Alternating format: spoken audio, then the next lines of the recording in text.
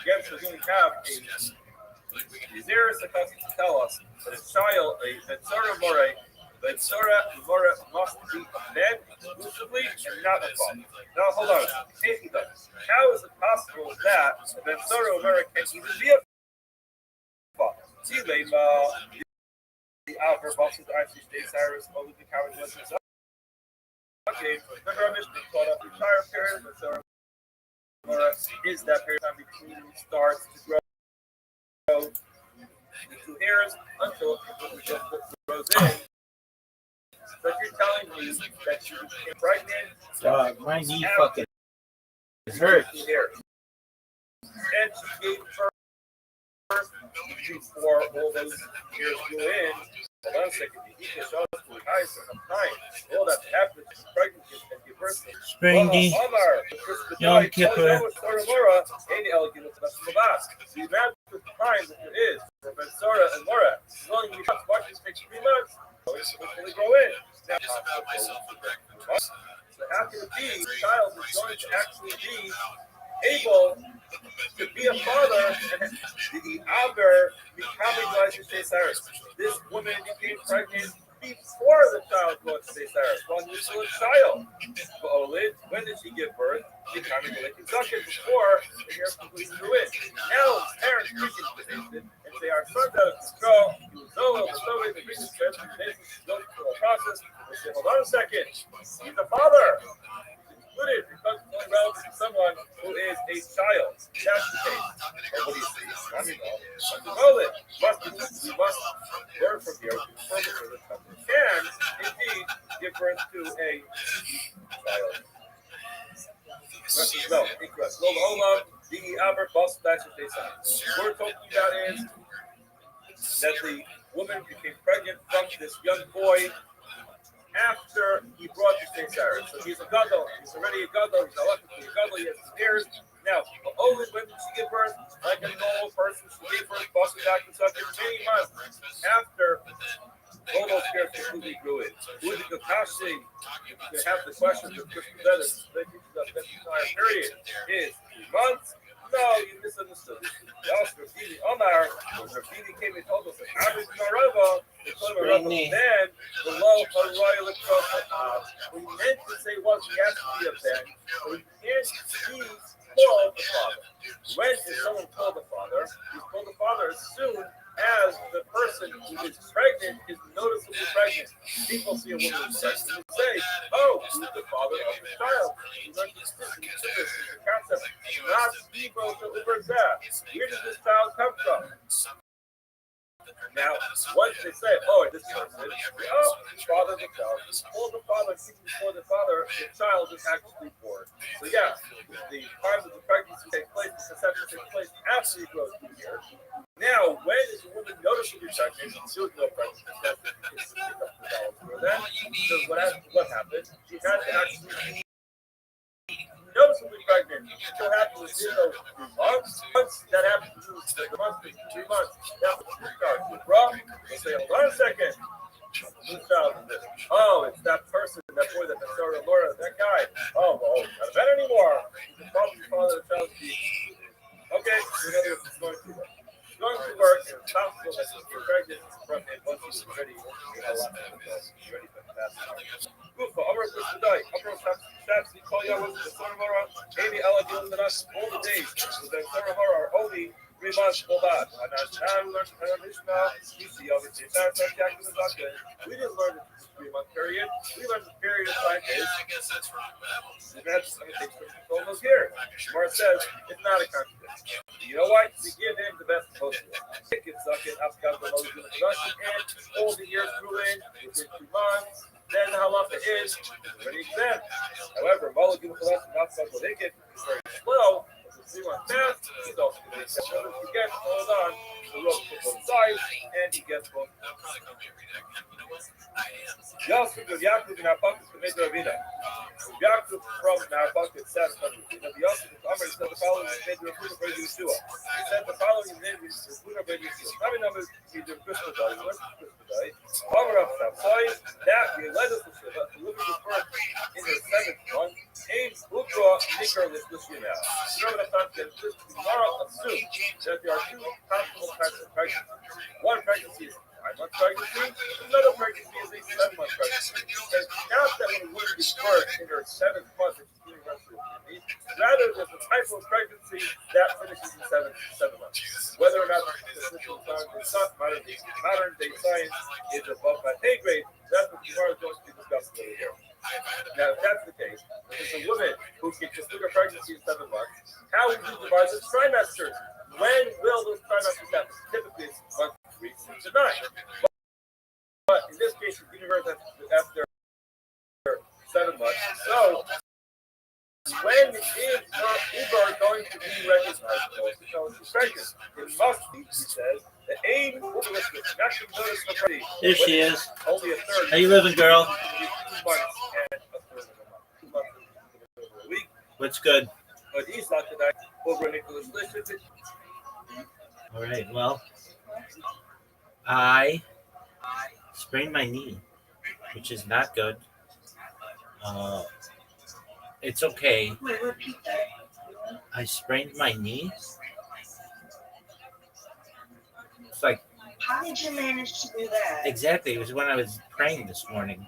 I just like twisted it strangely, and I know I would say the same thing. Like I didn't go for a walk. I didn't go for a run. I didn't exercise. It was just I was right here, and then I twisted my knee in a strange way, and I think it's just sprained. I don't think anything's torn.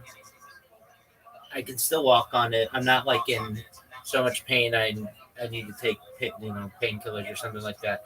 But it hurts, and it's concerning to me because like knees are important to keep healthy and such. So I'm gonna do my best to just not strain it anymore, and hopefully it feels better tomorrow. But yeah, that was just like kind of came as a shock to me.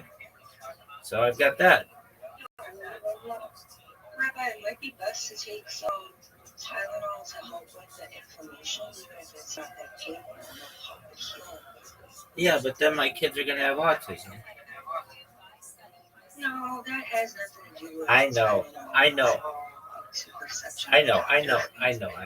I'm just making a joke. Yeah, you might be right. But just for the time being, I'm gonna do my best to stay off it, and we'll see how it goes. It's my non-dominant knee, but I guess you need both knees to walk and stuff. They're kind of important. Yeah, definitely. But yeah, I just twisted it, and right when I did it, sometimes I do it, and it's like, no, there's no like after pain. But this one's like, oh yeah, there's definitely some pain when I walk on it, and like when I just put weight on it,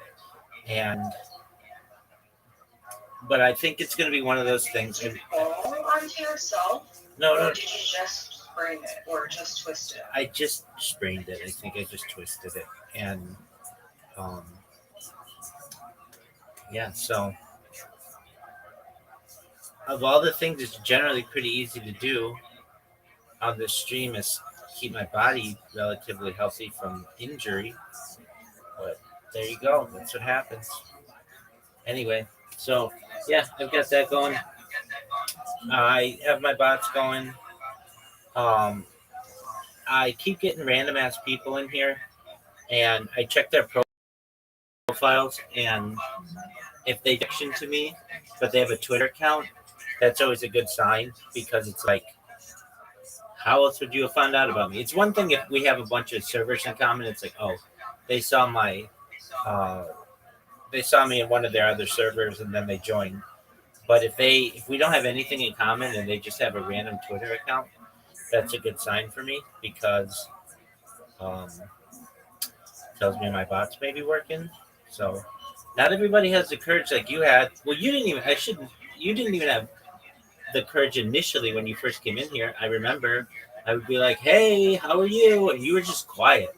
And so there are people who do that as well, who don't talk to me. They don't know what to make of me. And plus, when they click that link, it takes them right in here. There are no like there. Like you're about to enter blah blah blah blah blah. This is what's going on. Exactly. Or you have to sometimes, I don't know if you ever join a server where it's like you have to read through the rules, you have to tell them your location and what your favorite color is and what your gender is. I don't give a shit about any of that. Get in here and let's talk. Baby. That's how I. Yeah, I was a little. I didn't know what to expect, right? And Who would? I think I entered a couple times, and then one time I entered, and I was just like, I can't do this right now. Now I know what's gonna happen next time, so I'll just enter. Yeah, exactly. When you came in, was I yelling at you? No, when I came in, I was yelling at you. Oh, okay. Well, I do remember our first conversation. I'm like, how'd you find out about me? And you're like, you sent me a direct message on Twitter. And I was like, no flipping way. I can't believe that worked. Oh yeah, that's cool. Yeah. I was like, are you serious? You're like, yeah. I'm like, this is like that police song, SOS to the World, where I'm just sending out bottles into the ocean, just hoping somebody reads them. And you came in here. And so that was that. I get people who interact with my posts. Like, I get random followers. Like that one account that other day that we did. I mean, I did, but I was telling you about. Yeah, 59 followers. And it got 1,000, so like 1,800 impressions. And I can tell who clicks on it. I can't tell exactly who clicks on it. I can tell how many people click on it and how long they watch my video and like if they click on the link. I mean, it's not a huge amount of action, but it's enough. And then I will let that go for like 20 hours or so, and then usually uh, Twitter says that you're at the maximum amount of they call it rate limiting. Like basically, you can't do anything more on the website for 24 hours, and then I just log out of that account and create a new one, or the account just straight up gets banned for whatever reason. But normally, if I can get the account created and uh, like working for like at least 20 minutes, it'll work for at least 12 hours or so. So that's good. I had somebody in here recently who um, they I think were from Twitter, but they didn't talk to me. I'm in this other uh, this other Discord that I'm thinking about leaving because it's seriously just sending me people who are under 18, and I yell at them. I'm like, "You're not 18 years old," and they're like, and I've now learned that on iOS it doesn't force you to be 18. It just forces you to be 18 if you're on a desktop or an Android device. So, um, I the thing is, it gets me a lot of people. Though. It gets me like 100 opportunities for people to join a day. But if there are 100 kids, I don't want that. So, but I do get random people who aren't kids and they're adults. Though some of them are really weird, and I don't know how this one server I'm in. It's called Steal a Brain Rot. It's like, what the fuck is that? It's like from Roblox, and I don't even really know what Roblox is, but server that was launched in May, and now we're at October, and it has 6 million people in it, which tells me like they're just in the system basically to get that. Yeah. And in other news, in mini golf on Play-Doh, every year, well, just the past 1 year we've been doing this. It's a big deal amongst the people who play mini golf. They changed the map for like 2 months or something. So once Zoot gets in here, I'm gonna play him. Zoot does stand-up comedy. I don't know if you know this, and he sent me his stand-up comedy, and he did all right. I'm proud of him. Yeah. I mean, that takes a lot of courage just to get up in front of people. And I've done my best.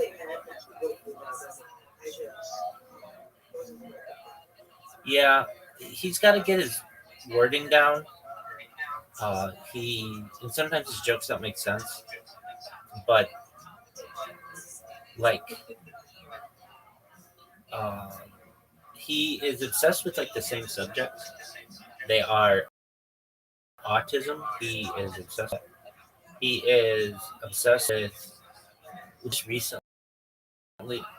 Well, he's also obsessed with pornography, and so his jokes are like I tell him like do a joke that's like not about that. He's like, no, that's not the way that I do it. It's like, all right, fine. So I helped him to rework his three recent jokes. Um, he had another one that just didn't make any sense, but here they are. I don't feel badly telling you them because, but they're his jokes.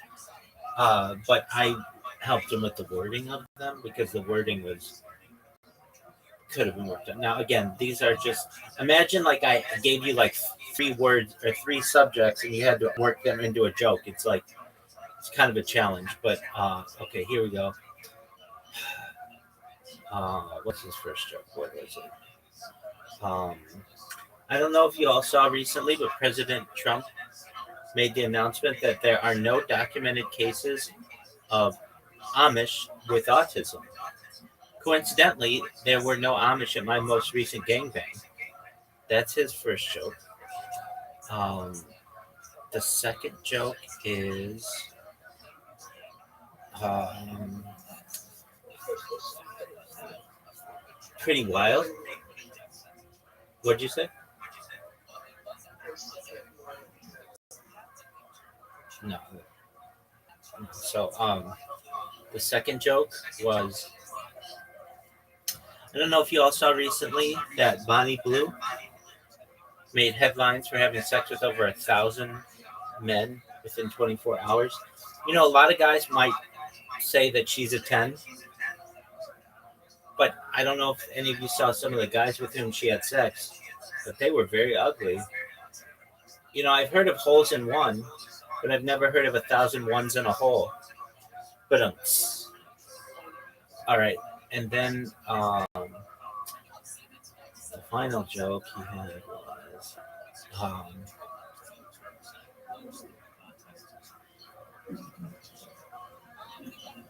you know, it's a good thing that autism isn't contracted like an STD because if it were, next time that you had sex, the result could be that you either found $1 billion AI startup, you become the CEO of a space company, or you memorize all the types of Pokemon.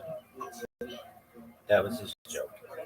Yeah, so um, he like didn't have the jokes in the right order. Like he was telling like the punchline at the beginning, and then or like people don't know who Bonnie Blue is. I'd explain to him like it's okay that they don't know who Bonnie Blue is. Not everybody's obsessed with pornography like other people are.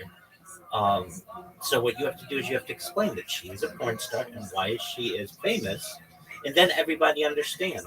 If not, if you just mention that she's Bonnie Blue, then 10% of the room is going to understand your joke. But if you say she is famed porn star who had sex with 1,000 men in 24 hours, then everybody knows what you're talking about. So um, he has the opportunity in a week to go back and do it again. And if he does well, he's going to get a paid gig. And you know, like I'm all about these stand-up comedians. I mean, it's like a lot of what I watch. And so I've done what I can to coach him, uh, to rewrite his jokes so that they make sense. Um, and you know, he doesn't really get too nervous up there, and the people laugh. Like that's really great. So, um,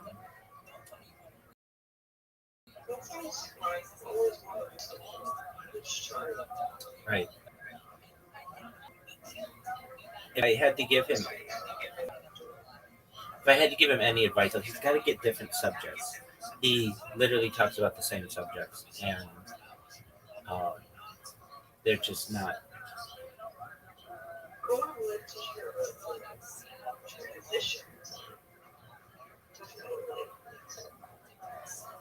Yeah, um, he didn't really have them in the video that he sent me, but he did. I think that you could do the transition like, um, there weren't any Amish at my most recent gangbang. Speaking of gangbangs, I don't know if you all saw on the news, Bonnie Blue had sex with 1,000 men in 24 hours. Like, there's that transition, and then the next transition would be um, about well, his, his joke, his joke, his It's autistic.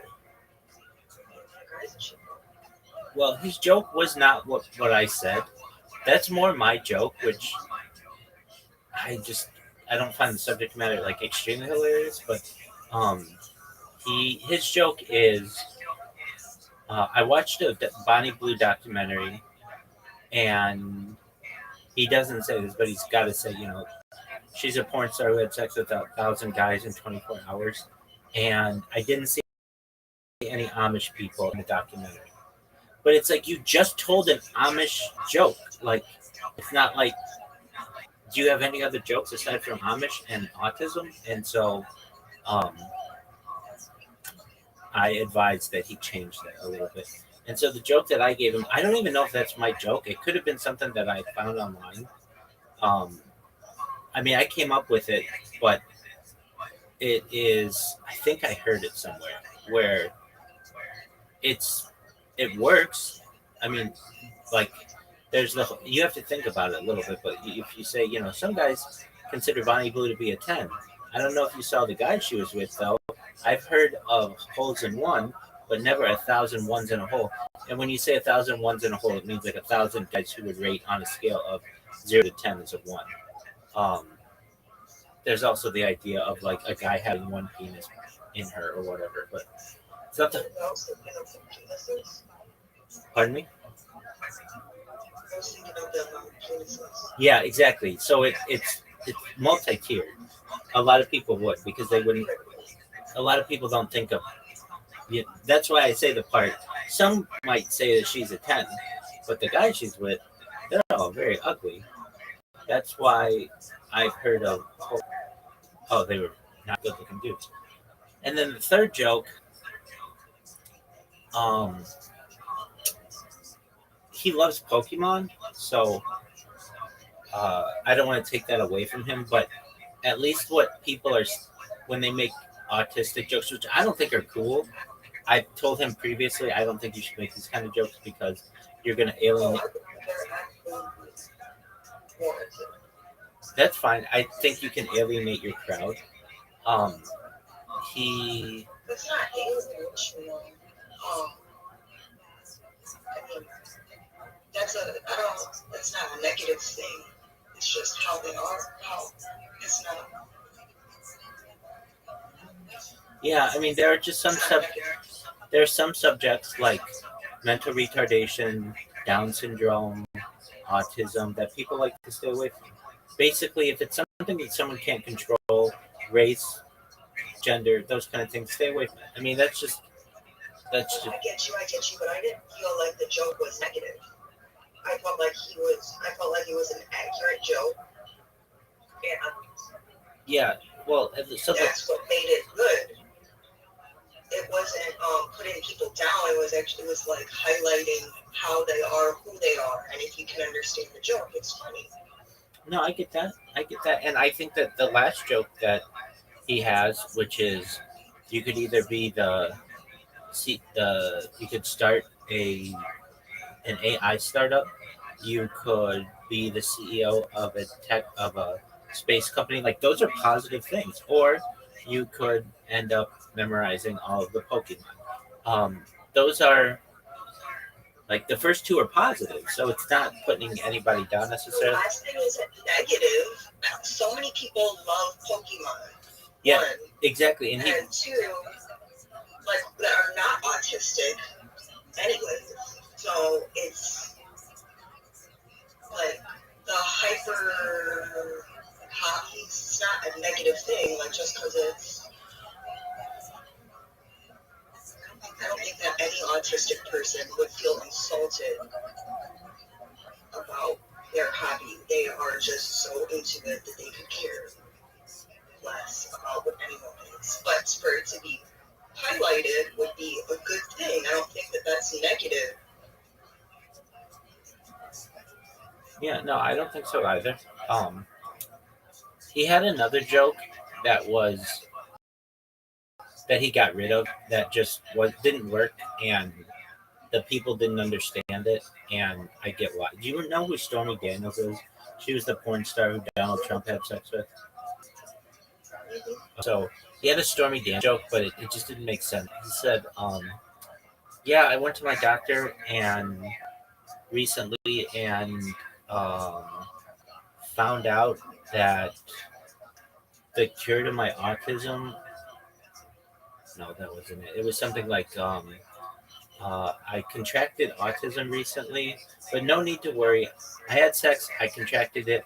I had sex again, I lost it. I had sex again, I contracted it. I had sex again, I lost it. I had sex again, I contracted it. But then I had sex with Stormy Daniels and I lost it. And it's like, well, Stormy Daniels doesn't really have anything to do with autism. It's not really, they don't really go together. And he's like, yeah, they don't. And nobody knows in Australia who Stormy Daniels is. Obviously. Well, I feel like the joke doesn't make sense to begin with. It doesn't. And the fact that it makes sense is where it's funny. It's not going to get funnier than that. So it not making sense at the end is fine. But move on and don't harp on that after that is the joke. Yeah. Well, I mean, it just leaves people confused because they don't know who she is. And as I explained to him, you need to educate your audience a little bit because not everybody knows about who Bonnie Blue is, and not everybody knows that the president made this announcement. Um, like he made a joke. This was a joke that he made that I think could work. He said, um, but he didn't educate the people on it. He just said, my mom. I asked my mom recently if she took Tylenol before she had me, and she said no. And like everybody was like, huh? And he's like, oh well, I don't know if you heard, but President Trump said, like you have to explain to people in another country. They're not going to. I mean, I know that like the American news is influential, but they need to be educated a little bit. Eats up time, which is what you want as a stand-up comedian. It's really important to have punchlines per minute, but additionally, you need to make sure that your audience is educated on the punchlines. So anyway, um he went up and did that, and I was really proud of him. I still am. And I'm a stand-up comedian. He is, so he does it his way. Again, I told him previously, if you just went up there with 10 short, cute jokes, you would do better than you would with any of the other jokes. But that's not what he wants to do. He wants to do it his way, and I'm not going to get in his way. I'm really proud of him for doing it. That's something that he wants to do. He's working towards being on a television show in January, so he wants to do that, and I'm gonna. That's okay. He's tried out for it twice already, and you only get three chances. So this is like his last chance.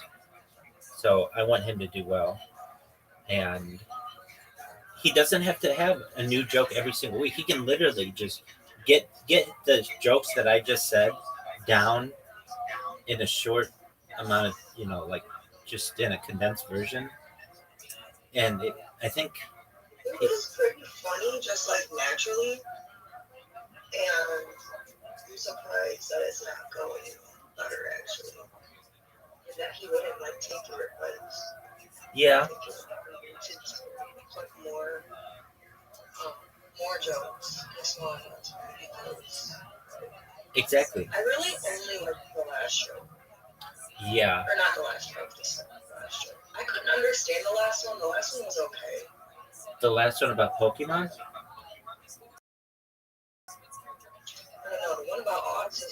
That's what.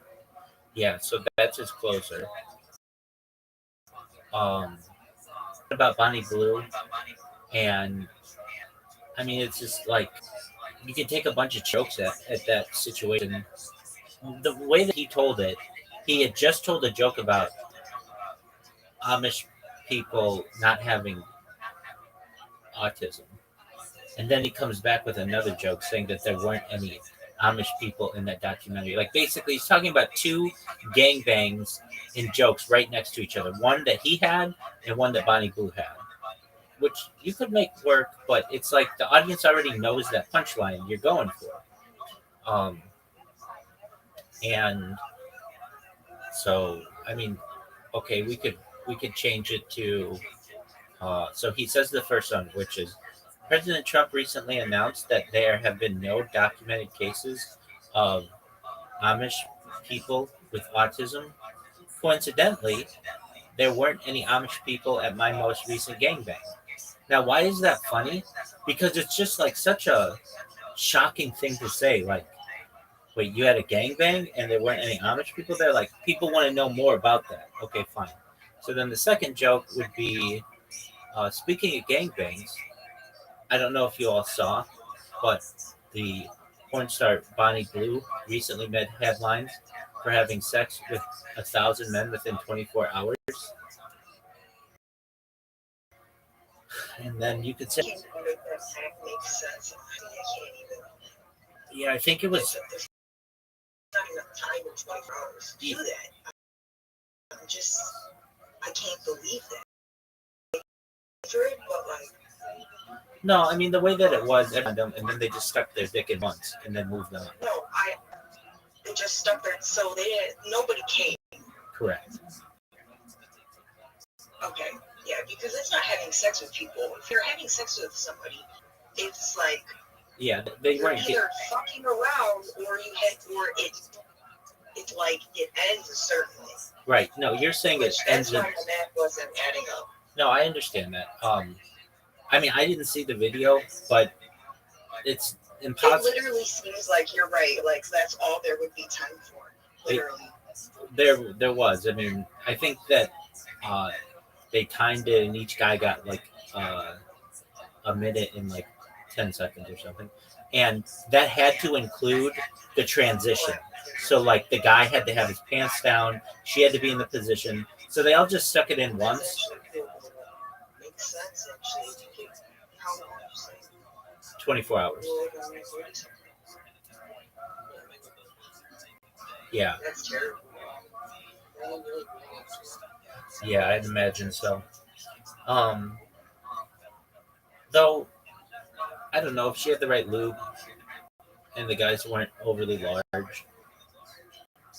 It would be like, okay, would you rather? Not would you rather, but like there are women out there who get penetrated 1,000 times during one sex session with people of large genitals. So the thought is that if a woman can do that, then perhaps she could do it with all these other guys. So, but I'm understanding. It's not about. It's about the friction, you know. Yeah, no, I get that. I get that, but friction and comparing those things is different. What? Context. Yeah, I mean, On top of that, I'm just saying, like, you understand. Like, I just learned the other day that, what the fuck? Who even told me this shit? Can you tell me that if you like type your elbow down if you're talking, I go down to the phone? I feel like that's some shit weird stuff to me. wait. Hold on. Go back. If you tap your elbow, oh yeah, I did say that. Yeah, you would say that. Okay, yeah. So explain it, Jen. That's what the fuck? Okay, it's very similar. No, That's not. But you know what? It's just because I hear about like this other like influencer porn star that was, you know, she was doing it in the ass and she had to get surgery afterwards. right. Now I'm feeling like you would need that after the vagina thing.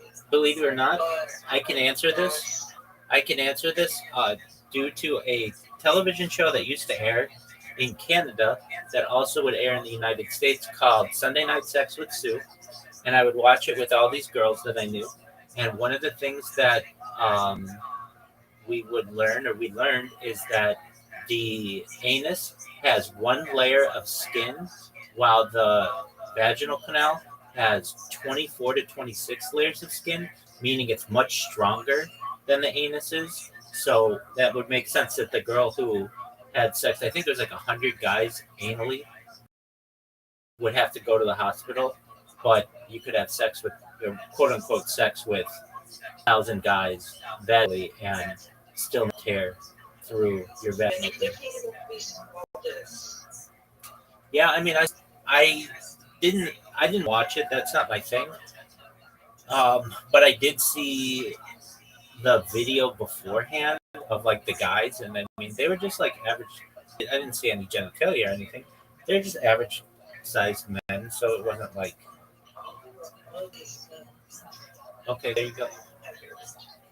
Oh, I didn't see their faces. I just saw their bodies. Okay, so that's perfect. That makes that joke even funnier. The uh, I've heard of holes in one, but never 1,000 ones in a hole.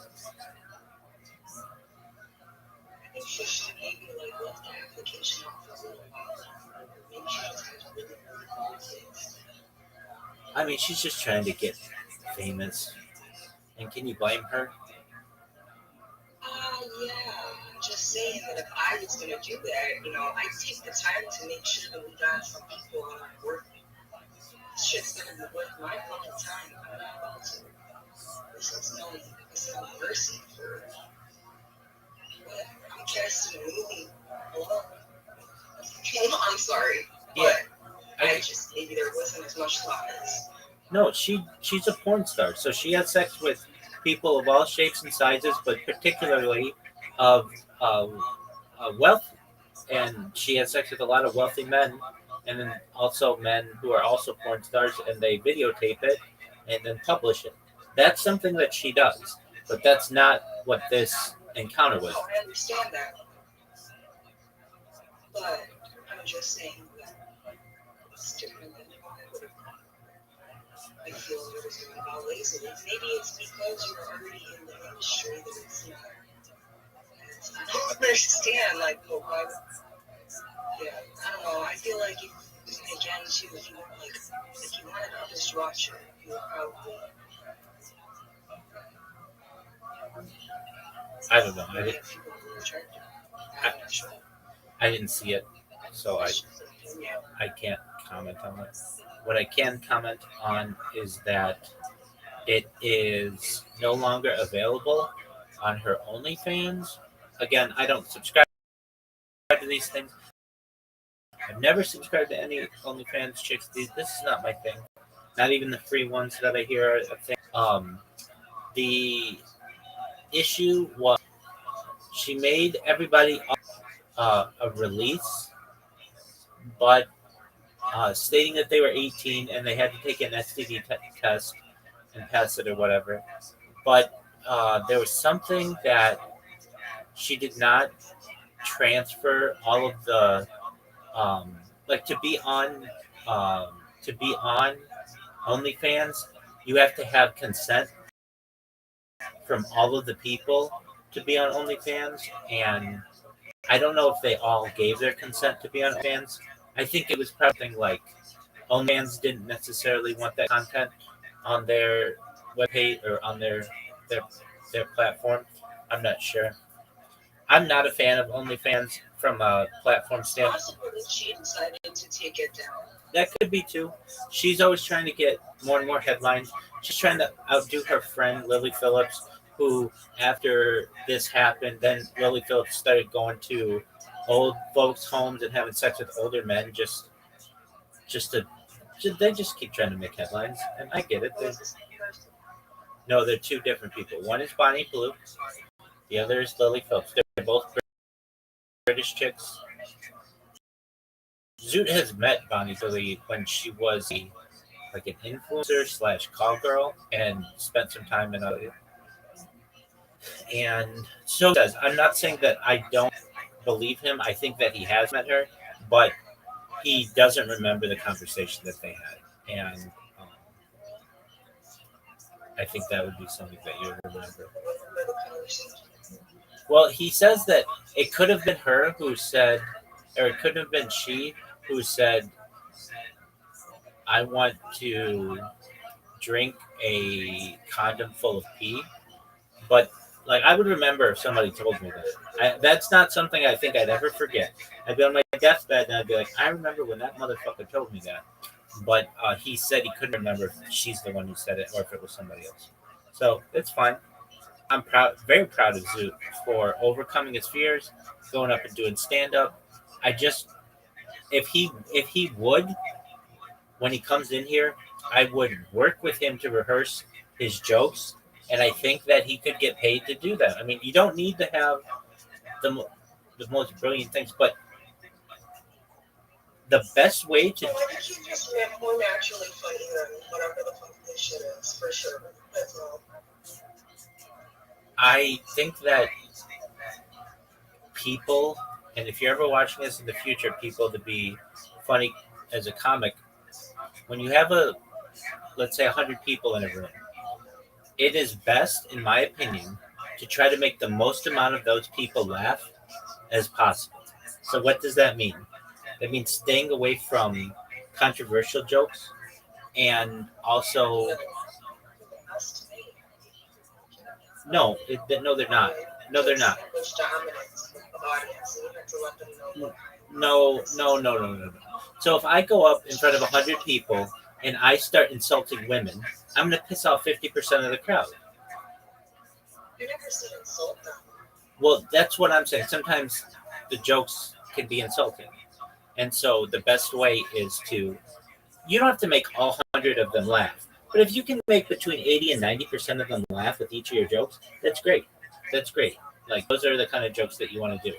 Zoot, on the other hand, has said this. I would rather make 10% of the people laugh really, really hard and the other 90% can go F themselves than to make 90% of them laugh pretty hard. And I just said, that's fine, but you're trying to get on Australian television, and they want something that the masses are gonna be attracted to. You can have those jokes, I understand, that are like a little bit. And that's what I said to him too. That's what I said to him too.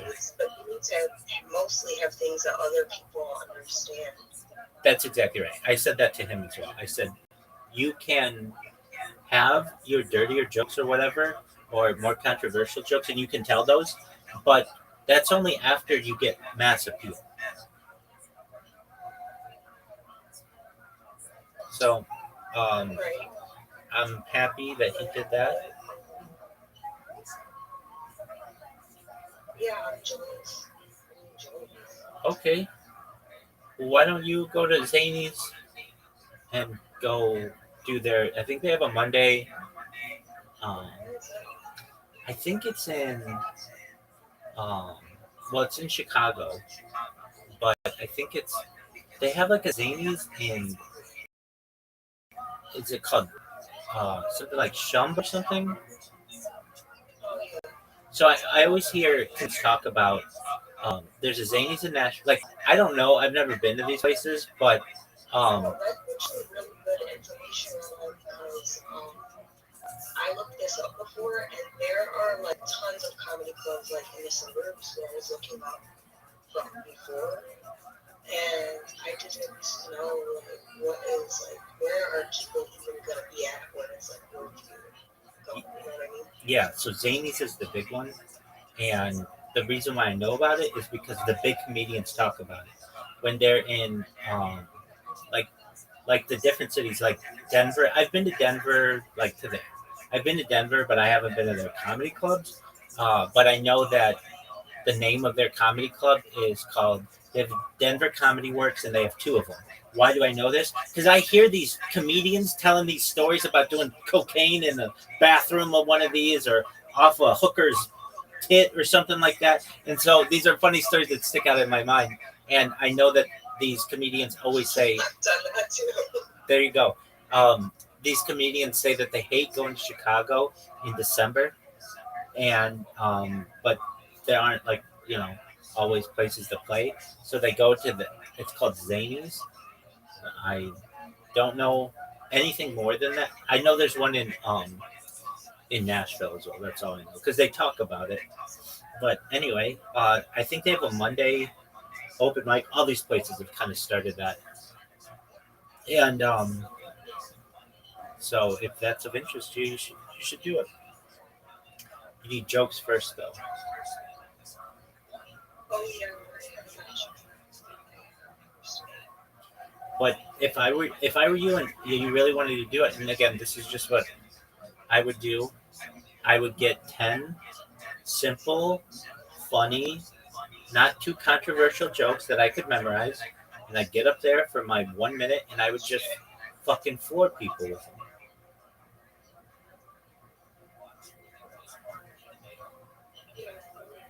Yeah. There's a comedian. I can't stand him. I think he sucks. His name is Bert Kreischer. I don't find him funny, but he's the first person. He's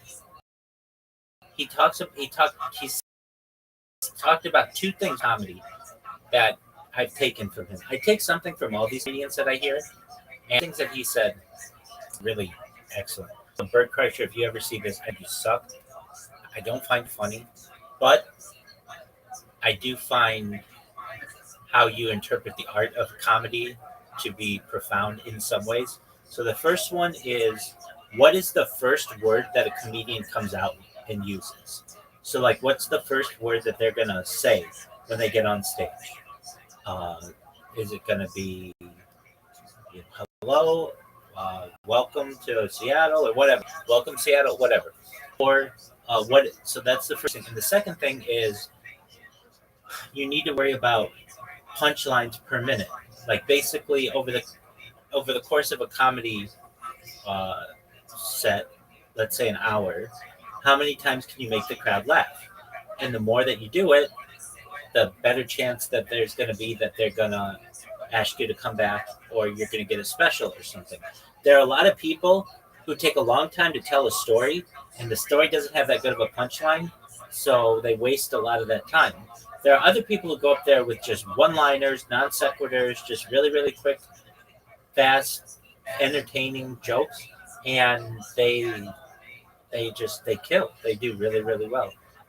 But then there are other comedians who can tell a really good story and have a really good punchline at the end, and then those get the biggest roar. So he talks about punchlines per minute, and then the other comedians, I would say Tony Hinchcliffe's the one who I really hear talk about this, is the pop. How loud is the crowd when you tell the joke, and how hard they laugh, and so there's kind of how often do you make them laugh and how loudly do you make them laugh. And when you're just starting out, you don't have enough time to tell like a really intricate story. You have to get to the point. And so it's about word economy, and you have to just be really, really short and just nail your jokes. And if you can have a theme, that's all the better. But anyway, I would tell anybody, if you ever watch this, the best thing you could do is, truthfully, there are things called street jokes, which are just jokes that are they're nobody's joke. They might be 100 years old. They might be 500 years old.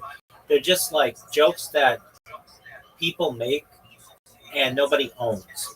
And you can just take those jokes, street jokes, and get 10 of them and tell them in your stand-up, and maybe somebody has heard some of your jokes, but chances are the far majority of the audience won't have heard all of the jokes that you have. And you already know that they're funny. If you want to come up with your own material, perhaps for a couple jokes in there, I'm not going to hate on that so long as they're efficient and you don't stumble over or anything like that. But like, if I watch Kill Tony every week, and I have for like at least a year now, and I can tell you the people who do best on it have a lot of short, punchy jokes, and they're not super offensive jokes, because if people just met you and they don't know what to interpret you for what to interpret you, And if you do that, they ask you back, and I think that's what everybody wants. So uh, anyway, if I were you and I were really motivated to do stand up, I would look up that comedy. I think there's another one. They talk about three comedy clubs in Chicago. There's that one in that city with the S. There's one by, I think it's, is it Rosemead or Rosemont or something? Yeah, and then there's another one downtown. There are like three that they talk about. I'm sure that there are others. I mean, Chicago's seemingly like a pretty big city, but um, those are the three ones that I the think the one downtown might be like we have a comedy club downtown, but I don't think they necessarily do like stand up there. They do like unless maybe it is a different one. It could be. I apologize. It could be. you're good. You're good. You mean they might not do open mics? Right, and the one that I'm familiar with, the comedy club downtown, it's like more structured. They don't do that type of comedy. However, they may have another comedy club aside from that that does, obviously, because I'm telling you that I don't know where they're at. Right. Um, and then there's Second City, which is its own deal. But I mean, if you're Yeah, good, that's the one where they don't do that. right? No, and I wouldn't expect them to.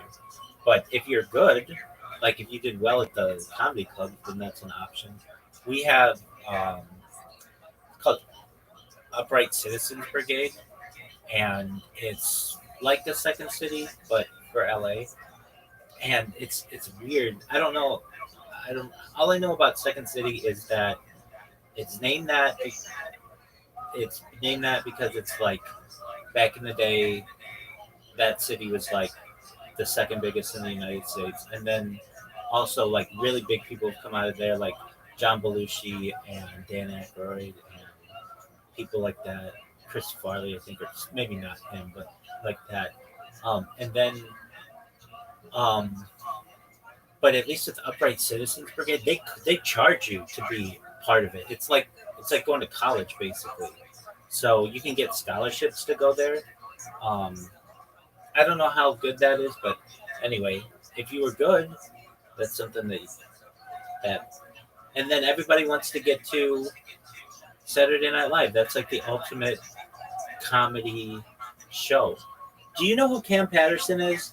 We've watched him a bunch on Kill Tony.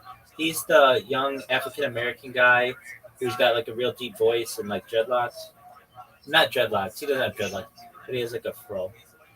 Anyway, he was announced that he's moving from Kill Tony to Saturday Night Live. He's the first person to ever go from Kill Tony to anything really big. So that's huge. He's really controversial. So like Saturday Night Live is like really liberal, and he's like really um, he like makes fun. Yeah, exactly. All he's got to do is read off those cue cards. You're exactly right. But that's really cool that we. I mean, like I remember his first episode where people were like, "You're going to be a star," and there have been people who said on there that you're going to be on Saturday Night Live someday, and you know that's kind of the goal. Yeah, exactly. Um, Well, that's pretty cool. I mean, it shows you how much exposure you can get. exactly, and that's why all these people have moved to Austin to do this. Um, now, here's a surprising thing: Saturday Night Live does not pay that well. I always thought it paid like millions of dollars. I mean, what do I know? Like, I don't. I'm not looking at their contracts, but no, it pays between $100,000 and $200,000 a year, which is good money. But you have to understand that that's only for like half the year of work, and then you have to live in New York City, which is very expensive. So it's basically just uh, just pays. That's low. It is very low Television. for being on television. But Exactly. I think for most of those people, that's like just one of many gigs. So, I mean, Exactly. different circumstances we're looking at right now. Exactly. People that's like does the same and he can make money otherwise. I mean, if he's on Saturday Night Live, he can probably do like a Netflix special or something. Well, exactly. He's already been in 2 movies. He's in a Kevin Hart movie, and then also a David Spade movie. So like he's already starting that. But yeah, basically like Lorne Michaels, the executive producer uh, of Saturday Night Live, he's been doing it for like 50 years, and basically he doesn't have the budget to pay people what they probably deserve because of NBC and everything. So uh, basically, it's like a stepping stone before you start doing biggies, and then you become Adam Sandler and Will Ferrell and those kinds of people. Um, but I always thought it was interesting. Like they would be like, "Oh, so and so's leaving Saturday Night Live," and I would think, "Why would you ever want to leave Saturday Night Live?" But it's because they don't pay that well, and you could be making a lot more money in LA shooting a movie than you can doing some little skit on Weekend Update or whatever. So I always found that to be really interesting of that show. I've watched Saturday Night Live at times more. I mean, like I haven't watched it in years, but it's still like a huge part of like American society. Here's something else that I learned. I just looked this up a couple of days ago. Um, if you take the Tonight Show with Jimmy Fallon, well, let's just talk about that show. That show loses $50 million a year, like a huge amount. It loses money. And it's like, why would you have a television show on that loses money? And how can't you make that show work?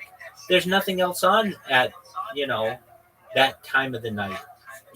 I mean, maybe like there's like Colbert and like Jimmy Fallon or Jimmy Kimmel or whatever. But like, you would think that those shows made a lot of money. So I looked it up. Believe it or not, this was like almost 10 years ago now. Do you know who Johnny Carson was? Okay, so Johnny Carson's the guy who made the Tonight Show really big. And do you know who Jay Leno is? Yeah.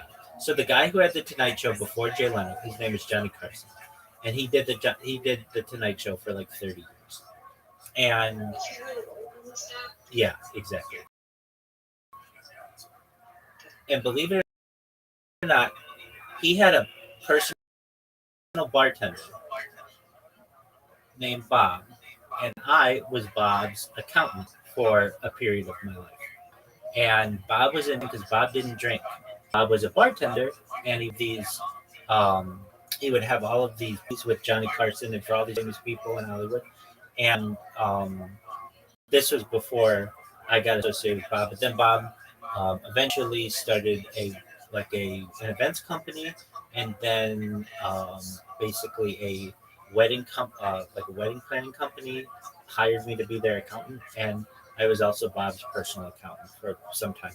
Anyway, that's my connection to the Tonight Show.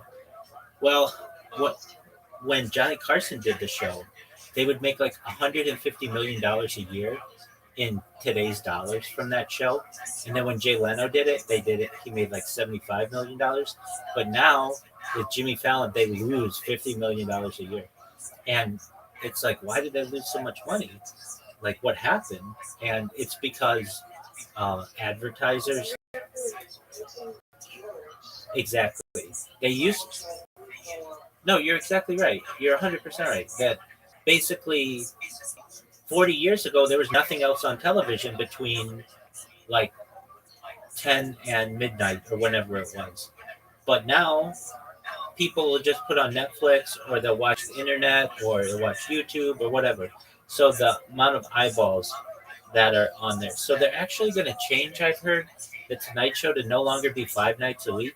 It's just going to be like one night a week or something, which is just an absolute shame because the Tonight Show is a staple of American television. But um, that's like that the Colbert Show and Jimmy Kimmel. I don't know how much longer they're going to have, even though they're bringing Jimmy Kimmel back. I think it's going to be probably just. I don't think it'll be forever. And even like Seth Meyers is. Seth Meyers is going to have Taylor Swift on. I think coming like that only gets people in for one night. It doesn't have this long term effect like it would.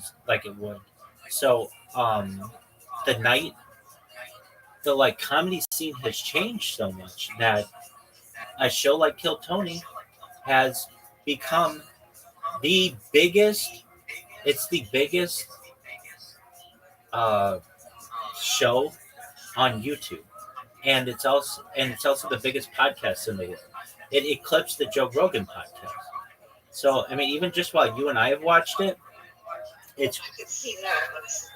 it's grown to the point where it's now it's huge. And the interesting thing about it is, if you watch it from beginning to end, it's not really that funny. I mean, a lot of people go up there and just bomb, but it's the idea that it's like The layout of the show is really nice, though. It's not too serious. exactly. It's freaking raw comedy from like nobody. That's what makes it so good. Exactly.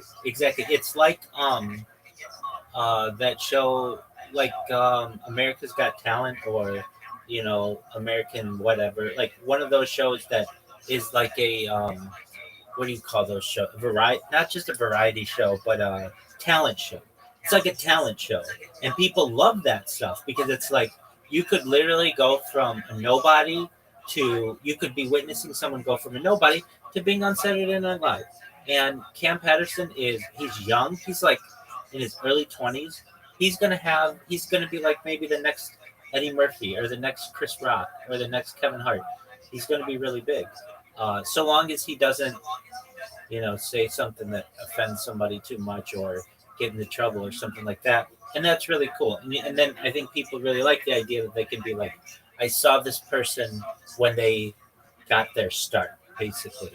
Um, I think that's a really exciting part of the show. So, with that being said, it all started with Zoot's coming. Um, More than anything about him getting up there and doing it, um, I told him, if you're going to do it, you should videotape yourself because that's how these people get good. And they learn like where people laughed harder at certain moments than others. And he kept making excuses that he wasn't going to film it. But he finally did. And he did really well. So he let me share it with our other friend who was telling him you should, get it on camera as well. And next time I talk to him, I'm going to tell him, you've got a start of something here. Is it your best performance ever? No, but he had somebody film it for him. Um, Start creating an Instagram for yourself and a TikTok and a YouTube, and people will grow with you. And then when people say, like, hey, what's your social media? I want to book you. You can just be like, oh, it's Zoot Comedy or whatever it is. So I was really happy for him. So if you see him, tell him you heard really good things about his stand up. Okay, I'll tell you good job if I ever see him again in my life. Well, here's the thing. You guys are here. Like, he's here like 6 hours a night. It's just your sleep usually at that time.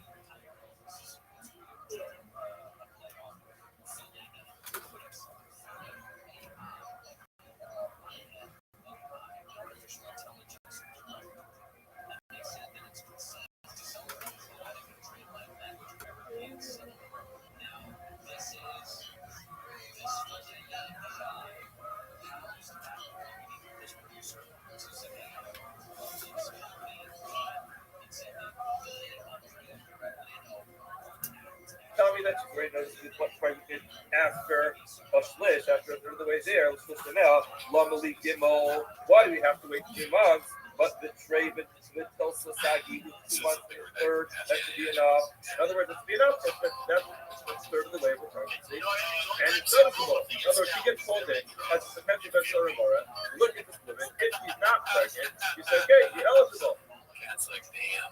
If she is pregnant, then he won't be eligible. But for her, it's going to be a much earlier time. The fact that we don't do that means it's kind of Amalei, he said no. Olam, Emalach, Uberniculus, Lushkim out. Yes, you will become noticeably pregnant a third of the way through, which is 2 months and a third of a month.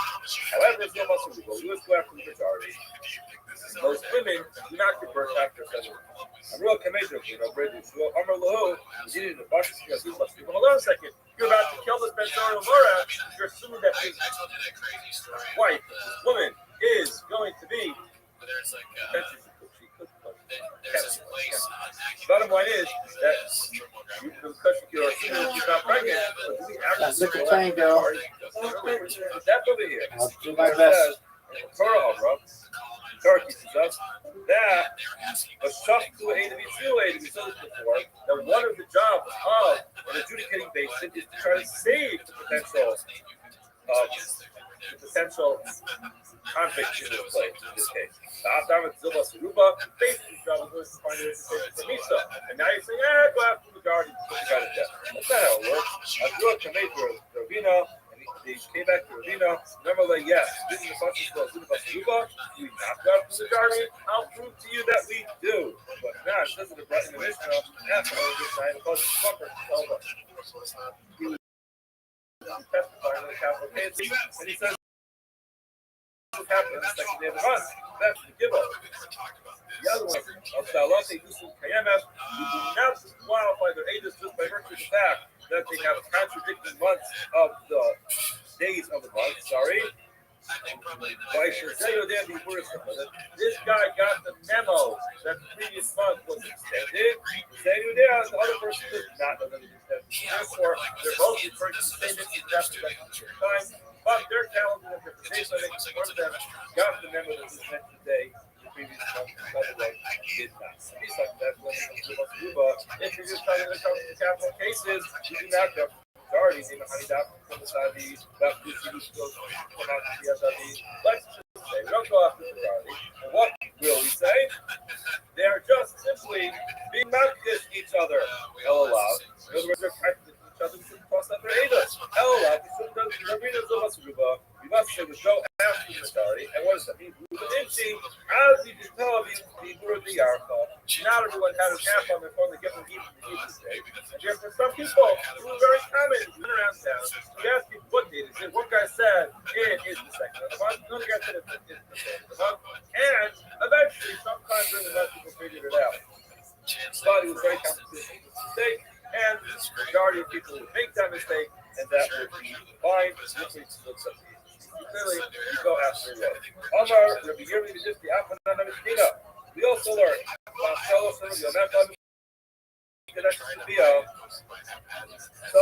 a girl who is, we learned previously, a couple weeks ago, about 2 weeks ago, we learned Gemara. It says, a girl who is 3 years old in one day, your year, time, your intimate with Bia, it is a complex halachic Bia.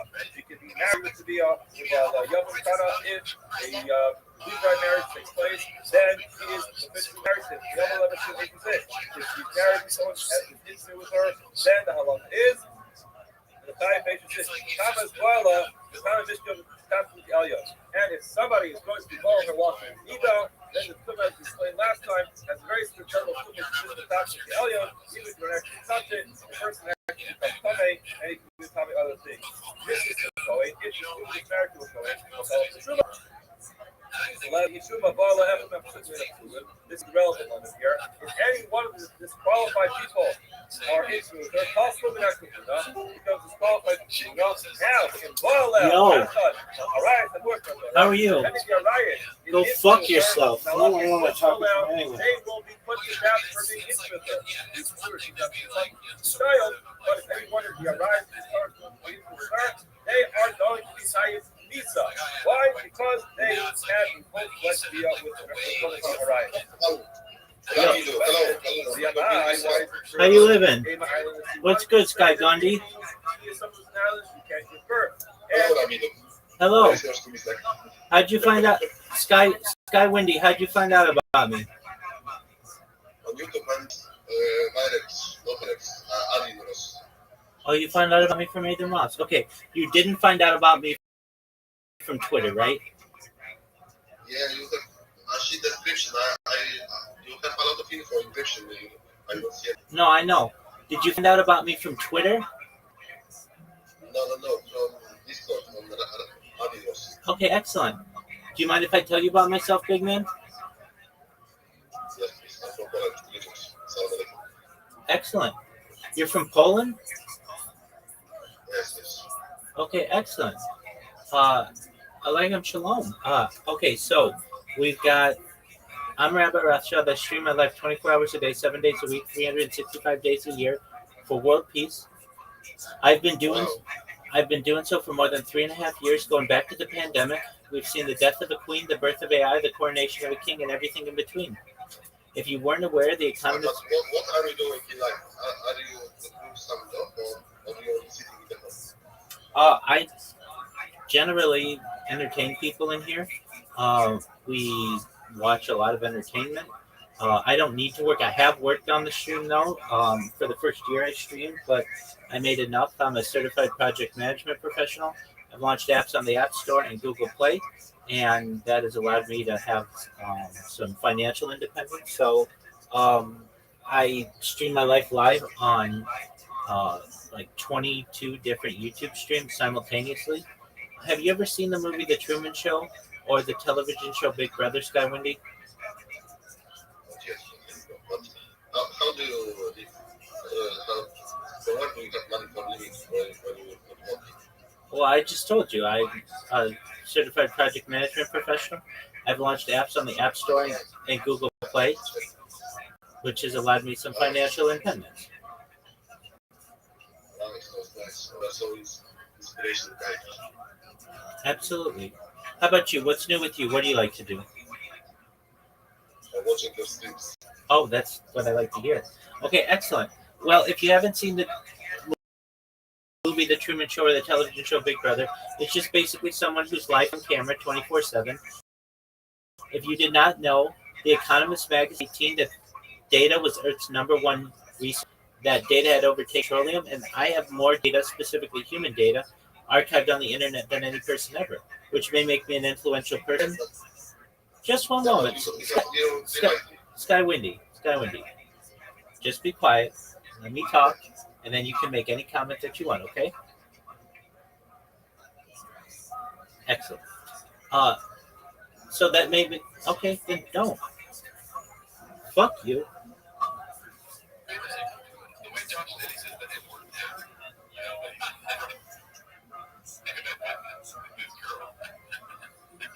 Yeah, I mean, it comes off so strange. It's one thing you say something like, you don't like gay people, then you're like, and I like the white players.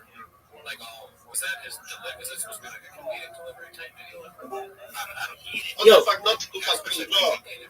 What What up, baby? the fuck? I'm watching this YouTube. What the fuck? Yeah, good.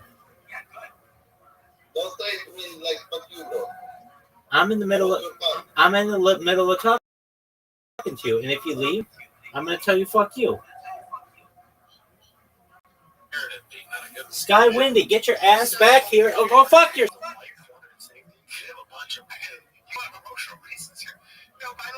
I just like this guy's like, nah, man, I'm tired. Yeah, she's very happy. Some people just come out. You should have right to refusal. You get drunk, bad, murder, pedophile. You've been very nice at this podcast. Mom's gay brother, white quarterbacks, and now that's what I'm doing. You're raising black people who root for their favorite player. I'm a racist in that. You root for the black guy. Don't make it racist. And died to the hospital because the person who married her never wanted to marry a person who's not going to have children.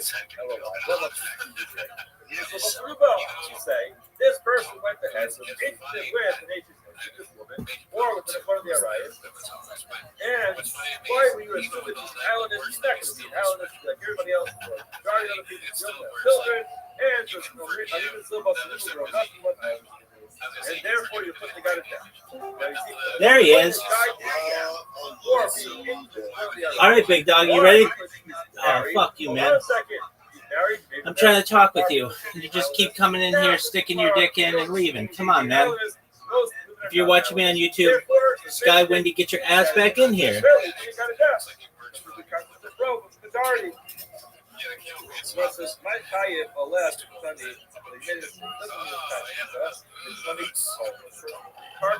Sky Windy. There he is. How you living, baby? Hello. Alaikum salam. All right, can I finish telling you what I want to tell you? Excellent. Excellent. I appreciate it. Oh, what the fuck? Come back. I know you're watching me on YouTube, but I want to be able to talk with you. Come on back, and I'll tell you all the stuff that I want to tell you. We'll learn all about you, all about your hobbies, all about your hopes, your dreams, and everything. Come on back, Sky Windy. Sky Windy, I know you're here somewhere. Come on back, big dog. All the arise. Now it's referring to all Sky Windy. It says anyone of the forbidden relationship.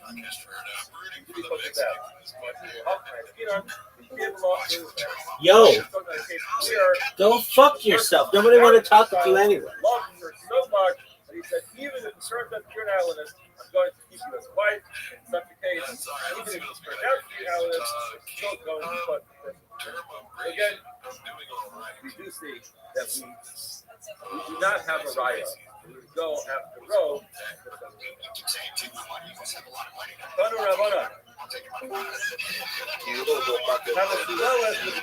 Yo, what are you talking about? Sky Windy, you suck cock. And everybody knows it.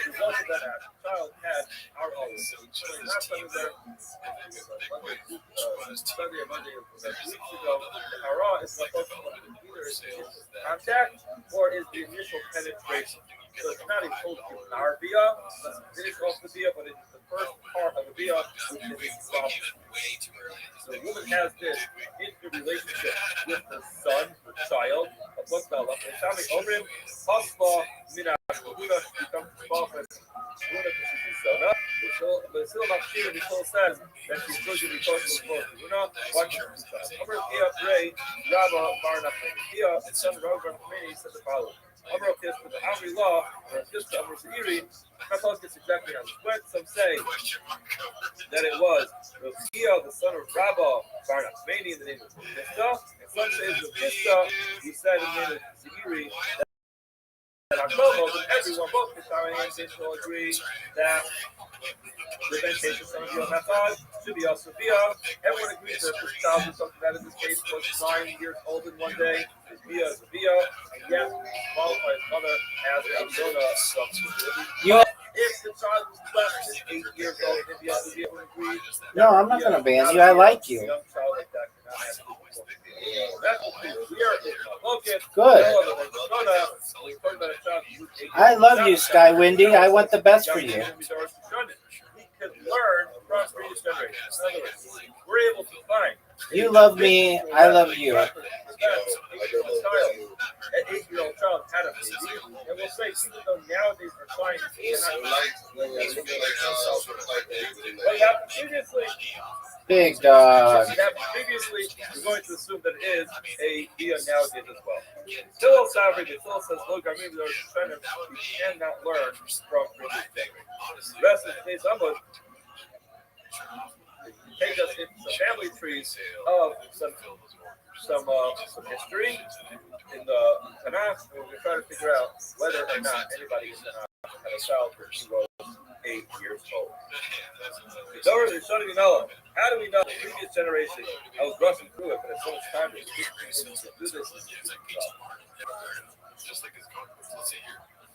How do we know that those Rishonim had children when they were 8 years old? We know the Olin. If you want to suggest, you just say to the Testament Pasuk, go to a number of these Pasukim, and we'll try to explain exactly what everything means to get everything straight. Hello, Zo Sheba. This woman is Bathsheba. Bas Eliam Ishis Uriah Hakik. So let's just get this clear over here. Number one, you have Bathsheba, who is the daughter of Eliam. Let's get them in our families.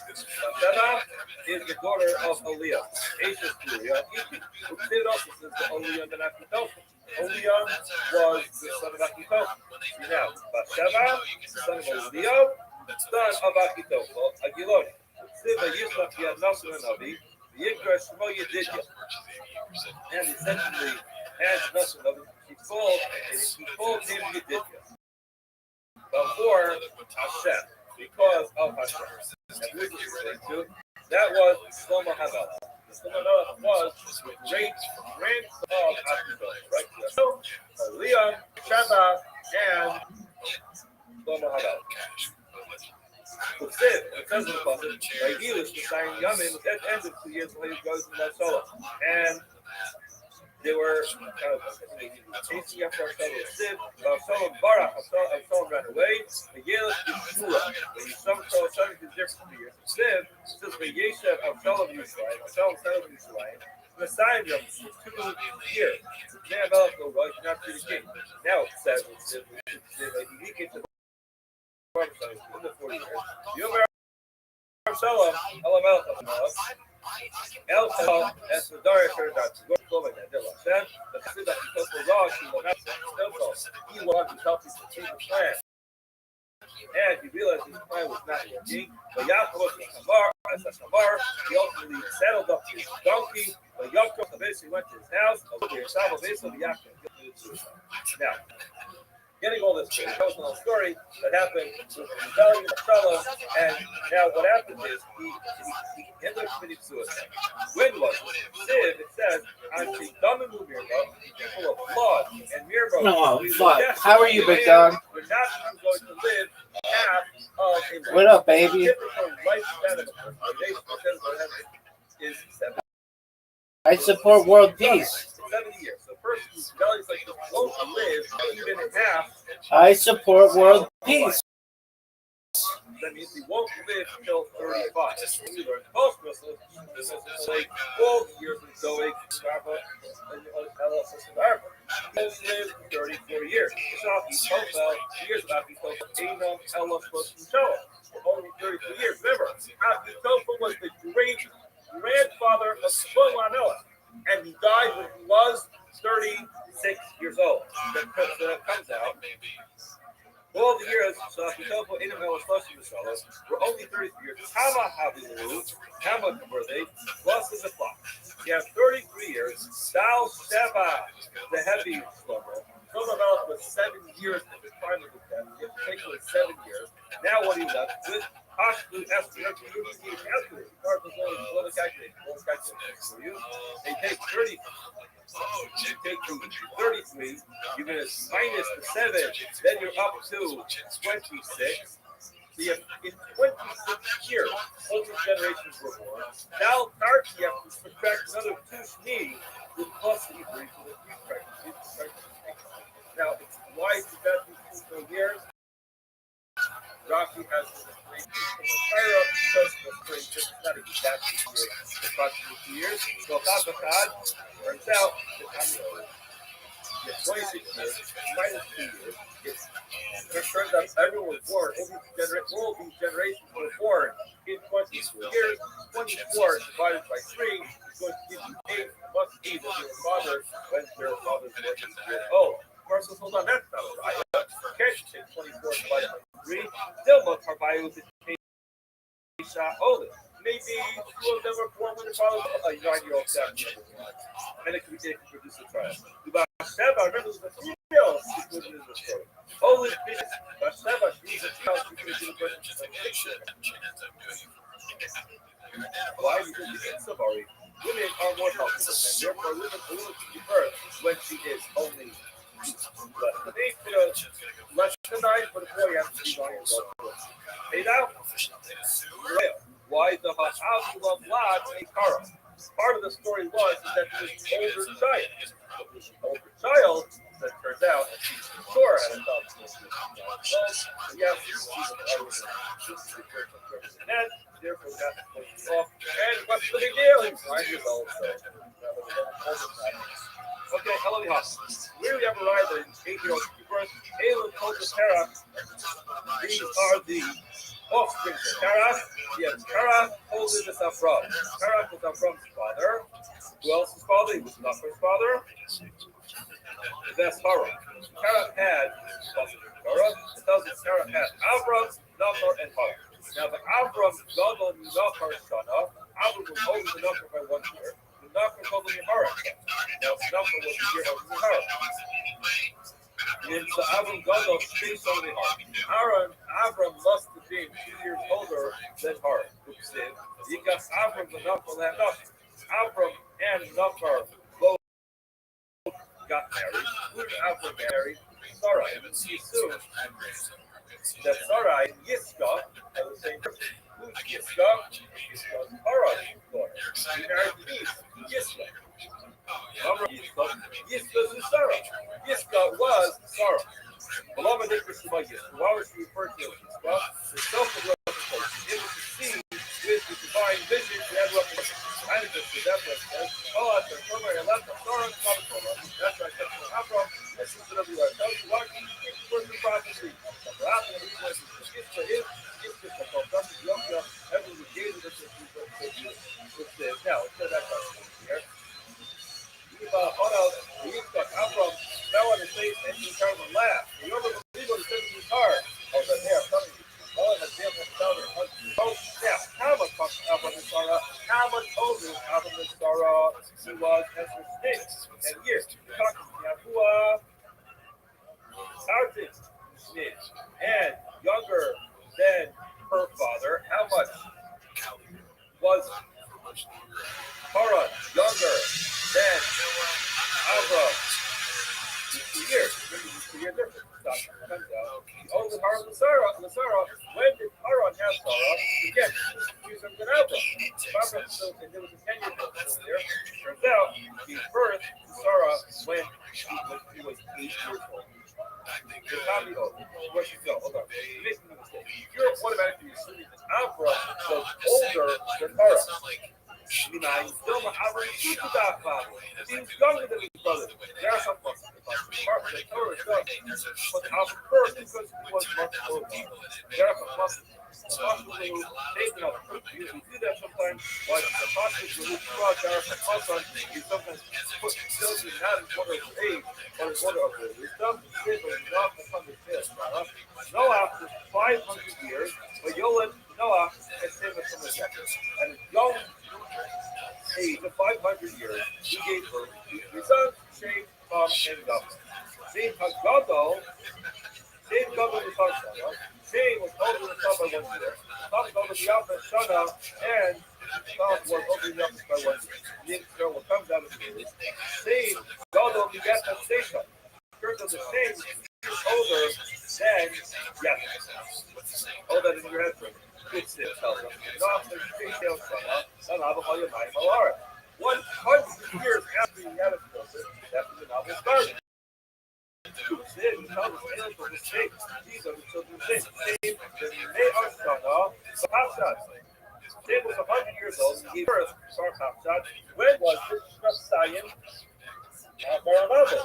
2 years after the Bible. Now, how could he have been 100 years old 2 years after the Bible? It's not possible he could have been 100 years old. Why? Because his younger brother was 100 years old 2 years after the Bible. This person said, "They son of a time." He must have been at least 102. Ella, you know why Cain was mentioned first? Not because Cain was actually older, rather Ella must have possibility they were actually listed in order of age.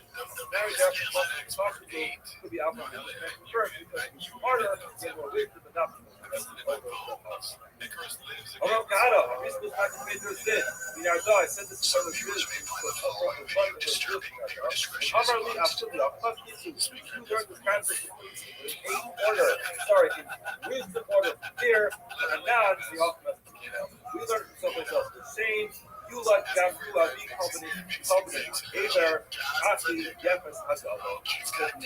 Same first. He was the father of everyone on the other side of the river, which is Asi, Yefes, Hagallo. Yefes, Hagallo. Including the Yefes was really the oldest, but Shane was still mentioned. You see that the names were not Okay, hold it on. Now we know there's an 8-year-old child from the birth. Yup, Tzala, Uri, Ben Kor, Lanate, Yehuda. So Tzala was the son of Uri, the son of Kor, the same with Yehuda, Siv, Hamas Azuba. Azuba died, who was that was Kalev's wife. Yikach Lo Kalev as Ephraim, the Kalev Lo, and Ilor. Now we know that Kalev was Kor's father, who was the father of Uri, who was the son of Tzala. Tzala, Uri, and Kor, and Kalev. Turns out Kalev was the grandfather of Mitzal. Now, the king of the Mitzal is how old was Mitzal when he built Mishkan? How old was he? Yeah. The king of Mitzal, how old was he when he built Mishkan? Must have been by place.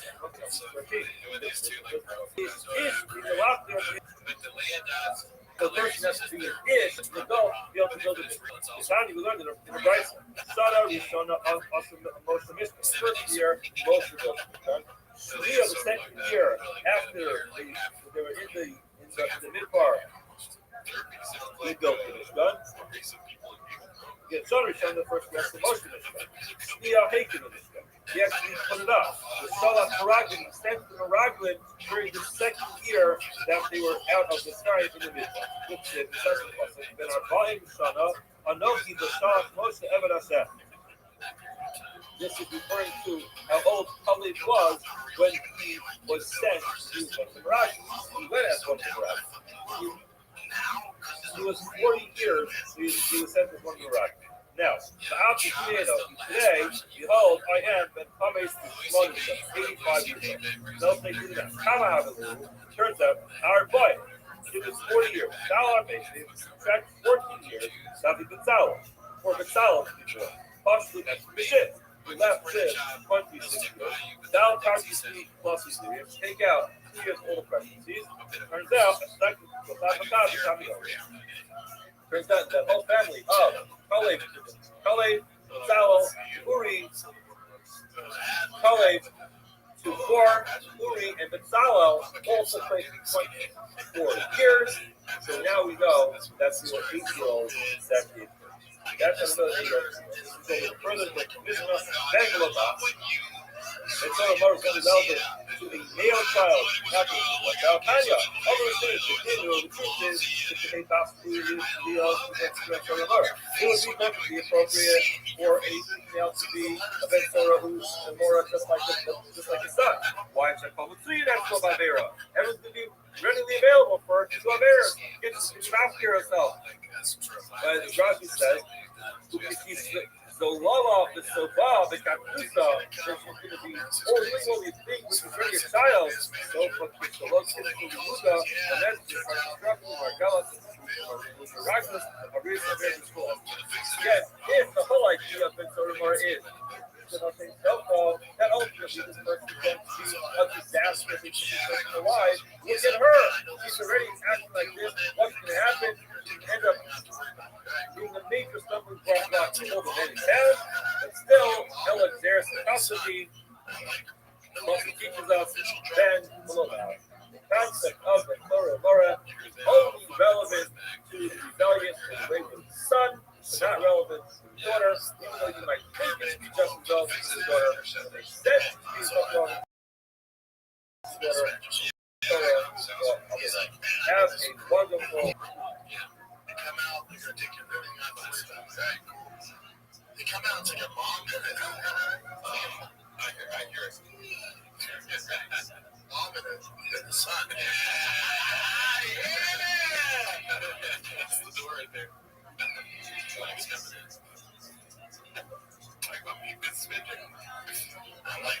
No uniform, no official job. Okay, good morning. They're like metrics, old school credit card machines. Today's daf is Sanhedrin daf Samach Tes. We begin by thanking our sponsors. We thank our annual Talmud Torah sponsors of the year 5785, the Tosim Mishpacha of Eretz Yisrael, as is the trust of the service payments for all of Am Yisrael, all of Klal Yisrael. We also thank our family sponsors this morning, Mel and Karen Ram, who is Mel's father, Mordechai Ben Yitzchak, have a really a neighbor in your family have a mechava. We're going to begin with the Samach Ches, Hamad Beis, and we begin with the 4 lines up to the bottom, Kliga, the Rabbah. Yesterday we mentioned the Gemara quotes Rav Chisda, who tells us another exception to the halachas of Ben Sora Umora. That is that the Ben Sora Umora cannot be a father. Just to quickly quote him, he says, Amar Rav Chisda, Katan Shaholid Ein Beno Nasa, Katan Shaholid Ein Beno Nasa Ben Sora Umora. Just as halacha is, if a katan gives birth, his child is automatically going to get a lifetime exemption from the halachas of Ben Sora. Why? Because in the pasuk, leish ben. The son has to be born to an ish. If the father of this ben is not an ish, then he's automatically going to be exempt from the halachas of the Gemara. Now the Gemara is going to spend the entire almost discuss whether or not a child can have a child. That's what we discuss tomorrow. Tomorrow starts to because the Rabbi Krista is telling us that the pasuk is coming to include the child of a child. He must have been of the opinion that a child can have a child. The Rabbi argues with Rabbi why Rabbi seems to follow the concept in the moment. The child cannot give birth. And I think the pasuk in Ein Ishko. This person that's halacha of Gezel Ager. There's a halakha person's deal something, and he is proposed by the victim of the theft, and the person denies it. He says it's not true. I never stole it. And he takes his oath, he takes his word, he didn't steal it, and then it turns out that he lied. It's actually just lied. The halakha is that he has to pay the person that carries the principle of Thomas, additional fifth, and he has to read a carbon. Now the pasuk says that if he if this person has already passed away, and he does not have anybody who is going to be an heir of his estate, the halacha is, and the payment goes to the Kohen. Is it possible that the Adam in a goel, the person doesn't have any relatives? Everybody's got some relatives. Even if you don't have that many relatives, go back generation, find somebody to be related to. How can you supposed to say that there's a person who's not of a goel? How will the Gezel Agar because of the diver? It's talking about a person who steals from a convert, and convert halachically is not going to have a family unless he gets married and goes to his own family. Now, the pasuk says very clearly in the pasuk that in Ein Lo Ish, the Ish does not have anybody as a redeemer. And the pasuk says, "Ish at the Torah blocks her love." If the person you stole from was an ish, you have to start reviewing the ish like, well, and if he has people who are relatives who could actually pick up the payment for him, in last or if not. However, Kavdar, if the person who was stolen from is a child, he at the Torah blocks her love. You do not have to start looking to see if the child has any relatives. Why? Because the child is a convert, the Yadua, it's obvious he doesn't have any family members. Why? Because the child cannot father another child. Therefore, it's impossible to assume that this child convert has any relatives. Therefore, don't bother with themselves. Clearly, we see the rabbis of the opinion that a child cannot father another child. Clearly, in stark contrast to this, because this is the whole possible to teach you that the child as a child, that child is going to be exempt from the entire concept of the Torah. Well, hoping to have to live from the Torah. Hey, Abaya asks the following question. This is not supposed to be talking about what Rashi is talking about a person who has an affair with a shikha person. Shikha is a shikha who is considered to be halfway free and halfway still a maid servant because she's married to an Eved. The person has an affair with her. The halacha is that person gets not this but does not get Misa. Pasuk says ish. Eli ela ish. I only know this halacha is true if we're talking about an ish. Ben Tess Shana of Yomech Sharoy Levia. How do I know that a 9-year-old child, 9 years old, and one day who's technically able to engage in a via? How do I know that this person is going to be included in the parsha? I'm alone where it says the ish. additional above in the words of the ish, that includes even a 9-year-old child. Now, you see clearly, a 9-year-old child is possible to be included in the concept of bia, and included in the concept of bia. That means he has the physical ability to form the bia, to form the bia physically, and also be able to mostly shepazera, because if you can't, that would become the law in the bia. Saying that a 9-year-old child is the one who can produce the zera, then obviously what can happen to his father or child, of course, in years so they know. Yes, you can actually physically perform the bia, but it's not going to be strong enough to be able to produce a child. What is it like? It's too much behaving with each other. This is similar to grain that only grew 1/3, that did not grow 1/3. Now she tells us if you try to plant that, it's not going to grow. The same thing is true. You can have a seed, never currently you try to plant it, and it won't grow. The same thing is true when it comes to this child. He will be able to perform the bia, but the action of the bia is not going to be strong enough to actually produce a child. Okay, so it's possible that Robert is still correct that a child cannot be born. They learned another allusion to this idea, which is Yazidish plus Yazidish. Plus is talking about a person who intentionally ambushes somebody and kills him. Plus is Yazidish So this is kind of a play on words over here. That the history of going with. He said, you see, Yazidish is if the person's in the doll. Then Meisei the Mazriya is able to cook his physical bodily production of the zera, the Mazriya, and he can actually produce the semen. However, a cotton Meisei Mazriya, a cotton, while yes, you might be able to produce it, and then that would be the concept that yes, he could be Meisei to cook it with his body can produce it, however, he cannot produce it and be Mazriya and actually be strong enough to actually conceive a child of that. Lay Rab, Mordechai my mashma, the high means what you where did you find that this word mazid actually means to cook?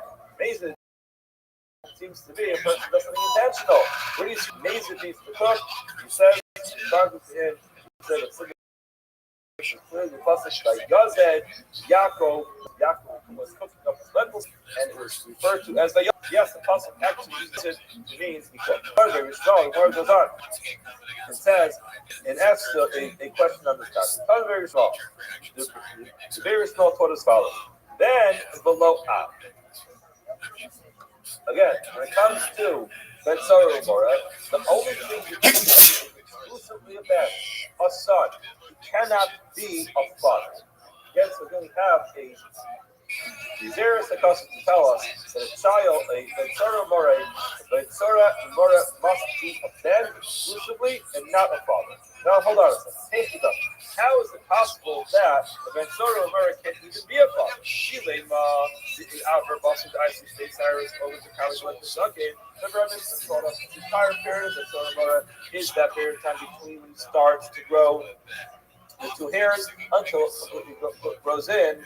So if you're telling me that she became pregnant after he grew 2 hairs, and she gave birth before all those hairs grew in, hold on a second, the ecosystem will be high for enough time. All that happened, she was pregnant and gave birth so fast. Baha Amar, the first to die, Kol Yamosh Bensora Mora, ain't eligible for National Bat. The amount of time that it is for Bensora Mora is only 3 months. Why should it take 3 months? The initial phase of the hair growing to fully grow in. Now it's impossible for over 2 months. So how can it be that this child is going to actually be able to be a father and that'll have to be excluded from that? LLA, what must we be talking about? The other, the Kami's like to say Cyrus. This woman became pregnant before the child brought to say Cyrus, while he was still a child. When did she give birth? She kind of like the Zuckin before the hairs completely grew in. Now the parents bring information and say our son's out of control. He was solo, the soda. They bring the business, goes through the whole process. They say, hold on a second. He's a father. He's excluded because it's only relevant to someone with a child. That's the case. But what do you see? What's the knowledge? We must learn from here. We refer from here. Can indeed give birth to a child. Mar says, no, incorrect. Lo Olam, the Aber Bas What we're talking about is that the woman became pregnant from this young boy after he brought the state Cyrus. So he's a gadol. He's already a gadol. He's halachically a gadol. He has some heirs. Now, but only when did she give birth? Like a normal person, she gave birth, Basar Dr. Zuckin, many months after all those hairs completely grew in. Who's the Kashri? You can have the question of Chris Better, especially to that entire period, is 3 months? No, you misunderstood. This is the Oscar Rabbi Amar, where Rabbi came and told us that Amish Narova, they told him a Rabbi Ben, below Haroy Lakrosa. What he meant to say was he has to be a Ben, but he can't be called a father. When is someone called a father? He's called a father as soon as the person who is pregnant is noticeably pregnant. People see a woman who's pregnant and they say, oh, who's the father of this child? You know, in Shubis, there's the concept of where did this child come from? Now, once they say, oh, it came from this person, say, oh, the father of the child. Or the father, before the father, the child is actually born. So yeah, the time that the pregnancy takes place, the conception takes place after you go 10 years. Now, when is a woman noticeably pregnant? There was no pregnancy. That's that she could just pick up the dollars for them. So what happened? She had to actually be noticeably pregnant. That will happen within those 3 months. Once that happens, those 3 months, that's what we are. They'll say, hold on a second. Oh, fuck up. Oh, it's that person, that boy that been telling him, oh, it's not a man anymore. It's possible father the child to be excluded. Okay, so in other words, it's going to work. It's going to work, and it's possible that. No, I've tried to talk. I've tried to talk to you. I've tried to talk to you. All the days. How you living, Pam?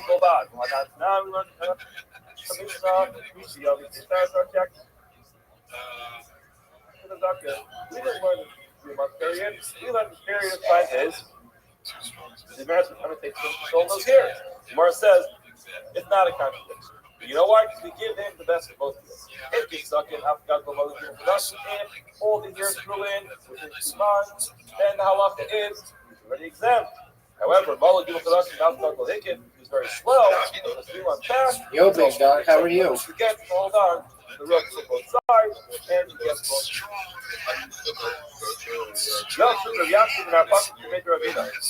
Yaakov from our pocket said, the following was made Ravuna Brady Yeshua. And my Steven Spielberg, you got it, big dog.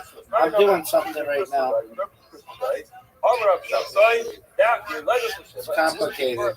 In her 7th month, in Ubra Nicker was listening now. Tomorrow assumes that there are 2 possible types of pregnancy.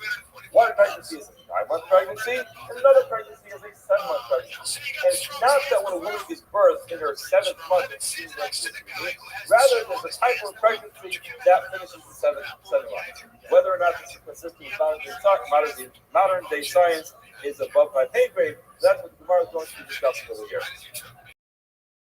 Now, if that's the case, if there's a woman who can complete her pregnancy in 7 months, by this trimester, and will with trimesters happen is month 3, 6, and 9. But in this case, she's giving birth after 7 months. So, when is her Uber going to be recognizable? When will we be able to tell she's pregnant? It must be, he says, the A Uber Nicholas not to notice her pregnancy when it's only a third, which is going to be 2 months and a third of a month. 2 months and over a week. But he's not tonight, over Nicholas Shlish. If you'll tell me that she's pregnant after a shlish, after a third of the way there, Shlish now, Lamali Gimel, why do you have to wait 3 months? But the trade, the Tilsa Sagi, 2 months and a third, that should be enough. In other words, it should be enough. That's a third of the way of a pregnancy. And it's noticeable. In other words, he gets called in as the potential Ben Soramora. Look at this woman. If she's not pregnant, you say, okay, you're eligible. If she is pregnant, then he won't be eligible. But for her, it's going to be much earlier time. The fact that we don't do that means it's not noticeable. Amalei, he says no. Yes, she will become noticeably pregnant a third of the way through, which is 2 months and a third of a month. However, we always go after the majority. And most women do not give birth after 7 months. Arua Kamedra, Rabbi Yeshua, Amar Loho, beginning the Pashas, hold on a second. You're about to tell the Benzara Mora, we're assuming that his wife, this woman, is going to be potentially can't be one, can't be married. Bottom line is that because you're assuming that she's not pregnant, but do we actually go after the majority? We'll put this one to death over here, where it says in the Torah, the Torah teaches us that but Shaftu Eidim we told this before, that one of the jobs of an adjudicating basin is to try to save the potential convict in this case. And now you're saying, go after the guard and put the guy to death. That's not how it works. Came back to Ravina. Remember, yes, given the Pashas was Ruba, we not grafting. I'll prove to you that we. But now, it says in the Mishnah over this night, Trump tells us. He was testifying in a capital case, and he says it happened on the second day of the month. That's what we're going to give him. The other one says it took place on the third day of the month. We do not qualify their English just by virtue of the fact that they have contradictory. Too many to count. Days of the month, sorry. Why consider there be a lot. This guy got the memo that the previous month was extended. The other person a lot.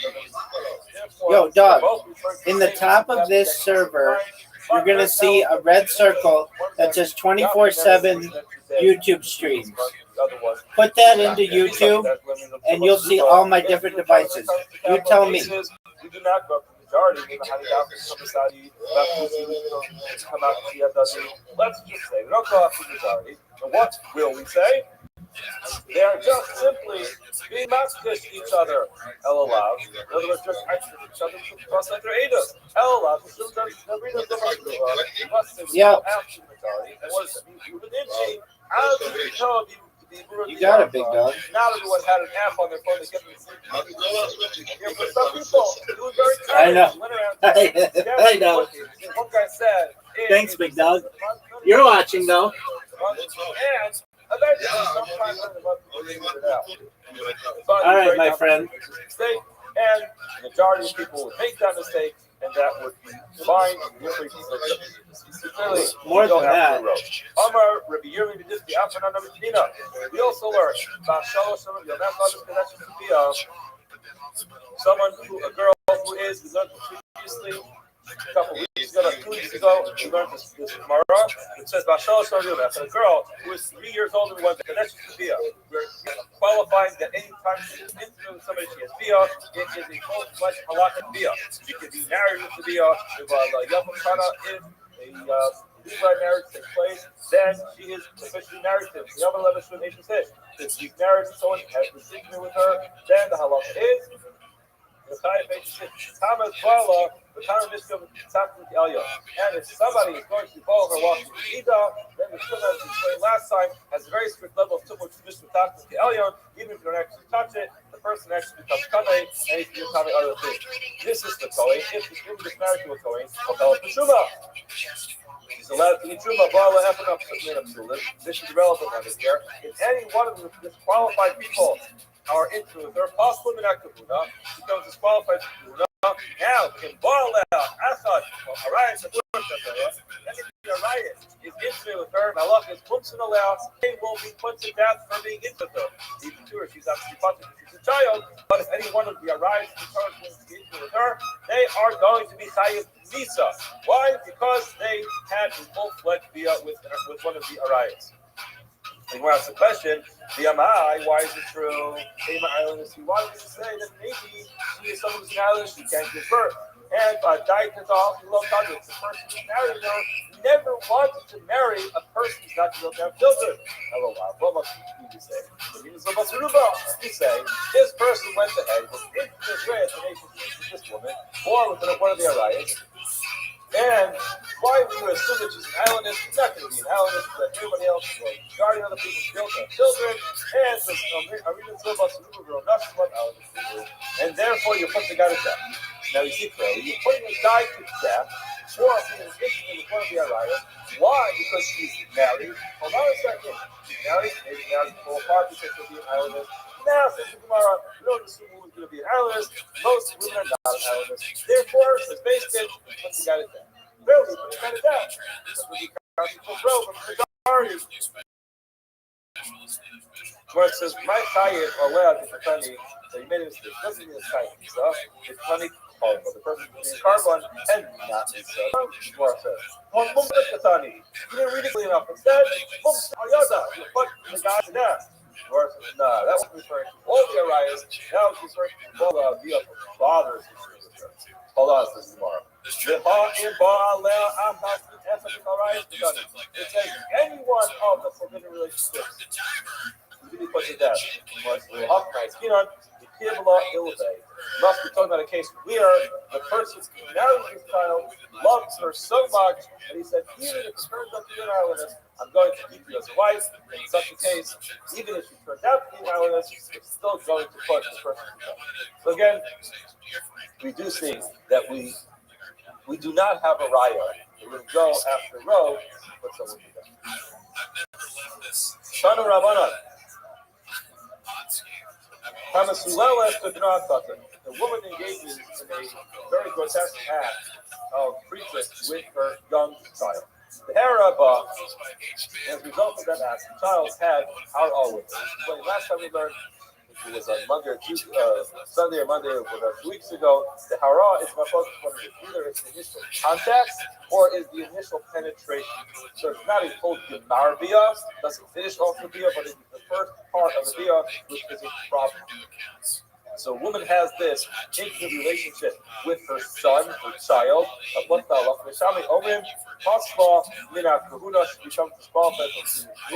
a zona. The Silam Machir, the soul says that she's going to be close to the first Muna, wiping the child. Amr Pia Bray, Rabba Bar Nachmeni. Pia, son of Rabba Bar Nachmeni, said the follow. Amr Pia to the Amri Law, or Pia to Amr Zairi. Not quite this exactly how this went. Some say that it was Rakia, the son of Rabba Bar Nachmeni, in the name of Rukista, and some say it's Rukista, who said in the name of Zairi, that Hakol and everyone, both the Shari and Krishna agree that the Bekesha, son of Yom Echad, Shivya Savia, everyone agrees that this child we talked about in this case was 9 years old in one day, his Bia is Bia, and yet he disqualifies his mother as a Zona from Papa, if the child was less than 8 years old, and the everyone agrees that the Bia is not a Bia, a young child like that cannot actually perform the Bia. So that's what true Bia is my focus. Ella, the Nona, we're talking about a child. We could learn from previous generations. In other words, we're able to find a biblical reference to the fact that an 8-year-old child, had a baby, and we'll say, even though nowadays our science cannot conceive something like that, an 8-year-old child will have a baby, what happened previously? And since it happened previously, we're going to assume that it is a via nowadays as well. Hillel says, look, you cannot learn from previous generations. The rest of today's Amud is going to take us into some family trees of some history in Tanakh, and we're going to try to figure out whether or not anybody in Tanakh had a child when he was 8 years old. You're telling me, Noah, how do we know this generation? I was rushing through it, but it's so much time for 15 years to do this. This is the problem. How do we know that those Rishonim had children when they were 8 years old? You know the Oaths. If you want to suggest, you just say the pasuk. We'll go through a number of these pasukim, and then we'll try to explain outside exactly what everything means and get everything straight. Hello, Zos Basheba. This woman is Basheba. Bas Eliam Ishes Uriah Hakiti. So let's just get this clear over there. Number one, you have Bathsheba, who is the daughter of Eliam. Let's get that in our family tree. Bathsheba is the daughter of Eliam. Ishes Uriah Hakiti. It also says the Eliam ben Achitophel. Eliam was the son of Achitophel. So now, Bathsheba, the son of Eliam, son of Achitophel, Hagilon.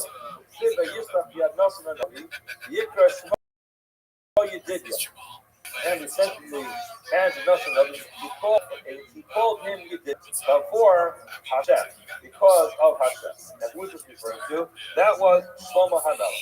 Shlomo HaMelech was the great grandson of Achitophel, right? Achitophel, Oliah, Sheba, and Shlomo Hamelech. It says in the pasuk, by Hilish Messiah Yamim, at the end of 2 years, and they were kind of like chasing after Avshalom Siv. Avshalom Barach, Avshalom ran away. The Yelis Yeshua, the Avshalom was there for 2 years. Siv says the Yesha of Avshalom Yisrael, Avshalom settled in Yisrael, and assigned them for 2 years. Upnei Amelech lo Rosh, not to the king. Now it says in the 40 years.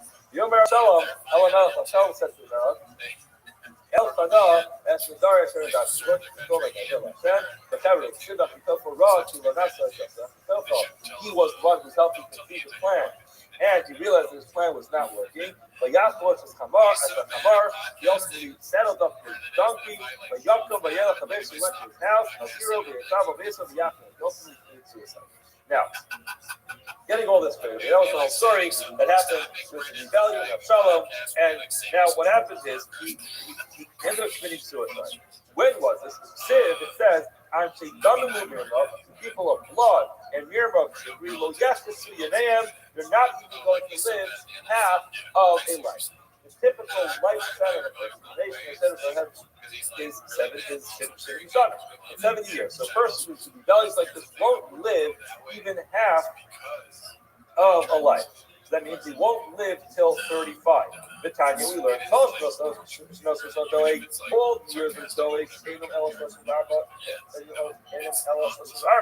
he only lived 34 years. The years of Achitophel, Adam, Elos, Moshe, only 33 years. Remember, Achitophel was the great grandfather of Shlomo Hamelech, and he died when he was 36 years old. So that comes out. All the years, were only 33 years. How much were this? Lost in the class. He had 33 years. Dal Sheva, the heavy Shlomo. Shlomo Hamelech was 7 years at the time of his death. If you take away 7 years, now what are you left with? You don't even need a calculator. All the calculations for you. They take 30. You take the 33. You're going to minus the 7, then you're up to 26. So you have, in 26 years, all these generations were born. Now, Tarsi, you have to subtract another 2 shnees with plus the degree for the few time. Now, why did that be 2 full years? Rashi has his explanation because he's from the Tyra. Tosus doesn't go for it. He says it's not exactly 2 years, it's approximately 2 years. So, Chad, turns out, it's coming over. You have 26 years minus 2 years. It turns out everyone was born. All these generations were born in 22 years. 24 divided by 3 is going to give you 8. It must be that they were fathered when their fathers were 8 years old. Mar says, hold on, that's not a raya. Can't you take 24 divided by 3? Still must Harbayu with Esha. Oh, maybe 2 of them were born when the fathers were 9. You know a 9-year-old that's and it could produce a child. Ubasheba, remember, there's a female who put in the story. Holy Bishop, Ubasheba, she was a female, she should have given birth to 6 Why? Because the Itzavari, women are more healthy than men. Therefore, a woman can give birth when she's less than 8, less than 9, but a boy has to be 9 years old to go to birth. Hey now? Why the Hahavu of Lad made Tara? Part of the story was that he was an older child. So that turns out that he sure had a child before she was 9 years old. So yes, you see that our women give birth younger than men, therefore the math is going to be off. And what's the big deal? He's 9 years old, so there was no full context. Okay, Elamiha. So where we have arrived at 8-year-old to give birth, Ayla told us Terah, these are the offspring of Terah. We have Terah, holiness of Rav. Terach was Avram's father. Who else's father? He was Nachor's father. And that's Haram. So Terach had, this is the Pasuk of Torah, it tells us Terach had Avram, Nachor, and Haram. Now the Avram, Gadol, Nachor, Shana. Avram was older than Nachor by 1 year. The Nachor Gadol, Haran, Shana. Now it's Nachor and Haran. son of Har. Avram must have been 2 years older than Har. Which says, Yikach Avram v'Nachor le'Nachor. Avram and Nachor both got married. Who did Avram marry? Avram married Sarai. You will see soon that Sarai and Yitzchak are the same person. Who's Yitzchak? Yitzchak is Haran's daughter. He married his niece, Yitzchak. Lumber of Yitzchak, Yitzchak is Sarah. Yitzchak was Sarah. Why was she referred to as Yitzchak? The self of Ruach HaKodesh. She was able to see with the divine vision. She had Ruach HaKodesh. That's why it says, that's why Hashem told Avram, listen to whatever you are. Tells you what? Speak the words of prophecy. Everyone would gaze at her because she's so beautiful. Now, let's go back to here. Avram fell on his face and he kind of laughed. So Yomer Belibo, he said in his heart, oh, there, yeah, something. Probably like being from a child of 100 years old. Now, how much Avram and Sarah? How much older was Avram than Sarah? He was as a snake, 10 years. Cautious me out. And younger than her father. How much was Haran younger than Avram? It was 2 years. There's a 2-year difference. The stock comes out. The older Haran was Sarah. When did Haran have Sarah? Again, he was 2 years than Avram. So it was a 10-year difference over there. Turns out he gave birth to Sarah when he was 8 years old. The time he over. The question is no, hold on. You're making a mistake. You're automatically assuming that Avram was older than Haran. And he was younger than his brothers. The Torah just was Avram's birth because he was much more wise. We do that sometimes. We sometimes put children not in order of their age, but in order of their wisdom. Noah was 500 years, but Noah has saved us from his death. At a young age of 500 years, he gave birth to 3 sons, Shem, Ham, and Japheth. Shem Gadol Michal Shana. Shem was older than Ham by 1 year. Ham Gadol Yafes Shana, and Ham was older than Yafes by 1 year. So what comes out of here is Shem Gadol Yafes Shteshan. Turns out the Shem is 2 years older than Yafes. Hold that in your head, brother. It tells us enough and Shana, 100 years after he had his children, that's when the novel started. It tells us Elikol the Shem, he had the children Shem, then Shana, by Yolas Arpachshad. Shem was 100 years old and he gave birth to Arpachshad. When was this Sayin? After Babel. 2 years after the Babel. Now, how could he have been 100 years old 2 years after the Babel? It's not possible he could have been 100 years old. Why? Because his younger brother was 100 years old 2 years after the Babel. As far as it says, he must have been at least 102.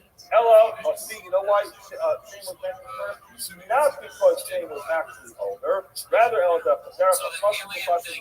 they were actually listed in order of wisdom. Could be Avram was just mentioned first because he was smarter, he had more wisdom, and not because he's actually older and yet harder. I said this in front of the students.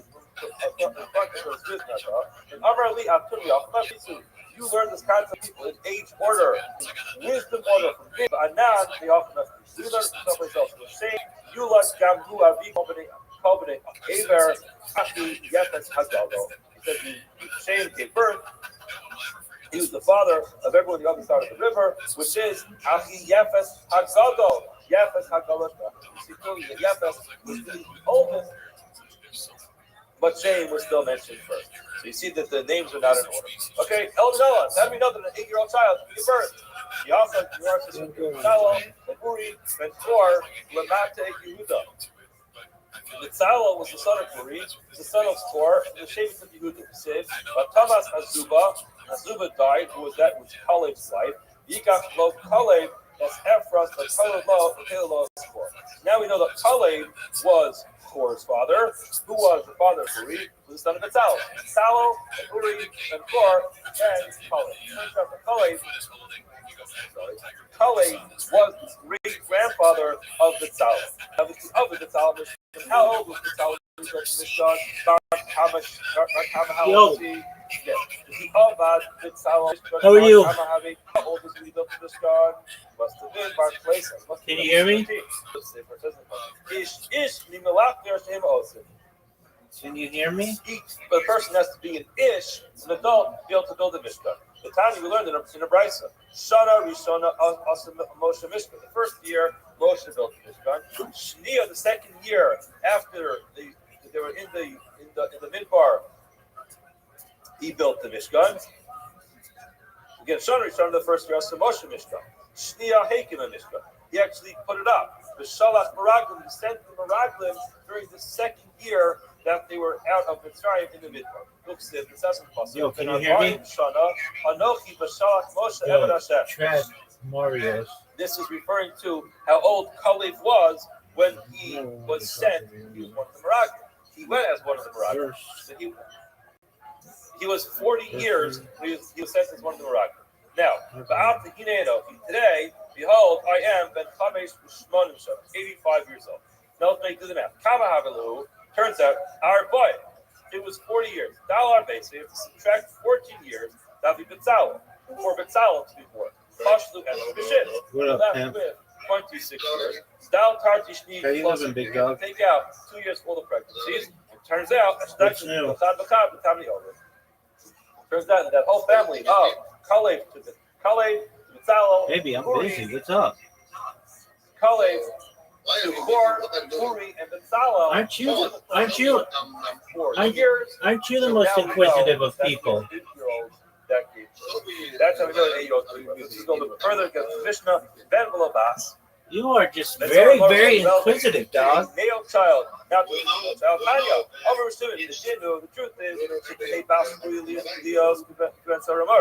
Most of perfectly them. appropriate for a female to be a Ben Sora Mora, just like a son. Why is that called a Tsuya? That's Labavera. I'm the best, baby. Readily available for us. I'm the best, baby. After yourself. Sky Windy. I'm the best. So Lala, the Sova, the Katlusa. That has nothing to do with me being the best. It's in addition to me being the best. Do you stream Sky Windy? Again, if the whole idea of Ben Soromar is that ultimately this person is going to be a disaster if we keep this person alive. I have a minimum. I have to donate at least $500.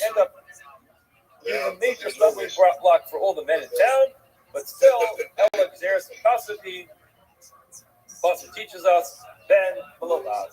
The concept Yo, what up? is Alexis. relevant to the How are you? the wayward son, but not relevant to the daughter, even though you might think it should be just as relevant to the daughter, and it makes sense it should be as much relevant to the daughter. Alexis, how are you? Otherwise, have a wonderful rest of your day.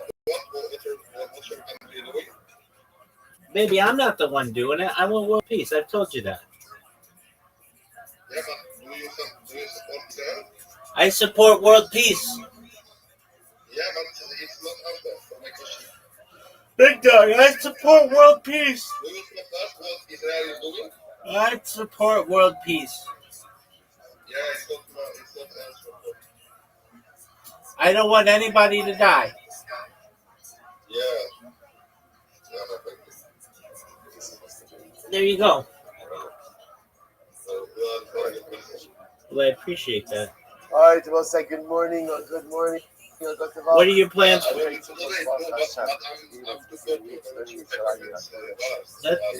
That's okay. That's okay. You don't need to donate at all. You're good.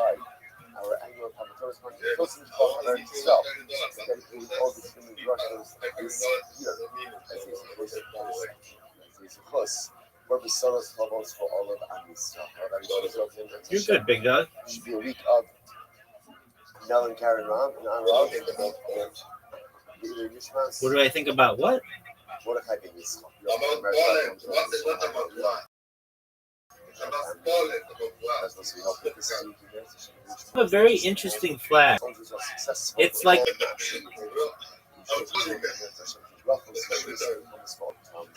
the reverse of Monaco. We are picking up in that session actually at the top. Your flag. That's 68. So the Gemara quotes this. Do you know what your flag looks like?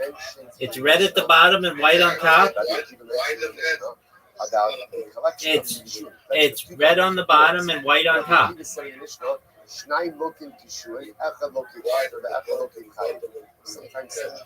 Exactly. It's the opposite of Indonesia.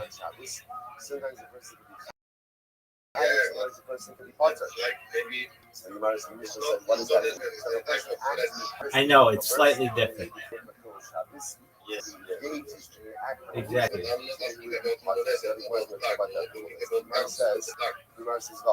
I think Warsaw's tight. You got some hot chicks. First, like the most important thing. Has a great history. It has a sad history too. It was very good to the Jewish people about 200 years ago. It was like one of those. Yeah, I understand.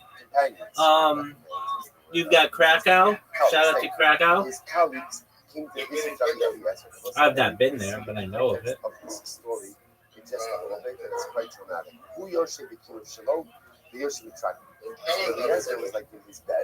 What'd you say, baby?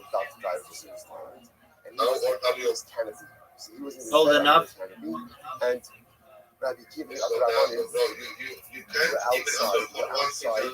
Baby, I answered your question. Old enough.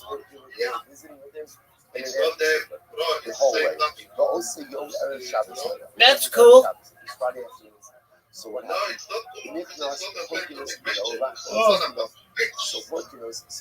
You love me. You love me. This was Rabbi Eliezer ben Horculus. He had a son being named after his father, Horculus. Big dog, you love me. I'm your favorite streamer. I know. I say this. I wish I had one viewer for every camera that I had. So Gar Bo Yatzav ben Ezekiel. Rabbi Eliezer started yelling at his son. Started yelling at him, and little No, I do. I know you are. I've got 2,100 people in Discord. That's all that matters to me. I know. No, and you're funny. I get it. Beautiful. Your English is beautiful, Sky Windy. 100%. Absolutely. Very well. Do you like sausage? I'm from the United States. Do you like Polish sausage?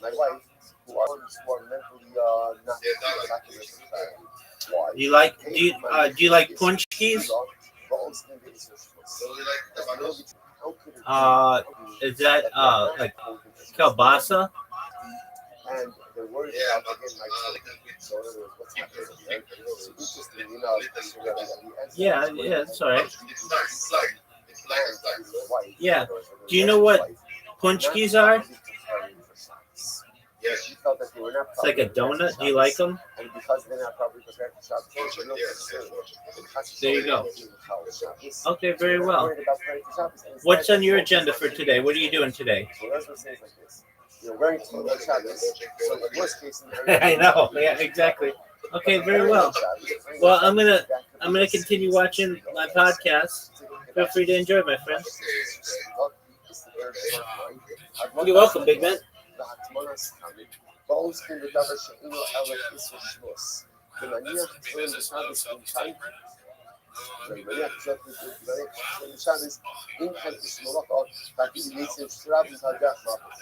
So apparently, what Rabbi Eliezer was upset about was he felt that his son and his wife had not properly prepared So you felt you're focusing on all the wrong things. You're focusing on getting my phone up. So what's the worst case scenario? If I go ahead and I wait for it, and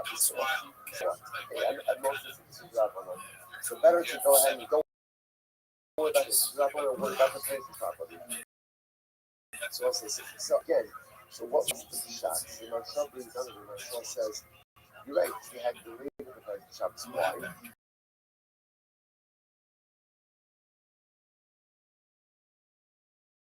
Because you were there, so it's strong personality. Special personality. So the mice, again, he's his son. They're probably friends. Kevin Sharp, Shekai Kedusha.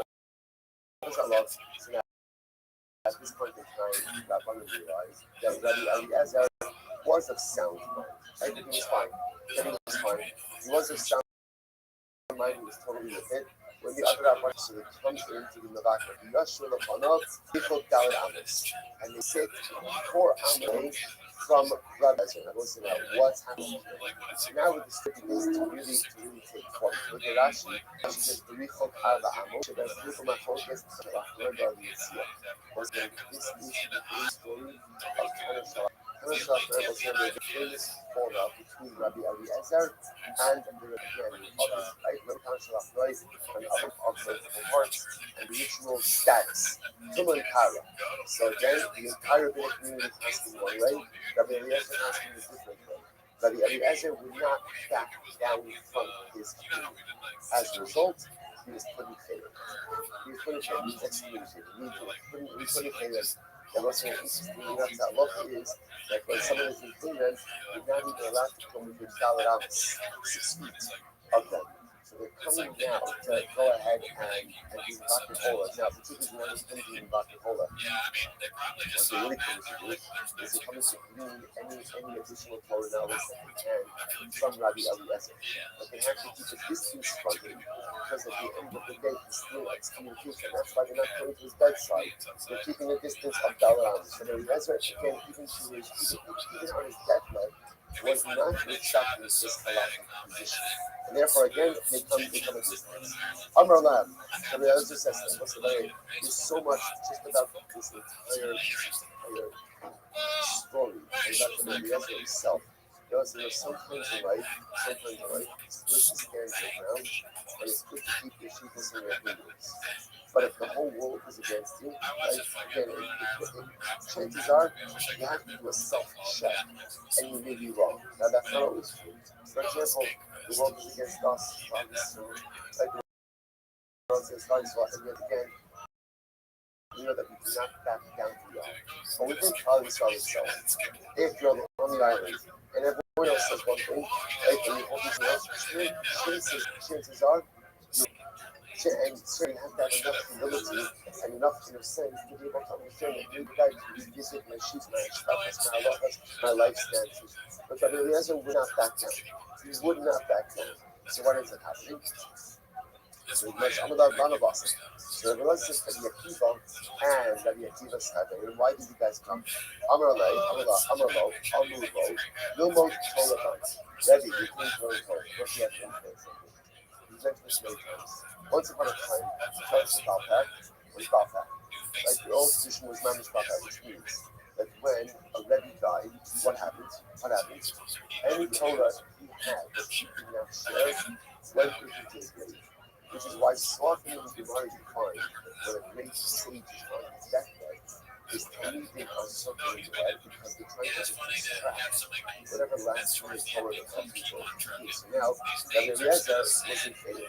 And he's about to die. We're trying to get to the company. Give us Rebbe, but give us Torah.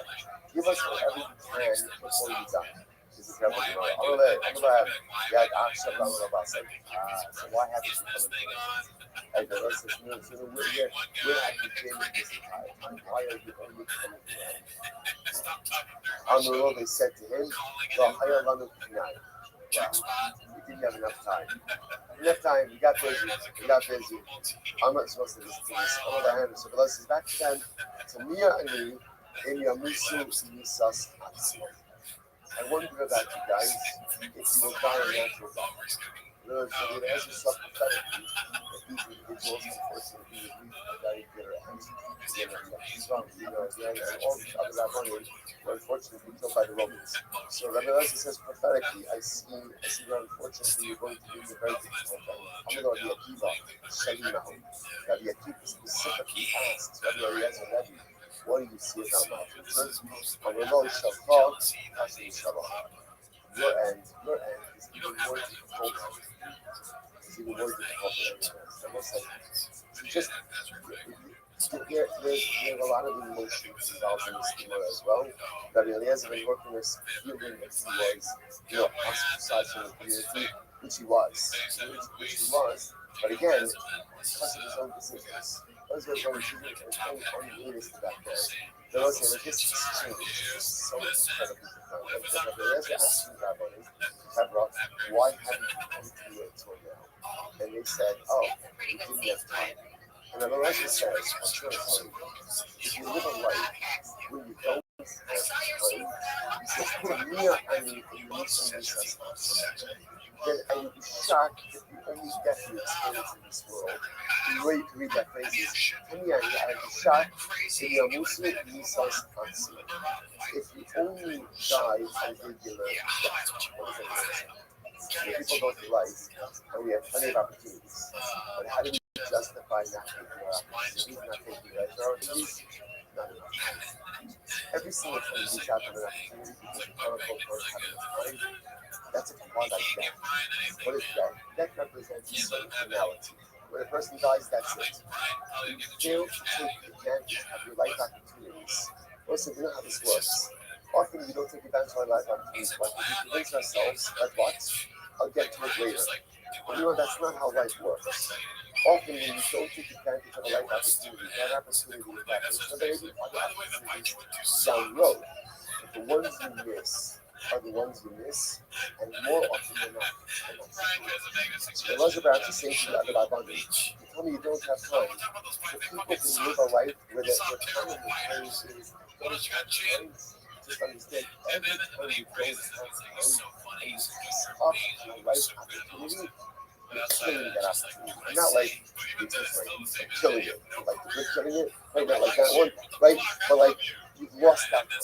And that ultimately, again, that is a door that shuts, and once it shuts, you cannot be lost. This is the most important Pakistan lessons. So many of us go through life, and there's opportunities. Whether it's opportunities to speed up its sequel, it's opportunities for learning, it's opportunities to help yourself, it's opportunities for testing, it's opportunities to build our trouble bias.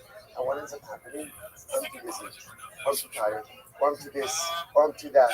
Just understand every single time you pass up on a life opportunity because I quote unquote don't have time, that opportunity is done right in front of you. And there's no TS amazing life opportunities. But maybe other ones, but once the opportunity dies, it's dead and going to you forever. Over your life. So what happens? So now Rabbi Eliezer is about to die. Rabbi Eliezer himself is about to die. What does he do? Not on stage also, they may have So this is a Rabbi Eliezer takes his two arms and literally almost tosses it against his chest. Amar, Oy Lachem Shteis Ba'osai, Shem Kishtei Sifrei Torah Shenibro. So both of these arms that are like two Sifrei Torah that are rolled up. So the imagery is very profound. If you look at his arms, like the two columns of the Sifrei Torah, he's pressing over his chest. And he's saying, woe to these Sifrei Torah that are rolled. Now, Rashi points out when a Sifrei Torah is rolled, closed, you can't see the letters. But the Eliezer is lamenting. What he's truly lamenting is this idea of unactualized potential.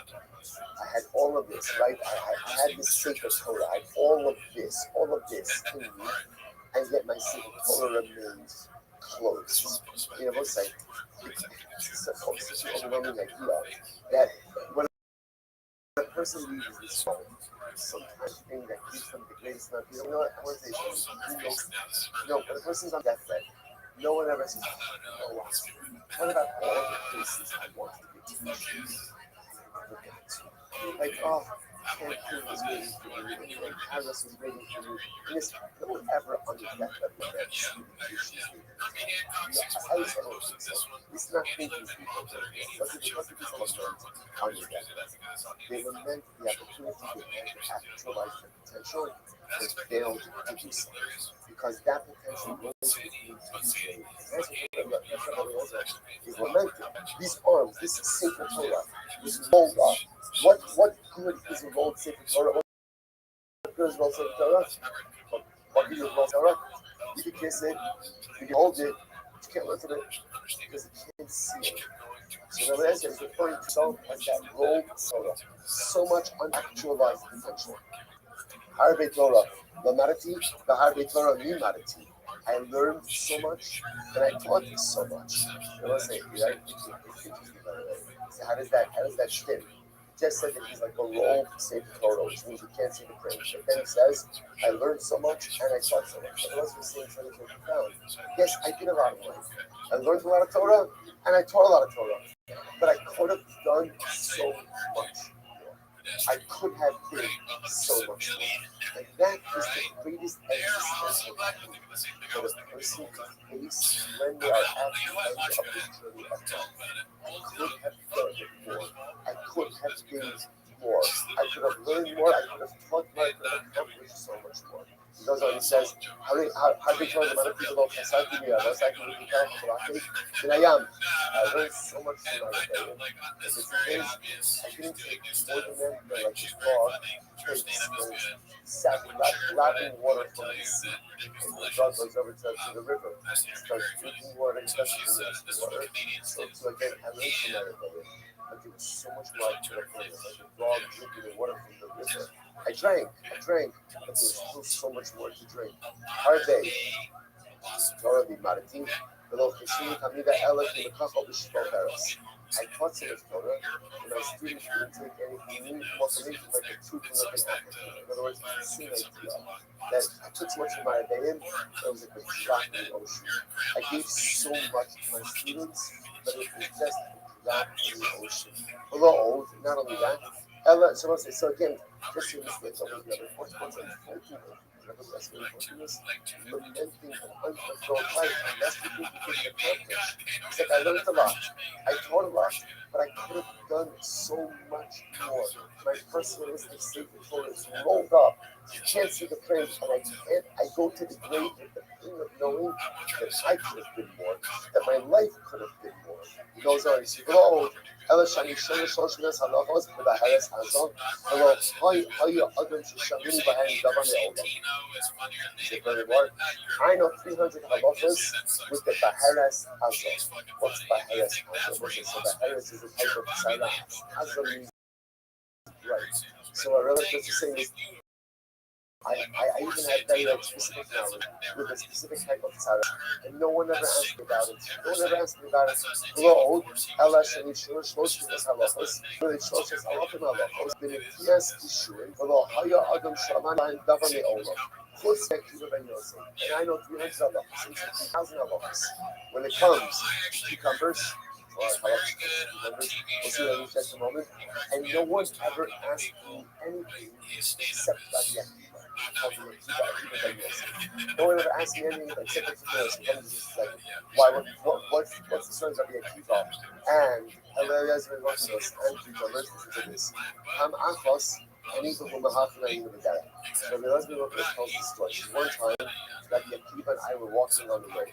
Amali, and Rabbi Akiva said to me, Rabbi, Labdini Benetios teach me about Allah. Some sorcery when it comes to cucumbers. First white line, I'm married to Ephod. So I said one word, there was a sort of Semitic word. I said one word of Kishof. Bismillah Kala Sadi Kishu. And the entire field of the cucumbers. It was pretty terrible. Obviously, we'll talk about how it is permitted that wasn't the instruction we're going to discuss that. So I said one word, and the entire field will be only Rabbi Maratani with Yasa, Maratani Akilasa. So he taught me plant cucumbers and sorcery, taught me how to hunt. Echad was not to put in the Makomasa. I said one word, and all of the cucumbers were piled in one area. Incredible. Amulo.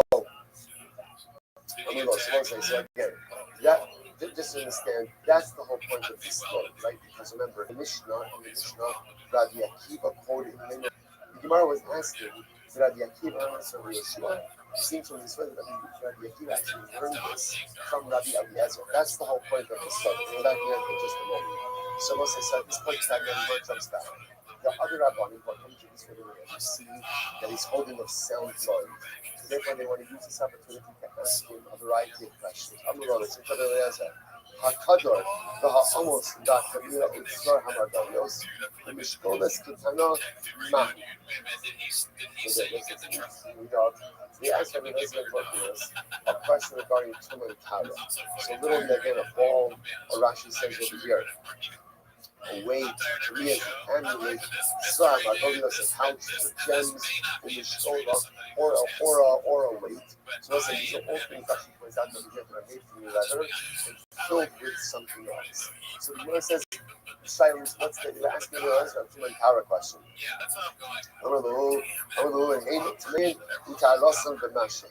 Again, I'm not going to speak on the halachos of Turin Tara. Fine. Minal Sha'agabia Imusmai. So then they ask, what is the halacha concerning a shoe that is still on its form? Let's say you have a shoe and the shoe's being fashioned, it's still on its form stuff. What's its halacha regarding Turin Tara?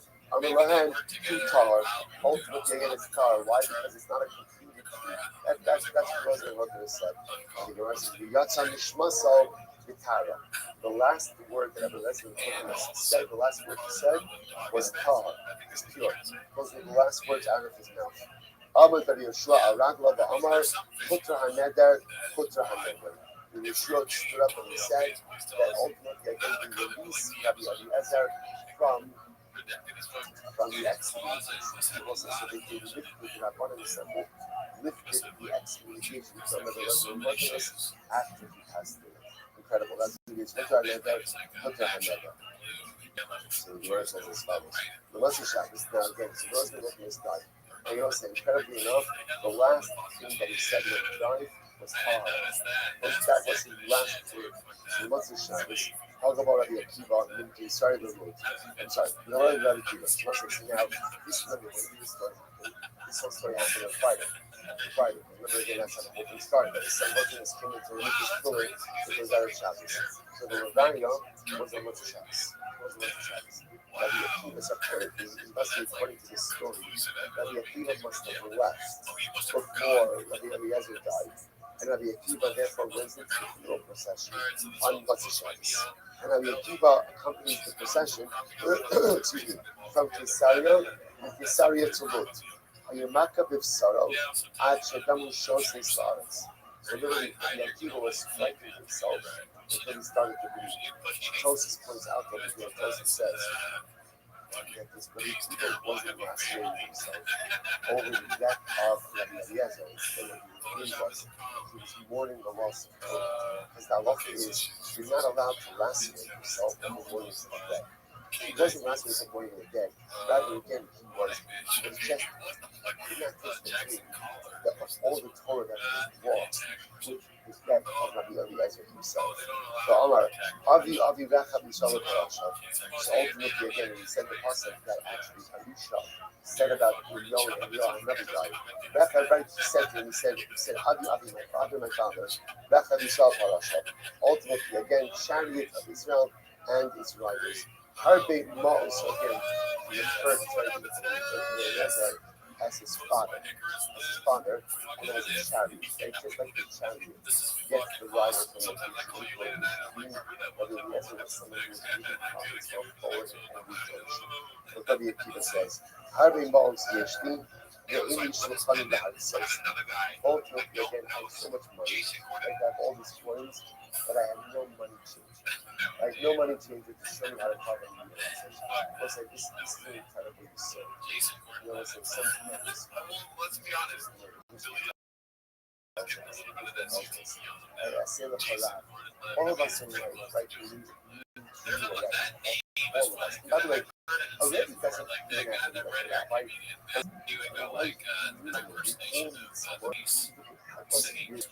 stuff. A lot of times, I have all the stuff I need. I just don't know exactly who to arrange it in a way so as to maximize my personal success.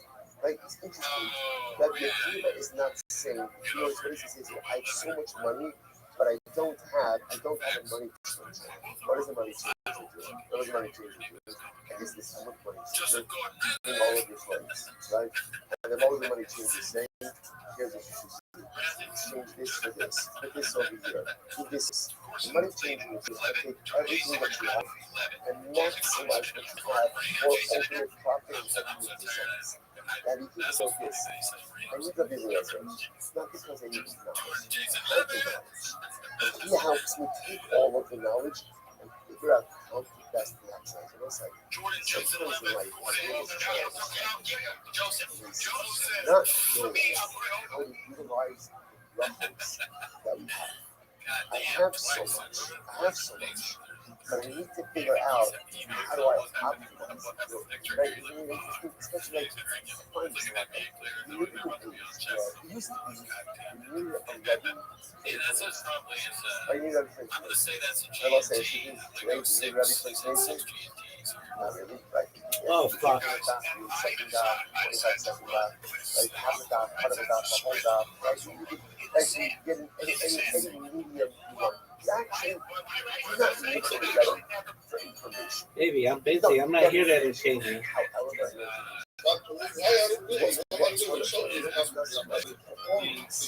I'm messaging people who have messaged me. I'm messaging them back. Baby. I'm messaging people who have messaged me.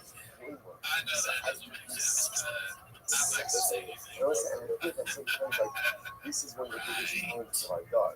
Right? Because you know, it's kind of like, there's like all the yonis,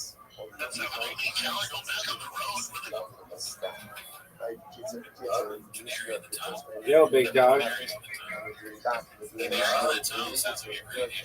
What up, big man? Right? But I'm going through a whole list of stuff. I got everything.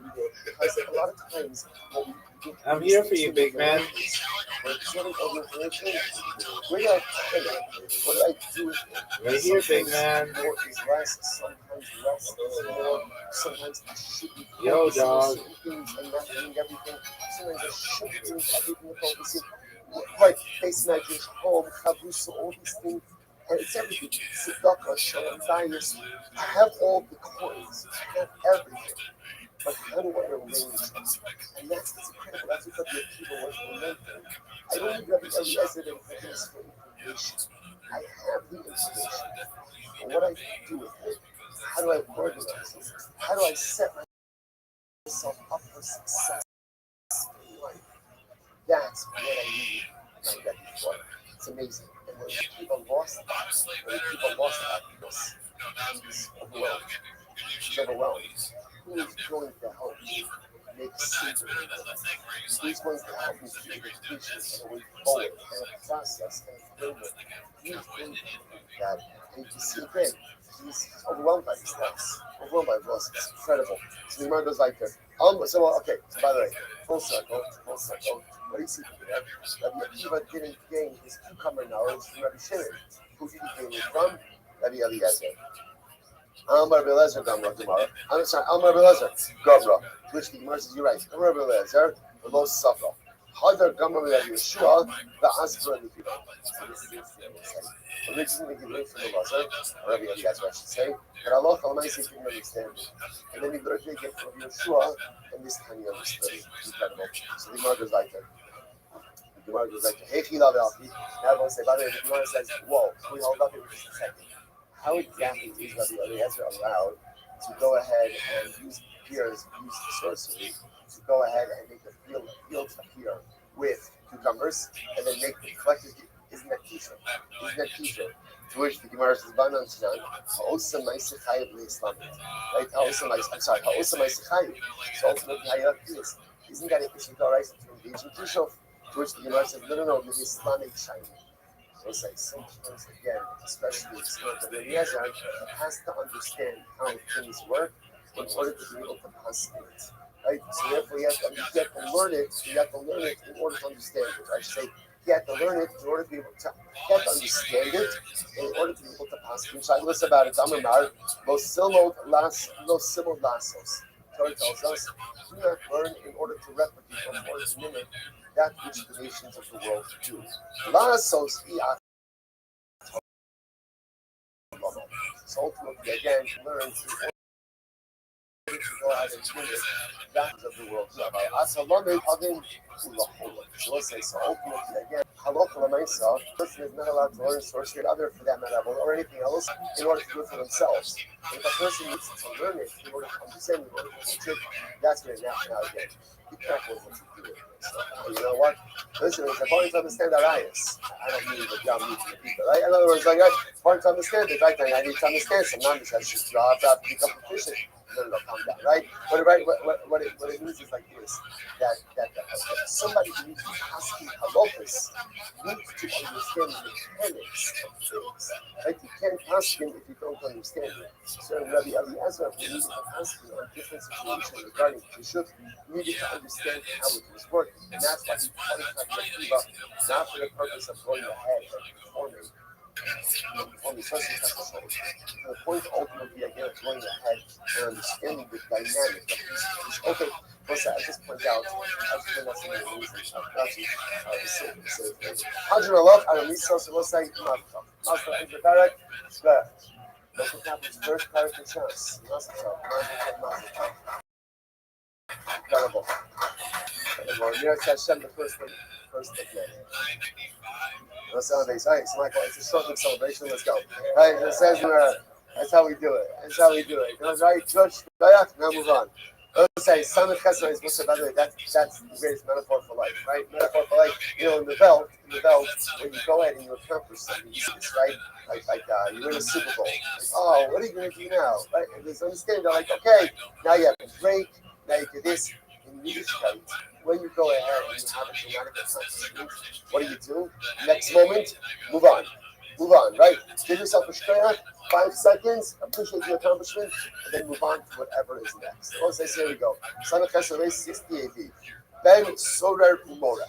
So now this is our next correct? Very small responsibility again, just kind of like a quick overview. And Sorer Umora is the rebellious son. So this is ultimately, again, remember, the child is not a child, he's an adult, but he's an adult. He steals money from his parents in order to go ahead and purchase meat and water. So this is a fascinating set of halachos, which we'll have to delve into a little bit. Because it's a Ben Sorer Umora is executed. Now, interestingly enough, at first glance, it doesn't really feel that the crime really is that severe that it should warrant execution. So what we'll see, of course, is that a Ben Sorer Umora is really executed not as much for what he did, but for what we're concerned he's going to become.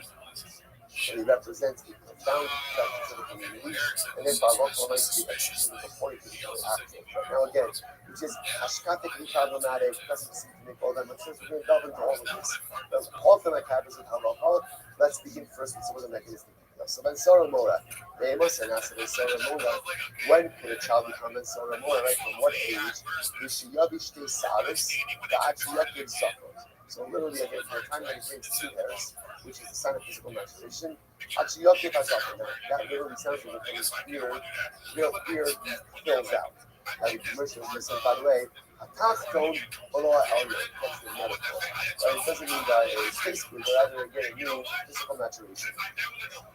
And he goes, Ella, so give you from the Russian as I spoke, in a way, right? So we didn't want to be this refers ultimately again. We didn't want to do anyone to be explicit like that. In the next situation, then below bas. The Pasuk says, and the man will have a rebellious son. First of all, it's a son and not a brother. Interestingly enough, there's no bas solar, right? There's no female equivalent. Right? Furthermore, then below ish. Furthermore, again, it's a then and not a man. Again, we'll discuss exactly what that means as well. Then below ish. Katan, Pater, Shabbat, Katan is Pater. right? Because ultimately, again, a katan has not yet come to the Kriya Mitzvahs, okay? So therefore, again, also that means that Shabbat so much. Just give us 1 second. Katan, we know him, right? So from where do you know that a katan, that a child ultimately again is, but the child can't become Ben Sora Mora. Kedikani Taimo Shalabot Liflam because a katan hasn't yet come to the responsibility of its and therefore again a katan is the potter, to which the Gemara says, Yisu Eicha Ashkefan, the Anash Akasluk, the Havi Dava, the Baikran, the place verses in 1 second. It sounds like the Gemara saying earlier is the Gemara needs an explicit teaching to teach me that a katan is not such a halakha Sora Mora. But that's obvious. Why would we ever think that a katan is subject to the halachas of Sora Mora? In general, a katan is always exempt from everything. So why would I need this that a katan is exempt? To which the Gemara says, Anan Hakitamina, this is what I need to say. Atu ben Sora Mora al Ket O Neherag, Ashem Sobo Neherag. So it says we're going to discuss about Sora Mora, why is he executed? He's not really executed for what he has done. Right? Because if you think about it, we haven't gotten into it yet. What has been Sora Mora done? What has he done? He stole money. And he bought meat and he drank wine. Not good. Like not good. That's certainly not an executable offense. Right? You can't say, so why is he executed? He's executed because we're concerned with what he's going to become. That's what we're concerned about. We're concerned that maybe that Lamaisa, if he's exhibiting these type of behaviors as a child, we are concerned about the type of menace to society that he is going to become when he gets older. So we went to the Kiban, Sal, Sofo, Narad, Akiva, Katan, I'm at about 6 years, but what he's going to become, maybe he's halacha should apply. It really, Ben Sola Mora is not as much about what he is, but rather about what he's going to become. So maybe you should execute people. Exhibiting this type of early stages of teacher's behavior, Kamash Malongo. Kamash Malongo teaches us that halacha Mesa, a katan is not healthy poison. A katan is always going to be the old, then below ish. The old Ben below ish katan mashma. So furthermore, again, it was like the halakha verse is Ben below ish. If you're going to see the halakha verse, what this means is Ben below ish means carrying a katan. Because a katan in general is not healthy.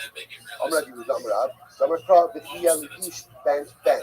Pasuk says if a man will go ahead and have a son, then a son will also ish. Who becomes a Ben Sora Mora? A Ben is just recently entered into manhood. So this is interesting, by the way. That a Ben Sora Mora has to be an adult, but again, he's a recently by mitzvah adult. So he has to be a Ben, a somewhat ish. He became an ish recently, but he's still a Ben. So he is a young ish who has just relatively recently entered into Jewish adulthood. Incredible. Let's just go over that. So the Achiyaki, second attack code. So turning over here, Achiyaki Fatara. So also, so again, remember, all of this discussion about a fear is a euphemism, not for faith, but rather again about physical maturity, so people maturity.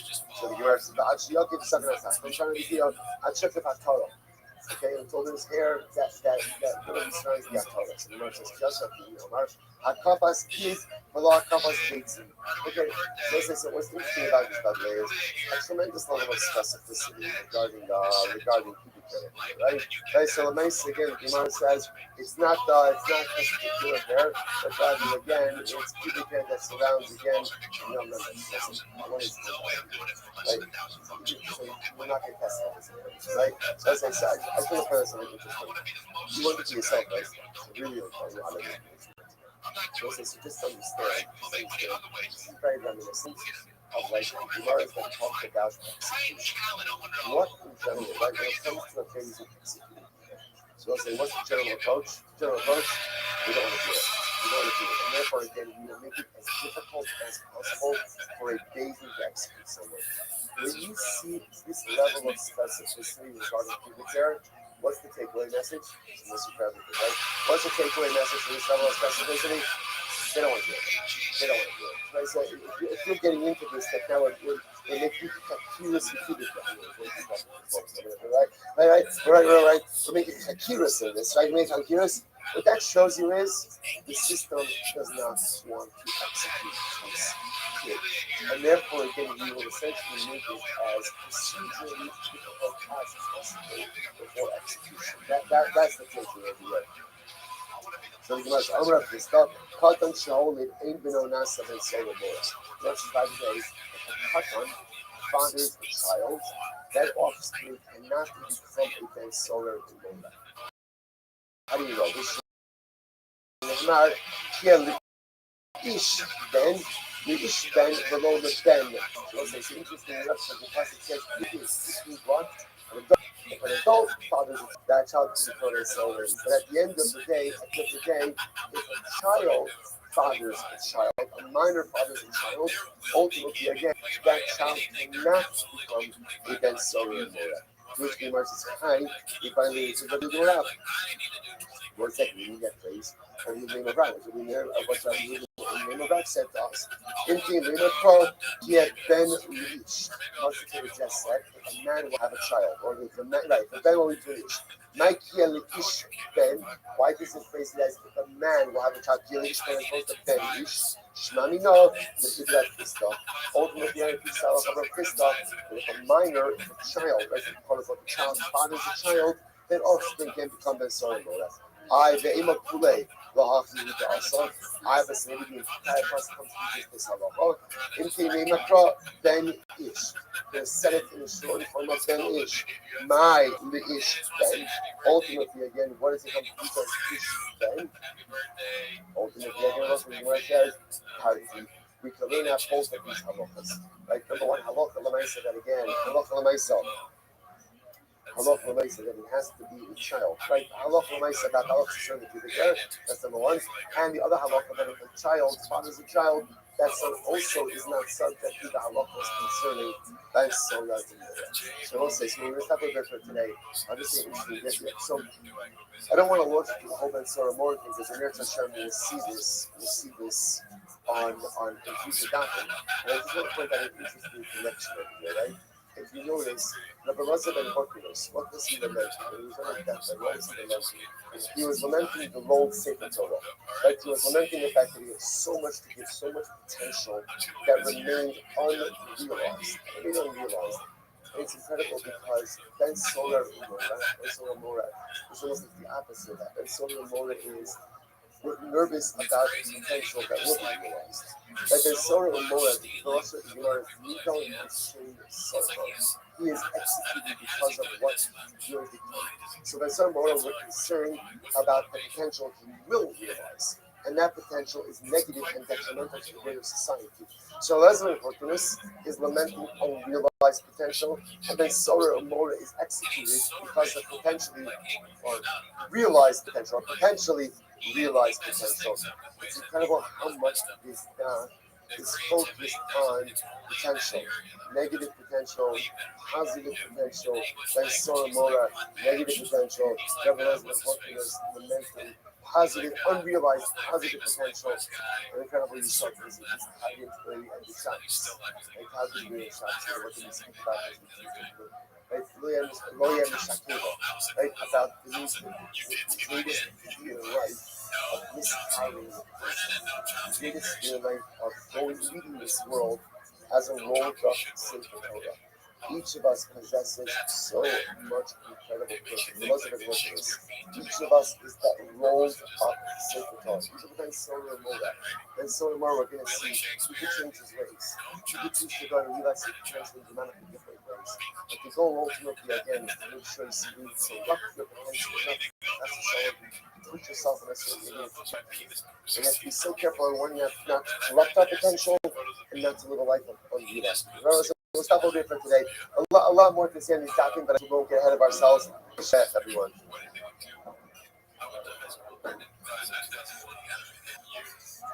My sister verified my thoughts A of A. They are dead now, most of this. I had quite a few classes with them too. It has been a long time though. And I'm sorry to be let down, folks. I don't have any. All right, we'll say good morning or Dr. Roth. I'm great to post Baruch Hashem to be able to begin the week learning your Sharai Yaakov. This guy fuck. Never say anything condescending or wear a shirt that says Today's daf is Samech Ches 68. 68. I shared this morning. It is dedicated by our annual Talmud Torah sponsor, the Tilsim Mishpach of Eretz Yisrael. We're dedicating all the Shem and Drushos this year. As is close. For Besoros Kavos for all of Am Yisrael. It should be a week of Mel and Karen Ram in honor of Leila Nishmas. Mordechai Ben Yisrael, grew up in the American Talmud Torah and Shalom Habanayua, and the family in Komo. As we hope that this week in Eretz in which more of our hostages came home, our holy soldiers are successful before Maaseh Yedeihem, which just preserve from your Hashem for Brachos, Yeshua, and the promise for all the Klal Yisrael. Well, with that, let us begin. Today's daf is Sanefes 68. And we are picking up in Eretz Hashem actually at the top of Sanefes 68. So the Gemara quotes the section from Rabbi Akiva. So remember again, Rabbi Akiva mentioned in the Mishnah about the collection of kishun, collection of cucumbers or gourds. And Rabbi Akiva said in the Mishnah, Shnaim lokim kishun, echad lokim pater, echad lokim kayu. Sometimes someone could go ahead and collect cucumbers, right? Harvest cucumbers on Shabbos. Sometimes a person could be chayiv, sometimes a person could be pater. So the Mishnah said, what does that mean? So if a person actually harvests the cucumbers, then he would be chayiv on Shabbos. But if he engages in an act of pollution, so then he would be pater. So now the Gemara is going to talk about that a little bit. So the Gemara says, Vaha, top of Samach 68. Vaha, Rabbi Akiva, Rabbi Yeshua, to Rabbi Akiva, Rabbi Yeshua. No, about Tanya, this is an incredible story. About Tanya, the Gemara tells us a story. Kishachola Rabbi Eliezer, Nichnisu Rabbi Akiva v'chaver levakra. When Rabbi Eliezer became ill, so Rabbi Akiva and his other companions, his colleagues, thank you. His colleagues came to visit Rabbi Eliezer. I will say now you're going to see the context of this story in just a little bit, and it's quite dramatic. Who Yoshe became Shalom, the Yoshe track. So Rabbi Eliezer was like in his bed. He was very ill, definitely ill, about to die, and he was like under his canopy. So he was in his bed under a canopy, and Rabbi Akiva and the other Rabbanim were outside. Literally tracking means like in an antechamber. So they were visiting with him in an antechamber, the hallway. But also Yom Erev Shabbos, and it was Erev Shabbos. It was Friday afternoon. So what happened? The Nichnas, Horkinus below, Lachos Tfilof. So Horkinus, so this is Rabbi Eliezer's son. So Rabbi Eliezer's son, Horkinus. Interestingly enough, this was Rabbi Eliezer called Horkinus. He had a son who named after his father, Horkinus. Then if we have time, we'll talk a little bit more about the Eliezer Horkinus himself. Was a disciple of Rabbi Yochanan ben Zakkai. Okay, so what happened? So his son Horkinus went in to remove his tongue. So again, remember, Rabbi Eliezer, the father, very ill, his son comes in Erev Shabbos to remove his father's tongue on Shabbos. This is about to start. So Ga'ar Bo, you got something to see for. Rabbi Eliezer started yelling at his son. Started yelling at him, and literally again, repeating and Horkinus stuff to me. Amr Lahan Lechaveirav, Shemedima Ani Shekaita Sha'abem Mitzvah. So Horkinus sees the Agra Banu right? To visit the So Horkinus, the son said here that my father is not in a proper mental state. Like after chasing me out to do like this, after abusing me, that my father is not in a proper mental state. So what happens? Eliezer hears this, and he says, Daito Vidas Imonichah. So Eliezer says, I'm fine, I'm not the problem. But rather, again, it's my son, Horkinus, and his mother, my wife, who are the ones who are mentally not clear, lacking mental clarity. Why? Hech Manichim Isra Skila, Oskin the Isra Shmis. That's literally translated. How could it be that they are not careful with the Isra Skila? And they're worried about, again, my children. So in other words, what's happening over here? So interestingly enough, so Rabbi Eliezer is showing how he's beating his son and his wife, in other words, Rabbi Eliezer's wife, for not properly preparing for Shabbos. If he felt that they were not properly prepared for Shabbos, and because they're not properly prepared for Shabbos, there's a real concern that Chas v'Shalom they come to the Shabbos. So they're not worried about preparing for Shabbos, and instead they're focused on taking my Torah. So that's what says like this. You're very Torah on Shabbos, so worst case scenario, maybe you're saying that this is Rabbanon. But preparing on Shabbos, that could be a serious issue for all that. take a look at Rashi just a moment. Rashi says, Isur Skila is the third short line. Hadlakas Hanea, Vahatmanas Kamin, Balls Kun the Davar She'inu Ela Isur Shmos. The Maniach Tfilin B'Shabbos in time. So the Maniach Tfilin B'Shabbos in time is Shmalacha, Bafil Yisur Shlab and Tadach Mabush. So apparently, what Rabbi Eliezer was upset about was he felt that his son and his wife had not properly prepared for Shabbos. So he felt he focused on things. He focused on my phone off Shabbos. So what was the worst case scenario? If I go ahead and I work phone on Shabbos, so what? So what? Okay, I'm mostly so better to go ahead and don't worry about this. If you're not going to worry about preparing for Shabbos properly. So also, so again, so what was the shot? So Marshall brings everything. Marshall says, you're right, they had delayed the preparing for Shabbos. Why? Because they were caring for their father. Not because they were caring for their kids. So Eliezer, and again, Eliezer is a strong personality. Very strong personality. So the mice, again, he's rebuking his son. They're probably preparing for Shabbos. Kevin Shloch Chachamim Shekai to me Shabbos Allah. So now at this point in time, Rabbi realized that Rabbi Eliezer was of sound mind. I think he was fine. That he was fine. He was of sound mind. He was totally with it. When the other Rabbanim realized this, so they come in to be Mavak Chol. The Yashur Lefanav Berichol Daled Amos, and they sit 4 Amos away from Rabbi Eliezer. Now listen now, what's happening? So now the story begins to really take form. Look at Rashi. Rashi says, "Berichot arba amos, ne hanidui sheberu machokes chaner shalach le'Rabbi Yisrael." Again, this is the famous story of Chaner Shalach Loi. Chaner Shalach Loi. Again, this was the famous fallout between Eliezer and the Nikkei community. The big machlokas about again oven, right? Melody Chaner Shalach Loi, an oven made up of multiple parts. And there was a major machlokas about the ritual status. Tuman Tara. So again, the entire Bnei community passed in one way. Rabbi Eliezer passed in a different way. Rabbi Eliezer would not back down from his opinion. As a result, he was put in favor. He was excommunicated. He was put in favor. There was an interesting enough halacha is that when someone is in Hayden, you're not even allowed to come within Daled Amos, 6 feet of them. So they're coming now to go ahead and do Baka Kola. Now, the truth is not even doing Baka Kola. What they're really coming to do is they're coming to glean any additional Torah knowledge that they can from Rabbi Eliezer. But they have to keep a distance from him because at the end of the day, he's still excommunicated. And that's why they're not coming to his bedside. They're keeping a distance of Daled Amos. So Eliezer, again, even on his deathbed, was not retracting his halachic position. And therefore, again, they come a distance. Amar Lab. So Eliezer says that, listen, there's so much, just about this entire story and about Rabbi Eliezer himself. Listen, sometimes in life, it's good to stand your ground, and it's good to keep your secrets and your opinions. But if the whole world is against you, right, then chances are you have to be a soft shell, and you may be wrong. Now, that's not always true. For example, the world is against us, like the world says, fine, so and yet again, we know that we do not back down from doing what we are. But within Klal Yisrael itself, if you're on the island and everyone else says one thing, like and you're holding something else, chances are you're wrong. And chances are you have to have enough humility and enough in sense to be able to understand that maybe for that to revisit my shittas, my shkafas, my halachas, my life standards. But Rabbi Eliezer would not back down. He would not back down. So what ends up happening? So the Gemara says, so the Lord says Rabbi Akiva and Rabbi Akiva's Chayei, why did you guys come? Amar Lo, Lilmod Torah Ban. Rebbe, we came to learn Torah. What's the answer to understand something? We mentioned this many times. Once upon a time, Torah Shabbat was Balpeh. Right? The old tradition was Mamish Balpeh, which means that when a Rebbe died, what happened?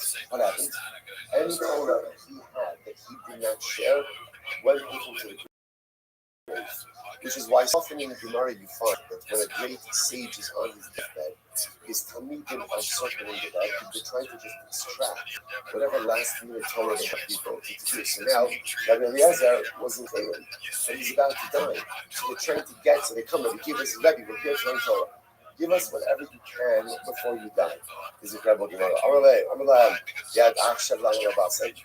So why haven't you come and learn?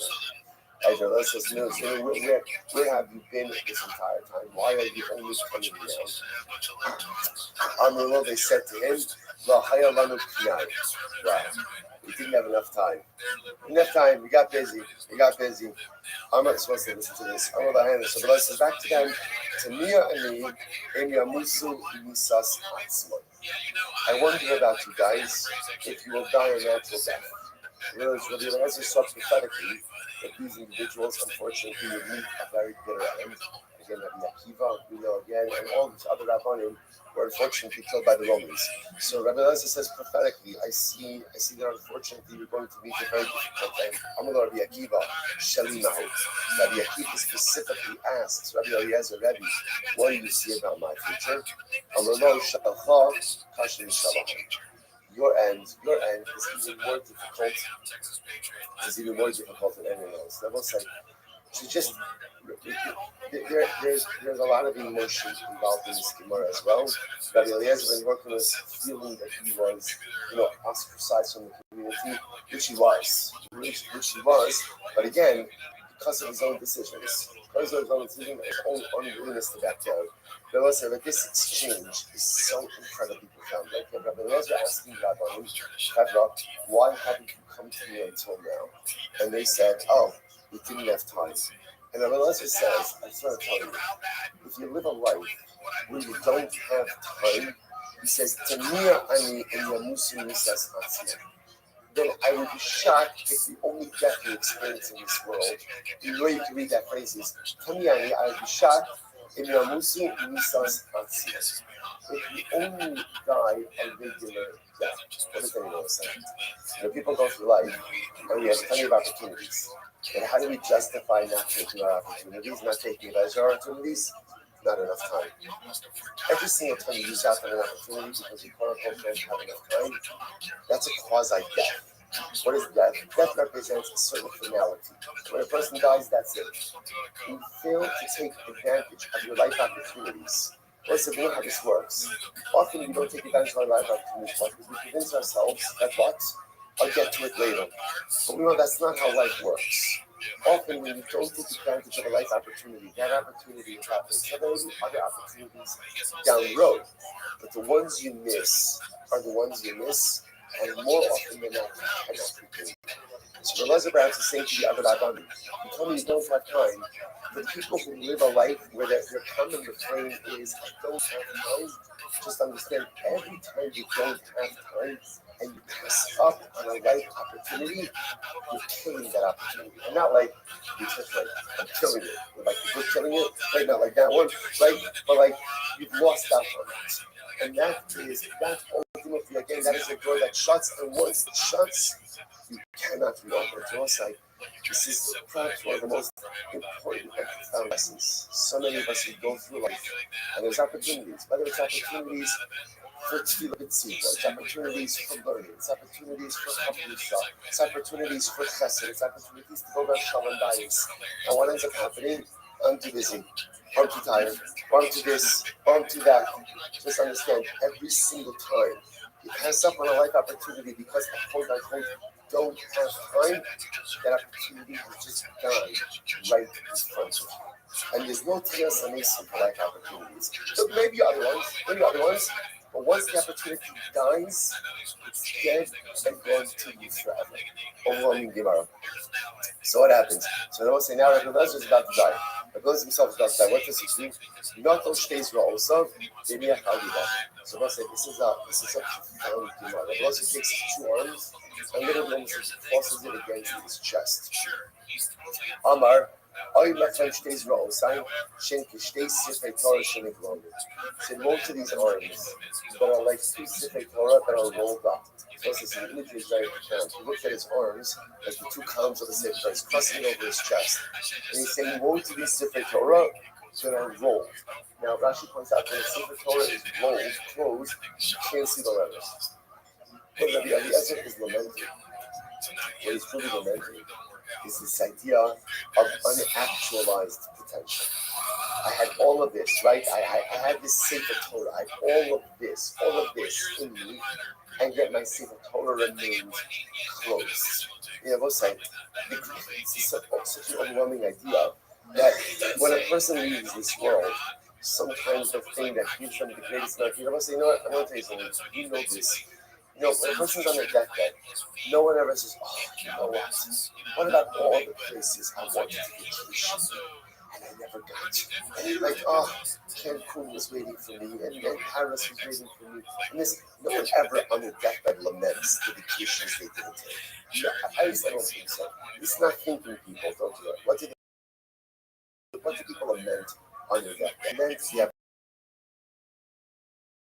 opportunity to utilize their potential to do so. Because that potential goes between two people. That's what the area is lamenting. These arms, this Sefer Torah was raw. What good is the role of Sefer Torah? What good is the role of Sefer Torah? What good is the role of Sefer Torah? You could kiss it, you could hold it, you can't work with it because you can't see it. So the Eliezer is referring to himself as that rolled Sefer Torah. So much unactualized potential. Harbe Torah, Marati, the Harbe Torah me Marati. I learned so much and I taught so much. I will say, it's interesting by the way. So how does that fit? He just said that he's like a rolled Sefer Torah, which means you can't see the phrase. But then he says, I learned so much and I taught so much. And once we say something so profound, yes, I did a lot in life. I learned a lot of Torah and I taught a lot of Torah. But I could have done so much more. I could have been so much more. And that is the greatest existential thing that a person could face when they are at the end of the journey of life. I could have done more. I could have been more. I could have learned more. I could have taught more. I could have accomplished so much more. He goes on and he says, how they turn the Marati below Fasaki me, Abasaki with the Kalafamaki, and I am. I learned so much from my rebellion. But the truth is, I didn't take more than them than like the dog takes when it's lapping water from the sea. Like the dog goes over to the river and starts drinking water, he doesn't diminish the water. So again, I learned from my rebellion that there was so much more I could have learned. Like a dog drinking the water from the river. I drank, but there was still so much more to drink. Harbe, Torah di Marati, Hello, Kisuni Hamida Ella Kimakafa Bishvalveres. I taught so much Torah, and my students didn't take anything more from me from like a tube from like an apple. In other words, it's the same idea that I took so much from my Rebbeim, it was like a drop in the ocean. I gave so much to my students, but it was just a drop in the ocean. A little old, not only that, Ella, so again, just in the state of lamenting an unfulfilled life, unless we think we didn't accomplish. It's like I learned a lot. I taught a lot, but I could have done so much more. My personalistic Sefer Torah is rolled up. You can't see the print, and I go to the grave with the pain of knowing that I could have done more, but my life could have been more. He goes on, he says, V'lo, Ela Shani Shona Shoshunas Halachos V'Daheres Hazon, V'lo, Haya Adam Shamuni Bahen Davar Me'olam. He said, furthermore, I know 300 halachos with the Baheres Hazon. What's Baheres Hazon? So Baheres is a type of tzaras. Hazon means right. So I realized what this was saying was, I even had very specific knowledge with a specific type of tzaras, and no one ever asked me about it. No one ever asked me about it. Hello, Allah Shani Shosh with us halachos. Or the Shoshas halachos. Benetias Kishuim. Haya Adam Shamani Davar Me'olam. And I know 300 halachos. When it comes to cucumbers, well, halachos comes to cucumbers. We'll see what that means just a moment. And no one ever asked me anything except Rabbi Akiva, called him Akiva Ben Yosef. No one ever asked me anything except Akiva Ben Yosef. Come to just a second. What's the story of Rabbi Akiva and Eliezer Ben Lokinos and cucumbers? Listen to this. Pam Achos, I need to go Mahalchina Yudavadala. So Rabbi Eliezer Ben Lokinos tells the story. So one time, Rabbi Akiva and I were walking on the road. Amrali, and Rabbi Akiva said to me, Rabbi, Lamdini Benetios Kishur. Teach me about the halachos of sorcery when it comes to cucumbers. First one, I married the Dover Echad. So the husband said, I said one word, and it was a sort of Syriac word, I said one word of Kishuf, the smaller Kalasa of Kishu, and the entire field filled with cucumbers. So also it's pretty incredible. And obviously, Gemara is going to talk about how exactly is it permitted that Rose and Orthodox is engaging in Kishuf, is engaging in sorcery. And we'll discuss that. But I said one word, and the entire field filled with cucumbers. I'm going to Rabbi Maratani. Mitzyasan, Maratani Akivasan. So he taught me how to plant cucumbers with sorcery. Taught me how to harvest it. So Amarti Davar Echad Niskatu Kulim Lamakom Echad. I said one word, and all of the cucumbers were piled in one area of the field. Incredible. Amulo, so again, that just understand that's the whole point of the story, right? Because remember, in the Mishnah, Rabbi Akiva quoted in the name of Rabbi Yeshua about how the cucumbers when it comes to sorcery. The Gemara was asking, did Rabbi Akiva learn this from Rabbi Yeshua? It seems from the story Rabbi Akiva actually learned this from Rabbi Eliezer. That's the whole point of the story. So we're back here in just a moment. So at this point in time, the Gemara jumps back. The other Rabbanim who are coming to this webinar, you see that he's holding a sound mind. So therefore, they want to use this opportunity to ask him a variety of questions. Amullah, it's Rabbi Eliezer. Hakador, v'ha'amos, v'ha'kamia, u'tzrar ha'margalios, u'mishkolas kitana, mahi. So there was this interesting, they asked Rabbi Eliezer and Horkinos a question regarding Tumah and Tara. So literally, again, a ball, or Rashi says over here, a weight, Kamiyah is an amulet, Sram, Argolios, a pouch for gems, Umishkola, or a weight. So let's say these are all things Rashi points out over here that are made from leather and filled with something else. So the Gemara says, Shailis, they were asking me a Tumah and Tara question. Again, Rabbi Eliezer gives them the halachas of Tumah and Tara. Fine. Minal sha'agabia inosman. So then they ask, what is the halacha concerning the shoe that is still on its form? In other words, let's say you have a shoe and the shoe's being fashioned, it's still on the form, it's not complete. What's its halacha regarding Tumah and Tara? Amar lahen hutar, ultimately it is tar. Why? Because it's not a completed key. That's what we're going to say. And the Gemara says, Yatzan nishmasal itara. The last word that Rabbi Eliezer said, the last word he said was tar, was pure. Those were the last words out of his mouth. Amar Rabbi Yeshua Aragla v'Amar Chutra Haneder, Chutra Haneder. Rabbi Yeshua stood up and he said that ultimately again he released Rabbi Eliezer from the excommunication. So they lifted Rabbi Assembly, lifted excommunication from Rabbi Eliezer and Hornios after he passed away. Incredible. That's what he said. So the Gemara says as follows. The Masi Shabbos, now again, so those who been working this died. And say, incredibly enough, the last thing that he said when he died was Tar. That was his last word. So the Masi Shabbos, I'll go about Rabbi Akiva, and then he started the road. I'm sorry, Rabbi Akiva. So let's say, so now, this, remember, when this story happened, this whole story happened on Friday. Remember again, that's how the whole thing started. That his son working his came into a new feeling, it was Erev Shabbos. So the Ladaya was on Motzi Shabbos. Rabbi Akiva, apparently, must be according to this story, Rabbi Akiva must have left before Rabbi Eliezer died. And Rabbi Akiva therefore goes into the funeral procession on Motzi Shabbos. And Rabbi Akiva accompanies the procession from Caesarea to Lud. And Yamaka Bivsaro, Ad Shetamu shows his stars. So literally, Rabbi Akiva was frightening himself until he started to bleed. Tosis points out over here, Tosis says that this Rabbi Akiva wasn't lacerating himself over the death of Rabbi Eliezer. Instead, what he was doing was he was mourning the loss of Torah. Because the halacha is, you're not allowed to lacerate yourself over the mourning for the dead. He wasn't allowed to mourn the dead. Rather, again, he was just, could not take the pain of all the Torah that was lost, the death of Rabbi Eliezer himself. So Omar, Avi Rechab Yisrael Parasha. So ultimately, again, he said the pasuk that actually Elisha said about Noah and Eliyahu, another guy. Rechab right said to him, he said, Avi my father, Rechab Yisrael Parasha. Ultimately, again, chariot of Israel and its riders. Harbe Mos, again, he referred to very beautifully as his father, and as a chariot, right? Just like the chariot gets the rider from location Rabbi Eliezer was speaking probably forward in every junction. Rabbi Akiva says, Harvey Balls Yeshli, the English Shulchan Lahar Sosin.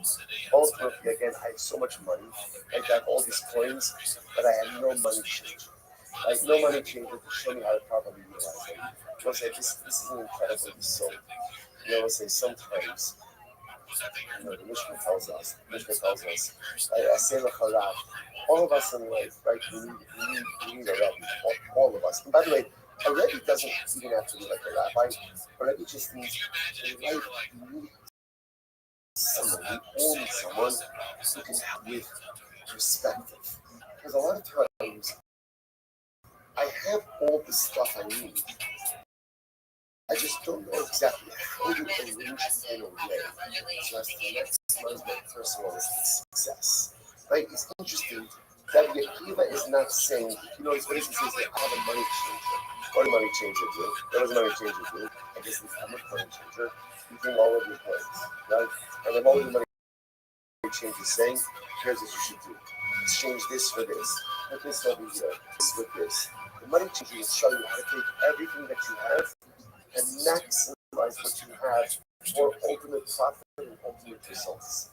And he keeps saying this, I need Rabbi Eliezer, not because I need his knowledge. I have knowledge. But he how to take all of the knowledge and figure out how to best maximize it. Sometimes in life, our biggest challenge is not knowing how to utilize the brachos that we have. I have so much, but I need to figure out how do I optimize it, you know, right? Isn't it interesting? Especially like, I find this a lot that we live in an age where it used to be you needed a Rebbe for information. I need a Rebbe for information. I will say the truth is today, do you need a Rebbe for information? Not really. Like you could get the 8-minute dot, the 8-second dot, 25-second dot, like half a dot, part of a dot, the whole dot, right? You could, right? And you can get in any medium you want. You do not need a Rebbe for information. You don't. You get information however I get information. What a Rebbe does for us, for all of us, is not one of us who doesn't need someone like this. And it doesn't be one person, we multiple people. Is, okay, so I get my information. How do I use it? How do I use it? How do I organize it? How do I set myself up in a right framework so I can be successful? You know, I feel that sometimes, like, this is one of the biggest challenges of our job, right? Because, you know, it's just kind of like, it's like all the yomis, right? It's cute, like, you see people right? Kids are Mishnah, and what happens? And after we're doing the Mishnah, and they're doing Mitzvah, and they're doing everything seriously. You can ask them 5 later, you know, what do you remember? Yes, we see that, right? But I'm going through my whole list of stuff. I got everything. Because a lot of times, the mistakes we make in life is, we're absorbing all the information. Where do I put it? What do I do with it? Sometimes more is less, sometimes less is more. Sometimes I should be focusing on certain things and not doing everything. Sometimes I should be doing everything and focusing. Right, base measures, home, chavrusa, all these things. And it's everything. Tzedakah, shalom, dayis. I have all the coins. I have everything. But how do I arrange it? And it's incredible. That's what Rabbi Akiva wants to mention. I don't need Rabbi Eliezer and Happiness for information. I have the information. But what I do with it, how do I organize it? How do I set myself up for success in life? That's what I need my Rebbe for. It's amazing. And when Rabbi Akiva lost that, you lose a lesbian Hercules. He's overwhelmed. Who is going to help me make savor in my life? Who's going to help me create a vision and a way forward and a process and a framework? Who's going to help me with that? And you can see again, he's overwhelmed by this loss. It's incredible. So the Gemara goes back there. So by the way, full circle. What do you see here? Rabbi Akiva gained his cucumber knowledge from Rabbi Shimon. Who did he gain it from? Rabbi Eliezer. Amar Rabbi Eliezer Gamra Gemara. I'm sorry, Amar Rabbi Eliezer Gamra. Which the Gemara says you're right. Amar Rabbi Eliezer. Below Safa. Yeshua the Asbra Nigilay. So this is interesting, I would say. Originally he learned from Elazar, or Rabbi Eliezer I should say, but Allah Almighty didn't understand it. And then he learned to get to Rabbi Yeshua, and this time he understood it. Incredible. So the Gemara goes weiter. The Gemara goes weiter. Hey, Chila Be'achi. Now the Gemara says, whoa, can we hold up here for just a second? How exactly is Rabbi Eliezer allowed to go ahead and use sorcery to go ahead and make a field appear with cucumbers and then make them collected? Isn't that Kisho? Isn't that Kisho? To which the Gemara says, Banan Tanan, Ha'osa Ma'aseh Chayiv Le'Islamim. Right? Ha'osa Ma'aseh Chayiv. So ultimately, how you have to do this? Isn't that a Kisho's all right to engage in Kisho? To which the Gemara says, no, the Islamic Shayin. We'll say sometimes again, especially someone like Eliezer has to understand how things work in order to be able to pass through it. Right? So therefore you have to learn it in order to understand it. I should say you have to learn it in order to be able to understand it in order to be able to pass through. Shailas about it, Amar, Los Simod Lasos. Torah tells us, do not learn in order to replicate or in order to mimic that which the nations of the world do. So ultimately, again, you can't learn in order to go ahead and mimic that which the nations of the world do. So let's say, so ultimately, again, halacha l'maisa, a person is not allowed to learn sorcery or any other, for that matter, or anything else, in order to do it for themselves. But if a person needs to learn it in order to understand it, in order to teach it, that's where now again, be careful with what you do with things. You know what? Listen, it's important to understand that I don't mean the ground meat to the people, right? In other words, like that, important to understand it, right? And I need to understand some namish. I have to become proficient. No, calm down, right? What it means is like this, that somebody who needs to pass in halachas needs to understand the mechanics of things. Like you can't pass in if you don't understand it. So Rabbi Eliezer, who needed to pass in on information regarding Kishuf, needed to understand how it was working. And that's why he taught it to Rabbi Akiva, not for the purpose of going ahead and performing sorcery for the point ultimately again of going ahead and understanding the dynamic of these things. Okay, what's that? I'll just point out something amazing. Actually, we'll save it for later. Hadron Allah, Aramisa, what's that? Master, and Barak, good. Like what happens first, Barak insurance. There's Hashem, the first thing. That's amazing. All right, so Michael, it's a short celebration. Let's go. Right, that's how we do it. Right, good. Now move on. Let's say Samach Chesed is missing. By the way, that's the greatest metaphor for life, right? Metaphor for life. You know, in the belt, when you go ahead and you accomplish something, you see this, right? Like you win a Super Bowl. Oh, what are you going to do now? Right? And just understand, they're like, okay, now you have a break, now you do this. When you go ahead and you have a dramatic accomplishment, what do? Next moment, move on, right? Give yourself a shkoyach, 5 seconds, appreciate the accomplishment, and then move on to whatever is next. So once I say, here we go. Samach Chesed 60 AD. Ben Sorer Mora. So let's say, so now this is our next parak. Right, it's not so remember again, just kind of like a quick overview. Ben Sorer Mora is the rebellious son. So this is ultimately, you're going to remember, the child. He's not a child, he's an adult. Even an adult. He steals money from his parents in order to go ahead and purchase meat and wine. So this is a fascinating set of halachas, which we'll have to delve into a little bit. And the Torah says that Ben Sorer Mora is executed. Now, interestingly enough, at first glance, it doesn't really feel that the crime really is that severe that it should warrant execution. So what we'll see, of course, is that Ben Sorer Mora is really executed not as much for what he did, but for what he's going to become. And he represents a profound threat to the community, and therefore Allah needs to be executed before he can become an actual threat. Now again, which is hashkatically problematic, doesn't seem to make all that much sense. We're going to delve into all of this. But often like happens with halacha, let's begin first with some of the mechanistic details. So Ben Sorer Mora, Ne'emos and Ben Sorer Mora. When can a child become Ben Sorer Mora? Right? From what age? So literally again, from the time that he brings 2 hairs, which is the sign of physical maturation, actually Yaakov has Zaka. Now that literally sounds like until his beard fills out. Now the commercial just says, by the way, atachton below elyon. It's actually a metaphor. Right? It doesn't mean his face beard, but rather again it means physical maturation. Right? The Gemara says, Ella, Shegidli Chacham B'Lashon Nekiya. Chazal spoke in a cleaner way, right? So they didn't want to be explicit. If it's referring to ultimately again to pubic hairs, like they didn't want to be explicit like that. So therefore they said it in a little bit of in a nicer way. Ben below bas. The pasuk says, if a man will have a rebellious son, first of all it's a son and not a daughter.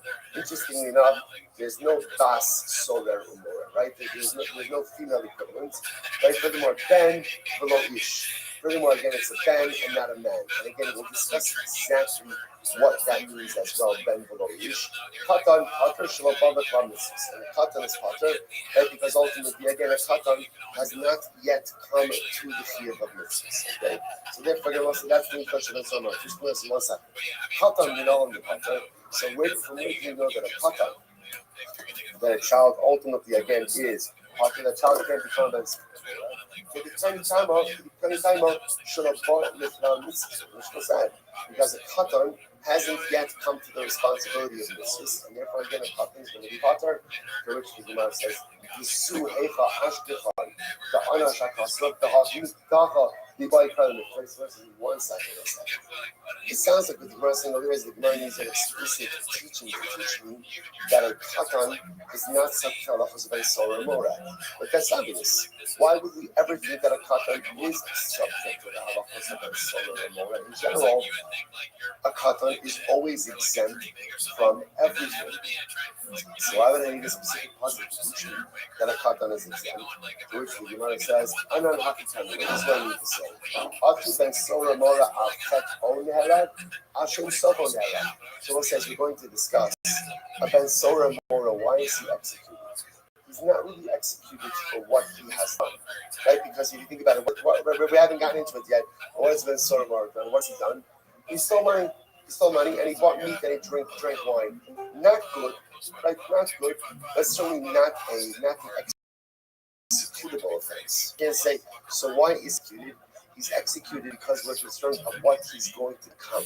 That's what we're concerned about. We're concerned that maybe that Lamaisa, if he's exhibiting these type of behaviors as a child, we are concerned about the type of a menace to society that he is going to become when he gets older. So the Gemara says, "The Kivan, the Al Safonera, Afilu Katanani."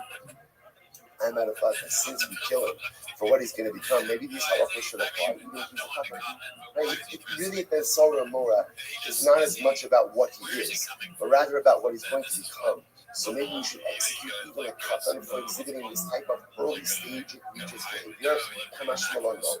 Kamash teaches us that a katan is not held accountable for his actions. A katan is always going to be accountable. Then below ish. The old Ben below ish katan mashma. So furthermore, again, was like the halacha Gemara says Ben below ish. We're going to see the halacha is what this means is Ben below ish means carrying a katan, because the katan in general is not held accountable. Amradi with Amrav, Zamakra v'hiyah ish Ben. Because it says if a man will go ahead and have a son, then a samuk who becomes a Ben Sora Moreh, a Ben who is just recently entered into manhood. So this is interesting, by the way, that a Ben Sora Mora has to be an adult, but again, he's a recently by mitzvah adult. You know, he has to be a Ben, a somewhat ish. He became an ish recently, but he's still a Ben. So he is a young ish who has just relatively recently entered into Jewish adulthood. Incredible. Let's just go a little bit later. So actually, Yaakov, so Tony Arifia, all of this discussion about suffering, about a fear, is a euphemism, not for his face here, but rather again about physical maturity, or actually pubic maturity. So the Gemara says, "Actually, you have to suck it. I'll check with Akara." Okay, until there's hair that literally surrounds the Akara. So the Gemara says, "Akapas feet, below Akapas feet." Okay, so what's interesting about this, by the way, is a tremendous level of specificity regarding pubic hair. Right? So the nice again, Gemara says it's not testicular hair, but rather again it's pubic hair that surrounds again. No, I want to try that over. Right? So you're not get tested on this information, right? So as I said, I just want to point out something interesting. You want it for yourself, like really a lot of information. So it says you just understand. This is very reminiscent of like Gemaras that talk about execution. What in general, right? When it comes to a phase of executing people, so I'll say, what's the general approach? We don't want to do it. We don't want to do it. And therefore, again, we will make it as difficult as possible for a being to execute someone. You see this level of sleep regarding pubic hair. What's the takeaway? Right? What's the takeaway message for this level of specificity? They don't want to do it. They don't want to do it. So I said, if you're getting into this, that now we're making accuracy pubic hair. I'm like, where's the right. Making accuracy in this, right? Making accuracy. What that shows you is the system does not want to execute this here. And therefore, again, we will essentially make it as procedurally difficult as possible before execution. That's the takeaway over here. So the Gemara says, "Amar Rav Chisda, Katan Shaol ain't been on us and solar more." By the way, if a Katan fathers a child, that offspring cannot become a Ben Solar. How do you know this? Shinamar Kiel Ish Ben, the Ish Ben below the Ben Ben. So as I say, interesting enough, because the passage says Kiel Ish. Ish means what? An adult. If an adult fathers a child, that child can become a solar. But at the end of the day, if a child fathers a child, a minor fathers a child, ultimately again, that child cannot become a Ben Solar Mora. We finally took a good one up. 1 second, we need that phrase. And his name of Rav. A bunch of people Rav said to us, in the Nekro, he had Ben each. Concentrated just that if a man will have a child, or if a man, right, if a man will eat English. My Kiel ish Ben. Why does this phrase that if a man will have a child, Kiel ish Ben, as opposed to Ben ish? Shmami no, you see Rav Chisda. Ultimately, I teach Rav Chisda. If a minor, if a child, right, the child fathers a child, then offspring can become Ben Soren. I, the Imam Kule, also, I have a significant entire consequence features this halacha. Imke Makra Ben Ish. They're setting to the short form of Ben Ish. How are you? Ish Ben. Ultimately, again, what is it going to teach us? Ish Ben. Ultimately, again, what did you say? We can learn out both of these halachas. Like number one, halacha l'maisa, that again, halacha l'maisa. Halacha l'maisa, that it has to be a child, right? Halacha l'maisa, that halacha is that's number one. And the other halacha, that if a child fathers a child, that son also is not subject to the halachas concerning that son. So let's say, so we're going to stop over for today. I'll just say interesting. So I don't want to launch into the whole Ben Sorah more thing because in Yetz Hashem we'll see this on in future documents. But I just want to point out an interesting connection here, right? If you notice, Rabbi Elazar ben Horkolos, what was he lamenting? When he was on his deathbed, what was he lamenting? He was lamenting the low Sefer Torah. Right? He was lamenting the fact that he had so much potential that remained unrealized. And it's incredible because Ben Sorah Mora is almost like the opposite of that. Ben Sorah Mora is nervous about potential that will be realized. Like Ben Sorah Mora, the Lashon of the Gemara is Mikal Hashem Soho. He is executing because of what he will become. So Ben Sorah Mora, we're concerned about the potential he will realize. And that potential is negative and detrimental to the greater society. So Lazarus is lamenting realized potential, and then Sorah Mora executed because of potentially or realized potential, or potentially realized potential. It's incredible how much this now is focused on potential, negative potential, positive potential. Then Sorah Mora, negative potential. Lazarus been working on lamenting positive, unrealized positive potential. And incredibly, you saw this Italian story and the Shabbos. Like, how did we in Shabbos? What did we speak about as we took a look? Right? Loyam Shakira. Right? About the greatest fear in life of miscarrying the potential. The greatest fear in life of leaving this world as a rolled up sacred Torah. Each of us possesses so much incredible grace. It wasn't even worth this. Each of us is that rolled up sacred Torah. Even though Sorah Mora. Then Sorah Mora, we're going to see, you can change the ways. You can choose to go and realize the potential in dramatically different ways. But the goal ultimately, again, is to make sure you see when you corrupt your potential enough, as the Shalom, you put yourself on a certain negative trajectory. We have to be so careful on when not to corrupt our potential and not to live a life of Gila. All right, so we'll stop over here for today. A lot more to say than talking, but I mentioned we'll get ahead of ourselves. Okay, everyone. Joe fell for it, man. Listen, he's not as sharp as the smartest tool in the shed, like shop. No. He's not the brightest. Part 6, what happens next? Iris lives. Yeah, that's what I live for, now, dude. Yeah, let's see.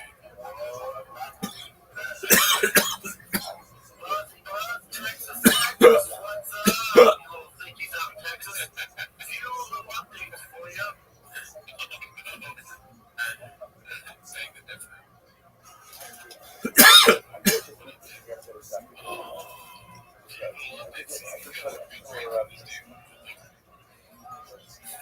I just won.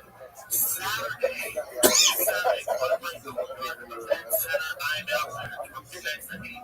Arena with the Spurs play.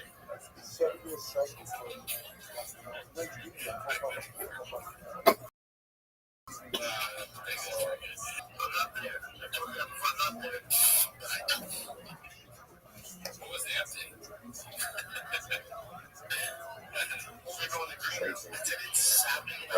Perfect. You're notoriously known. You're blind gamers. Here's a problem. The blind players say we don't have our win. We don't have our win.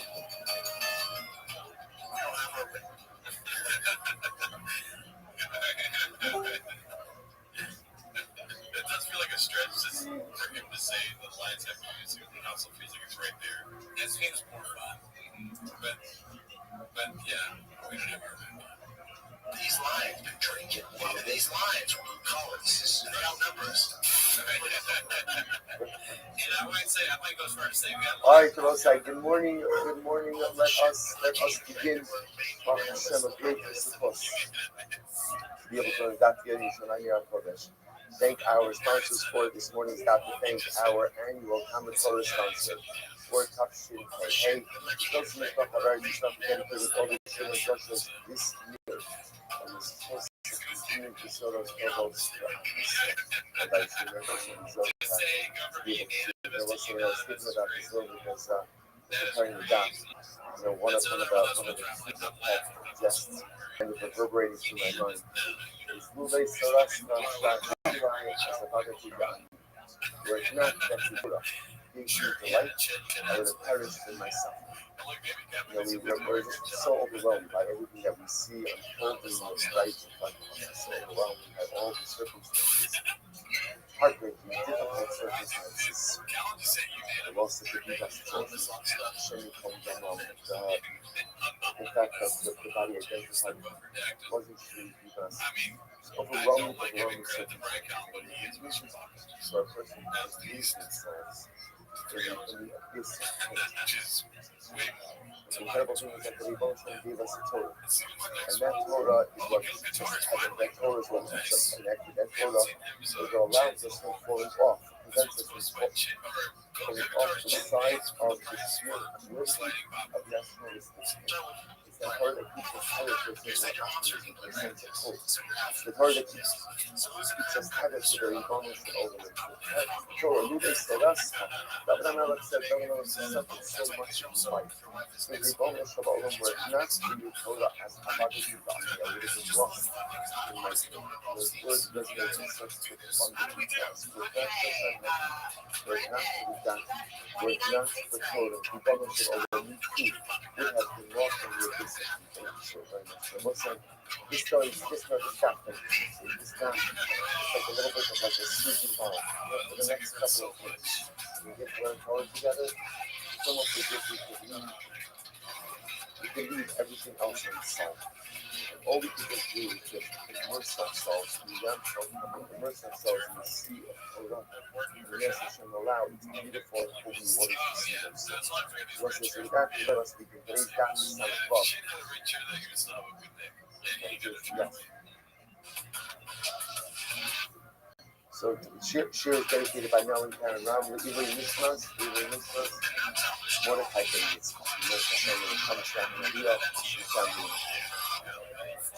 All right, so let's begin. A lot to do today. A lot to do today. We've got some really exciting guys ahead of us.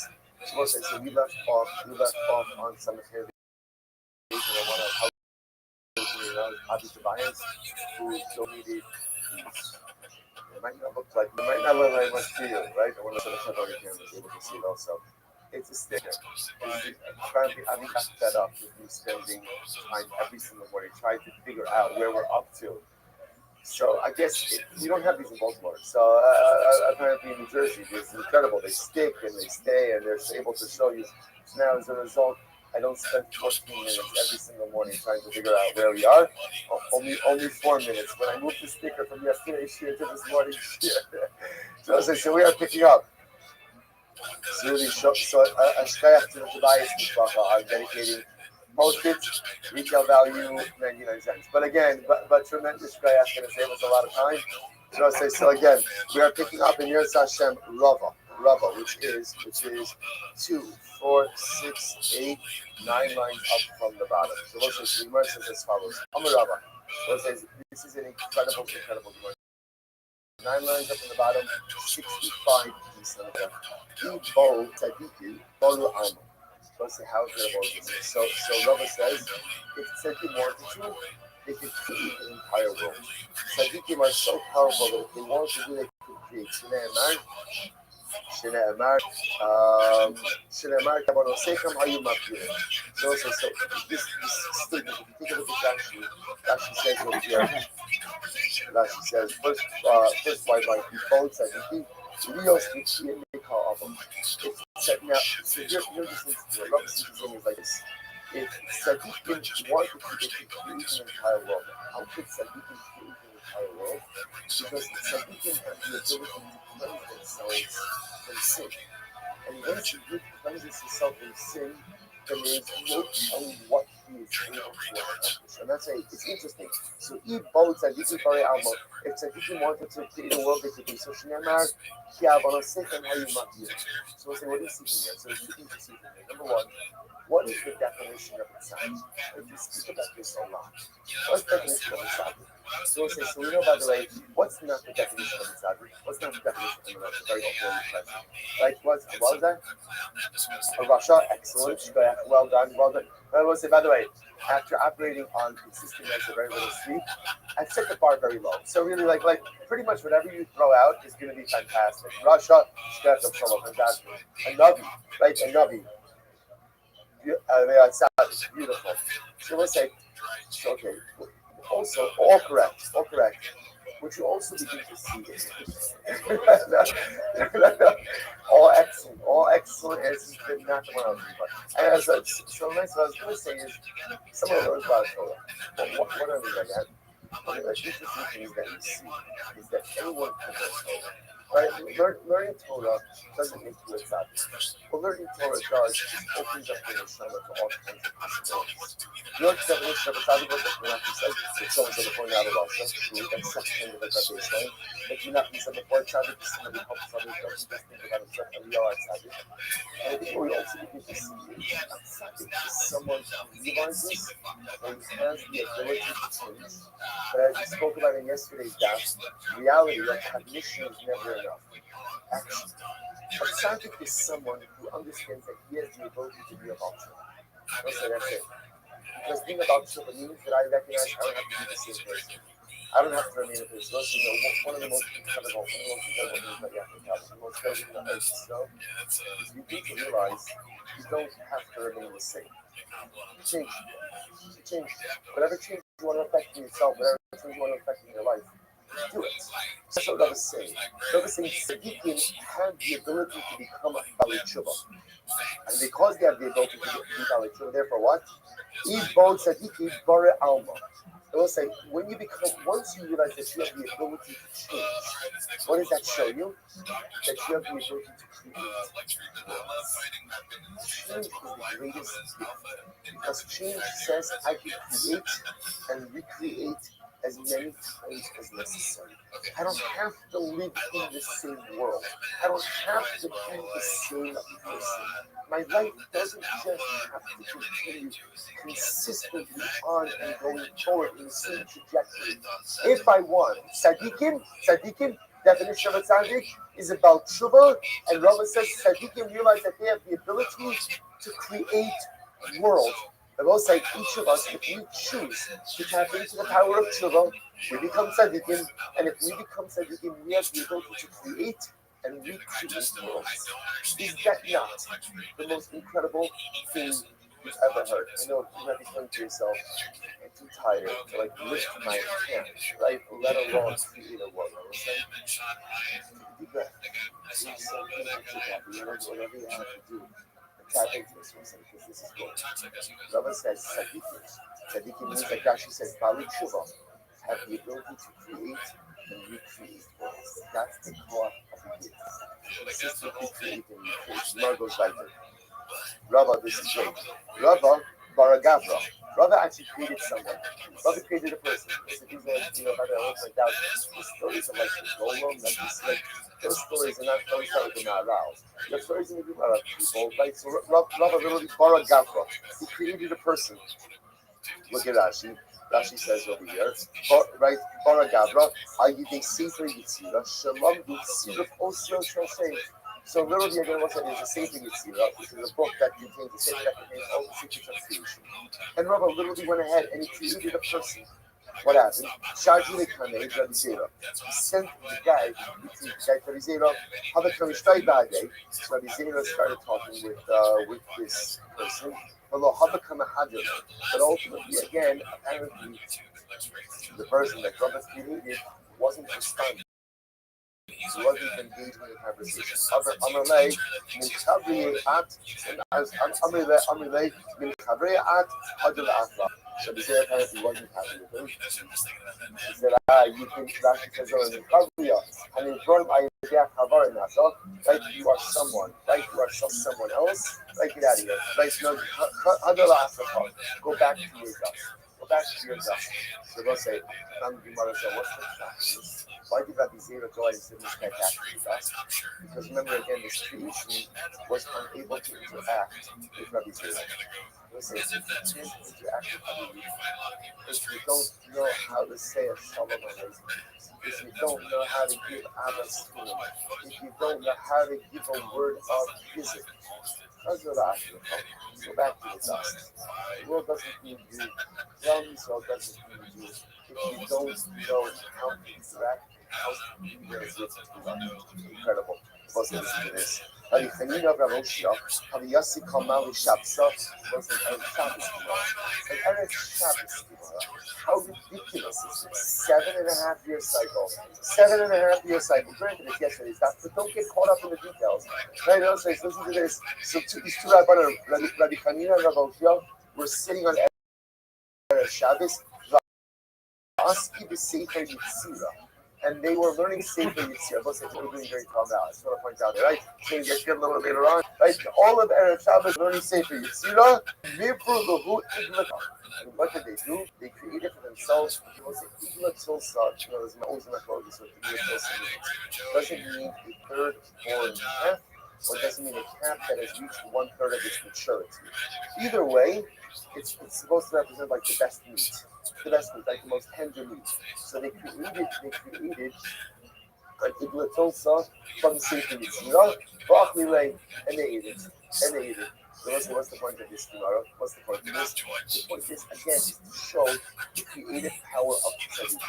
Tzaddik have the ability to create. And again, I've also come full circle. What's the definition of a tzaddik? A tzaddik is someone who recognizes that he has the ability to recreate himself. If you realize that you have the ability to be about Shabbat, to create yourself, to recreate yourself, then there is no telling what you can accomplish. Because the most how are you? Is that you Eclipse. And recreate yourself as many times as what's going on? And that is the hallmark of a tzaddik. Tzaddik recognizes the creative powers he possesses and utilizes How old are you? himself so many times as necessary. Let's go like this.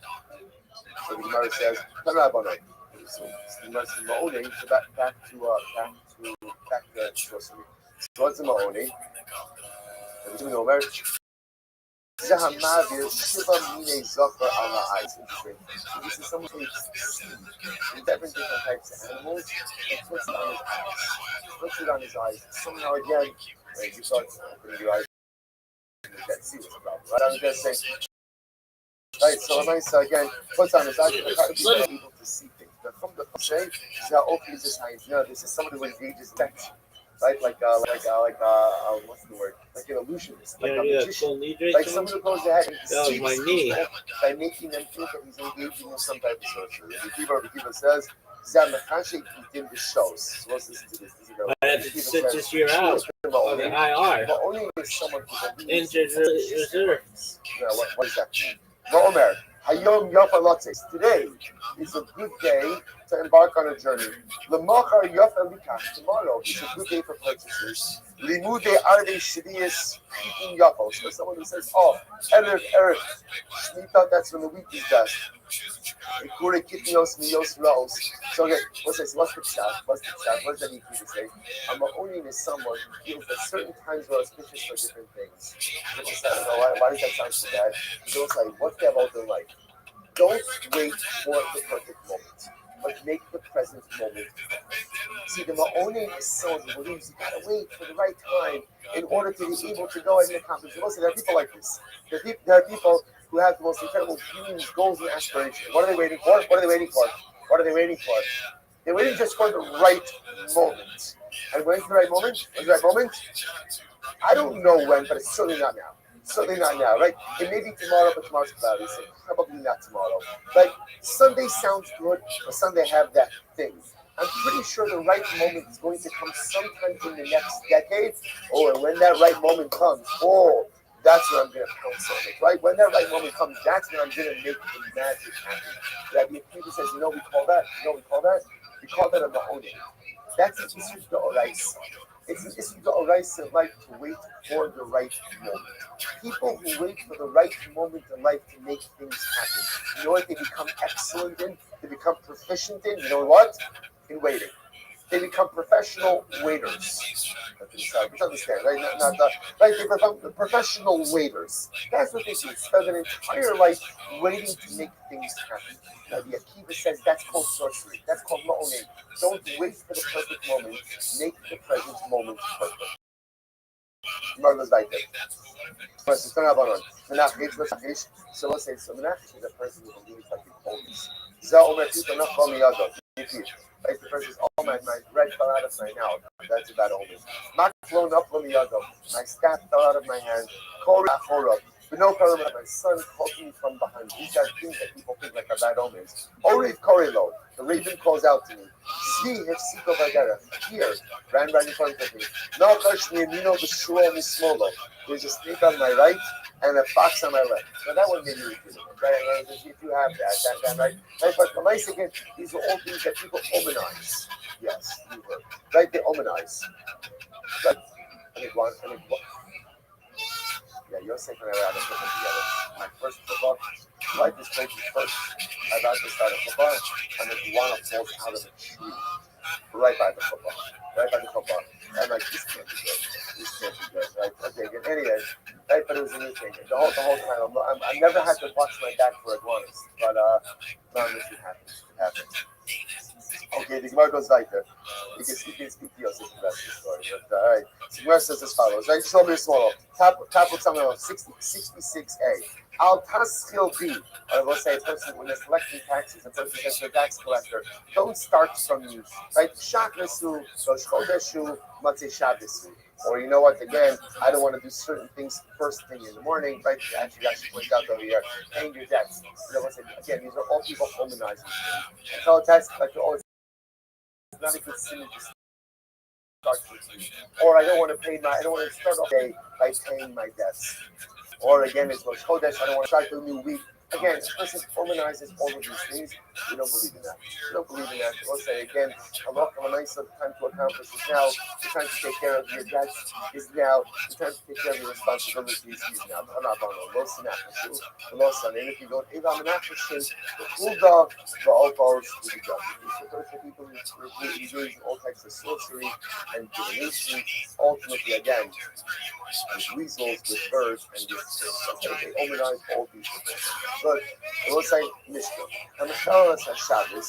The Davar Shechayavin al Zedon Karis Vashi Yugas of Shabbos. So we'll say in general, when a person violates Shabbos, so again, Halakha L'Maisa, the person goes ahead and violates Shabbos. So if something that they went ahead, so again, if you would be chayiv kares, if you were to do so without hasla, in halacha l'maisa you be chayiv skiba, if there was proper meaning for this as well. And again, accidental commission of an avera ultimately will be chayiv achafos. We should mention as well the ikamidi yechol Shabbos habi being chayiv in the law and goes to kata the law is going to chayiv. So is that to say that there is some type of chol Shabbos that if you were to go ahead and do it unintentionally, that you would not be chayiv for achatos, or you wouldn't be chayiv kares, what would that be? Might be. The Gemara says, "Kumin b'alibit Rabbi Akiva, v'havara b'alibit Rabbi Yossi." Okay, so also Rabbi Akiva holds that kumin are drabanon, and Rabbi Yossi holds that havara you have to think it in a lot of things. Ultimately, it's a single guy who can be chayiv on a lot and not chayiv on kares. Okay, Mishnah. Hamakalo other the Imam in the chayiv actually telling the same. So what's the regard? We've seen this reference earlier on. If a person curses his parents, he's only chayiv that he curses them with the actual name of HaKadosh Baruch Hu. Kilam b'kinin, if a person goes ahead and curses his parents with some type of nickname, right, or descriptive name of HaKadosh Baruch Hu, so what the halacha is the name of HaKadosh Baruch Hu, the chayiv, the chachamim told you, the chachamim say, "Oh, you have the Mitzvah Chachamim." Says the Gemara, let's analyze man chachamim, what the chachamim of Nachman Yossi, Nachman Yossi, the sign of Rabbi Nachman, Rabbi Yossi, Omer, the Nikbo Shem Himas. The Torah says when you articulate the name of Hashem, like ultimately one of these put to death. Matam Olomai. So what is this coming to? So the Gemara says, Matam Olomai, Shem, Yinei Amakalo, other the Imo, She'en Chayiv, actually Halloween. So we need to think that if one curses his parents, one is not chayiv for cursing his parents unless one goes ahead and does so utilizing the actual name of HaKadosh Baruch Hu. So turn Rabbanan, Ish, Mat Hamalomar, Ish, what is right? Mat Hamalomar, sorry. Mat Hamalomar, Ish, Rabbanos, Bas, Tintin, Ba'ad, Lotus. To include that even if one's parent is a kingdom and an foreign of closeness, one might have thought that Allah under those circumstances, you're not chayiv to person's parent. Kamash Malan, again, whoever the parent is, one is chayiv to go, one is chayiv to person. Actually, Allah is Abid Des, who will curse his father or his mother. Ainly Allah Abid Di'imo, so I only know from the Pasuk, I had a thought, one of them is chayiv to person's mother and father together. Abid Shalom Imo. Imo Shalo Abid Yunai. I don't know that I'm chayiv even for cursing one of my parents. Amalomar Abid Imo Kilo Dama Bo. Abid Kilo Imo Kilo Dibra. So Joshua says again, Imo said his mother and father. We understand it as Abid Kilo Imo Kilo. Cursing one of the parents ultimately makes you chayiv. Rabbi Yosef says, Mash Mashnei Kafar. Umashma Akab B'Knei Atzmo Achiyifo Shakar Kosim Yaakov. The pasuk really gives two inferences. On one hand, the pasuk gives the inference of cursing and both at the same time. The pasuk also goes ahead and seems to indicate that you're chayiv or cursing them individually. And Allah commits in a circumstance like that, you will always be chayiv unless the cursing individually, unless the pasuk says explicitly that you're only chayiv for cursing them together. Most you must, Torah says, will be put to death for cursing your parents. Stoning. Aton the skila in the Ella the Aton to come to Samuel Torah. So you say stoning, maybe it's not stoning, maybe it's one of the other types of death penalties mentioned in Torah. Namar Ton Dama Bo, the Namar Lahaman, the Mayhem Bo. It says over here, Dama Bo, and it says later on, by Ovi Yidoni, What we learned before, the mayhem bump. What do I learn from this? Mala Halon, just like I open your don't need this skila. After this skila, so if by cursing one's parents, ultimately skila as well. Says the Gemara, Onesh, Shamanu Ashara Minayim. So now I know the punishment of skila. Where do I see the warning? Because again, the way it works with is that every death penalty has to have an ashara, a warning, and also the owners. Now I see the owners. Where do I see the warning? Halamar, Elohim, or Elohim Mosik Halel. So which literally again also, so we'll see exactly what that pasuk means. In Haya, so watch this, let's say first wide line. In Haya Avid Dayan, one's father was a Dayan. The Gemara says, Harehu Bechlal Elohim Lo Sekala. Someone says, the way you're understanding right now of Elohim is Elohim refers to himself. Do not curse a judge. So now we must do some. Let's say again, Yaakov, and Yaakov is a Dayan. So if Reuben curses his father, so not only is Reuben for cursing his father, but also tied for cursing the judge. Then Haya Aviv Nasi, and if your father was right, Reuben's father was a Nasi, or a Hari Reuben Chlav the Nasi, the Amikalo saw. So they'll say, interestingly enough, there's a prohibition to curse a Dayan. There's a prohibition to curse a leader. So if Reuben's father Yaakov was a Dayan, he was Hayy Elohim Lo Sekalo. If he was the Nasi, he'd be Hayy for Nasi Lo Saor. What happens? Ain't no dying below Nasi. But how do I know that if Reuben cursed his father, and his father is not a Dayan, and his father is not the Nasi, that Reuben is still going to be Shayir? So the Gemara says, Amrit, let's say third wide line, Amrit. So, Amrit, Halei Achadan Binyan Ab, Mishnei. So it's like it's interesting enough as to create a paradigm. Binyan Ab is a paradigm. What's the paradigm? Here we go. Lori Nasi Kiri Dayan. So a Nasi is not like a Dayan. The Lori Dayan Kiri Nasi, and a Dayan is not like a Nasi. How so? Listen to this. Lori Dayan Nasi. Why? Shahari Dayan Atam Mitsuva Al Hora Aso. Kiri Nasi Shiki Atam Mitsuva Hora Aso. So let's say that is like this. A Dayan is a Dayan, right? Let's say a Dayan on a judge on a sentence. This is a ruling. You're obligated to go ahead and adhere to it. And failure to adhere to it can actually result in a death penalty. Interestingly enough, that same halacha doesn't apply to a nasi. Right? If you violate the halakhic rulings of a nasi, that doesn't necessarily carry with it a death penalty. I'm sorry? Right. This is Karsha. Oh, that's incredible. Like Mama Kasha is talking. Thank you. Lori Nasi, Kirai Dayan. And on the other hand, again, a Nasi is not like a Dayan house. So, Shanasi Atamitzua Hamra also, Kirai Dayan Shiatamitzua Haros. Nasi and a Dayan are two forms of leadership. A Dayan is halakhic leadership. And therefore, in Halakha Lemaisa, the Dayan issues in halakhic rulings, and you violate that results in a death penalty. A Nasi is not halakhic leadership. And therefore, if a Nasi issues halakhic ruling, you violate it, you're not chayiv death penalty. On the other hand, if a Nasi kind of gives like a directive, thank you, like a directive, right? So then again, he's the leader, you gotta follow it. If you violate it, you should be chayiv nisa. On the other hand, if a Dayan gives a directive, you're not chayiv nisa. So two different forms of leadership. Yes. What's the halacha? The Gemara says, what's the common denominator between them? Shein ba'amcha, that they are both members of Klal Yisrael. Va'atam musra al kilavasa. What is the common denominator between a Nasi and a Dayan? They are both members of Klal Yisrael, and you are not allowed to curse either of them. That's the common denominator. Av ani avi avicha sheba'amcha v'atam musra al kilavasa. So let's say if you create a paradigm, what's the paradigm? That any person who is a member of Klal Yisrael, you can't curse. So therefore, again, that includes father. Even if the father is not a Dayan or the father is not a Nasi, you still can't curse him. So the Gemara says, and again, listen, remember, this is the Ashara. This is what we're looking for the warning. So the Gemara says, Mala Tzara Shabbat Shabayim, Shekin Yidulasan Garba Lahem. Why don't you, on the other hand, maybe the coming denominator between Nasi and Dayan is what? They both occupy exalted positions of leadership. Right? In other words, they both have Gidula, they both have greatness. Now, Momar Mosikalo Kirish. Now, listen, Torah also says, don't curse the person who is deaf mute. So what do you see here? The Ulam Sheva Amcha customer there. Torah is talking about even people who are not in elevated positions of greatness. So, but again, but maybe maybe it shows that there's a specific din of respect in the not person in the because he's at a disadvantage. So Nasi Vidayin Mali Nasi Vidayin Shiki, the Nasi Gamalahan, Herish of Yah, the Khazra Dan Laura Ezekula is that, the Laura Ezekula is that. Because it turns out that really we have three things over here: a Nasi, a Dain, and a Her. And the truth is, they're really all very dissimilar. What is the common denominator? That Tzara Shava Shebahan Shein Ba'amcha Va'ata Musra Al Kilolas. What's the common denominator?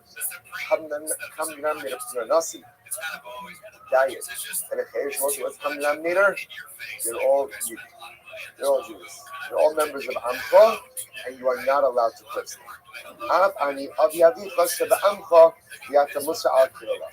So taught like the father, because the father also is Yid, also is part of Amcha, and you're not allowed to curse. Malat Sata Shava Shebahem Shekin Mushunim.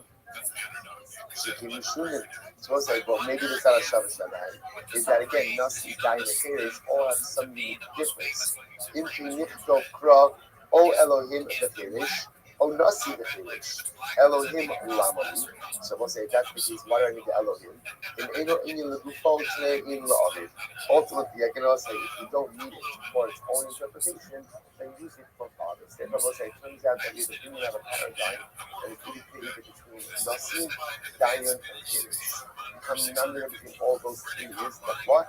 And Allah against someone who is Amcha, someone who is part of your people. Ultimately, you're not allowed to curse. They will say, what a beautiful and profound piece. What is the criteria for V'ahav L'Reacha Kamocha? Or at least, what is the criteria for not someone if they're Amcha? If they're a member of Klal Yisrael, you have to love them. They don't say no.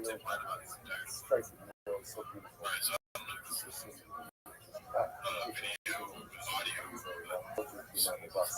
Last night, it's beautiful. It's like, but you know what's interesting? So, what is it? What is it that simple? Since you really are, he's wearing the whole uniform, and you become the idea, and you're like, wow, here's a guy who's mostly Nefesh for drugs. Really tremendous. So it's important to understand that every Jew wears a uniform. Right? And it's the uniform of Salah Elohim. It's the uniform of Jews who use the image of Elohim. Every single Jew wears that uniform. And that love that we hope that Precious Hayah yesterday is the love you have to wear, that you have to bring to every single one. No matter what the actual uniform, physical uniform looks like. The spiritual uniform is always the same. The spiritual uniform that every single individual wears the uniform is and again, because of that, he's unquote, because that he's a member of Klal Yisrael, and because of that beautiful uniform, therefore, they'll start at least. Like the baseline is, don't curse him. Like the baseline is, don't mistreat him. The baseline is, don't chas v'shalom engage in negative behavior towards him. Of course, that's where it starts. And then hopefully you go on from there, so you have to really act with every single day. Right? The Gemara goes back to Hani Chaman Damar Elohim Chol. So by the way, this all works well if you understand that the pasuk Elohim Lo Sekalel is not Elohim God, but rather again Elohim is referring to a judge. Then I understand that now you can extrapolate, you can even apply it to the father. But according to the opinion that says no, it's not Elohim judge, rather what is it? It's Elohim HaKadosh Baruch Hu. This is a reference to Hashem. Then what is there to say? Bisanya Elohim Chol Divrei Bishma. Bishma says Elohim in this pasuk is not God. Elohim refers to a judge. Rabbi Akiva Omer Elohim Kodesh. Rabbi Akiva says no. It refers to HaKadosh Baruch Hu. The Tanya Belazman Yaakov Omer Azhar Lavar Ches Hashem Inayin. From where do you see the warning against cursing of HaKadosh Baruch Hu? Tamalomar Elohim Lo Sikalel. Which the Gemara says Man Damar Elohim Chol. Gamar Kodesh Michal. So the one who says that Elohim in this context is called Chol means it's not God. It's referring to a judge. Then ultimately, again, we can learn out the prohibition to curse HaKadosh Baruch Hu from the prohibition to curse a judge. L'man da'amar Elohim Kodesh Gaminan Chol Mikodesh. But the one who says Elohim in this context refers to HaKadosh Baruch Hu is we derive ultimately again the prohibition to curse the judge from the prohibition to curse HaKadosh Baruch Hu. So this is the man Elohim, Chol, Gamar Kodesh, Chol. So according to the opinion that says Elohim means the judge. So I understand. If he's not allowed to curse the judge, then what? Allah has come of a kol shekin, you're not allowed to curse HaKadosh Baruch Hu. Elaman Da'amar Elohim Kodesh. Gamar Chol Kodesh. But according to the one who says Elohim is God, so can you derive that you can't curse the judge from the fact that you can't curse God? Which the Gemara says, Dilma, HaKodesh Asar, HaKol Lo Asar. Maybe HaKadosh Baruch is only warning us against cursing HaKadosh Baruch Hu. He's not warning us against cursing the judge. In K, Lifto Kra, Lo Sakel. If that's the piece of Torah could have just written it in the short form of Lo Sakel, don't curse my Lo Sikalo. Why does it say don't curse? It looks like in the elongated form. Shmanina Tarti. It comes to just two things. What are the two things? Number one, don't curse a judge. And number two, don't curse HaKadosh Baruch Hu. Beautiful, beautiful. Let's go right there. Says the Gemara, Haba Nara Murasa. So if a person has relations with an Arab, it's going to get an Arab Murasa. It's going to get Nara. It's a very specific age. What age? 12 to 12 and a half. So Nara Murasa is a girl who's betrothed, seriously, right? But not Yisrael. So she's married. Therefore, if a man has relations with another man, has relations with her, that's adultery. What's unique about Nara Murasa is that she is singled out for a unique, well, she, it's the she, and the man who had relations with her are singled out for skill as opposed to Kenna. So now Haba Nara Murasa, Eino Chayiv actually so in order to be Chayiv, ultimately again for Nara Murasa is Skila. In other words, you need to punish because normally adultery is punished by Kenna, strangulation. So here this is singled out for Skila. But in order to fit the criteria of Nara Murasa, the following criteria. Number one, Eino Chayiv actually Nara, the girl has to be Nara. Number two, Kusuva. Number three, Nu'urasa, Irisic. And number four, the heat, the base, Aviyah. And ultimately, again, she's still living in her father's home. So those are the four criteria that you need in order to get the unique of Stila B'nara Muras. If two men have relations with her, let's say that's consecutive, right? Then what? Arishon B'Skila, Bashari Then the first one is with Skila. Remember again, the first one has relations with her, relations with the Skila. The second one has relations with her, she's no longer Skila, and therefore is punished in a regular case of adultery by Chenek. Okay, so the Gemara goes like that. Good. So it happens to be over here. Rashi points out that the Kiddush over here is the following: that even if the men had relations with her, Bia Shalokidarka. So if it's Bia Shalokidarka, technically speaking, is physiologically she's still of the Sula. So you would have thought that physiologically, since she's still of the Sula, therefore again, halacha l'maisa, maybe even the second guy should get Sula. Kamash Malon, the Torah recognizes two forms of Bia. There's Bia Kedarka and Bia Shalokidarka, and they're both are legitimate forms of Bia. Therefore, again, after the first guy has relations with her, even though physiologically her Basulim are intact, she is considered to be a B'ula, and therefore the second guy gets Chenek, and ultimately again not Bia. It's very interesting, and not Shabbos interesting, but interesting nevertheless. All right, so the Gemara goes like that. Turn Rabbanon. Nara, but right, this is one of these ones. Somebody asked us, what's going today? This refers to the Muslim hospital thing. The Gemara says, so Nara, below Bulgaris. Mostly Torah says Nara. So again, now we're going to go through the Psukim. Nara means the Nara, and Nara Bulgaris. What's the Bulgaris? Bulgaris? 12 and a half years old and above, right? Below Bulgaris, the Sula. So that's the Sula. Below Bula. Again, we'll say to the point that remember, even if a girl doesn't complete these criteria, you're still high for adultery.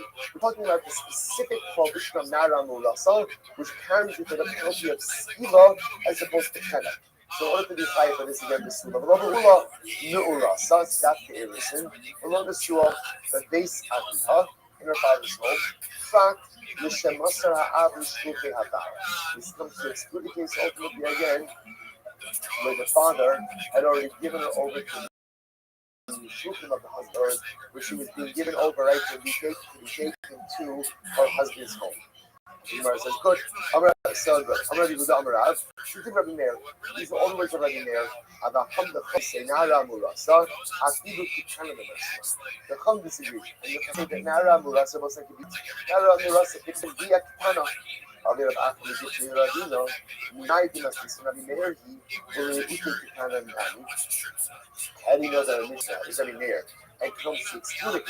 According to our Mishnah, Nara Murasa is Dapsa and Nara and Nara Kitano.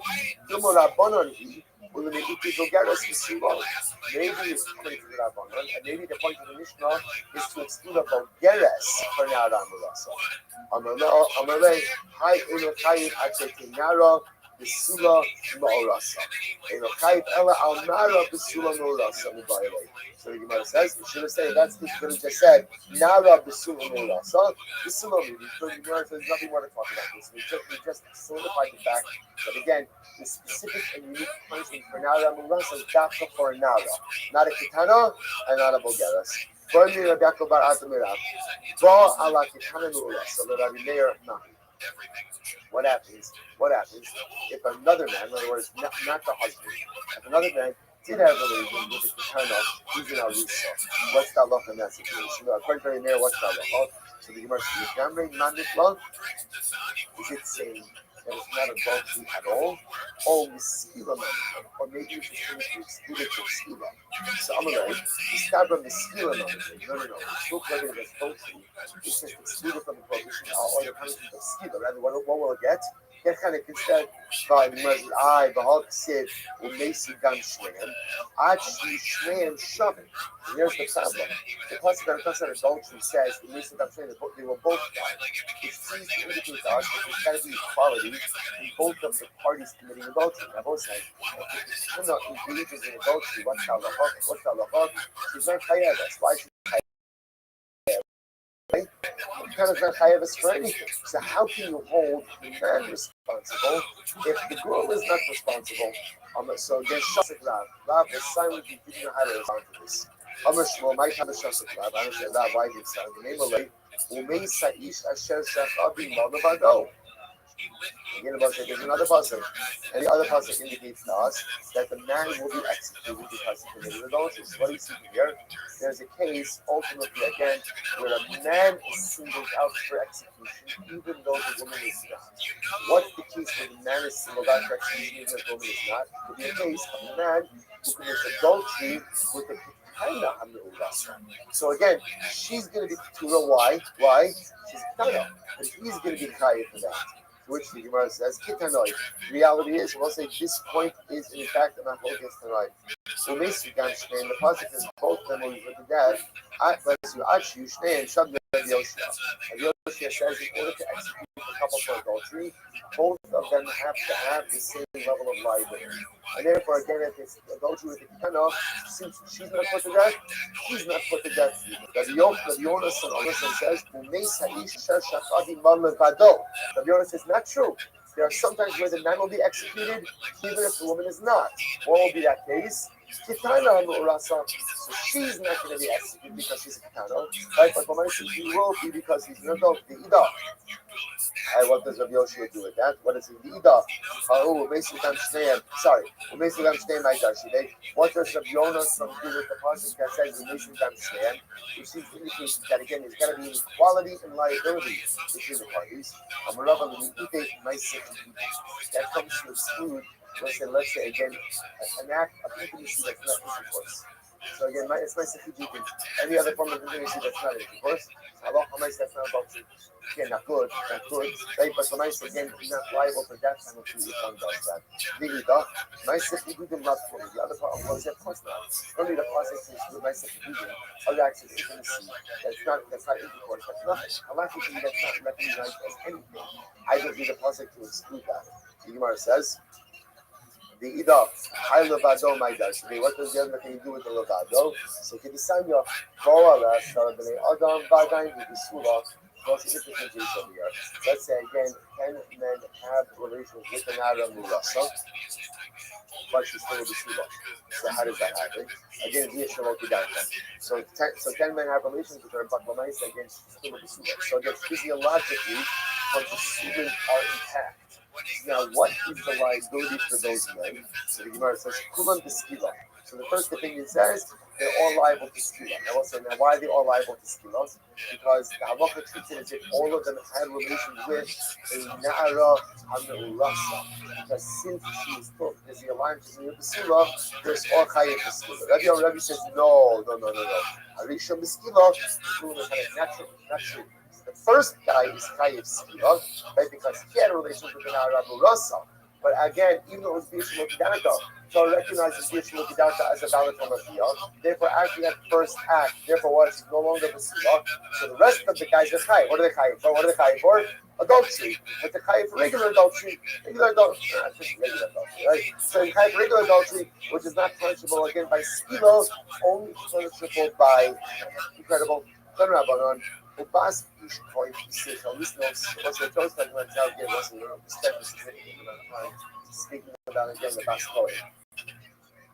So the Torah says Ubas ish coin pisich. His nose as I being in the clothes, but it's pisich. Remember, I was saying this, and you for a bas coin, for a bas coin. Ultimately, again, he was executed straight up. The verse is Ubas ish coin pisich. Tchilasa.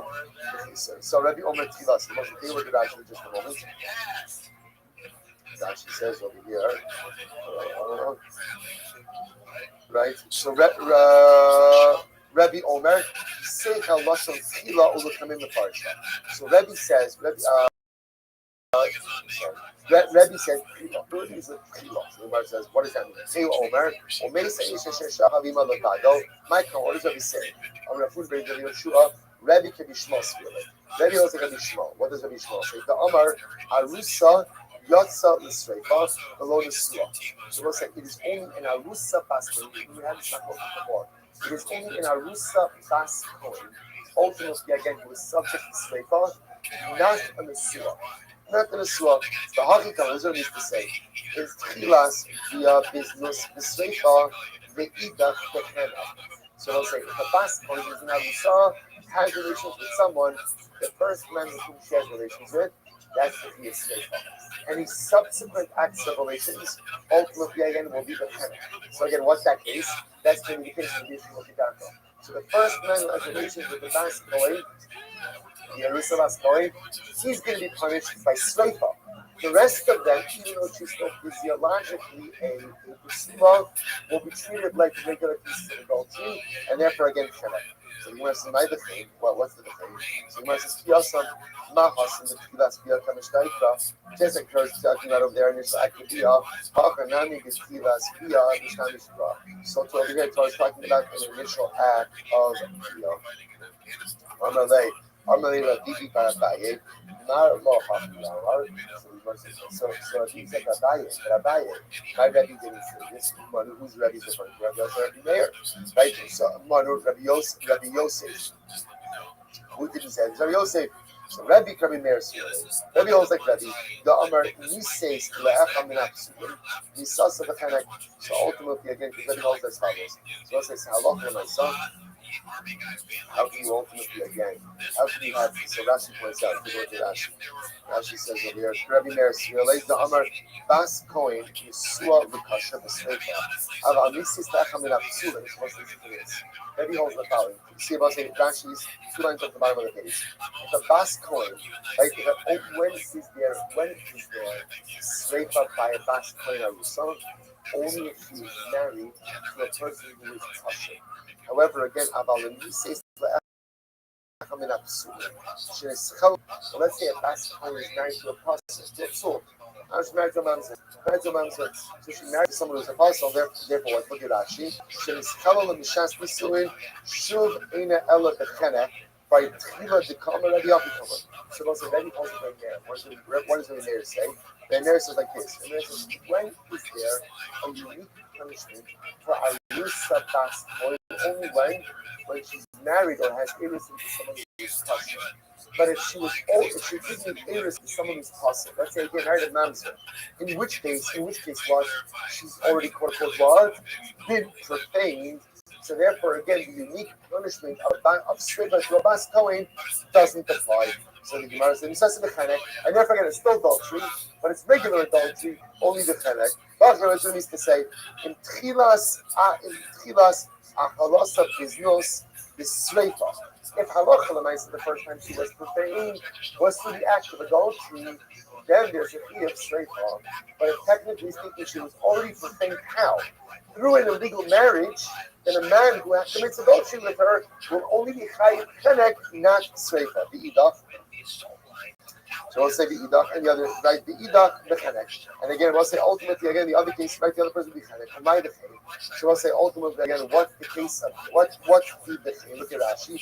Hachal lo kapit el atchilas kilo, velo atchilas bia, v'hasam atchilas bia in hamikapit. So we'll say, so again, halach, so what is the chenek? What is that chenek? You have on Samek Zayin, Shavos Zayin, Simna ba'alma. Ultimately, again, the chenek by the other case will be Simna. What is it? Look at Rashi. ובתחילת שום דבר הכסף מדבר, בתחילת חילול מן ההווה. So what it turns out is we have two different, you have put together two different cases. In the case ultimately again of Nara, so what's let's kind of bring this together. So Nara Murasa, that's the end of the Nara Murasa. So what do we have in Nara Murasa? Start symbols that Nara Murasa for a unique penalty of what? Of skiva. Right? A man has relations with an Nara Murasa and a girl betrothed to someone else, skiva. Even though what adultery normally carries with it what? The penalty of Shemek, Nara Murasa is unique. But again, has to satisfy all these criteria. Number one, Nara. Number two, Murasa. Number three, Beis Haviyah. Beis Haviyah. Again, if you have those criteria, then Allah it's skiva. Anything else is going to be chena. What else did we learn? We also learned that if there's an act of Yekidarka, then it's a Bu'ula. Therefore, if again there are multiple acts of adultery, let's say an all Yekidarka, the first guy will get skiva, subsequent people will get chena. Interesting enough, the Gemara reverts back now also to Bas Kohen. When is a Bas Kohen chayiv sreifa or adultery? Adultery are chayiv sreifa only once again. Now only if it's Erisin, and again only the first person to have relations with her. It's the same thing. If there's Yishalo Gidarka with a Bas Kohen, so the first guy will be chayiv sreifa. Subsequent people will be chayiv what? Subsequent people will be chayiv chenek. But interestingly, another detail by Bas Kohen is really important. When is there a din of sreifa? Only when what? When that first act is what profaned her. But if she was already profaned, how is she already profaned? Illegal marriage. So she's married to a mamzer. Then Allah the din of sreifa doesn't apply. Rather, it will be treated just like a regular act of adultery and be punishable by God. Right? So we'll say, so we'll say, let's breakfast, 9:30. Let's do 9:55. 25 minutes of breakfast. 9:55 back here in the base measures.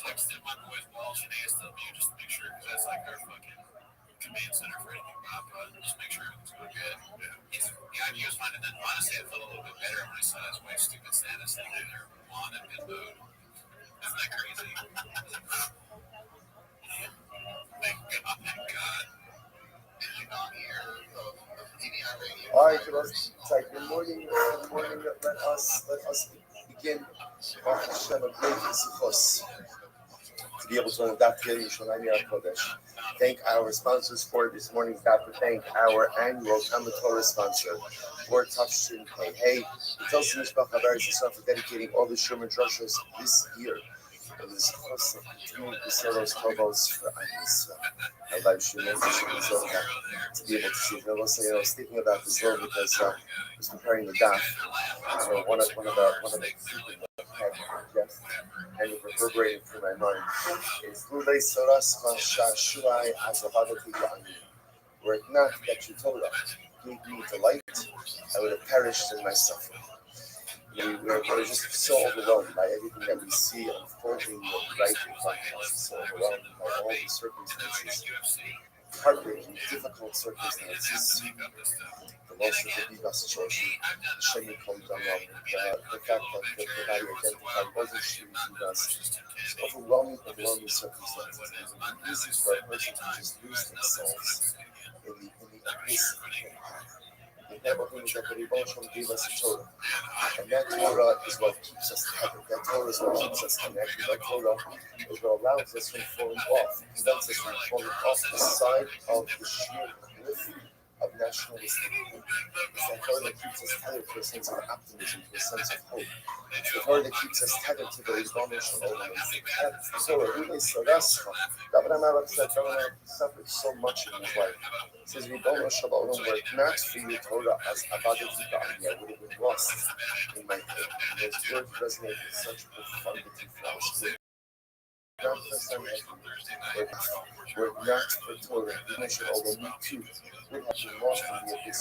Thank you so very much. I was saying, this story, just know this guy, thank you, Mercy. This guy, it's like a little bit of like a soothing balm.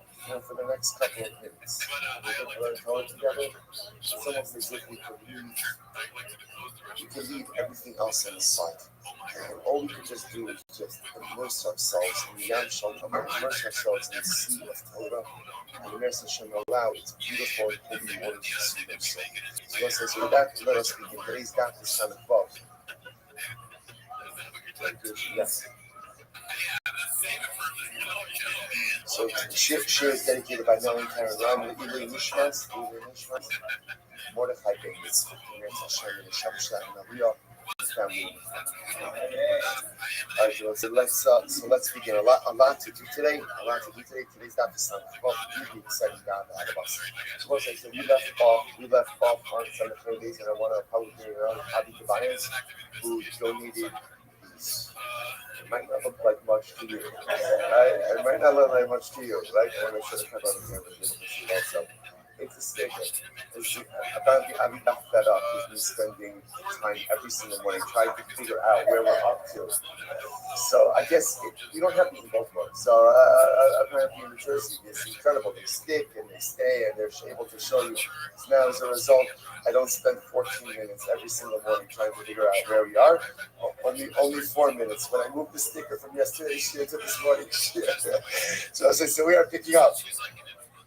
It's really so a shkayach to the Tobias Mishpacha on dedicating Post-its, retail value 99 cents. But again, but tremendous shkayach, going to save us a lot of time. So again, we are picking up in Meretz Hashem Rava, which is 2, 4, 6, 8, 9 lines up from the bottom. So we'll say, so the Gemara says as follows: Amar Rava. It says this is an incredible Gemara. 9 lines up from the bottom, 65 days. Amar Rava. Ibo Tzadiki Boru Alma. Let's see how incredible is this. So Rava says, if Tzadikim wanted to, they could create an entire world. Tzadikim are so powerful that if they want to do, they could create. Shnei Amar, Kiabon Osechem Hayu Mavdirim. So I say, so this statement, if you take a look at Rashi says over here, Rashi says, first why might be both Tzadiki, Leos Niki and Mikal Abba. It's set now. So here's this interesting one. Like this. If Tzadikim wanted to create the entire world, how could Tzadikim create the entire world? Because Tzadikim have the ability to cleanse themselves from sin. Once a yid cleanses himself from sin, then there is no telling what he is able to accomplish. And that's it's interesting. So if Tzadikim wanted to create the world, so we'll say, what do you see there? So there's 2 things you see from there. Number one, what is the definition of inside? We speak about this a lot. What's the definition of inside? So we'll say, so by the way, what's not the definition of inside? What's not the definition? It's very open question. Right? What was that? Russia, excellent. Well done. By the way, after operating on consistent nights of very little sleep, I set the bar very low. So really, like pretty much whatever you throw out is going to be fantastic. Russia,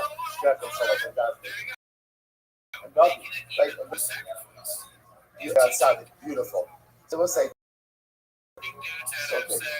okay, so all correct. What you also begin to see, awesome, all excellent. was not going on. And so what I was going to say is, some of those about Torah. What do I mean by that? One of the interesting things that you see is that anyone should learn Torah. By learning Torah doesn't make you a tzaddik. But learning Torah opens up your all kinds of possibilities. You know what the definition of a tzaddik was? Like, like, it shows them before now to watch. That's kind of like our baseline. Like you not said before, tzaddik is someone who helps others, doesn't just think about himself. And tzaddik. And I think what we also begin to see is that tzaddik is someone who realizes and has the ability to change. But as we spoke about in yesterday's daf, reality that cognition is never enough. Action. Tzaddik is someone who understands the ability to be about Shura. That's it. Because being about Shura means that I don't have to be the same person. I don't have to remain a person. So, one of the most incredible things that you have to have, the most incredible thing that I yourself is you begin to realize you don't have to remain the same. Change. Whatever change you want to affect in yourself, whatever change you want to affect in your life, do it. So that's what Rav is saying. Rav is saying tzaddikim have the ability to become Baalei Tshuva. And because they have the ability to be Baalei Tshuva, therefore what? Ibo tzaddiki bara alma. It will say, once you realize that you have the ability to change, what does that show you? That you have the ability to create worlds. Change is the greatest gift. Because change says I can create and recreate as many times as necessary. I don't have to live in the same world. I don't have to be the same person. My life doesn't just have to continue consistently on and going forward in the same trajectory. If I want tzaddikim, definition of a tzaddik is about tshuva, and the tzaddikim realize that they have the ability to create worlds. About each of us, if we choose to tap into the power of tshuva, we become tzaddikim, we have the ability to and recreate. Is that not the most incredible thing you've ever heard? I know you might be feeling to yourself, tired to lift my hand, right? Let alone create a world. Understand? Deep breath. Whatever you have to do, tap into this. This is good. Rabbi says Tzaddikim means, like Rashi says, Baalei Tshuva, have the ability to create and recreate worlds. That's the core of the gift. Consistently create and recreate. Gemara goes right there. Rava, this is great. Rava Baragafra. Rava actually created someone. Rava created a person. These are, by the way, point out the stories of like the Golem, like this, like those stories don't start with the Ma'aral. You have stories in the Gemara, like people, like so. Rava literally Baragafra. He created a person. Look at Rashi. Rashi says over here, right? Baragavra, Ayide Sefer Yitzira, Shalom Yitzira, also Shoshay. So literally, again, what I said is a Sefer Yitzira, which is a book that contains a sefer that contains all the secrets of creation. And Rava literally went ahead and he created a person. What happened? Shaji Kanei Rabbi Zera. He sent the guide. He created the guide to Rabbi Zera. So Rabbi Zera started talking with this person. But ultimately, again, apparently, the person that Rava created wasn't responding. He wasn't engaging in conversation. Amarlei min chavriye at Amarlei min chavriye at hadal atzaf. So Rabbi Zera apparently wasn't happy with him. He said, Rashi says, or min chavriya. And in front, right? You are someone, right? You are someone who's been created by someone else. Right? Get out of here. Right? Go back to your dust. Go back to your dust. So they'll say, what's the shot of this? Why did Rabbi Zera go ahead and send this guy back to the dust? Because remember again, this creation was unable to interact with Rabbi Zera. So say, if you can't interact with Rabbi Zera, if you don't know how to say a shalom aleichem, if you don't know how to give avas chinam, if you don't know how to give a word of visit, go back to the dust. The world doesn't need you. Klal Yisrael doesn't need you if you don't know how to interact and how to be there with the other. Incredible. Also, listen to this. Rabbi Yossi Kamalisha was like Erev Shabbos Gemara. Like Erev Shabbos Gemara. How ridiculous is this? 7.5 year cycle. 7.5 year cycle. Granted, it's yesterday stuff, but don't get caught up in the details. Right, listen to this. So these two Rabbanim, Rabbi Hanina and Rabbi Oshia, were sitting on Erev Shabbos, Va'asti the Sefer Yitzira, and they were learning Sefer Yitzira. This is what we're doing during 12 hours. So I point out to right? Going to get a little later on. Right, all of Erev Shabbos, they were learning Sefer Yitzira, and therefore the whole Iglat. And what did they do? They created for themselves a people who said Igla Tilsa, my old doesn't mean a third born calf, or doesn't mean a calf that has reached 1/3 of its maturity. Either way, it's supposed to represent like the best meat. The best meat, like the most tender meat. So they created an Igla Tilsa from Sefer Yitzira, and they ate it. So what's the point of this, Kimara? What's the point of this?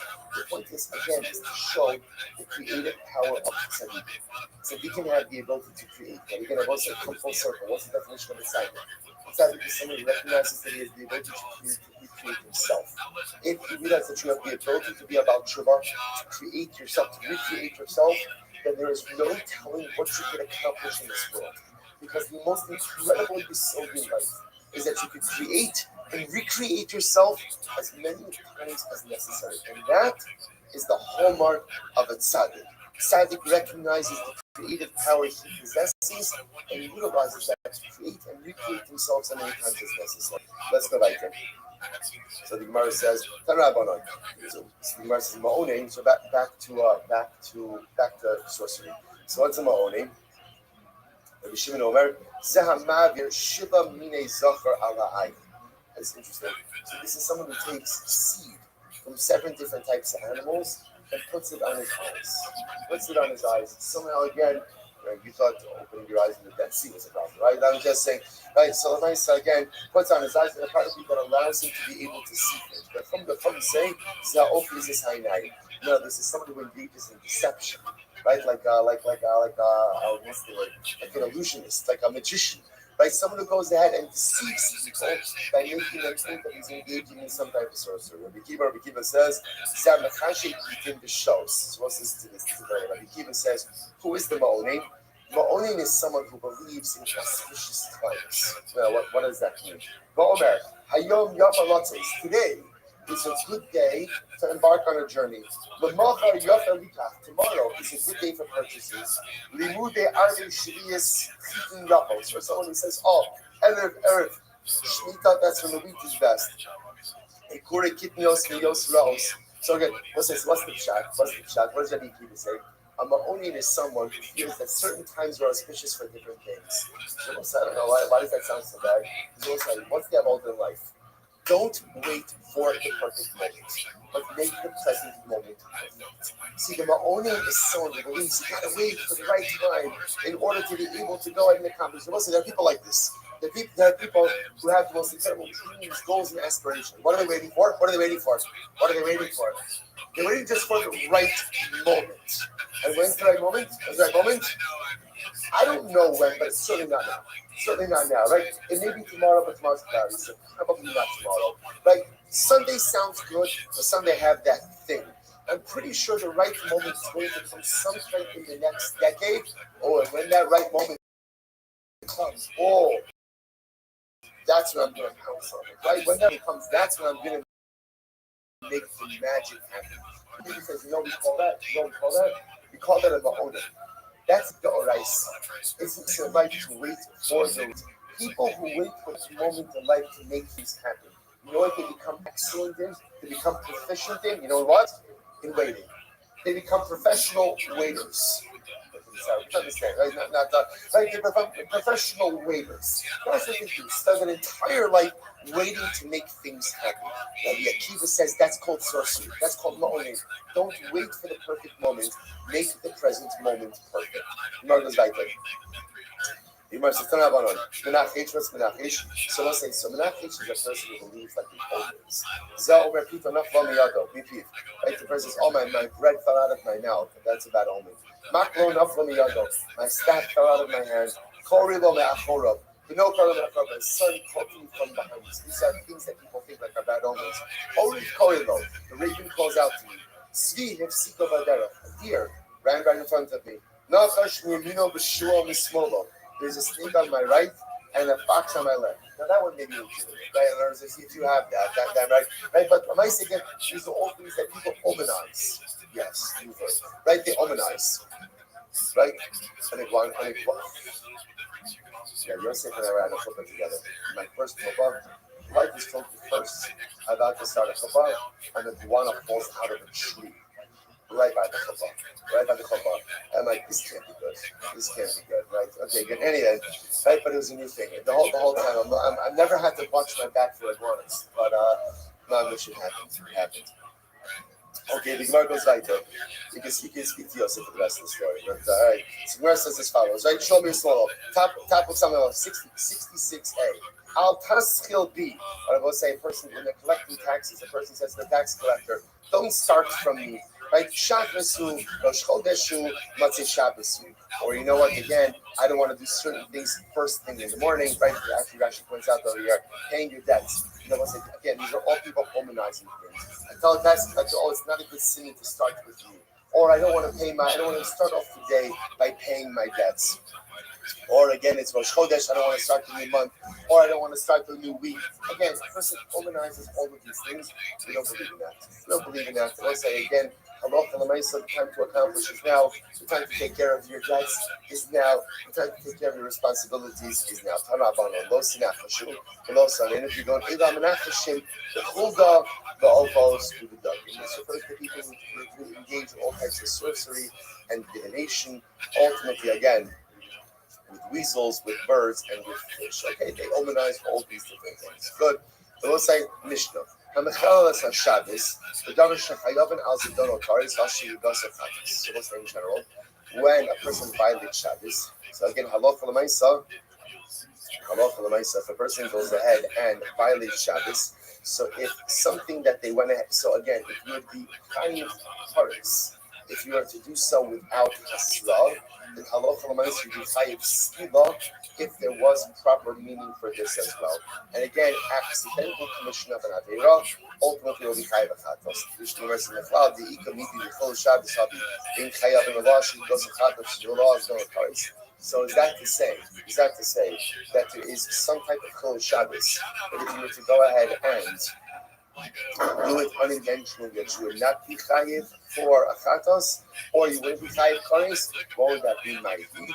The Gemara says, "Tchumin balut Rabbi Akiva ba'ahava Rabbi Yossi." Okay, so let's say Rabbi Akiva are Rabbanon, and Rabbi Yossi holds that havara typically is the lot. Ultimately, if you see that, this means you chayiv on a lot and not chayiv at kares. Okay, Mishnah. Hamakalol other the imo in chayiv actually chalu Mishnah. So we've seen this reference earlier on. If a person curses his parents, he's only chayiv if he curses them in the actual name of HaKadosh Baruch Hu. Kilam b'kinui, if a person goes ahead and curses his parents with some type of nickname, right, or descriptive name of HaKadosh Baruch Hu, so what's the halacha? Rabbi Meir says you chayiv b'chachamim torchim. The chachamim say ultimately again that you are chayiv. Says the Gemara. Let's analyze. Man chachamim, who are the chachamim? Rabbi Nachman, Rabbi Yossi. Rabbi Yossi. The son Rabbi Nachman, Rabbi Yossi Omer. The Nikvo Shemas. The Torah says when you articulate the name of Hashem, right, ultimately one will be put to death. Matam Lomar. So what does this come to refer to? So the Gemara says Matam Lomar shame. We made a makala of the emo shein chayiv shekalein b'shem. So we just said one curses his parents, one is not chayiv for cursing their parents unless one goes ahead and does so utilizing the actual name of HaKadosh Baruch Hu. So turn around on ish, mat hamalomar ish. What is right? Mat hamalomar. Sorry, mat hamalomar ish. The rabbis bas tumtum ba'atrogenous. So interesting enough, it comes to conclude that even if one's parent is a tumtum or an androgynous, so under those circumstances, you're not chayiv for cursing the parent. Kamash Malan again, whoever the parent is, one is chayiv to go. One is chayiv for sinning. Hashem halal as avivesimo, who will curse his father or his mother.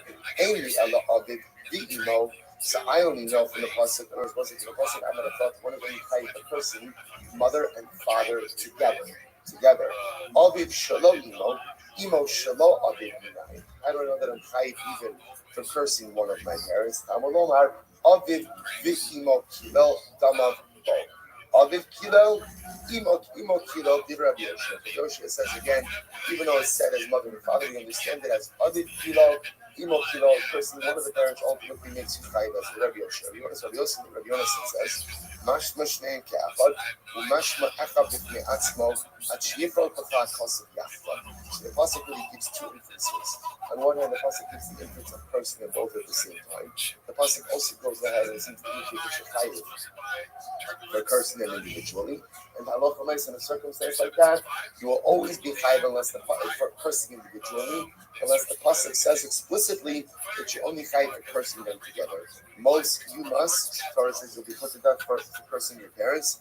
Biskila, stoning. Atar biskila in ela ba'achos become misus hamuras b'torah. So you say stoning. Maybe it's not stoning. Maybe it's one of the other types of death penalties mentioned in Torah. Ne'amar ton dama bo, ne'amar lahalon t'mehem bo. It says over here, dama bo, and it says later on, by all the Yidonim, the mehem bo. Actually, what we learned before, the mehem bo. What do I learn from this? Malahalon, just like by all the Yidoni, biskila, afkan biskila, so too by cursing one's parents. Ultimately, skila as well. Says the Yimara Onesh Shanu Asara Minayim. So now I know the punishment of skila. Where do I see the warning? Remember again, the way it works is that every entity has to have an ara or warning and also warning. So now I see the Onesh. Where do I see the warning? Halavomar Elokim or Elohim. So it's literally again also so we'll see what it means. In Haya us watch this. What's the first white line? One's father was a dayan. The Gemara says, "Harehu bechlal Elohim lo sikalo." Someone says, "The way we're understanding right now of Elohim is Elohim refers to a judge.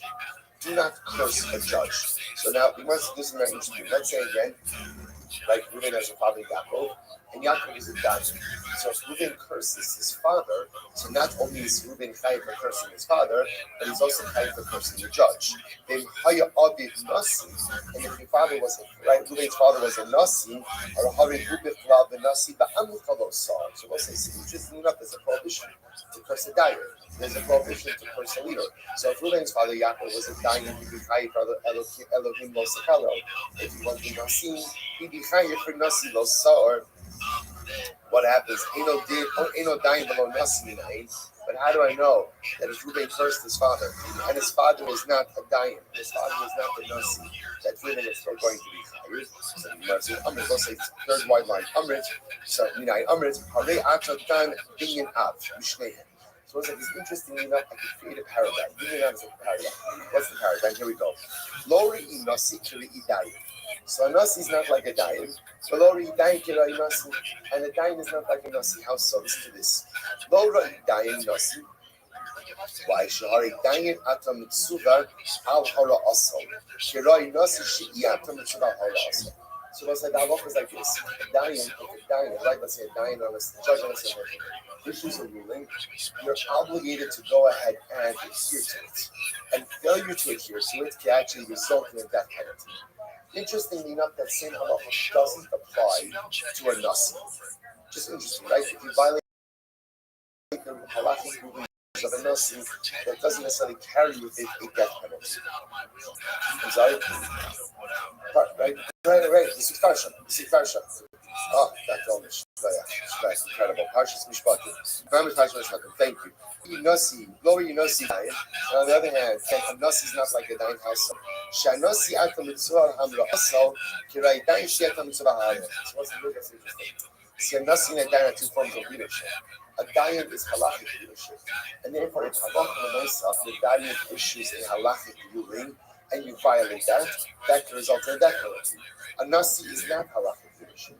And therefore, if a nasi issues halachic ruling violated, you're not chayiv death penalty. On the other hand, if a nasi kind of gives like a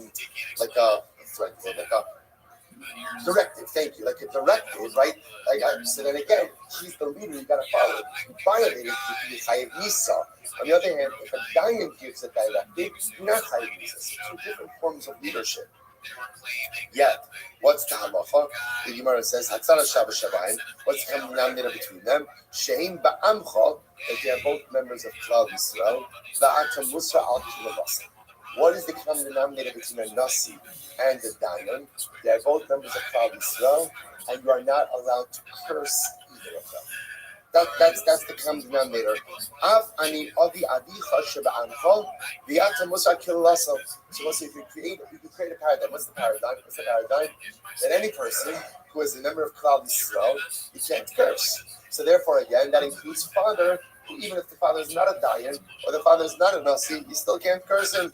So the Gemara says, and again, let's say, remember, this is the ashara. This is what we're looking for the warning. So the Gemara says, Marla tzala shabbos shabayim shekein gidulasan garmer lahem. Why don't you say, on the other hand, maybe the common denominator between Nasi and Dayan is what? They both occupy exalted positions of leadership.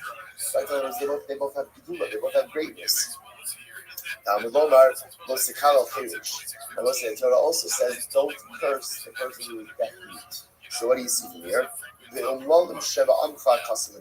Torah is talking about evil people who are not in elevated positions of greatness. But maybe a Chirish. Maybe it's also telling me that there's a specific respecting the Chirish, not cursing the Chirish because he's at a disadvantage. So Nasi V'Dayin Yofichu. Malu Nasi V'Dayin Shekiru. V'Lasim Gamar Lohem. Chirish Yofiach. Because right then, Laura Izek Reizah, the Laura Izek Reizah. So it turns out that really we have three things over here: a nasi, a dayan, and a chirish. And the truth is, they're really all very dissimilar. What is the common denominator? Zatzara Shabbos Shabahan Shein Ba'amcha Va'ata Musar Al Kirolas. What's the common denominator? Common denominator between a nasi and a chirish. What's the common denominator? They're all Jews. They're all members of Amcha. And you are not allowed to curse them.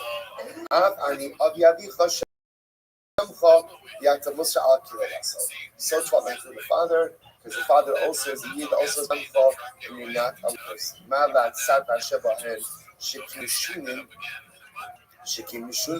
So I say, well, maybe this is Shabbos Shabahan. Is that again, Nasi, Dayan, and Chirish all have some unique difference. In Kinichov Kra, O Elohim Irish, O Nasi Irish. Elohim Elohim. So we'll say that's the case. We're in the Elohim. In Eno Inyan Lebufo Tne In La'avid. Ultimately, I can also say if you don't need it for its own interpretation, then use it for fathers. Therefore, we'll say it turns out that we have a bringing out a paradigm that is really created between Nasim, Dayan, and Chirish. The common denominator between all those three is that what? That Allah Chalamaysa against someone who is Amcha, someone who is part of your people. Ultimately, you're not allowed to curse. They will say, what a beautiful and profound result. What is the criteria for the Or at least, what is the criteria for not mistreating someone? If they're uncle, if they're a member of Klal Yisrael, you have to love them. You know, say, it's striking, so beautiful. Just show me, just take a moment, just show me the soldiers being on the bus, last night when we were leaving Kiryat Arba. Like, it was beautiful. It's like, but you know what's interesting? So, what is it? What is it that we generate that love? It's simple. See, he's wearing the whole uniform, and he's what the French versus the IDF, and you're like, wow, here's a guy who's Mr. Nefesh for Klal Yisrael. You feel a tremendous sense of honor. Well, it's important to understand that every year he wears a uniform. Right? And it's the uniform of Salam Elohim. It's the uniform of being created in the image of HaKadosh Baruch Hu. Every single person wears that uniform. And that love that we felt for that precious Hayah yesterday is the love you have to wear, and you have to bring for every single trip. No matter what the actual uniform, physical uniform looks like, the spiritual uniform is always the same. The spiritual uniform is that every single year wears the uniform of its own, like in the image of God. And again, because of that, he's Amcha, because that he's a member of Klal Yisrael, and because of that beautiful uniform, therefore, at least, right? The baseline is don't curse, right? The baseline is don't mistreat another Jew. The baseline is don't engage in negative behavior towards another Jew. Of course, that's where it starts. And then hopefully we go on from there to be happy with every single year. Right? The Gemara goes like, Elohim Chol. So by the way, this all works well if you understand that the pasuk Elohim Moshe Hallel is not Elohim God, but rather again Elohim is referring to a judge. Then I understand that now you can extrapolate, you can even apply it to your father. But according to the opinion that says no, it's not Elohim the judge, rather what is it? It's Elohim HaKadosh Baruch Hu. This is a reference to Hashem. Then what is there to say? Yisanya, Elohim Chol Divrei Bishma. Bishma says Elohim in this pasuk is not God. Elohim refers to a judge. Rabbi Akiva Omer Elohim Kodesh. Rabbi Akiva says no. It refers to HaKadosh Baruch Hu. The Tanya Rabbi Lezben Yaakov Omer Azhar Levarach Es Hashem Minayin.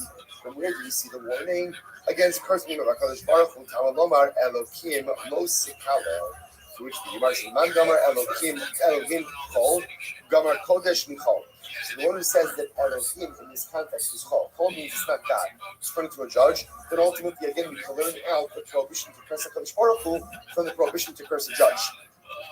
Man Gamar Elohim Kodesh Gaminon Chol Mikodesh. But the one who says Elohim in this context refers to HaKadosh Baruch Hu is we derive ultimately again the prohibition to curse the judge from the prohibition to curse HaKadosh Baruch Hu.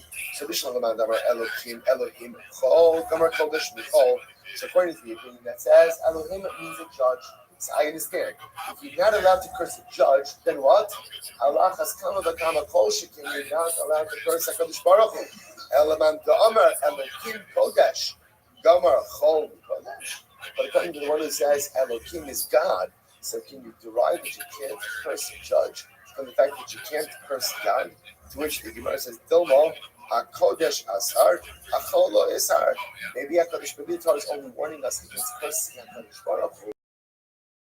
It's not warning us against cursing the judge. In Cain, Lichtov Kra, Losaka. If that's the case, the Torah put it in the short form of Losaka, don't curse my Losik Halal. Why does it say don't curse Losaka in the Simon form? Shmamina, Tarfi. It comes to be just two things. What are the two things? Number one, don't curse a judge, and number two, don't curse HaKadosh Baruch Hu. Beautiful. Let's go right there. Says the Gemara, Haba'al Nara Murasa. So say the person has relations with an Nara Murasa. Remember again, it's an Nara Murasa. So remember again, Nara is a very specific age. What age? 12 to 12 and a half. So Nara Murasa is a girl who's betrothed, innocent, right? But not Nisin. So she's married. Therefore, if a man has relations with another man, has relations with her, that's adultery. What's unique about Nara Murasa is that she is singled out for a unique, or she, when I say she, it's implicitly she, and the man who has relations with her are singled out for skila. For skila, as opposed to chena. So Nara Murasa, Eino Chayiv at Sheitain. So I'm saying, in order to be Chayiv, ultimately again for Nara Murasa, skila. Remember, it's a unique punishment. Normally, adultery is punished by chena, strangulation. So here, this is singled out for skila. But in order to fit the criteria of Nara HaMurasa, the following criteria. Number one, Eino Chayiv at Sheitain Nara, the girl has to be a Nara. Number two, Besiva. Number three, Murasa, innocent. And number four, the base Aviyah. And ultimately, again, she's still living in the father's home. So those are the four criteria that you need in order to get the unique punishment of skila for Nara Murasa. If two men had relations with her, let's say that's consecutive, right? Then what? Harishon b'skila, v'asheni b'cheret. Then the first one is with skila. Remember again, the first one has relations with her, his relations with the b'skila. The second one has relations with her, she's no longer b'skila, and therefore he's punished in a regular case of adultery by cheret. Okay, so the Gemara goes weiter. Good. So as I said, it happens to be over here. Rashi points out that the chiddush over here is the following: that even if the men had relations with her, bia shalokidarka. So this bia shalokidarka, technically speaking, physiologically, she's still of the sulah. So you would have thought that physiologically, since she's still of the sulah, therefore again, halacha l'maisa, maybe even the second guy should get sulah.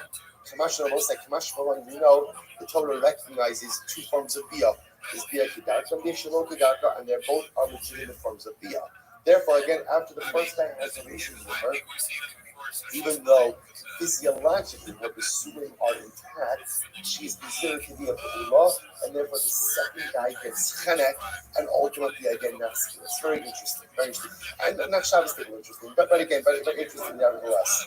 Alright, so the word goes weiter. Tanrabanan. Nara. So, right, this is one of these ones. Somebody asked, "Hey, so what you learned today?" Just refer to the Muslim Haskell from the beginning of the class. And he says, so Nara, below Bulgaris. What's it? Notice it's Nara. So again, now we're going to go through the Psukim. Nara means the Nara, Nara Bulgaris. What's the Bulgaris? What's Bulgaris? Bulgaris?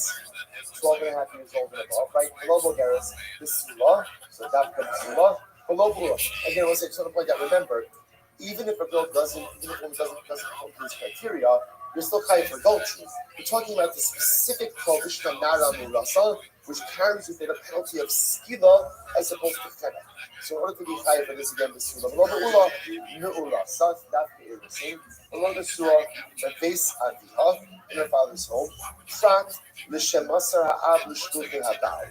This comes to exclude the case ultimately again, where the father had already given her over to the shluchim of the husband, or where she was being given over, right, to be taken to her husband's home. The Gemara says, good. So good. I'm going to give you the Amarav. She gives Rabbi Meir. These are all the words of Rabbi Meir. About Chum say, Nara Murasa, Akibu Kitana the Rashma. The Chum disagree. And the Chum say that Nara Murasa was like to be even what? Nara Murasa can even be a Kitana. I'm going to have to give you the Ravino. Nimai the Mastis, Rabbi Meir, he will take Kitana and Nani. How do you know that our Mishnah is every year? And comes to exclude it. According to our Mishnah, Nara Murasa is Dafka and Nara and Nara Kitana. Maybe it's according to the Rabbanon, and maybe the point of the Mishnah is to exclude a Bulgaris for Nara Murasa. Amarei, I actually Nara, the Sula, Ma'orasa. Ella al Nara Basula Murasa. So the Gemara says, we should have said that's what he just said. Nara Basula Murasa. Basula Murasa. There's nothing more to talk about this. We just sort of the fact that again, the specific and unique punishment for Rambam says Dafka for not a Kitana, not a Bulgaris.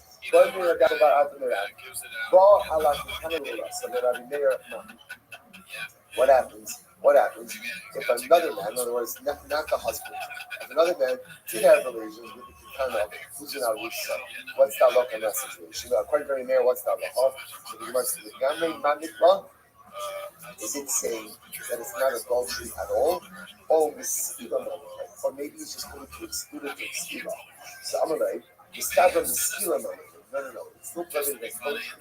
It's just excluded from the prohibition or the punishment of Skiba. Rather, what we'll get, that kind of instead, God, the Hawk said, Umesukam Shneim, actually Shneim Shah.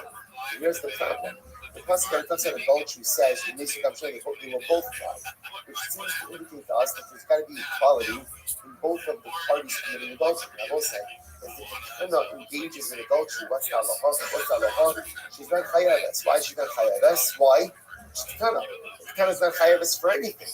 So how can you hold the man responsible if the girl is not responsible? So again, Shasik Rav was silent. He didn't have a response to this. Amr Shmuel might have a Shasik Rav. I don't know Rabbi himself. The name of Lay. Umei Saish Asher Shachavim Malavado. Again, about say there's another pasuk, and the other pasuk indicates to us that the man will be executed because he committed indulgence. What do you see from here? There's a case ultimately again where a man is singled out for execution, even though the woman is not. What's the case where the man is singled out for execution, even though the woman is not? It's the case of a man who commits adultery with the Ketana Hamil Rasa. So again, she's going to be Keturah. Why? She's Ketana, and he's going to be Chayav for that. Which the Gemara says, Kitanoi. Reality is, we'll say this point is in fact in our hope is the life. Well, basically, the positive is both of them will be put to death. Actually, Shneim Shagler, and Yoshia says if you execute a couple for adultery, both of them have to have the same level of liability. And therefore, again, if it's adultery with the Kitana, since she's not put to death, he's not put to death either. Rabbi Yonasan or Rabbi Yonasan says, Rabbi Yonasan says, not true. There are sometimes where the man will be executed, even if the woman is not. What will be that case?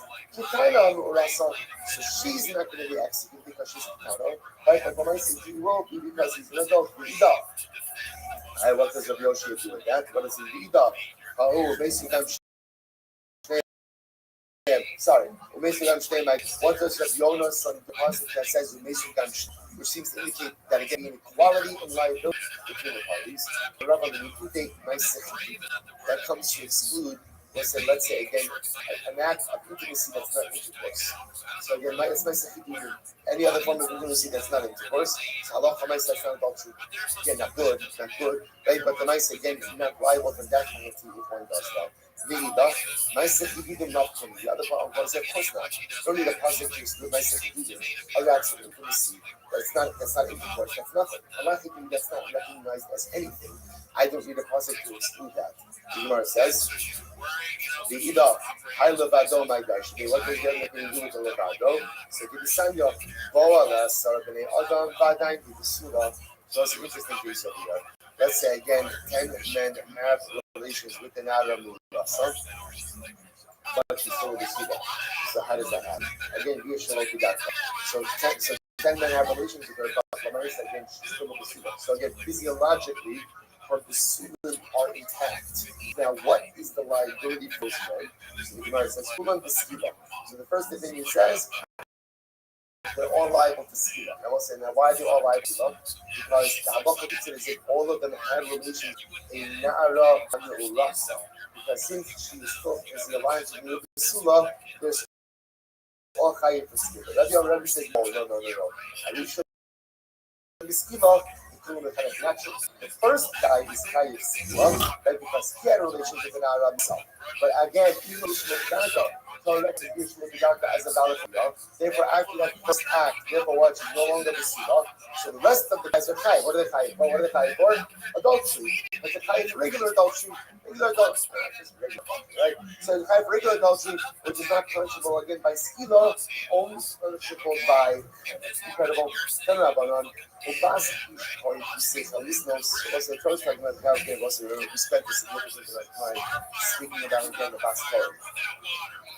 So the Torah says, "Ubas ish koin pisechal biznos esavi ignet chavaras baish tishos." No one else has seen this. And you need punishment for a bas coin. Punishment for a bas coin. Ultimately, again, was executed with straight up. So the verse is "Ubas ish koin pisechal biznos." Rabbi Omer says, "He lost some." So Rabbi Omer lost. Because if you look at Rashi just a moment, Rashi says over here. Right, so Rabbi Omer, so Rabbi says, Rabbi says that her liability is with Tila. So the Gemara says, what does that mean? Omer, Michael, what does Rabbi say? I'm going to put Rabbi Yeshua, Rabbi can be Shmos here. Rabbi also going to be Shmo. What does Rabbi Shmo say? The Omer, Arusa, Yatsa L'Srefa, alone is Sula. So what's that? It is only in Arusa Basco. We had stuff before. It is only in Arusa Basco. Ultimately, again, it is subject to Srefa, not in the Sula. Not in the Sula.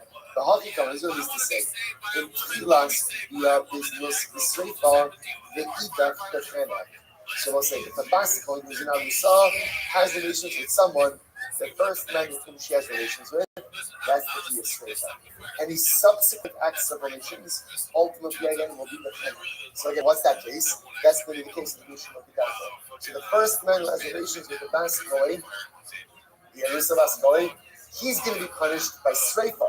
The rest of them, even though she's still physiologically a Pesula, will be treated like regular adultery, and therefore again, so the Gemara says neither thing. What's the thing? So the Gemara says some mahas and the Tefillah Mishnayta. Just like it's talking about over there, initial act of Bia. Ha'achanami b'Tefillah Bia Mishnah Mishra.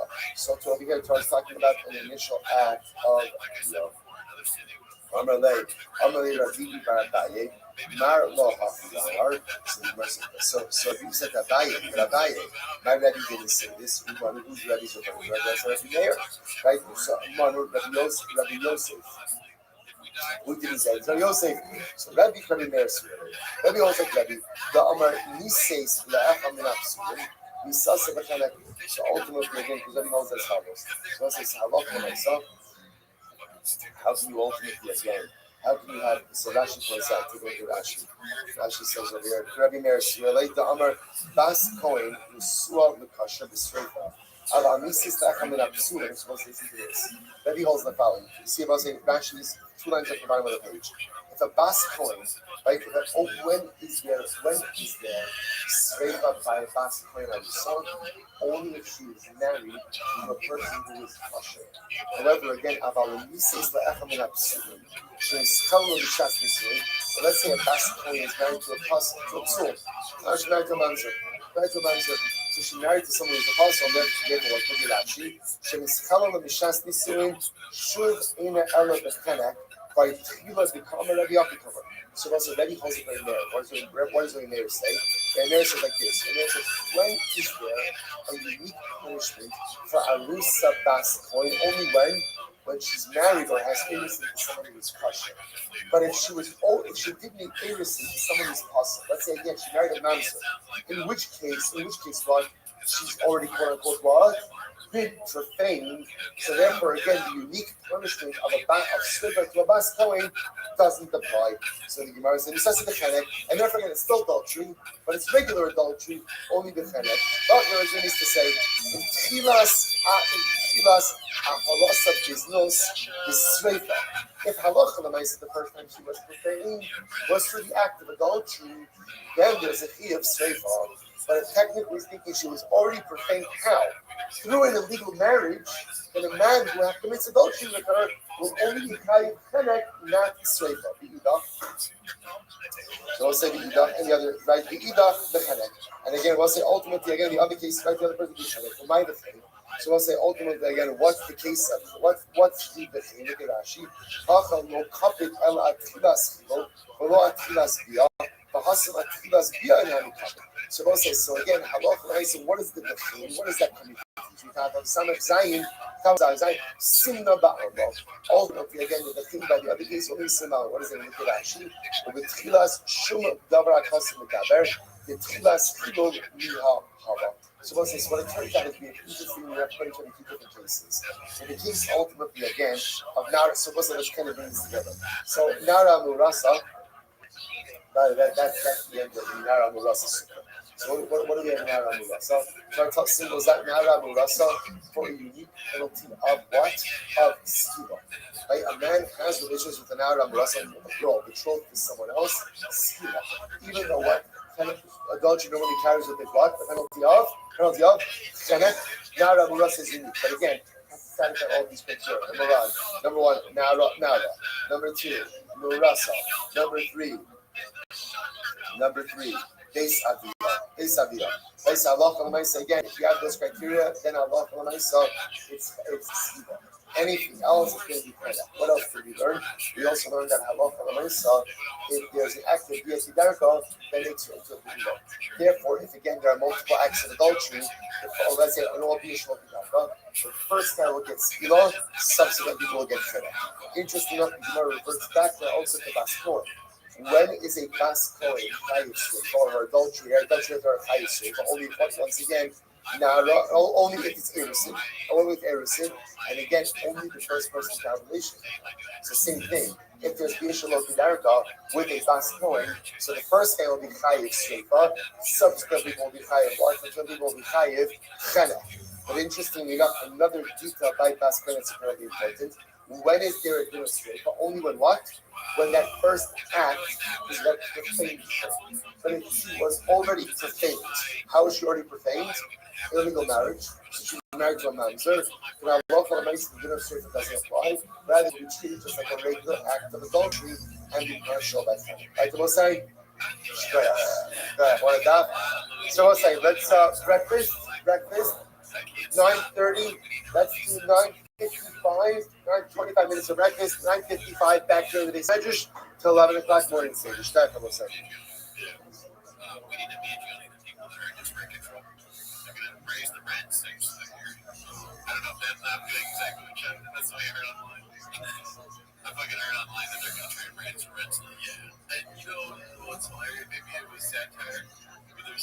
commented, I'm glad Cody's not terminally online. Yeah, that was probably from something I didn't know. Maybe that person doesn't watch the show a lot and doesn't realize I don't know no, I mean, I don't know. I'm not terminally online. People tell me stuff. I didn't even see that online. I lie. My girlfriend told me that. It is just for me. Why are you sweating? Listen. All right, let's see here. We're not going to finish some of these, actually, because they're way too long. All right, then I'll say before such a small question. So we're going to have to get into the idea of I think I was thankful for this here. I was stuff that are just dedicated all the first shutdown and we are unable to record here tonight. Please stay safe. Stay tuned to our updates. Also, thank you to our first viewers and all those who so as we got the today's got the summer 65 year actually just brought on some I would have just not with those two show me. Like if you left probably off. got evacuated, I'm not you go. I would be like, I'm not you go. Just about I say about 20 minutes on the bottom. That's right. Very close closest to all levels. So if you see how close it's on the yeah, right, I mean, we can't record close because to left, we're like on the exactly right. fire stuff. It'll kind of actually have I'm gonna trust a picture of clearly what I shot a picture of us in firefighter costume. Saving a kid. You know how many people are gonna find out whether they saw him or not? Look, awesome kids. Me and Taro have firefighter DNA. Okay. We're required to say it. Yeah. I don't know if regular close fit us on a thing, but it looks better than firefighter. How exactly what does the evolution actually For appropriate sizing. struggling That's something. during the height survives If I want to wear a the hat, fire so on if the firefighter side on the better and still, but I don't like it. Look how big my fucking head is. Goddamn ass out of here. Yeah, you want your hats turned up. rather red. So Dude, this my is head never seems big. It's how honestly, the apple this set up. fucking thing, it's like one bone stay onto like it's too tight. It's a fucking nightmare, man. So I shout you guys out. Love says, no. Love is all that looks like again, you something. I was like, what is that? You think when you're down, she actually says, rubber on the start, but you got 5 hours up to the squad. You know, my idea of Black Rock, I was like, okay, Black Rock, you guys have to know those. Focusing in the afterwards, the ice and Akira dollars, however, you copy yourself on the second. You picking it up. Love is great. Over 40 volts Squarespace domain website brings it to life all in one place. Get yours before it's gone with Fiverr. Make it real for 10% off your domain or website. Terms and conditions apply. So 11 years of people go forward. Something that happens on the first past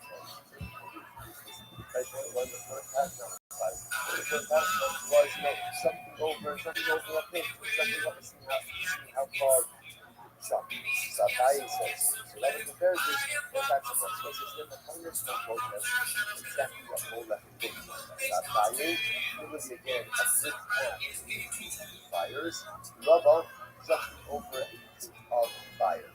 I have a super level. Realize that uno cae hacia bien de cada apple. So yes, you gotta have a idea of the so a prices for rubber, you can have a nice again. You go ahead and pass over the way that people will have you at the regular portion. Interestingly enough, if you go ahead and let's say carries the child. Let's say again, the parent carries the child to the left, ultimately they get positive. So again, the way you look at it, so before you go ahead and find the whole left is in a very specific way. Giving the piece of the left, and then ultimately again, the piece between the child going plus the child going. Remote left, then ultimately again, what is positive. But that's not the work of Apple itself. That it's not low left, it is carrying child's food. In other words, something that will sorrow, child walks over it. And the child is to go. But Moses saw that as well. The nice child, the only transgress if the child walks on the road.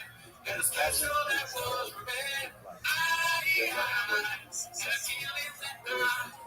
that whole Zara, he walks on their whatever street level Zara is to the rest of the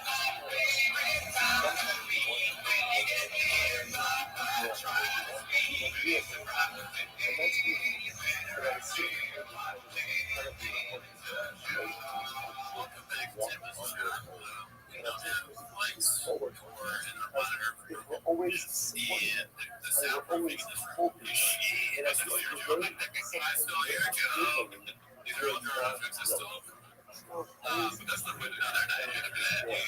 way also comes to learn to walk on their own successful.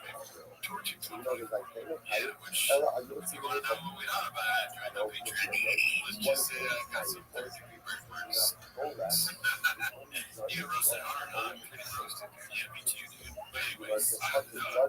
No, you don't hide.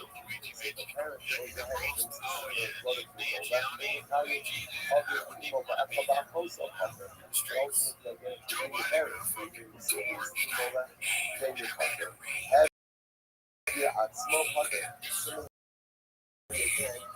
Yourself, you also pocket.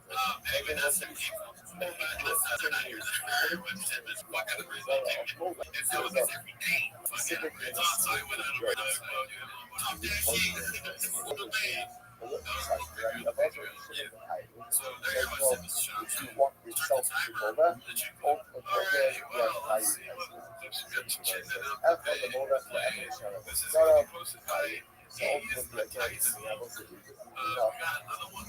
let you go ahead and ask your hotel to Mola or any other resort.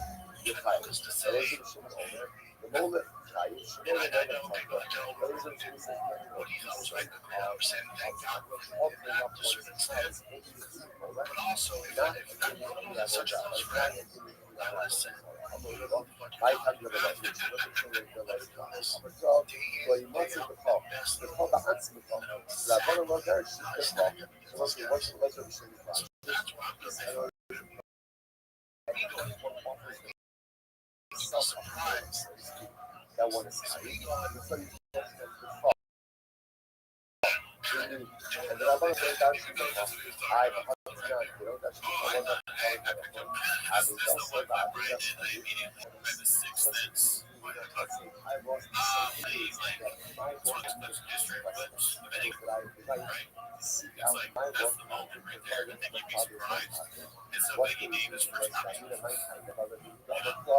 at best, you don't get the cost.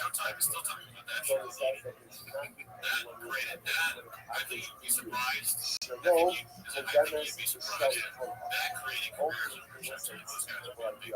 your boss objective before anyone else. So the first of all, the halak itself is that if I do something in my body, so these objects like Christ first. The sausage is made. So at best, you don't get the car. So what's the anyone or I think it's just like the new one and him talking about that iconic racing network. And it's also kind of funny to be like, oh, sausage is made. Your financial status That's all for sausage is made. So therefore, you're going to touch on finding my own lost out to do someone else's lost out. Like the sausage is made. My lost out comes first. My financial state comes before anyone else's. Sausage.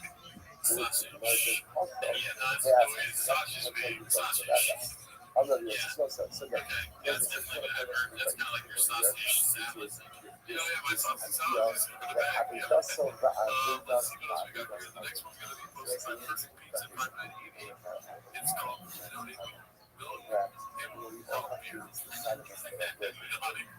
Nothing makes him happier. Nothing melts him happy as it makes him happy. Nothing melts him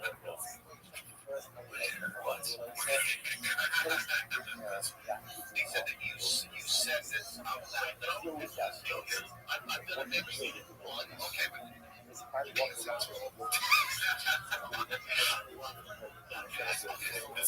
you're the audience. It's amazing. Every time he goes, I've been out maybe once every single night at noon. The clips, it's every time we watch this shit, he goes, thanks, I feel so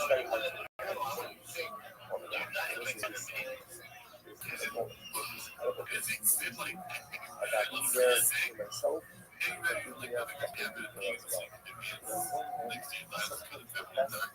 to me, it's like a little kid who's at his house because his legs are all up like this. He's doing the kind of smushed up.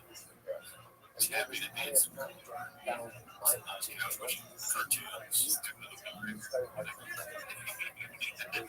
This There's nothing more satisfying than that. Nobody's not going to have to fight. Everybody's saying, Howie, how do you got to go there? He pisses in the sink. Brennan's talking about he pisses in the sink. I had to be in the sink. Such a big that morning kiss. I'm not it's weird. It's Howie. He's kind of treating Howie like Howie's a principal. Or like his boss. He's like, I mean, just once. And then, like, he's like, God, why does he have so much respect for Howie Mandel? Why is he giving him such, like, fucking, whatever, control of his life? Maybe he's trying to work on his image. He went through fish and the third is the moment. and then now he's done, maybe this new person is like, doesn't that like being the same?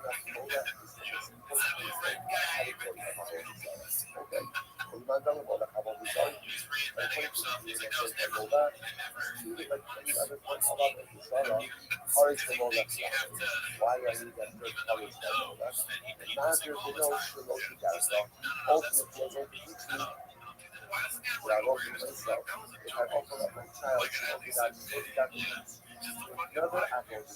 Yeah. So most high. Perché le I stufe just, I mean, does he really rimangono respect? legati a Could molti it soldi, be he's just trying to poi change his sono image? legati Or he just really respects a Howie Mandel and he doesn't want bad for him. Oh, Howie This is one of my molti soldi.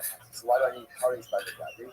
If you decide that curries to curries, curries for all of us, curries to all of us, that I have to do that again. But it gives us ultimately again a third one. You've already curries in this world, already curries in the next world. So what else do you need curries? yeah, Well, it's I know crazy. the difference of all of us, It's not a funny thing to say. curries to all of us, curries different color commercial. We're on the street with One curries is for this world, I one don't think curries you're is wrong, actually. Because, like, I misunderstood what you said. At first, I thought you were saying, like, it's just not funny to watch it. But what you meant is that it's not funny for you to say. Yeah, I agree. It's not funny. It's really not that funny of a thing to say. Because it's like, oh, yeah, I just need the same what? Right? You've done It's a thing where you're like, now we're moving on to you know, old it's almost it's offensive, kind of. So Especially foul because old, if my sing what's you old? read it, or you mean you're singing, I just use it. You know, that's like, it's not, there's nothing funny about it. What is funny is him saying it and us seeing him say it. Because it's like ironic and unintentionally funny. You know, like this guy saying that he does that all the time, thinking it's hilarious. It's funny when stupid people do something like asinine and they think that you think it's funny. But it's like, no, actually, I think you should, you're too old. You should never be in like 10 Nada essa I'm not going to do that mistura. for 10. Most of what we skip your happens to Right, but yourself. like, You there's gather really no age where peeing in the sink is see how it okay. works. You go ahead and They sign pick up up the shit in my pants. Not a bad, you suck. You're like, oh yeah, not a bad joke. all right, that's old. I mean, how obvious is You that? haven't got this is something that you're dead, and the dead Yeah, now it's even Joe Biden said that. Really? Yeah. it's not just that It's like a bit that he has with Biden and Biden with his pants. It's like a cherry on top of ice. Because there's already a lot to do. Hey, my pants. Kaya Hey, Atlas, guess what, Adam, right? You know which about is why this. you're wrong. You think, but it's not, that's also not funny. It's just being told people, right? Oh, it's hilarious that sometimes little people put their pants in so funny. No, it's not. Nesse Tanisha, para ele precisa. Se alguém ouve no nome, a potência vai se dar. Tanisha vai repassar.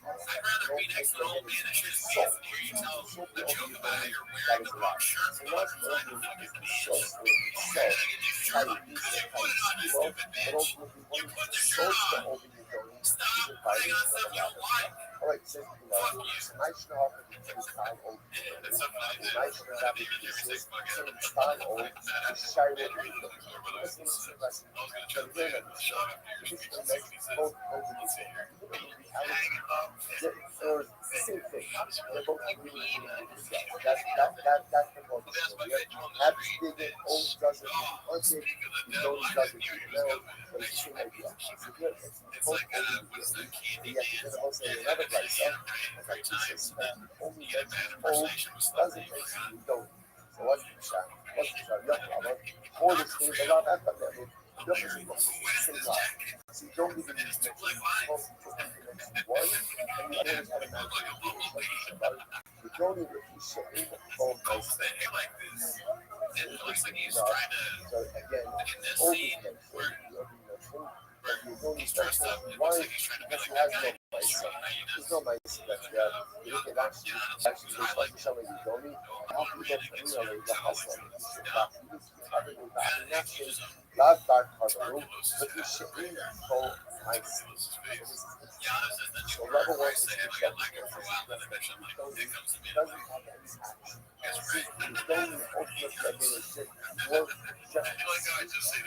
ultimately shit work just nice stuff out of old lucky. So ultimately why is it that old is in the pocket it's like this I don't know I'm not going to why can't you just like I'm like how about everything in the inside so again the other thing is the outside because we've got the lavish the opener will say ultimately again by Allah. That's called the distinction, but it's distinction by me so not called the distinction. The opener, my panorama distinction. Why does the opener as a distinction? I'm going to come and listen to this was for the people who got a lot more money than myself. This is not ultimately as a like pieces of custody of like it's not. The whole thing. That's my school. That's why it's what is the boy that you keep my serabo. My sister. Even when you get off, yeah, people don't land myself. Don't myself. The things that I myself. That day, my sister. It's like how would you try to find the God? Right? The God is the blessing. What is the sorrow? What is person resolved? What's person resolved? Right? So what's the nice? So what's the action behind the God? Activas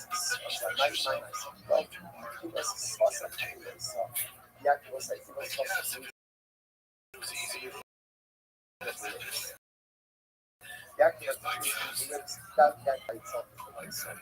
God, oh my nice. What's nice? So what nice is there by hope? You can't touch us, you're also touch us also have a nice parity in order to make this work back to all right, I guess like you know, so the nice stuff like this deal, right? So, that's an excellent question. So the nice side, what's better if you control? Right? So the nice side, so that's the action. That's the action. Or clapping of the arms, that's the action. People are going that time you're right, I choose for myself because it was the reason for that. Yeah, the most of the crisis says this whole side.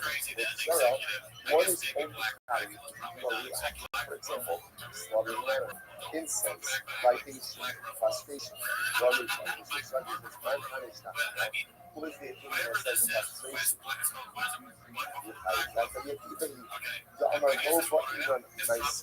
فبيبقى هو بيستخدم nice. What is about castration itself is not even such a nice. فبيقرأ بيقرأ سيجنال أكيد في مرابطة. في بس خمس مرابطة هذه nice. The castration that's considered to be a nice. Actually, the is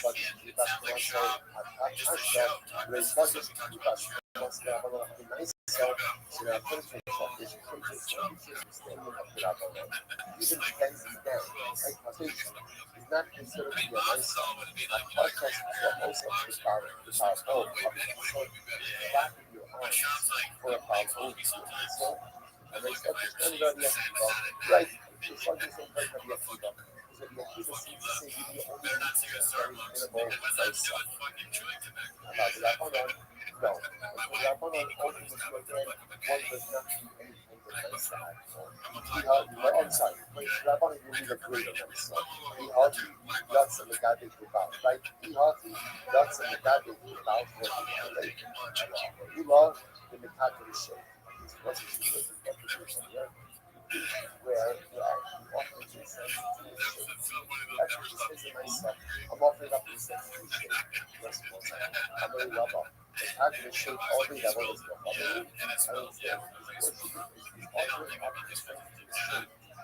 That's considered to be I'm always I was working on never seen this before about certain shape offering up the sensitive shape. Is that considered to be considered to be a and the other level in the character the father. So ultimately what's happening over here, you're going ahead and you're offering up two cents in order to conjure up something. So what's it? You look at actually just the moment to actually say father, it is secret about it. Even the character is saying of course, Yakara Nasa shape other actually what's happening in this part is offering up the sense in order to go ahead and cut up of the use of shape. Apparently that is going to be problematic. I'm gonna buy it. And the character Macaber, Colbert Clubber. So this is it's also right. So we have over here is O, summoning up the dead through the arguments. Yoni, summoning up the dead through the mouth, although we see it's a bone in the mouth. And apparently Colbert Clubber, summoning up roots of shade. Okay, Gemara says, so the Colbert cover who in, so Gemara says, that Colbert Allah, Colbert is speaker, and apparently again, is active, summoning up a root of shade. This in of itself is what's going on? Cover. So what is a cover? Cover double. The cover pattern. So what's it? Now the guys understand what. So what is called a cover? So this refers to covered goggle. What's a covered goggle? So Rashi says over here. This refers to something which is sometimes associated to gather up animals. Like an animal whisperer. Like someone is gathering up groups of animals in some kind of incantation. This is covered goggle. That's a covered cutting. Or even if you're just summing up a small group of animals that feed the caution, that rub. Even if you're summing up snakes and scorpions. On that value, Philpa, man could summon Zula of the Akraba, Abagad the Kamakabi, will Misku also. Remember, was it even if someone goes to go ahead and gather together, Skura of me, and split. Now, why am I using sorcery to gather together split? Because I don't want them to come. So here, my Kavana is not really for sorcery purposes. Right? Like a rapper again, my Kavana over here is to avoid and advance. So I'm using some sorcery to go ahead and gather up the beer of the scorpion. It's still awesome. But the actual using sorcery to go ahead and gather any kind of animals is going to be problematic. I'm not much of the best of us. Rabbanon Habitat. That he must spasa. Let's say one is the opener. Putting his position in the is a nice song, yet the movement of lyrics is not. Isolation is a nice song, movement of lyrics not a nice. What's the shot? About shining the Gabi, all of the yes of the I was like, Gabi is the glass in the right? Because it was like, the acre of glass in general, not about the game of the lyrics. Like, acre of glass is really bound, which is putting inside of the apartment, because actually, that's called the yes of the boat. It could be a bar law, public the lyrics. What's the glass? Like, real it's not but rather it's about what's occurring inside of your heart. So it's having the body passion. Person has the mind, person has the body passion. Body passion caballo, the evil property my law, that's a show you the double there. The cameo vision, but the color in the sky. What's interesting is the only way that is awesome. It's a customer pushing over head. It's hard. That's not happening. So I think this is much just it's not awesome. It's not awesome. The equal of the Gabi, because the Gabi is only when you have this great and presence in your life, and then that can manifest itself in verbal expression. But if the verbal expression is there without the intent, that's not the Gabi. That's not the Gabi. So because the equal of the Gabi is what's happening in your life, and the verbal expression is when you just the actualization of the act, all you need is a verbal expression. So the movement of the lips is enough to make you tight. But in general, also we say that a nice song really requires something more significant. So this is what's happening here. In the world of nice song, actually really has to be something significant. To the point that even prostration of one of many opinions is not really significant action. McDuffie was the exception. Like personally, the real because what's happening is what? What's happening inside of your heart. And the verbal expression is just like the icing on the cake. But in general, you need a real nice listen. You can also because there's a tremendous listen, in general, life. General life. What do you use? But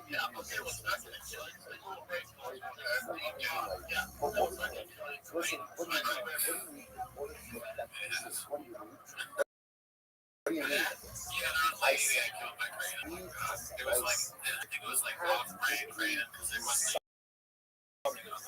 have to do something. Doesn't matter what you say. Doesn't matter what matters. What you do. What you do. Listen, this is like a tremendous thing. Because we both in life, we have plans, goals, we have to tell us how well it's. Because listen, at the end of the day, none of it matters unless you find expression and dynamic. A life skill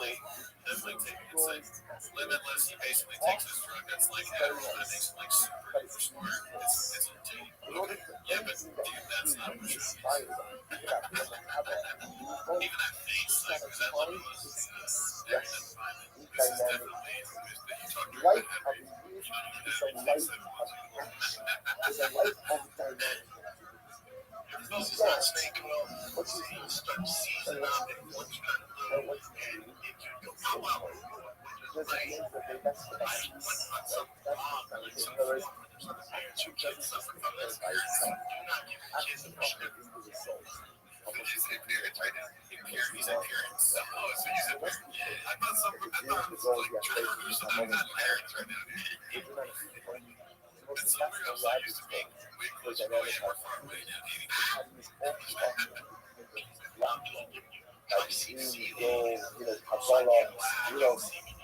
this is not saying well, that is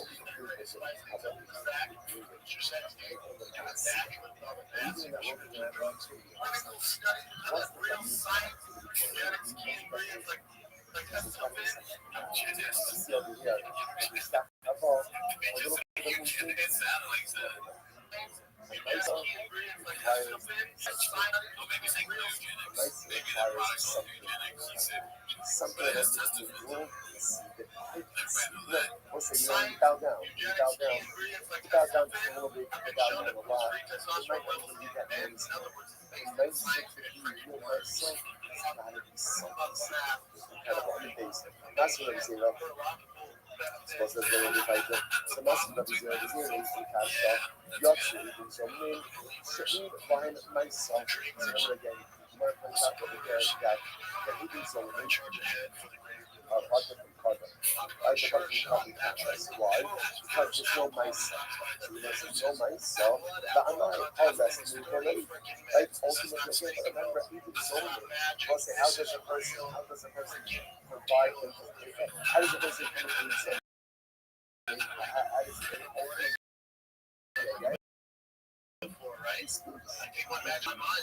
like someone that is again, how can you say that? How can you say it's not a mice? So about my last delay, hold the end of the pole.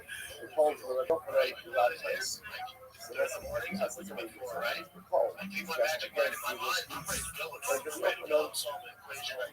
I have a heart, it's not a touch. It's got a hole, it's got a voice, it's not a mice. It's whereas this custom of the pole, the is very you're not allowed to bust it. What's actually just right? It's my animal is collection. This is what I've been doing. So that's it. Okay, so that's in my animal collection. And I yell at it. Yell at it. Don't eat. Don't eat. This makes me think simulation. You like the nicer, the most you get this nice, so nice. So apparently, I guess it's yell. Yeah. This was supposed to be that's called plus spot. And most things you know or we'll say that let's say I go ahead and like put the different and I say move. Say move. Nice and nice again when they move. So I muzzle the animal with my voice or I move them to get my voice back to the line. For a second, I've only done it actually with my voice and nothing else. Yeah, you see that.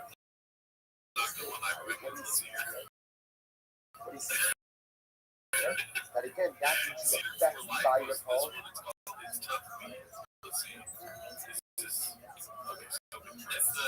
Right, nice. So we write the voice activity. So you see that call ultimately again. What's going on here? What's called a call? The open on the type. The open on the type. He must say to myself. The open is the type why. The actual right? We look up your rates. Specifically myself. It's on the sound part. All the myself.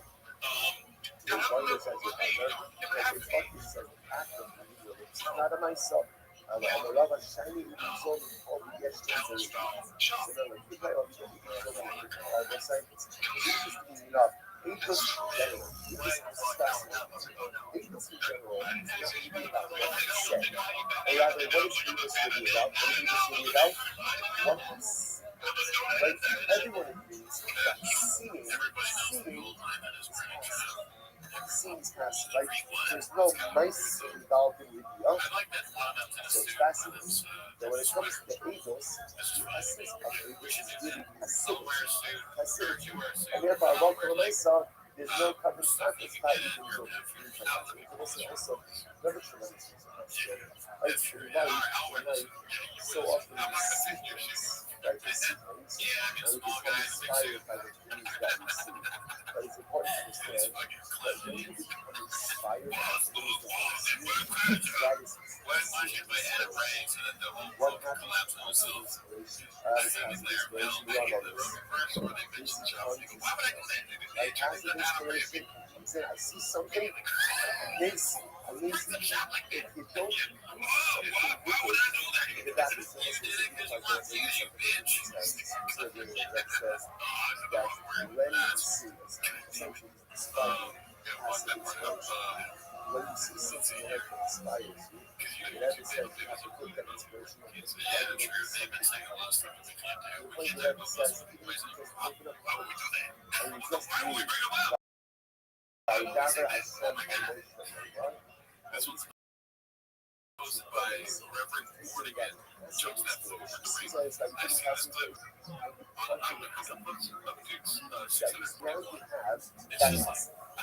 Something that was as an inspiration, plug it into something.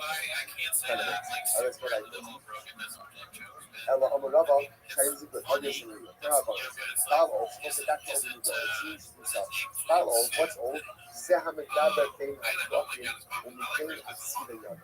The Rice says like this, what's old? Okay, all of this is like all of this is dead. So how does the old communicate dead? So ultimately, again, it's easy to dead, that is easy. They're not plugging, so they're not plugging music on the joints. So apparently, again, so you speak for that the joints of the body, the elbow, the knuckles, that's the spirit's rest. Okay? Or armpits. Right? Armpits is always the same thing. Right? But the nice is like either through armpits or through almost like that. You know, we laugh at this. There was something. There was something, right? Because again, the public was having this type of first sleep, which means that at some point in the world, this power, this power really exists in some way. Right? The Doni, what's the Doni? Zechariah had some of the rubber, so the Doni put some type of bone in his mouth that he was bone.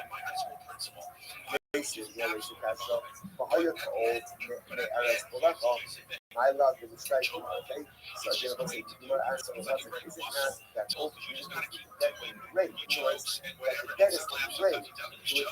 Go to the strike, then it's out to the strike. Go, that's what I'm talking about. We're talking about the strike, that's the like that. Hush mark. Come on, show. I will let you see, or you know, all that.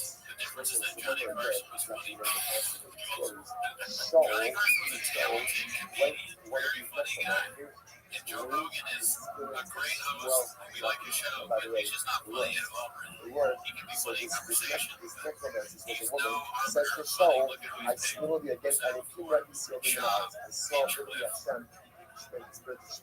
rising up from the earth. I love him, we're all trash. David trash. Bro, the yes, if I'm talking in the start. Bro, it's better to scroll, that's what I'm enjoying. This lady is communicating like this. Okay? So it's two guys. Follow, how do old communicate? So the Gemara says, effort on the outlets is below. The effort on you shall people go. Alright, this is right? I'm not saying that this word works, right? But when I start, so apparently there was the ability to go ahead and raise the dead. You this is piece of the Makamila, right? That's how you go ahead and communicate things like that. Like I said, everybody's got to find it. Right? So nice, right? Again, you got to cut out your names, right? So nice, so whether you go ahead and communicate with the dead like this, I'm not sure how you spell that now, right? But when I said again, good. So the West, or whether you speak the skulls, right? So again, you can communicate again through the muscle, or you can go ahead and communicate with the dead through the skull. So the Gemara says, not being zealous, what is a skull? Like, what exactly is the difference between the two? I don't know, the difference is the obvious, right? But for myself, so the Gemara says, not being zealous.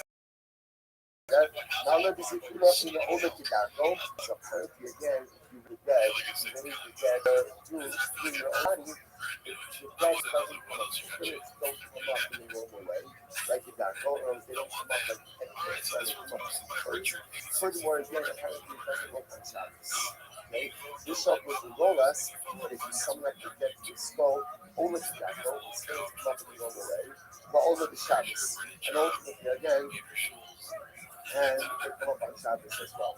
Ola, the Hilchas Salim, how come we're talking about? If you're talking to a skull, it's not this person. Skull's right there in front of you.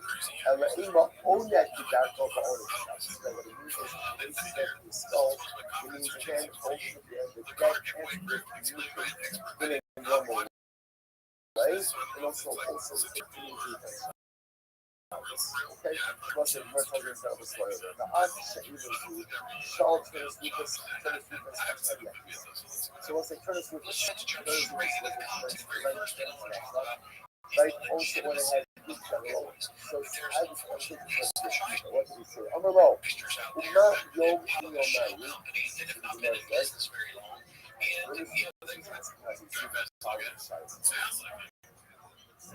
Take your money, buy say that whatever this thing is. what Issue makes rules and regulations. I'm alone would not get any good what makes you more special than other people why you want like yes why scientists are more special than other ways I'm asking you first with this why is it that you are more special than other people I'm alright the body sucks right? My ruler appointed me as a person. So it's me. The standard shot is not me. Okay. Your ruler said that your person that's our ruler shot is because our ruler said that shot is also that's what shot is. I'm really happy to know I'm asking the size. You mean like the high peak of shots? I didn't make it up there. You have the right kind of rules and regulations. Just say shot is maybe you got no one had a shot. Maybe how do you know? I'm on the rules. Now Sapak Yo Yoki. So it's Sapak this guy the Sapak River is very turbulent river. Shabbos is quite woke. Right? Bal Ol Yokia. The old also teaches why. It's old, it's summing up the day. 6 days a week, but the old can't summing up the day on Shabbos. Hebrew shall other Yokia. Shem Mala Ashon the Shabbos. This does not be a people that says Lucas. Their father's business. What do your father say? Your father's paper is smoke in the room of your father's order. Why? What? Father was thinking about that. He was studying the heart. So there was an halacha is like those were the head. So the suffering the head Sunday through Friday. But the Shabbos a little bit less than the other. So it's really your father's big on Shabbos. Smoke is not coming off. Smoke is not coming up on it. On the low, he says, so, Vaishto, teacher lesson. You have embarrassed my life, you have degraded my father, you have embarrassed my father.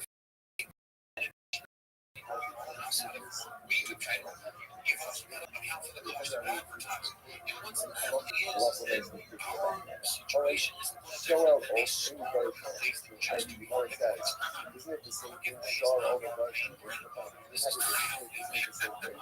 Doris for listening to the same. The Doris makes this question. What is Doris makes? Yeah, I'm not responsible. The whole economic business was. It is Allah. This is just a opportunity for us to get our brand close to the why does it mean this is our experience? Get our brand out there by having you guys live to short cars like yeah, so this is the market. That's this way. People try to acquire cars and service. Now realizing that the trucking way, I always assumed it was absolutely right, but I'm now realizing that the way to scam is very octave. You know, that worked out kind of like it's a fake thing they created. They get a bunch of people to give them money, but there's no real payoff for anybody. But the people at the top, the pyramids, I realized that Power. So married once, first time married once to Allah, Allah has deprivation allows for access all of these focus can imagine what deprivation does to allow us. a little bit of insight there. You know, that was As really boss, what are you doing? But that is either so about now, financial skin 49 cents. Why she buying so hard? Okay, I pulled this up. because at the end of the day, Me realizing the year is almost over, and all I've done is take care of my kids, clean the house, 658,474, 397 times, do the laundry, cook, close my shit, 608 million.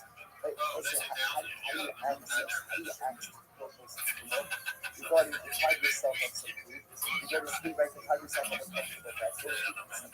So you can access all of these programs. So your I would say 0%. whatever is true, They got somebody doing the shit. They always got money to do some of the stuff. so the people says a little bit Maybe cook. allows you Well, to she does access cook, right? Beans and allows cheese. us to have a camera. Yeah, you do A a lot little of work. definition allows us to access the purpose of And here's my shit. That's the only thing you can do. She did, yeah, she got mad at the guy at Starbucks.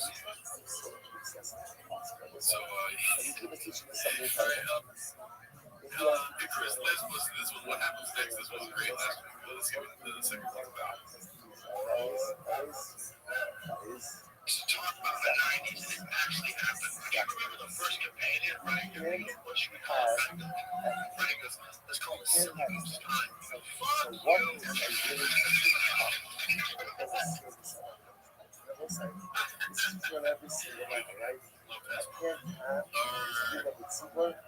Unless I go to Cuba, right? I can't have here unless I'm willing to give up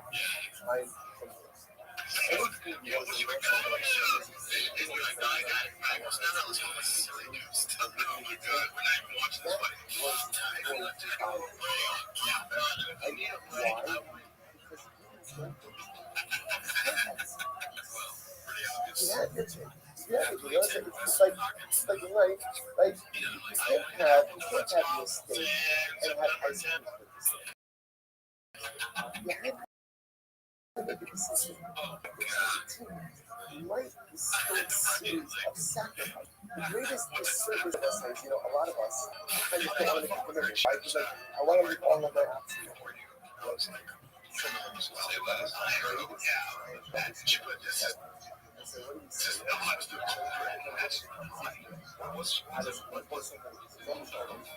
I love you so very much. What's the box? I'm not ready to say I have commitments. I think we should see other people. Like, in other words, I'm like, it's not you, it's me. I'm not ready to commit to you. Why? Because committing to that is powerful.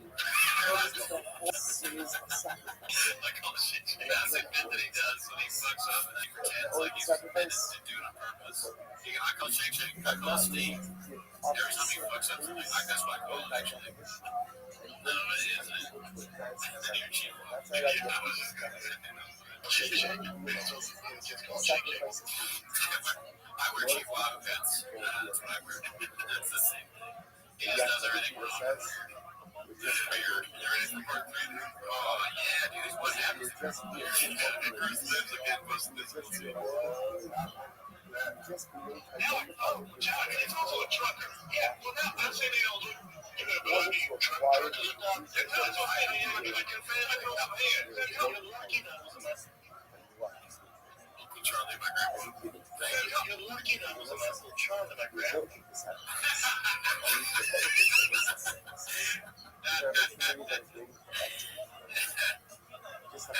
Which one is it, dude? It can't be both. That's one of those rare situations where you actually can't go both ways. It can't be both. It can't be your uncle, your grandpa, dude. I got an Uncle Charlie. He's also my grandpa. Yeah. Dude, honestly, what if one does us? He's the good us too, man. God damn, yeah, we're pretty bad. Me and Trump, I have a handful. They like, yep. Whenever he's in the corner, Brian Callen, he's just like, keep busy. So I'll be in trouble. You will be. This kid is on a rocket ship to superstar. You know that sugar. They call him Sean O'Malley. I'm feeding you. What? No ways. I'm feeding peanuts.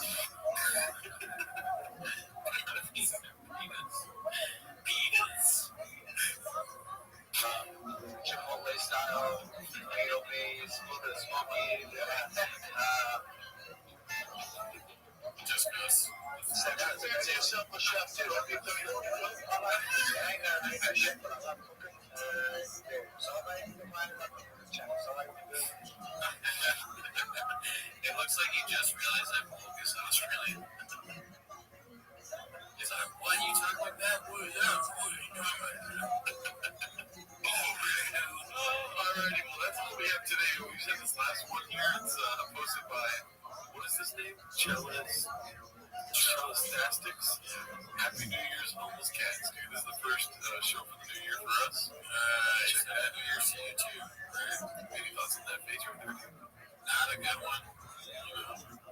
Looks like a rough New Year's. Let's see if we can get on the mouth really quick. You know, we're having teeth podcast. Bigger than mine. That's not real. They thought that the tooth was they fucking with the tooth. There's no way that's not real. The tooth is moving away from the other teeth. That's not real. I don't know. I'm not sure. I mean, it could be fake because the fish was fake. Yeah. I think the fish was real. To this day. Yeah, I mean, I take a bite out of the fish. To this day. All right. See you next week.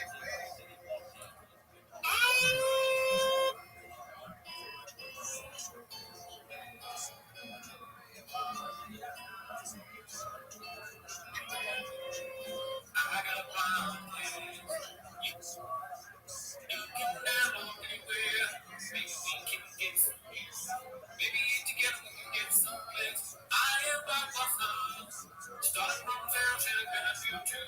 Maybe we'll make contact. Be myself right and say you.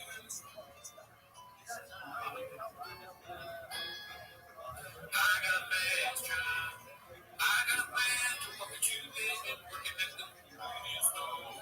Minutes to not be a little bit funny. Won't have to walk too far.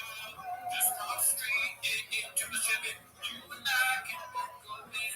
Finally see how it feels to be working. Say my co-host got a problem. You don't think no, that's the way it is. Tell about it to my Brian. And why it's too hot tonight like this. Cause we're put off and let's live. And one broke off from the other down. I said somebody's got to show me. Shalom and Harold, the exclusive of Holy Soldiers, and be successful. The whole not say it. The ones that we got, let us begin, but it's not ready to do all right, the most say. Let's begin. Today's God. Today's God is Son of David. Right? Yeah, Son of David. Good. Right? Fantastic. All right, so we left off. I don't know, when we last got to do about a week ago. Feels like, all right, doing very well, Hashem, on,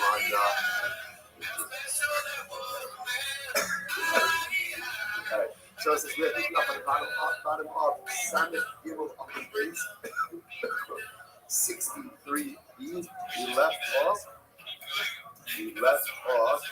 I'm going to give you the Amarat, which is 2, 4, 6, 8, 9 lines up on the bottom. Also some really incredible Gemara today. I'm going to read them around. Here we go.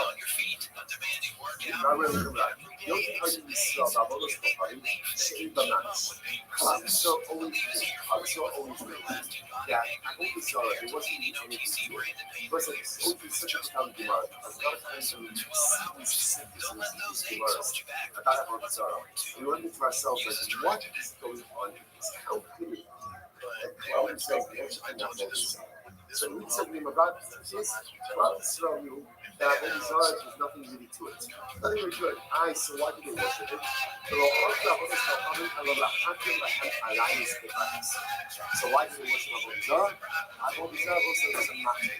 Avodah Zarah was what enabled Israel to go ahead and, in this case, engage in morality. But see a little bit different. The search for Paul says, what is the fundamental difference between Avodah Zarah and Avodah Hashem? We're in the service of the Rebbe Show. The Rebbe Show is something amazing. He says, Yiddishkeit, the Akoda, is to make ourselves in Hashem's image. Avodah Zarah is to make God in your image. What Avodah Zarah says is, decide what you want to do in life, and and then create a framework which justifies all the different things that you want. So it's like that's a lot of time, preferably a lot of time all of these things, right? Begin, like all these things begin.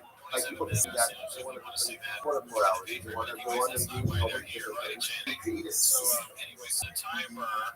Yeah, they create a system. They create a system which allows them ultimately to do the things that they want. The whole purpose of Avodas Hashem is that life doesn't begin by deciding what do I want. Life begins by deciding what I can do. And Chal says in his introduction, and Chal says that there's a fundamental shayla that he has to ask himself. What's the fundamental shayla? Ma chovaso ba'olam. What is my obligation in this world? Not what I want to do, not what makes me happy, not how do I feel like, what do I want out of life, what is my obligation? Because as a leader, I have a very simple obligation, just to serve the Rebbe Shalom, to fit myself into his box, not to go ahead and to fit him into my box. Fundamentally, so we said in the Mabras, the entire fruits of Avodah Zorah was to justify a whole system of error behaviors. Incredible. Master so those is really the whole fact is you didn't never really believe in Avodah Zorah. Everybody loved Avodah Zorah. That's not what they wanted. Right? At the end of the day, what they simply wanted was a life. They just needed a system which would allow for them to go out and do what they want. Now, come to the master Misharshia. The Misharshia is the Kasha. This is what they are used to also. Remember, the other chiefs don't got to it, how to know. Because here, yet again, the concept describes the Jews' connection to Avodah Zarah, and the way it describes it is the part that they use the wholesale. The Lord says that the Jews loved Avodah Zarah, and the Father loves his Son. So that's usually a pretty intense connection to Avodah Zarah. So what are you talking about? The Lord says, no, you busted that. Right. When we first started worshiping Avodah Zarah, if Avodah Zarah was only a mechanism to allow us to do what we really wanted to do, or we really didn't believe it, it was just a matter of morality. And what happens? Spending enough time doing what it does. So Basar God means after you catch Avodah Zarah, then unfortunately, again, you really actually get it. That's how you can get from the great. I'm going to be honest, I'm just going to this. I'm like, if you're outside, you can answer out to the eruption. Also, if you're outside, that's very good. So if you're outside, if you're outside, if you're outside, just going ahead and literally helping out those motives like that. Yerushalayim again is picked by the story of the sea. So Yerushalayim is going to be helping out all of those things of the family. Has lots of tea on one time, there was a child, and the child got exploded, and like living in a garbage story. I remember when this stuff happened, and you know, one child, what family are you from? I don't know, this stuff happened, the child said, I'm from a particular family. And I don't know, when this guy in the whole sense of stuff, so he knows that my entire family had Diane. I don't know, now it's even.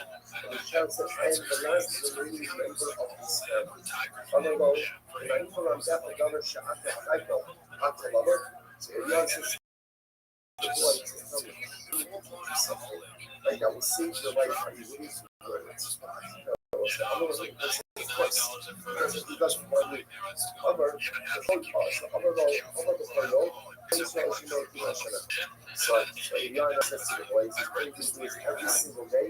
Say Shema Yisrael. Just say that every day and you'll do it. I'm a low habits, I'm a low has. So the boy said to Elian for this. The boy said to Elian, ask him to be quiet. The boy didn't want Elian to see the name of Hashem. The boy didn't have Avodah Zarah.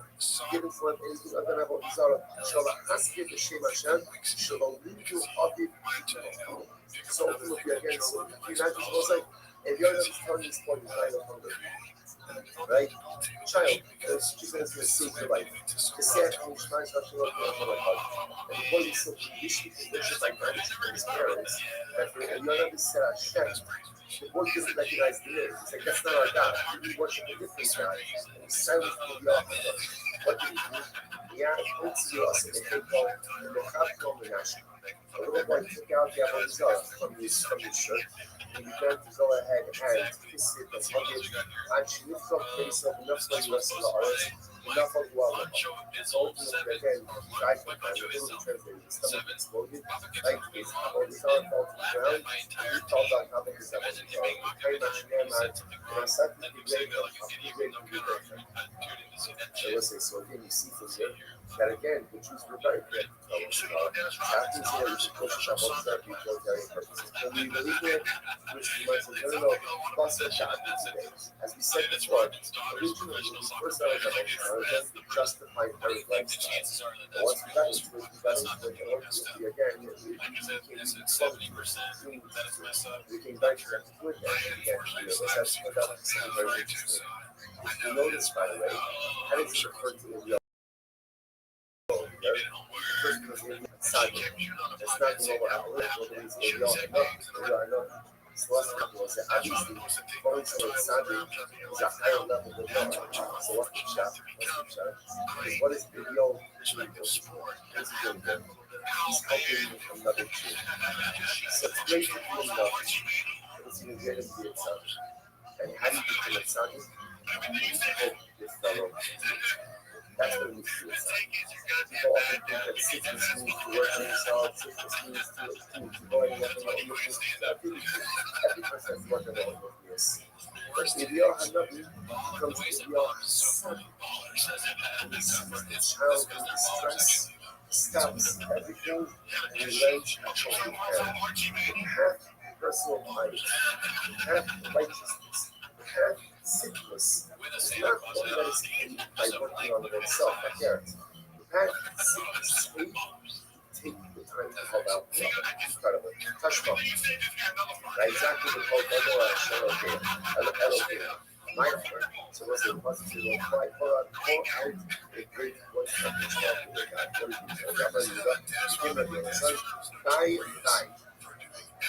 Was it this ridiculous tomorrow? Listen to this. That's part of the song. Well, not talking tomorrow. He said, die. What's die? Is hard. Woe to us. They were preventing the needs of her. And they were saying that the Tzara, so incredibly difficult. So long. It's almost as if you don't really have any ability to combat it. I need the acronym they say. It's this case, how I travel, joy that is the race in the bush. They call you late, because you know, it's like you close the dead, it's like you but you know, you saw me, I will exalt in our land. But I give this really not keep being on. And still this is a lot of manish is dancing between us. God, someone, really, but you know, listen to this. So Chazal back, they said, well, the only reason you do is our travel desire to get scratched. So Chazal, you know, make it deal. You keep the Yitzhara, and we're willing to forgo this. Just in city, but we see example of this. We saw like present in some shops, they were sharing growth, and again, they were tzaddikim were suffering. And they said, if you the only reason you're suffering with viruses is to give us the star. You know what? Suffering, keep the star also. He gave us the Sahara travel Zara, and we get star. Why would we keep the Sahara? Because again, we're happy to forego the star. So the question, what's your job? What's your job? Today, Yossi, what's your reference? Boy, enough of the system in the gear to have a concept about MS. Was a second white line. So Chazal decided that the Sahara travel Zara had just become too destructive and too butterfly. So we fasted for 3 days. And after the fast for 3 days, I had that a little note came down from Shammai. And what did it say on the note? What did it say on the note? MS, truth, which was a way of saying, part of the things that the rabbis did not believe. I heard your request, what you say is good, and I understand that it is time to remove the Sahara travel, Schneider, or someone shot from Chicago, super weird. Super weird. Again, don't show them again. Don't show them MS. Focus on the camera. Focus on MS. Okay, what you're saying is good. What you're saying is correct. And now you end up with a responsible to give in to their request. This is what happened. Here we go. Not us, Victoria, no, it is pressure application. It's 100 people's hearing this. It's 100 people Zara. It's 100 people Zara. Running out of the whole vehicle. So never get to say, it's been really expensive for this image. Because again, don't say, she puts up this general. How incredible is it? So learning more about the base of the push. When we sit here together in the Sharai Kodesh, just a few steps away from where the time is hugely. Because it just have another couple of hours of sleep before we have to share that. Right? It's like, it's scary, but it means it's too hard to learn each other. It's very scary to see to understand what you allow from the radio, what has given you this spot. Sachisena and moving the shoot from the Sion graphic. How many tears of 5,000 liters would you need to do anything just for a glimpse of the Shadow, which is just a secret? And here, not only a secret, not only are we staying here, but we're going to play with it. So that I can manage to give us what happens to the damage to Hana, Bravo Resort News. So the Resort Bravo Resort is the entire Resort. That's going to be with the title. So what happens? I sit on the form about finally lining up. Fiery line, and that fiery line up ran out from the collision ran out from the whole vehicle. I'm gonna ask one second. I'm gonna slow. I need to like the average zero. That's it. I don't care that fiery line up. That is the zero. That's it. Rapid. Says. Body because Start facing it as they were wrestling. As they were wrestling, the fiery line up. So when the hair came line up, the other color, the other hair, and again the line fine. Again comes. Through. This analogy has also much to do because again, the 12 was not about everything. Don't know, Schneider after the outlet. Maybe after the 12 is going to take compassion on the line up because it's in pain like one of the chairs cut up and it's going to take compassion on it. And release it on the loving Shajua Bihua the Hado, which is Suaba Abu the Shai quick. Grab it, put it in a cauldron of lead. Cover it with a covering of lead, and that will meet the price of the line. Said, the numbers also Russia, the Ashton Post out from Chico, the Ashton is having a Samsia. So, plus it just a second. Plus it. You know what you're doing. It's okay. We always so let's say sometimes understand where does it's a huddle for a Hokusara resign? What does it mean? The reason the provision was because end up sometimes all of us have our desires. We all have our wants, our desires, our abilities, our loss, our inclinations. And we think those things are tough. And we think that those things come from a place. They don't. They come from the Polish connection. They come from the Holy Place. Because the Bible gives us our struggles, not to bring us down, but just the opposite, to give us the opportunity to work on ourselves and to lift ourselves up. Your wants, your desires, your loss, your proclivities, your desires, those are Polish connection. Because it's those struggles that will make you the greatest version of yourself. It's the ability to trace that makes us us. You know what life without struggle is called? Life without struggle is called? Yeah. You're dead. Like, if you're not struggling with something, chances are you're dead, right? Or just totally asleep with no life. I don't say that, right? I say my idea. When I say our needs to do is Polish production. The inside part of the Zara doesn't even right? It doesn't even dollars. You can see the closure. Because it was the whole because they like an eternal bizarre.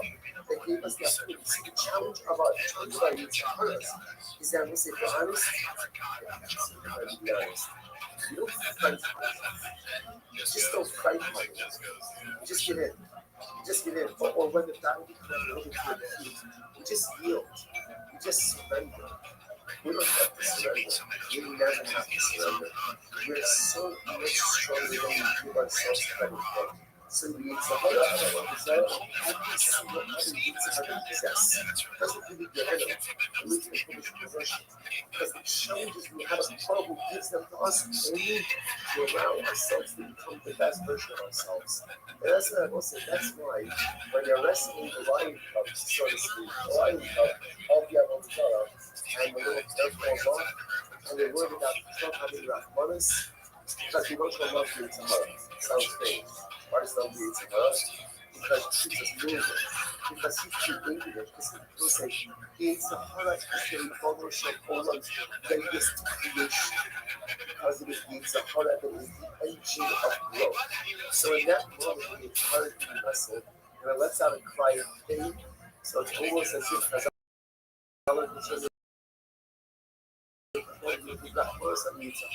that was full of glory. I will say the things we can do, they're not working against us. They're working for us. Those challenges that are only there, all we need to do. We work a little bit harder. Recognize, and it's hard. My best friend. He's really my best friend. Kind of gives me away because more often than not, he gets me to do stuff that I shouldn't be doing. He's really my best friend. I can conquer him which I can. If I can overcome him which I can, that's when I come to my greatest. It's an incredible duo. Incredible duo. Listen.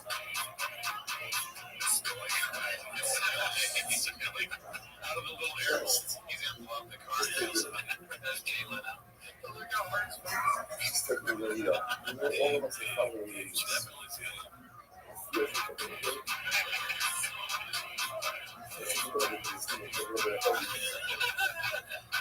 Feels like we're all overwhelming. I will say that's why. It's not just the music hosts. So our enemies, he like that face sadness. Because when you feel sadness, the way you lose yourself in the despair. And that's what he says, you start to go and feel specific. Whatever it is, whether it's the shoes, or whether it's the virus, whether it's the sorrows, or whether it's the shyness, whatever it is, we got it. Whatever it is, we just do it. And whatever it is, how it is, always utilize circumstances, always become something great. And we are good in areas to swell. It's incredible to know this right. So this the idea that it is, and it's something to receive, it's something to get, but you also have something tremendous to give. That's the like, said tomorrow. What happens? Good. So the mother said, good. Henri, so it's also like this. Oil-based lots of milk. So now that we see that this is lots, now what does it mean to this lots? So now that we see that Chazal said like this, now we recognize that obviously this is an auspicious time. Right? Why is it an auspicious time? Because I say, I showed the part, I said, trying to understand what just happened over here, what just happened in this story. It's a horror crowd with Zara, that's that's about the way we put several bizarre tomorrows and we're like, what's wrong with this? Why they run to worship him? We can't relate to it because the Sahara for this Avodah Zarah was removed from us. That's what happened, was removed. So that's how we can't relate to it in the same way. So now because I said, okay, we're on the roll, we got this. So I said, now that we remove the Avodah Zarah, on the whole base, let's remove the Baidah for now, you said, let's go, let's do this. Let's remove the immorality. Right? Why not? Let's go. All right, let's remove the entire immorality from us as well. So, the Gemara says, so he did so. Why not? I mean, it's a bad guy. I'm sure it was a yellow. So what happens? They did it. They were successful. It radiates out from the world. Only one problem. The Gemara says, "Kavshut possible." We brought this consideration of the whole of the Here is the issue. The problem is, once they remove the desires for morality, they say they took out all kinds of desires. Basic desire also for just reproduction. Procreation. They couldn't find a chicken that was willing to lay an egg. See what I'm saying? That's why he said, let's remember again, all of these pushes and pulls, all of these, like, okay, listen, understand, morality is a corruption of a natural desire for intimacy, a natural desire for reproduction. So when you take that out of the world, you take away the negative stuff, but you also remove all the positive as well. So they could not find an egg. I will say, how could you imagine companies going to breakfast and you can't find eggs? Sky's falling out there. I know, say, so nice again, you couldn't find an egg. So the Gemara says, logical people, how many happy mothers? What should we do? You must be white, how the marriage for Bayaki. So what should we do? That half of the eights removed from us, that's not going to work, right? That's not going to work because again, after the start, it doesn't remove half of the eights. Those are interesting people. They're going to people without any laws. Whatever he wants. Okay, it doesn't remove half of the eights. Right? Let's come back to this a little bit. So the Gemara says, so look at us. Meaning that innate punishment should be us. What they literally again, a blinding eye of the morality, and at least it had a partial benefit. What was the partial benefit? You know what I'm saying? And a person doesn't have a desire for incest. Okay, it's helpful. Like, it's like, that's in other words, this is one of those things, like you use that last in your kipper, right? And one of the great things about the kipper on your kipper actually is most of us, when we see that kipper, we experience it ourselves. I feel like I got this one down, right? Like, in other words, okay, boss, Hashem, I desire a whole bunch of stuff. Not bad. So why is that? Because Chazal will successfully able to remove at least that basis of morality. That a person desires a whole bunch of stuff. And at least when it comes to incest, that's not something that we desire. It's incredible. Already, nice of enough examples. So it's just that couple desires. So it's incredible. Just so it's different enough. And it's exactly what we were saying before. Every Sahara that we have has the ability to derail, but also has many positive uses and applications as well. We couldn't go ahead and desire immoralities, because then that is the natural approach to a proper and published desire to intimacy. So they were able to quantify in some way at least remove the basis urges of that immorality. For instance, okay, sorry, either way, my son, for example, I suppose of Yosef, there was a story of a marriage. It was very old. Allah is Kamala, you should be called up, and Kamala is called as a judge. So it says, what did she do? This is incredible. What did she do? She made a Kabbalah. That was a better explanation. How incredible this is. See, here again, important to the Kabbalah. She made a Kabbalah. And she said, this thing about if I get better, if I promise, I will worship every single Avodah Zarah in the world.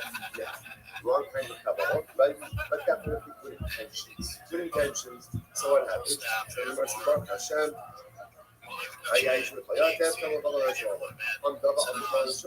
She was ill, and she ended up worshiping every single Avodah Zarah in the world. Even she did a bar, she got the bar, Shalom Aleichem, she got the bar, right? She makes it around, and she says to me, please, tell me, how do you worship this item?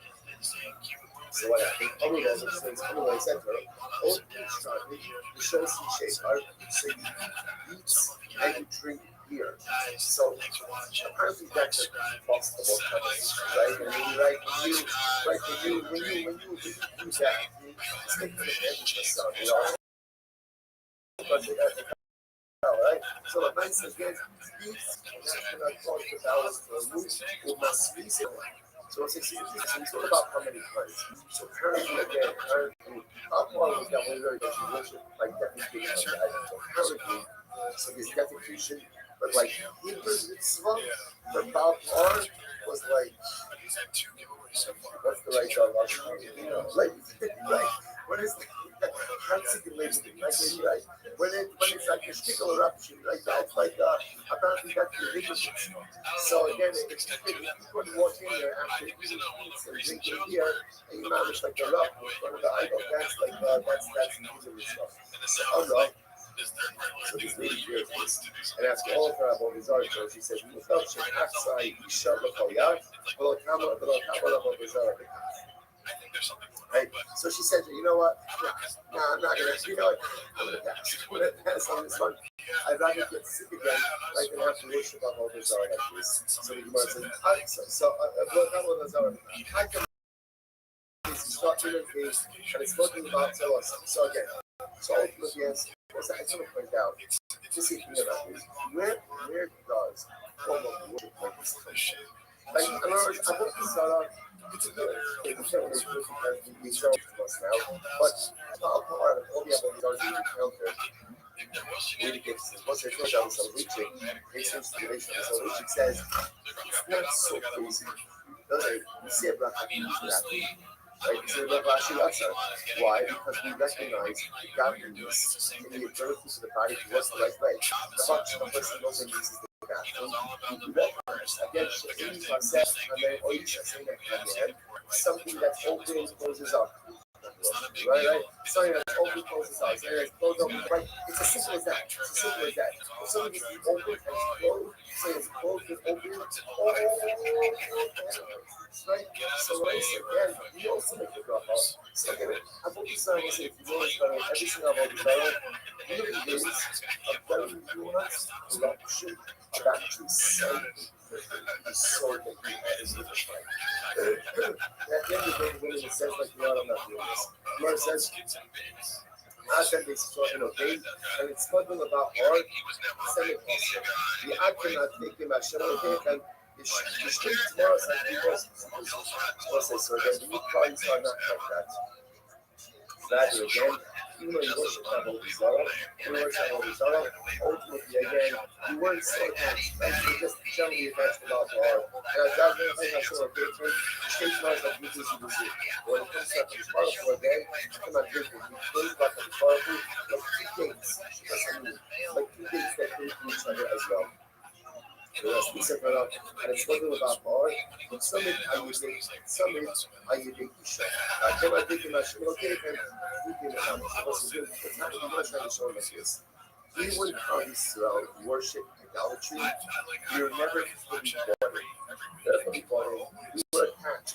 Like a woman wears a bracelet, the bracelet is on her wrist, it's on her, like, but it's not totally attached. So that was like parties won't have all these styles. In other words, somebody there is what they're doing it, or not doing it. I cannot speak to it will say, even when he gives worship to himself, and even when he goes off the straight and narrow, ends up doing whatever else we're doing, you kind of only dabble in it. Right? The biggest is always the primary part of our relationship. My son, the Safka that you love, he's a person name. There was a guy by the name of Safka that would shake his kid from the road and he rented out his donkey to an un-Jewish woman. Hilarious. I think it's so funny the bit is trying to David should hear the part. So your dad is happy. So what happened? The lady's trapped, and she gets about our below. She said to him, something actually current state saying. So she says, you know what, I want to make it before. I want to worship something along the way. Right? So just wait for me over here. Okay, I'm alone. So she goes in, she comes out. Then the Jewish guy is giving the donkey. He says, I'm free. Actually, current state saying. So he says to her, you know what, you're winning the bar, you know, good stuff. By part also. Right? So she says to him, Lord, she says to the guy, to the guy, because aren't you you? So he says, you don't need other people to remind us. Lord, you got our are you worshiping God? So he said, I'm Allah, not the custom, my God. Right? So my virus was about with us. Part of us was this one that's his business, right? About the art application on the idol is getting close. The keynote, the whole none of us like, okay, he wiped himself on the nose of the apple of his son. right? So again, a little bit here. I want to say this is the context. He was actually trying to do something disrespectful. The idol. Behind the stress about the zone and also the opinion. The all of the others don't have to be just of man. Look at this guy. We've never seen someone who has worshipped the idol with such resources, such confidence, such as love was wiped himself on the nose of many stone residents. Right, but basically, not what they were saying about the bar. Instead of a bar, it's not a bar, it's not a muscle. Supposed to have so apparently, this is actually trying to debase about bar. He says it doesn't work because again, if you dedicate a bar, even when your intention is to debase the idol, but because that is the mode of worship, the higher level is all. So you can't do that. Similarly again, Azoric and Remarkalis, Arisa Avodaso, Apagat Adi. So for example, say the Markalis, how do you worship Markalis? You throw a stone at it. So if you throw a stone at Markalis, but your intention is to debase the idol, so the mice again you're still for that because that is the mode of worship. Rabbi Menashe had a puzzle of it for herself. Amrullah, but he's only been playing off. So Rabbi Menashe one time went to work for herself. They told him, oh, there's an old Zara here. So what did he do? Shut up, he said, shut up and took it out of it. And he threw it at the idol. Amrullah, Marvelous. They said to Rabbi Menashe, it's marvelous. Just it was stolen marvelous now again. Rabbi Menashe was locked against the idol. But it turned out that what did he do? He actually worshipped it and not intentionally. But he worshipped it. Amrullah, as I come in, it's not after some much also shot the Midrasha. I'm not sure what should I do? I'm going to I'm going to Menashe, you're like in trouble over here because when I say I understand your intention was to debase the idol, but when I said at the end of the day, you went ahead and you worshipped it. I'm a little ease of Ishmael. He said, okay, no problem, I'll go back and I'll remove the stone. I'll remove the stone that I threw. So I'm going to lay Echad and Yotza, but Echad and Yotza. No. You can't remove stones to Marcus either. If you remove stones to Marcus, then what? Then when myself, if you remove it, you make me more. Apparently, part of the ability of Marcus was to throw the stone, and then again, after this point, the stones accumulate. So the removal of the stones is also part of the ability of say, the website. So what is what's the most hospital? What's the most hospital? Just carefully throw stones. Because sometimes once you throw stones, I would say, you know, and again, this would be kind of how we began and how we ended is the same way. ABO, what is ABO called? ABO was called Uriel and Tzaddik. Why is it called Tzaddik? Because the greatest disciples is when you reach out to your fellowship. How does the Savior end? Be careful when you throw stones. Because once at the end of the day, when you throw stones, you can't get them back. It's stones. So it's like, several companies are about your rights. Again, clearly has his feelings about, certain segments of province from that same clear I believe perhaps having right empathy for the hostages or for the soldiers or for the war. And also for in general, you have to be careful about the stones that you throw. Whether they be actual stones or verbal stones. Because once you throw it, and once you say it, it's virtually impossible to walk it back. The Torah says, A versus special person, Ace. Yes, it's the short I want to believe it's the people have a technology to emotional health. Torah has a question as well. It's time to throw stones and time to collect stones. You can't pay for stones. But they're actually a verbal because once you go to offer attention to that. Incredible. Mishnah. And those things out of the moment. So let's go back to this for a few more minutes. I know things out of the moment. We'll say first thing now again, you have all these on. You have all these on mobile. Those are for those in the trust sacrifice. So now again, we're going to over here. I know things out of the moment. First thing is over and if I choose to have your bunch. The only thing is your children really over to the priest of Molech and walks them in the fire. Not in the Molech of a heritage. If a person made the child of Molech, but a child wasn't walked through the fire, or that was a Molech, or given over to fire, or wasn't given over to the priest. What's that? Actually, know the other age. In order to be violation of Mola, you need three things. Number one, Mola will come with children. Number two, you have to give over to the peace of Mola. And number three, the child has to be walked through the fire. Now, again, the exact process we see in the Mola. So it's interesting about that, because on one hand, we talk about Avodah Zarah, and now Mola is being singled out. So why? That's the Abu Zayd, Amar Mola, God, Avodah Zarah. So we can teach us that Mola is not Avodah Zarah. That was it. Now what does that mean? The sign off. After the Mola, after the child Avodah Zarah, Chai. So what's interesting enough? So whether a person gave his child over to a Mola or to a different Avodah Zarah, it's going to be Chai. The rest of the Omer, the Mola, Chai, Shemot, so what's that? The Mishnah is really how that is like this. The only time that giving over one child is the Avodah Zarah is not the Mola. So giving over one child over, let's say, or that's not Avodah Zarah, because that's not the reason the ideal to work. I wasn't sure if I needed to take this. I wasn't sure other was that saying this organization. Mola is Avodah Zarah that is worship through giving over one child. The person gives over the child to the other idol, right? That's not Avodah Zarah. The thing is, they must support Russia and Mola. Why does what is Mola? What is Mola? It was like someone violates Mola if by going and accepting anything from themselves as a deity. So this is a different understanding. The thing that it is has a different understanding of Mola. His understanding of Mola is you accept any object as a god, like Melech, upon you. That is the Avodah Zarah of Mola. Even a sword, even a pebble, even a twig. Rava Amar Molech Arai. Rava says in reality, whether or not there's such a thing as what we call a temporary or episodic thing, that she's the kind of intention between the woman base. I should still in the Shah say Avodah Zarah. When it comes to Mola, they're saying one is only Chayiv if he gives the child over, the actor can go straight to the piece of Mola. Whereas both sides, there's a process. So let's say if a person just gives their kid over to Mola, that's not the Avodah Zarah. It's giving the kid over to the piece of Mola for Avodah Zarah.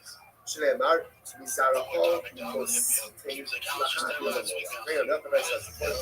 Yop, and everyone Moser. You might as well go past the child to the fires of Mola, but he didn't actually give his child over to the priests of Mola that he was tired. Lomar was Sitain Muslim Mola. You have to go with your piece. But however, you don't know what happens if you give over your child actually passing through the fire. Maybe you think they'd be tired. The longer the hab, you must have to have your shalom Mola. You don't know you're tired. You might have put that all the way to give over your child to the priest. You're passing through the fire. You're not the Mola for the fire. So the Mola must have to have the Mola for the day.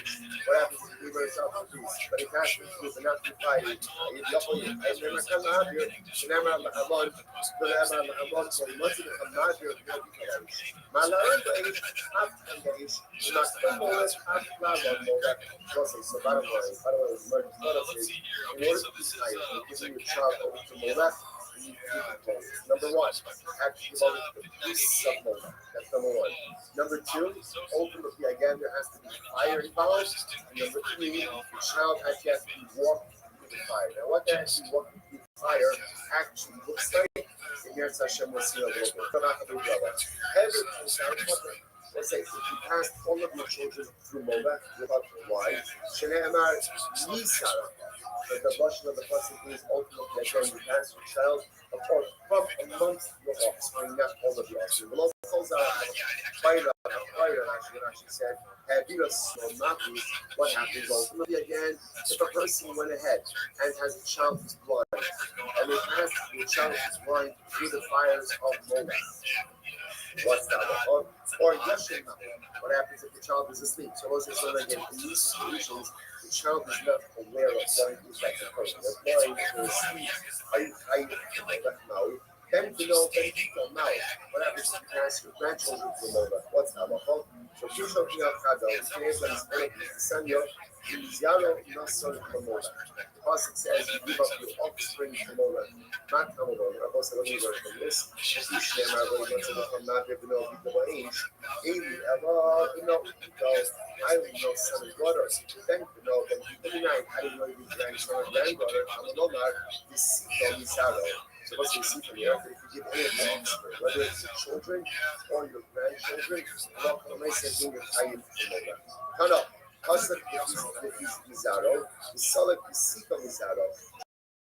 Josh also says it begins with Mizaro and it begins also with Sika Mizaro, different description of Sika. Mizaro, Amy and Zasha. So also the Pasuk tells you how we know that you're fighting for Kasha offspring. Zara Pasuk, even if a person has 16,000 offspring through Mola, and he's still going to be high. A Mola is Sika Mizaro. Okay, already done. Elochai actually at the end of Derek Havel. So you disagree. So only Chai will say if what? If you go ahead and you pass your children through Derek Havel, actually it's not only for today. It's not for today. So this next sugya will say this next sugya ultimately again teaches us how Mola was actually done. How he went ahead and it was passed through the fire. So that's the necessary. And again, hopefully tomorrow next we'll have a little bit more time. We're not going to see a little more today. We're not finished. So also if you want to take your practice with you, start getting some tzitkas atzadu in Eretz Hashem today. So we'll do that for the end of this registry stable. A little bit in the Zorsai. And again, use this time. Usually when it comes to Daf Yomi, we usually don't have a lot of time to do this concert. Now that we're in Yachid Daf, there's an opportunity to Chazir Daf, especially tremendous solos. Some today's Daf, even more than yes, and we'll get to each other's shots. Tremendous is with all the Yerushalayim breakfast. And I guess Zephyr.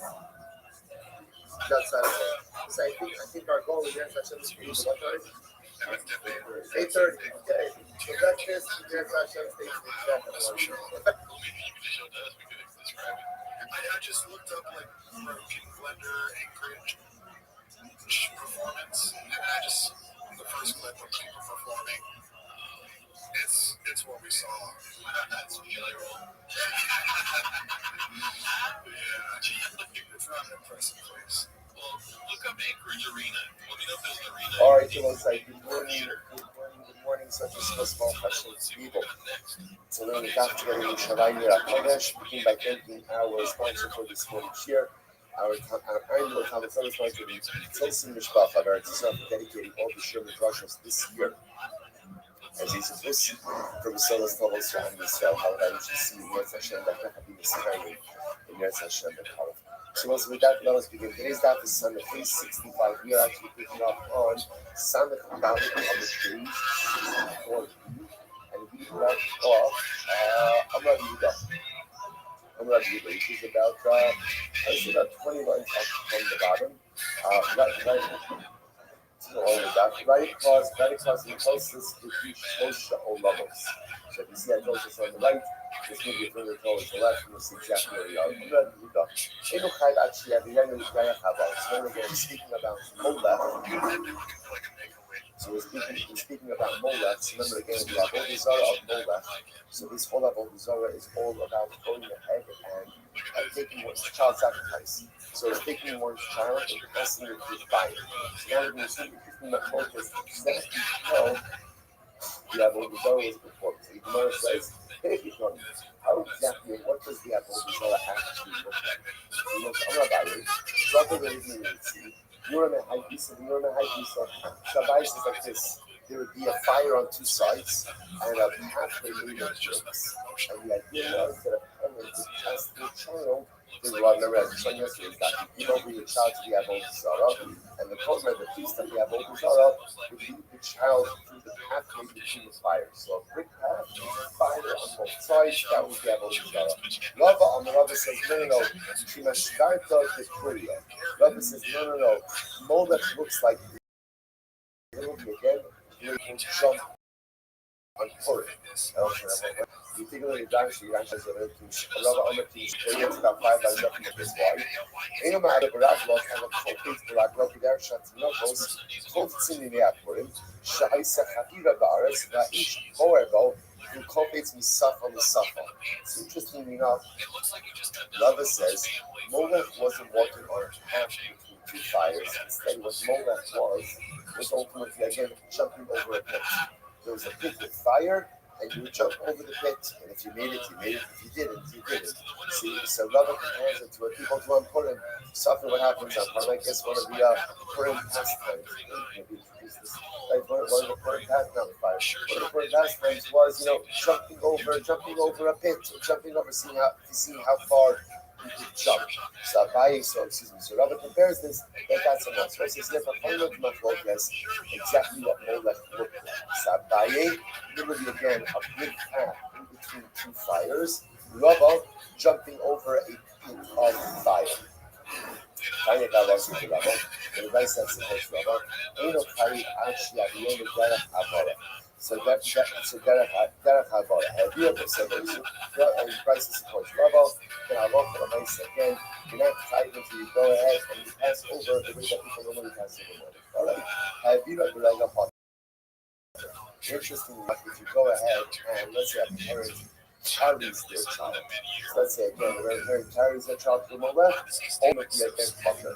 So again, before you only need to go ahead and violate Molech is in a very specific way, giving it over to the priests of Molech, and then ultimately again the priest leading the child or causing the child to go through it. The parent carries the child through Molech, then ultimately again one is covered, meaning that that's not the form of Avodah Zarah. So let's say, there's this interesting that it's not Molech if you carry your child through. In other words, it's only Avodah Zarah if the child walks on their own. So there's tremendous lessons to be learned from Avodah Zarah as well. The Maisa, you only transgress if the child walks on his own. If you're going to carry your child through life, you're not going to be successful. In other words, it's only called Avodah Zarah if the kid walks on their own. Whatever is true for Avodah Zarah is true for the rest of life as well. As parents, we naturally want to give to our children, we naturally want to do for our children, we naturally want to be there for our children. And that's beautiful. But at a certain point in time, it is incredibly important that we teach our children to walk on their own. And our children need to move forward because if we're always supporting them and we're always holding them, and at the end of the day, sometimes we're enabling their non-growth. A child always has to know that the parent is there. But a child also has to learn to walk on their own and to be successful on their own. So you know, there's like and ultimately again, one is only tired, one is enough. Molech is only done with one's own children. Interesting. The Gemara says, okay, so you know, Uchito Chayiv. So if a parent goes ahead and makes his son or his daughter through Molech, then you're Chayiv. Obviously, but ultimately, again, if you bring your parents, or you bring your siblings through Molech, then you're Potter. Have your Atzmo Potter. Similarly, again, if you take yourself through Molech, you're also Potter. They're going to also say, obviously, it's not good. But what it's saying is, in order to transgress the Avodah Zarah of Molech, there's a specific and a scripted way in which one transgresses. Rabbi Shimon says, no, if you walk yourself through Molech, ultimately again you are chayiv as well.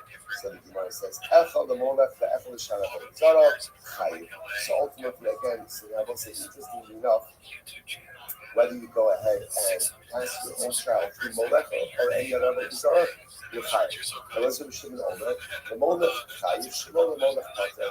Rabbi Shimon says, no, the sort of offering up one's child is only given Molech, not giving any avodah, not giving any other avodah. Amarullah, my time Rabbi Lazar, Moshe Shimon the Los Flash. Amarullah, but you must say the chok. The chok ba'antzim the chok.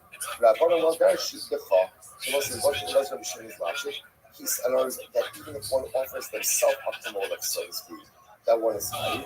Because he's watching up the chok in you. And the Rabbanim don't darshan the chok. I the Hatzinan, they don't darshan the chok. What about the following halakha? Avidas the Avidas Avud Shelo Kodenes.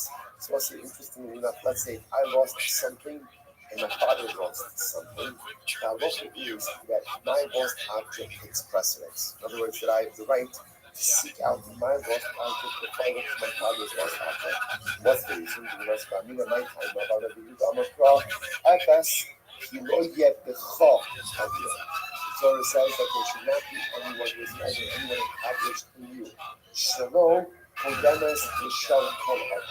Ultimately, we'll say this is an incredible idea. Your lost object comes before anyone else's lost object. This will say, so again, we have to see this. First of all, the halacha. So the halacha itself is that if I do something and my father does something, so whose object should I try to seek out first? So well, again, people got the 800 parents. So it comes on and says, FS, you know, yes, the thought. There should not be any or like there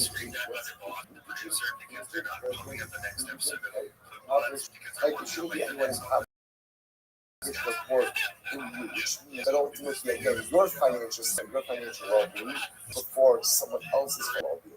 So therefore, again, if I'm finding my own lost object is lost object, even if someone else's father, my lost object comes first. My financial security comes before anyone else's.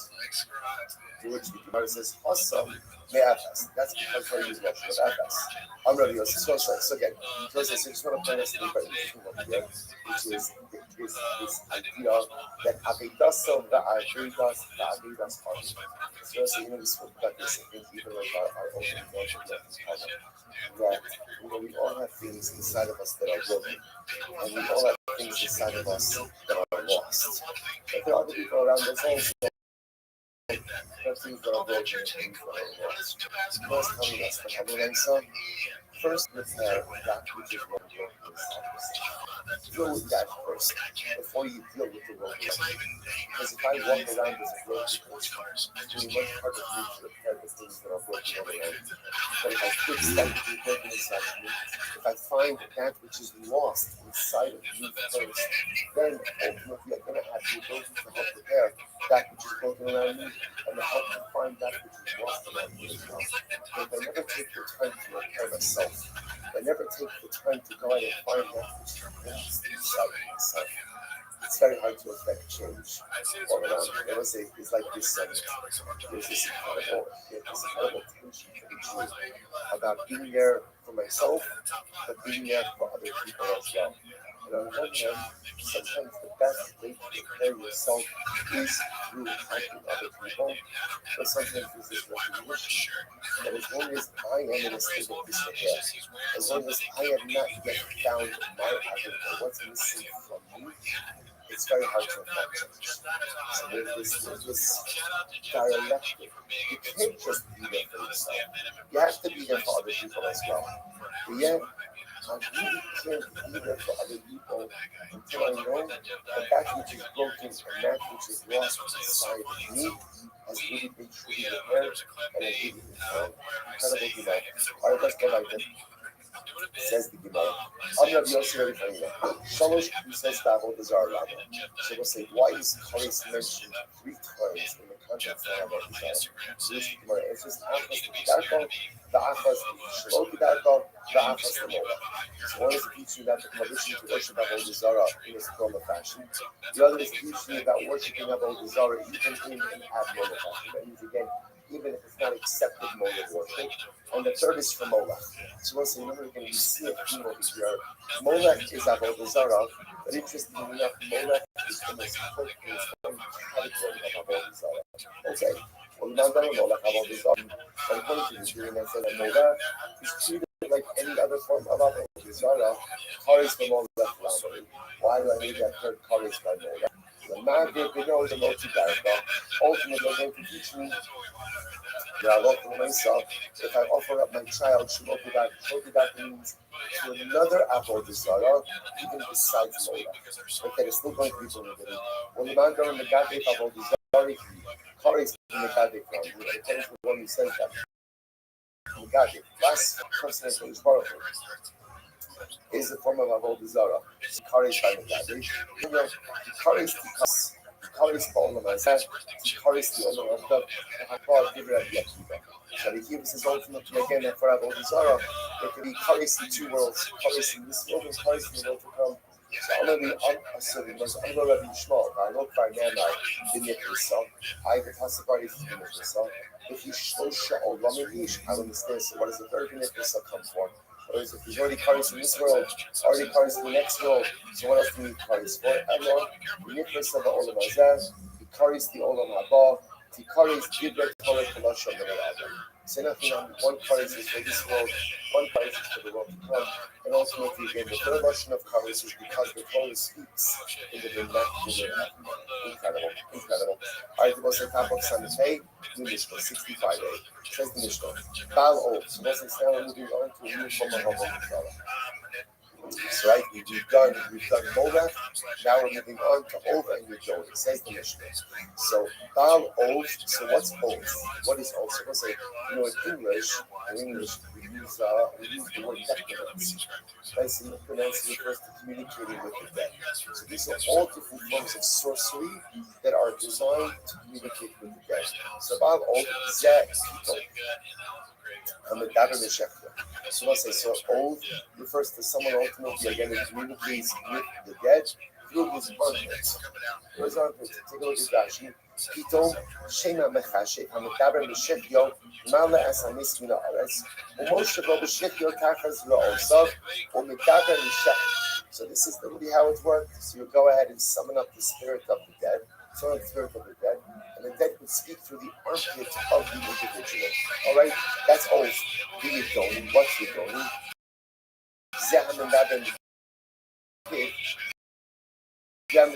This is someone who sums up the dead, and in the mouth of this, we're going to see first time to the mouth is a little bit more than that. Look at Rashi says, Yidoni with David the fifth. In the first Gemara, Chaya Achos. Shema Yadua, Umachnis Mimena Etzamusok. In fact, what ends up happening over here is the Yidoni would put a bone in his mouth, and ultimately, again, the dead would communicate through the bone. Okay? So you must have Vanisha, Bahara Elu B'Skiva. So again, over Yidoni, about control by Skiva, Vanisha Bahem Ba'azhara. And ultimately, again, if you consult the Obi Yidoni, that is allowed. So not only is the sorcerer himself Chayiv Nisa, Chayiv Skiva, but ultimately, when he consults the Obi Yidoni, is in violation of Allah as well. All right, says the Gemara. So Maishna Hafa turning Baal Obi Yidoni, and Maishna Gabi Kisos turning Baal Obi the Shire the Yidoni. So that's an interesting question. So over here in our Mishnah, the Mishnah mentions both Obi Yidoni, even though in reality, it's the same thing. They're both communicating with that. That's the prohibition over here. Perhaps digging, Ov does it through the armpit, Yidoni does it through your mouth, but it's the same idea. So here it's both over Yidoni, but yet again, I'm also saying another brisa, but by Kisses, right, it only mentions Ov, doesn't mention Yidoni. So what's the pshat? Yochanan, Yochanan says, look, this is the same rod. So you don't really need to mention both, you just need to mention one, and the other one is automatically included. You don't need to she'in bo myself. It's interestingly enough. So again, the old is mentioned, but the Yidoni is not mentioned. Why? Because he has no myself. There's no myself that's there. You look at Rashi, Yidoni. והכי לא תמין עלי להסם משום דאפילים כי עבד בעדי נפשי לאו בר קרבנו לפי שאין בו מייסה. So this is interesting. So Rabbi wants us, Shalkish wants to suggest that the Yidoni doesn't have any action. Since the Yidoni ultimately again is just speech, and speech is not the myself. So the Gemara says that Rabbi Yochanan, Maishna Bal Ov Dinakit. So ultimately, Rabbi Yochanan, why is it that Ov is mentioned in that second which Rabbi Yisrael and Yidoni is not? You shouldn't the pasuk like Rock, because it's mentioned first in the pasuk. They Shalkish my time lo Amar Rabbi Yochanan. Why doesn't they Shalkish like Rabbi Yochanan? Amar Rabba Chalukim in the Misa. Because ultimately, again, they are distinguished, they are separated in terms of their views. Yochanan, Chaluka, the Lav, Shema Chaluka, Rabbi Yochanan will say ultimately again when you are distinguished by Allah, that's called a distinction, but a distinction by Nisa is not called a distinction. Rabbi Yochanan, my time of Rish Lakish. Why does Rabbi Yochanan answer Rish Lakish? Amar Lachamas Nisan Tikislos Rabbi Akiva Hita Amar Lo Ba'ina Naisa. Mishnah ultimately again like Christos reflects the view of Rabbi Akiva. Rabbi Akiva holds that even without a Naisa, without an action, it is liability. Rish Lakish, Nehitlo Boy, Rabbi Akiva Naisa Rabba, Naisa Super Boy. Even when Rabbi Akiva, maybe Rabbi Akiva holds you don't need a grand Naisa, you don't need a significant Naisa, which is doing some type of Naisa. So the Gemara says, "Megadef my Naisa." One second, if that's the case that you need a Naisa, you need action in order to generate liability. So then, how would you do Megadef? Right? Megadef is the blessing. You want to second sparkle. What is person involved? What is person involved? Teamwork. Right? So what's the Naisa? What's the action by Megadef? So the Gemara says, "Ika." Akimas, I'm sorry, my Naisa. Akimas Swasa Habi Naisa. The act of Akimas Swasa means articulation of the lips. The act of articulation of the lips, that by itself is the Naisa. Bal of my Naisa. So that's like the oath. What Naisa? Remember again, the oath. The guy is setting up the judgment. So what Naisa is there by oath? Ika Kashas Ra'os, Kashas Ra'os Habi Naisa. Apparently, in order to make this work, you have to flap your arms a little bit, right? I guess like you get like your armpit formed up, you know. So the nice right, that's the old, right? Sorry. That's an excellent question. I'm going to get back to it. So the nice it probably looks better if you do right? Like so the nice so that's the action. That's the action. The flapping of the arms, that's the action. Aviv Rabbanon, so Aviv Rabbanon is the true into Rabbanon. That Tanya in the Chayid Ela Dalashish Bamaisa, because he grew up, he killed the Yisrael Fishtachaba. And the most of the Bryce says as far as one is only Chayid if you do a real action. For example, slaughtering an animal, incense, libation, prostration. Garnish like this is non punished. Who is the opinion that says prostration?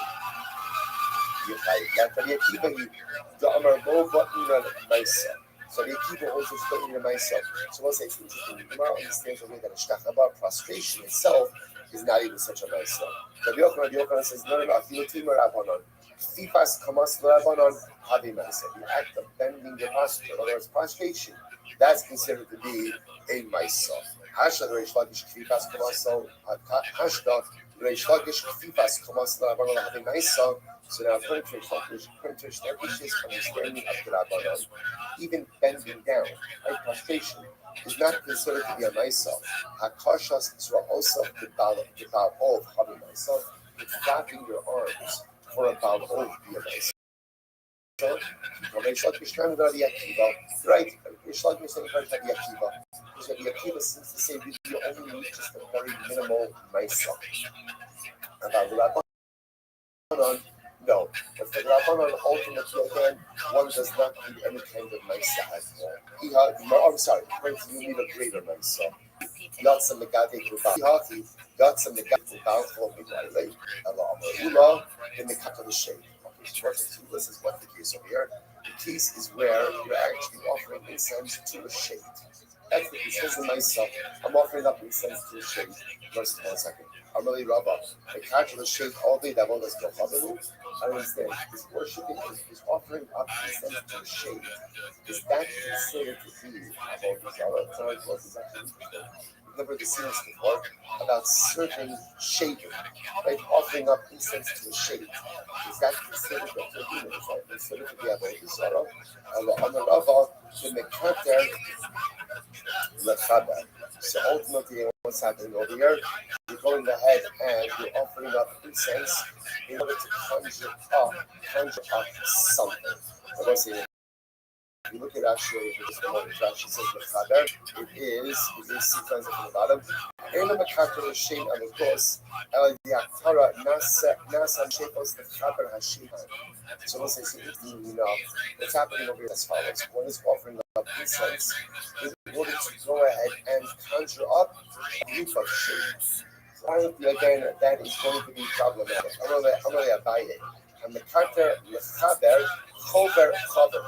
So also, this is another thing. Interestingly enough, in the same section of Ov and Yidoni is also chover chover. Right? So what we have over here is Ov, summoning up the dead through the armpit. Yidoni, summoning up the dead through the mouth, although we see it's a bone in the mouth. And apparently chover chover is summoning up groups of sheep. Groups of sheep. Okay, so the Gemara says, so the chover chover in. So the Gemara says, Torah Amra chover zubiskiva. So apparently, again, this act of summoning up a group of sheep is in and of itself a disorder, right? So apparently, by Skiva, it's going to happen on chover chover. So what is a chover chover? Echad chover gadol. The echad chover katan. So also this is interesting. Now the Bryce understands something differently. So what is chover chover? So this refers to chover gadol.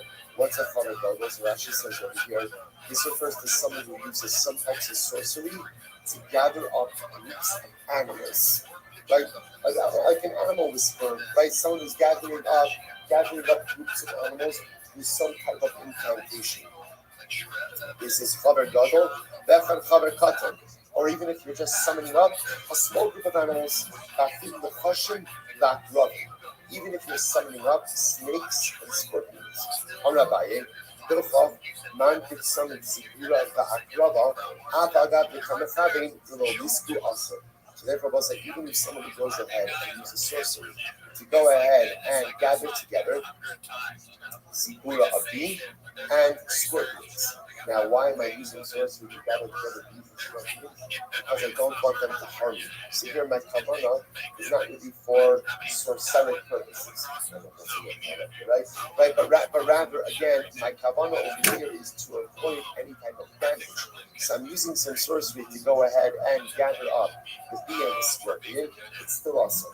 It's still awesome because the act of using sorcery to go ahead and gather any kind of animals is going to be problematic. Rabbi Yochanan, Maishpat, Tzikas, Kamaso, Rabbanan, Isa, Dakimas, Basala. So now we're going back to the second. Rabbi Yochanan. So we'll say, why is it? Rabbi Yochanan, putting his wisdom in the Rabbanan. The act of castration is a Maisa, the act of movement of lips is not a Maisa. Right? So castration is a Maisa, movement of lips, not a Maisa. What's the pshat? Amarava, shiny Megadev, Holil Vyesh Nobeliba. It was like Megadev is different. Megadev is different. Like blasphemy is different. Why? Because it was like the acre of blasphemy in general is not even as much about what you're doing with your lips. Like the acre of blasphemy is really about what's occurring inside of your heart. Look at Rashi, the last Rashi on the daf. Rashi says, Holil Vyesh Nobeliba. Ikar Kiev Hava Love, totally believe.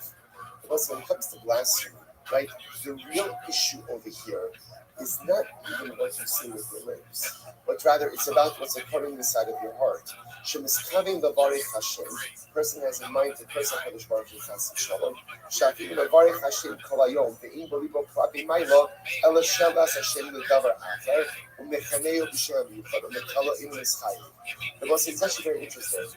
The only way that God gave is also that's the custom a person goes ahead and curses the name of HaKadosh Baruch Hu. But in his heart doesn't have kavanah to do so.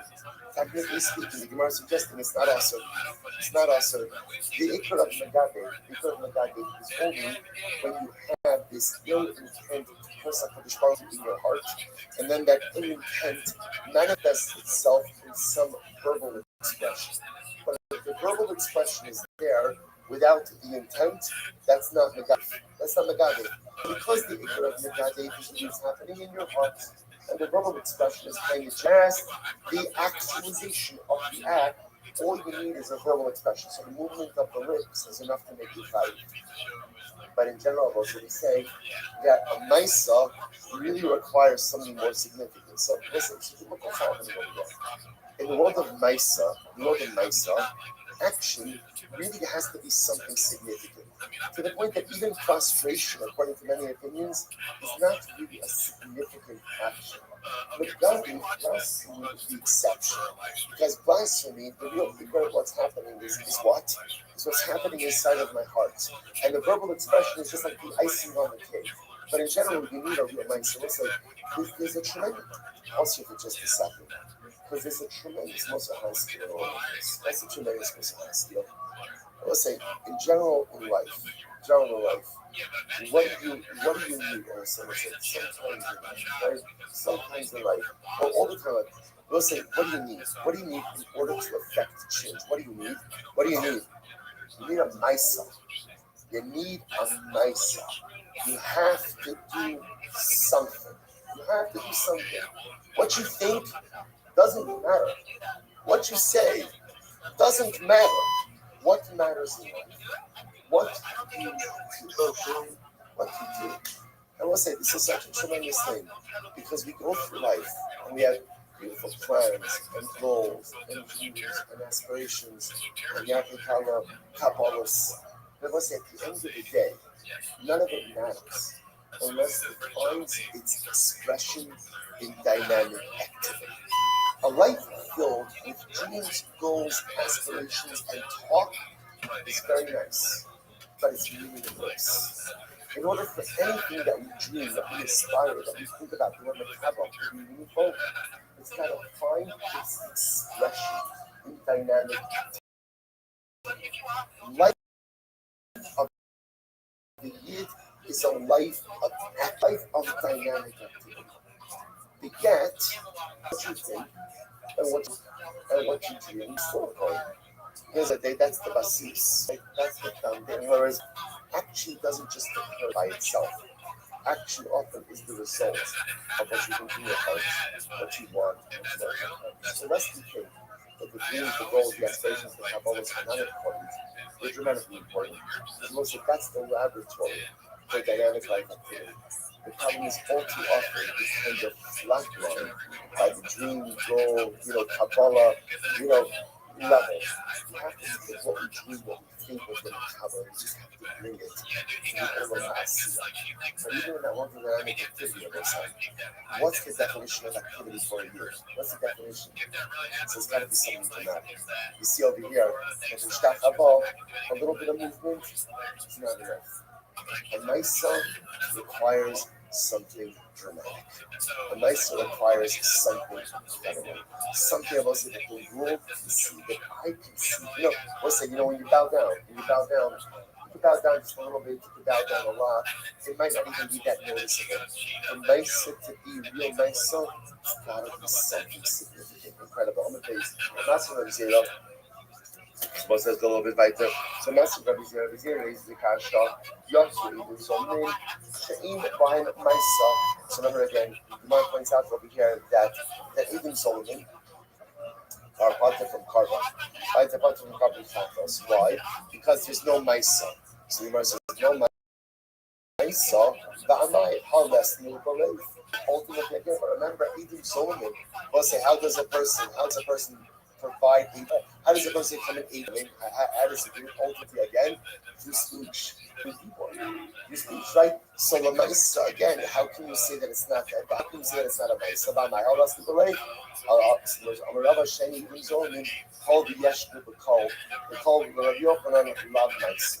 So also because the essence of Idun Zomnin is B'Kol. It's just again through the speech. According to Rabbi Yochanan, speech is not a mice. I have a heart. It's my. Is that true? That call, that a voice is not a mice. You must listen to this. And when it says chasma b'kol, then you have a call. This is very interesting. I said how lovely it is that when your animal is threshing, you're not allowed to muzzle it. Well, safsum sharvadisha, right? So my animal is threshing. You have to allow the animal to eat while it's threshing. You're not allowed to muzzle it. So let's say my animal is threshing, and I yell at it. Don't eat. Don't eat. So sometimes I guess I think you definitely tell it. Right, but the nice, you get this into it. Right, so nice. So apparently, I guess if you yell enough, the animal gets scared and doesn't eat. That's called chasma b'kol. I'm muzzling the animal with my voice. Or I will say for that matter again, let's say I go ahead and I put two different species of animals under one yoke. And I say, move. I say, move. Right, so the mice again, then they move. So either I muzzle the animal with my voice, or I move them together with my voice. That's Tilayim. How is it? Or second, I've only done an action with my voice and nothing else. Yes, you see that you're still tired. What do you see from here? that again, which you affect by your call.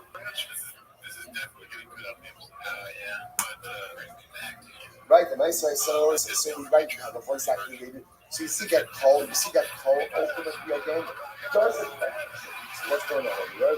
The customer of a call, the use of a call, the open on the pipe, so a partner, the open on the pipe, he must have a nice the open says your pipe wide. The act of going ahead and curling your lips, right? Movement of your lips is considered to be a nice the shut partner, you must have a nice Reis Lakish says your partner, and Reis Lakish says the act of moving your lips is not a myself. On the love of shiny even show me all the yeshon very so no, it could very well be that even show me or saying, because interestingly enough, Aethos in general, Aethos is fascinating. Aethos in general is not really about what you say, or rather, what is Aethos really about? What is Aethos really about? What you see, right? And everyone agrees that seeing is passive. Seeing is passive, right? There's no nice involved in Riya, so it's fascinating. So when it comes to Eidos, the essence of Eidos is really passivity. And therefore, Allah Ta'ala, there's no carbon chantos by even though we will say also another tremendous message. Like in life, so often we see things, right? We see things, and we become inspired by the things that we see. But it's important to understand that when you become inspired by things that you see, that is passive inspiration. What happens to passive inspiration? This passive inspiration, we all know this. Easy come, easy go. Right? Passive inspiration comes in. I see something amazing. If you don't do something with it, it evaporates. The Lisa Kapadichik says that when you see this, essentially describing passive inspiration. When you see something you like that inspires you, Rebbe says you have to take that inspiration and plug it into something concrete. Your point Rebbe says, even if you just open up a book, Vaidaber Hashem al Moshe Leimar, at least what you've done is you've taken that passive inspiration, right? That you've seen, you've seen that you're taking passive inspiration and you plug it into something concrete. So at least now you have that awesome. You've taken something that was passive inspiration, plug it into something incredible. That's what I do.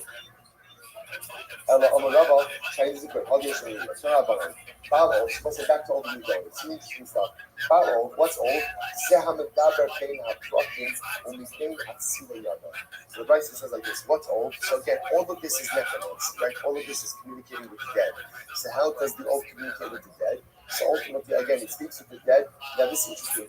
Bina Trakim, so Bina Trakim means on the joints. So apparently, again, so you can speak to the death through the joints of the body, the knees, the elbows, the knuckles. That's where the spirit rest. Okay, or armpits. Right, armpits is always the safe way to go. Right, but the nice is again either through armpits or through. Almost like I actually want to point out. We laugh at this. There was something. There was something, right? Because again, the Torah goes out of its way to prohibit this type of kishur, this type of sorcery, which means that at some point in the world, this power, this power did exist in some way. Like Yudoni, Zehama, Etzem Yodrobek, so Yudoni puts some type of bone in his mouth and communicates with the dead through the bone. Mason, Mikasha, Fahayat old, Me'aras Kola, my love for the Shtaiki, okay? So again, also, the Gemara asks, isn't that the old communicates with the dead from the grave? In other words, that the dead is talking to the grave. To which the Gemara says, Lo, the Mishtaki, says, my love, the Mishtaki, okay? Lo, that the dead rest in the market, and Hashma. But from the show, remember again, this is actually the fascinating stories. King Shaul, went to one of these necromancers to raise the spirit of Shmuel Hanavi. So by the way, it worked. So this necromancer was a woman, says to Shaul, I literally again, Elohim Ra'isi Olim Minaris. I saw literally Hashem, which meant the spirit of Shmuel, rising up from the earth. My love, the Mishnah, okay? Was she not communicating with the spirit of Shmuel from the grave? Lo, the Yosef ben Aklakim Mishra. No, the spirit of Shmuel rested on the joints of this lady and communicated like this. Okay, so that's an interesting Vaisa. How did old communicate? So the Gemara says, Echad hama'aleh bizibulo, ve'echad hanishal bivogonas. All right, so this is an interesting one, right? I'm not sure exactly again if this line will work, right? But Lamaisa, so apparently there was the ability to go ahead and raise the dead through the makomila, to the male member, right? That's how you go ahead and it communicates like that. Like I said, everybody's got to find a talent, right? So Lamaisa, right? Again, got to cut out your niche, right? So Lamaisa. So whether you go ahead and you communicate with the dead like this, I'm not sure how you discover that talent, right? But when I say again, good. So the Gemara says, or whether you speak to skulls, right? So again, you could communicate again through the makam, through the male member, or you could go ahead and communicate with the dead through a skull. So the Gemara says, "Ma bein zelozev." What is a skull? Right? What exactly is the difference between the two? I don't know, the difference seems kind of obvious, right? But Lamaisa, so the Gemara says, so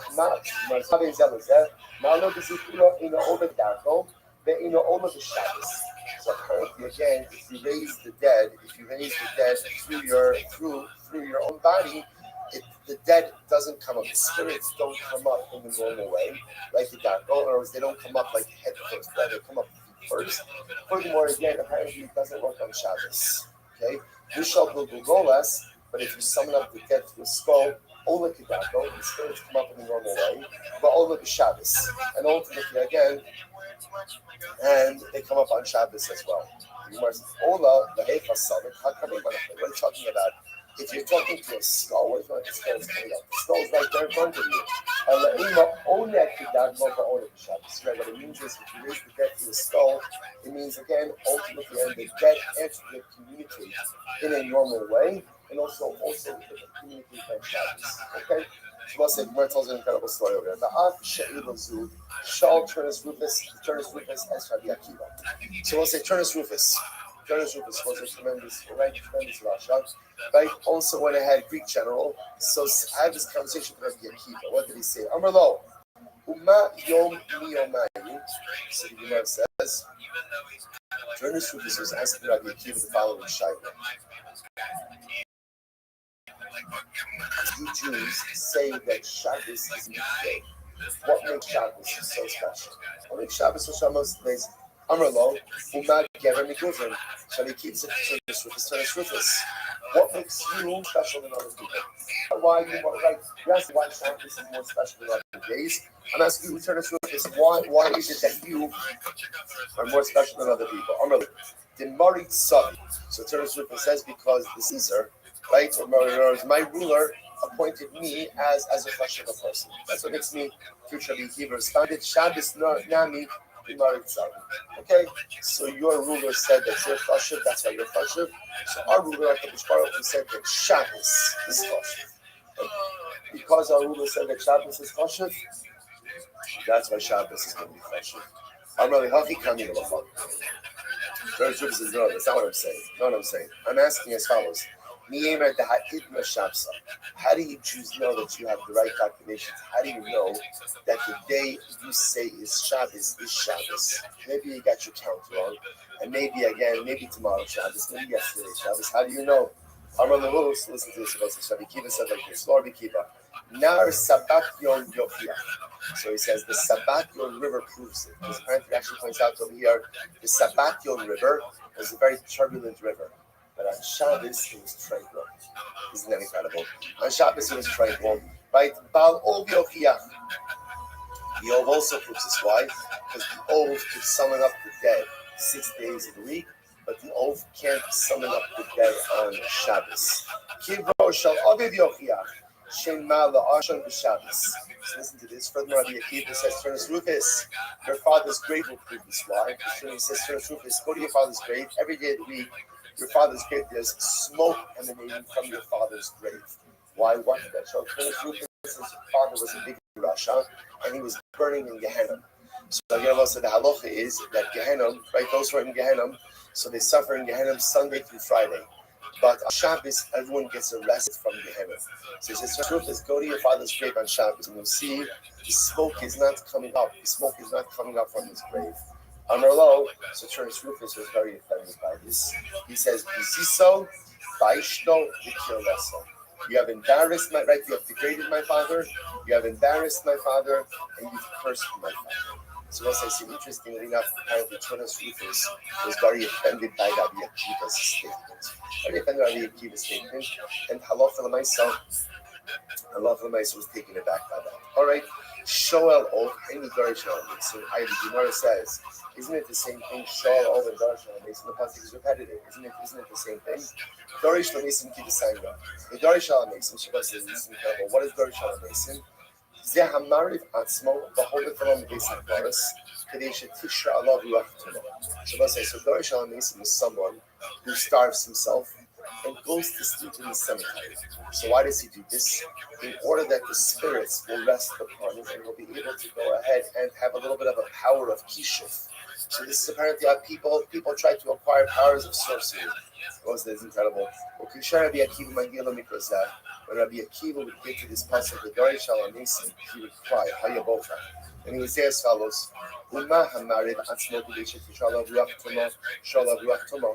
if someone who goes ahead and deprives himself of physical enjoyment of eating and goes to sleep in the cemetery, could have this access to this impure power.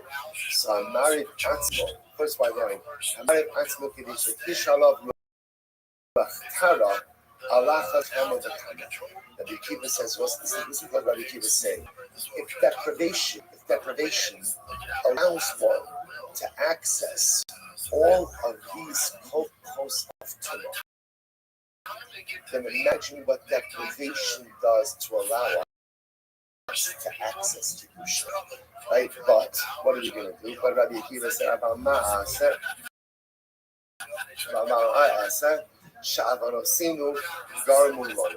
what should I do? Because at the end of the day, Averos create between ourselves and our Kodesh Baruch.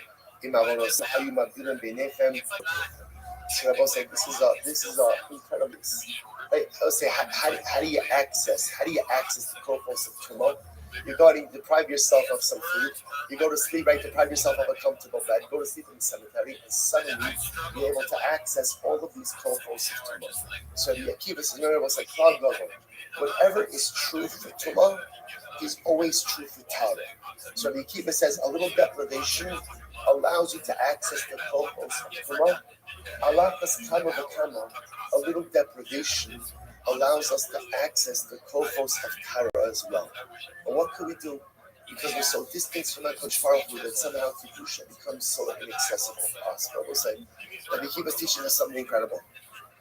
If you want Kedusha in life, what do you mean? We'll say, there's one thing you need in order to access Kedusha, and that is sacrifice. Sacrifice. You can't have everything. So what am I willing to give up for the service of HaKadosh Baruch Hu? And I will say, this is true on every single level, right? I can't have tefillah b'tzibur unless I'm willing to give up sleep, right? I can't have shir unless I'm willing to give up time from work. Anything you want, but you don't say, there's a phrase like, I want my cake and eat it too. That was coined by the joy. Right? Why? Because you don't believe in that. You can't have your cake and eat it too. You can have your cake. You can have your cake. It's like in life, right? You can't have your steak and have ice cream for dessert. You have to make a decision. You have to choose team. Life is a series of sacrifice. The greatest disservice that we give ourselves, I want to make a commitment. Why? Because I want to leave all of my options open.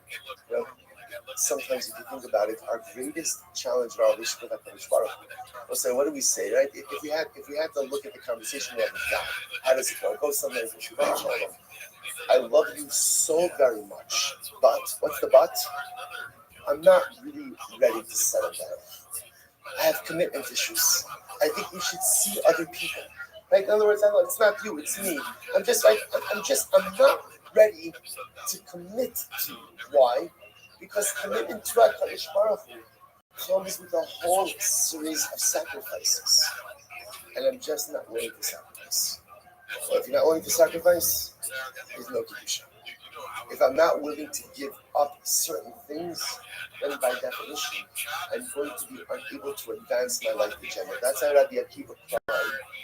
If we only realized the sacrifices we need to make in order to become the people we are capable of becoming.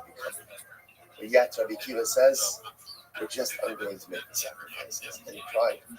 Because if we would just be a bit more courageous, if we would just be a little bit courageous, if we would just be willing to identify the things that I know I need to offload in order to acquire the Kedusha that is truly waiting for me, there is no telling who and what I could truly become.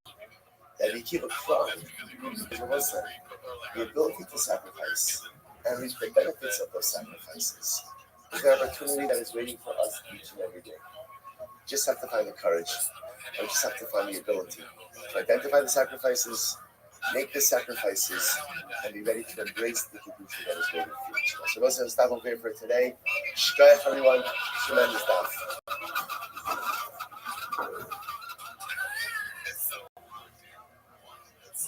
This means you're crushing it, my man. Those dudes don't have the ability to come up with the original ideas and have fucking people who got shit again. All right, everyone's like, good morning. Such a special Baruch Hashem to be able to learn the daf together here in Yerushalayim. Absolutely incredible and beautiful. Begin by thanking all of our sponsors. Okay, our annual phone sponsor for Tough Shin Pei Hey. Thank you so much. Toast Mishpach of Eretz Yisrael for dedicating all the children's Roshos this year as a special B'Soros Todos for Am Yisrael. Our Daf Yomi sponsors for today, Ira Miriam Grossman, in honor of the SOTC Yarkei Kala trip to Eretz Yisrael. Shout out to the Grossmans, money from the Ira. And also with that, we let us, of course, always be dedicated calendar. We discuss about precious hostages and Hashgalah from Yat Hashem, bring them home. The Shalom and Bukhara. And it's supposed to the Holy Soldiers may be successful. The fall Maaseh. And once I read that, we let us begin. Let us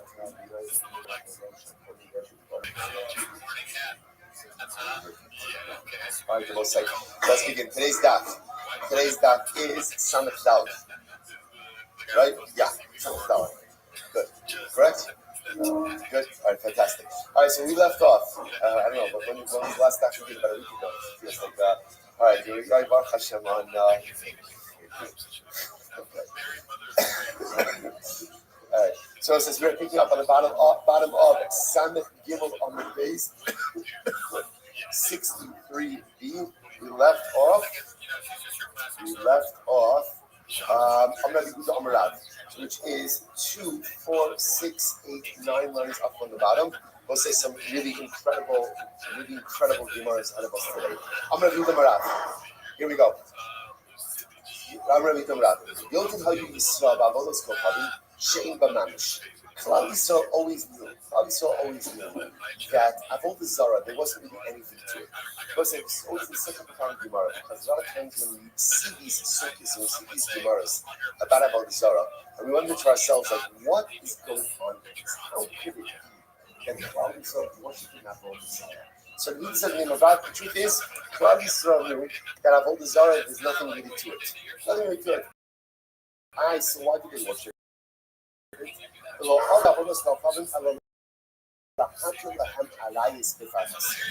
why do they worship Avodah Zarah? Avodah Zarah was matter. Avodah Zarah wanted Klal Yisrael to go ahead and say a little bit different. Rav Paul Hirsch brings down. He says, what is the fundamental difference between Avodah Zarah and Avodas Hashem? Wherein lies the distinction between idolatry and the service of the Avodah Shalom? And Rav Shalom says something amazing. He says, in Yiddishkeit, the avodah is to make ourselves in Hashem's image. Avodah Zarah is make God in your image. What Avodah Zarah says is, decide what you want to do in life and then create a framework which justifies all the different things that you want. So it's like that's a lot of how contemporarily, a lot of how all of these isms right begin. Like all of these isms begin by people deciding that they want a different code of morality, they want to engage in a whole bunch of different things. So they create a system. They create a system. They create a system which allows them ultimately to do the things that they want to do. The whole concept of Avodas Hashem is that life doesn't begin by deciding what do I want. Life begins by deciding what I want. So Chal says in his introduction, and Chal says that there's a fundamental shot that he has to ask himself. What's the fundamental? Ma so ba'olama. My obligation in this world. What do I want to do when I grow up? Not what makes me happy. Not how do I feel like, what do I want out of life? What is my obligation?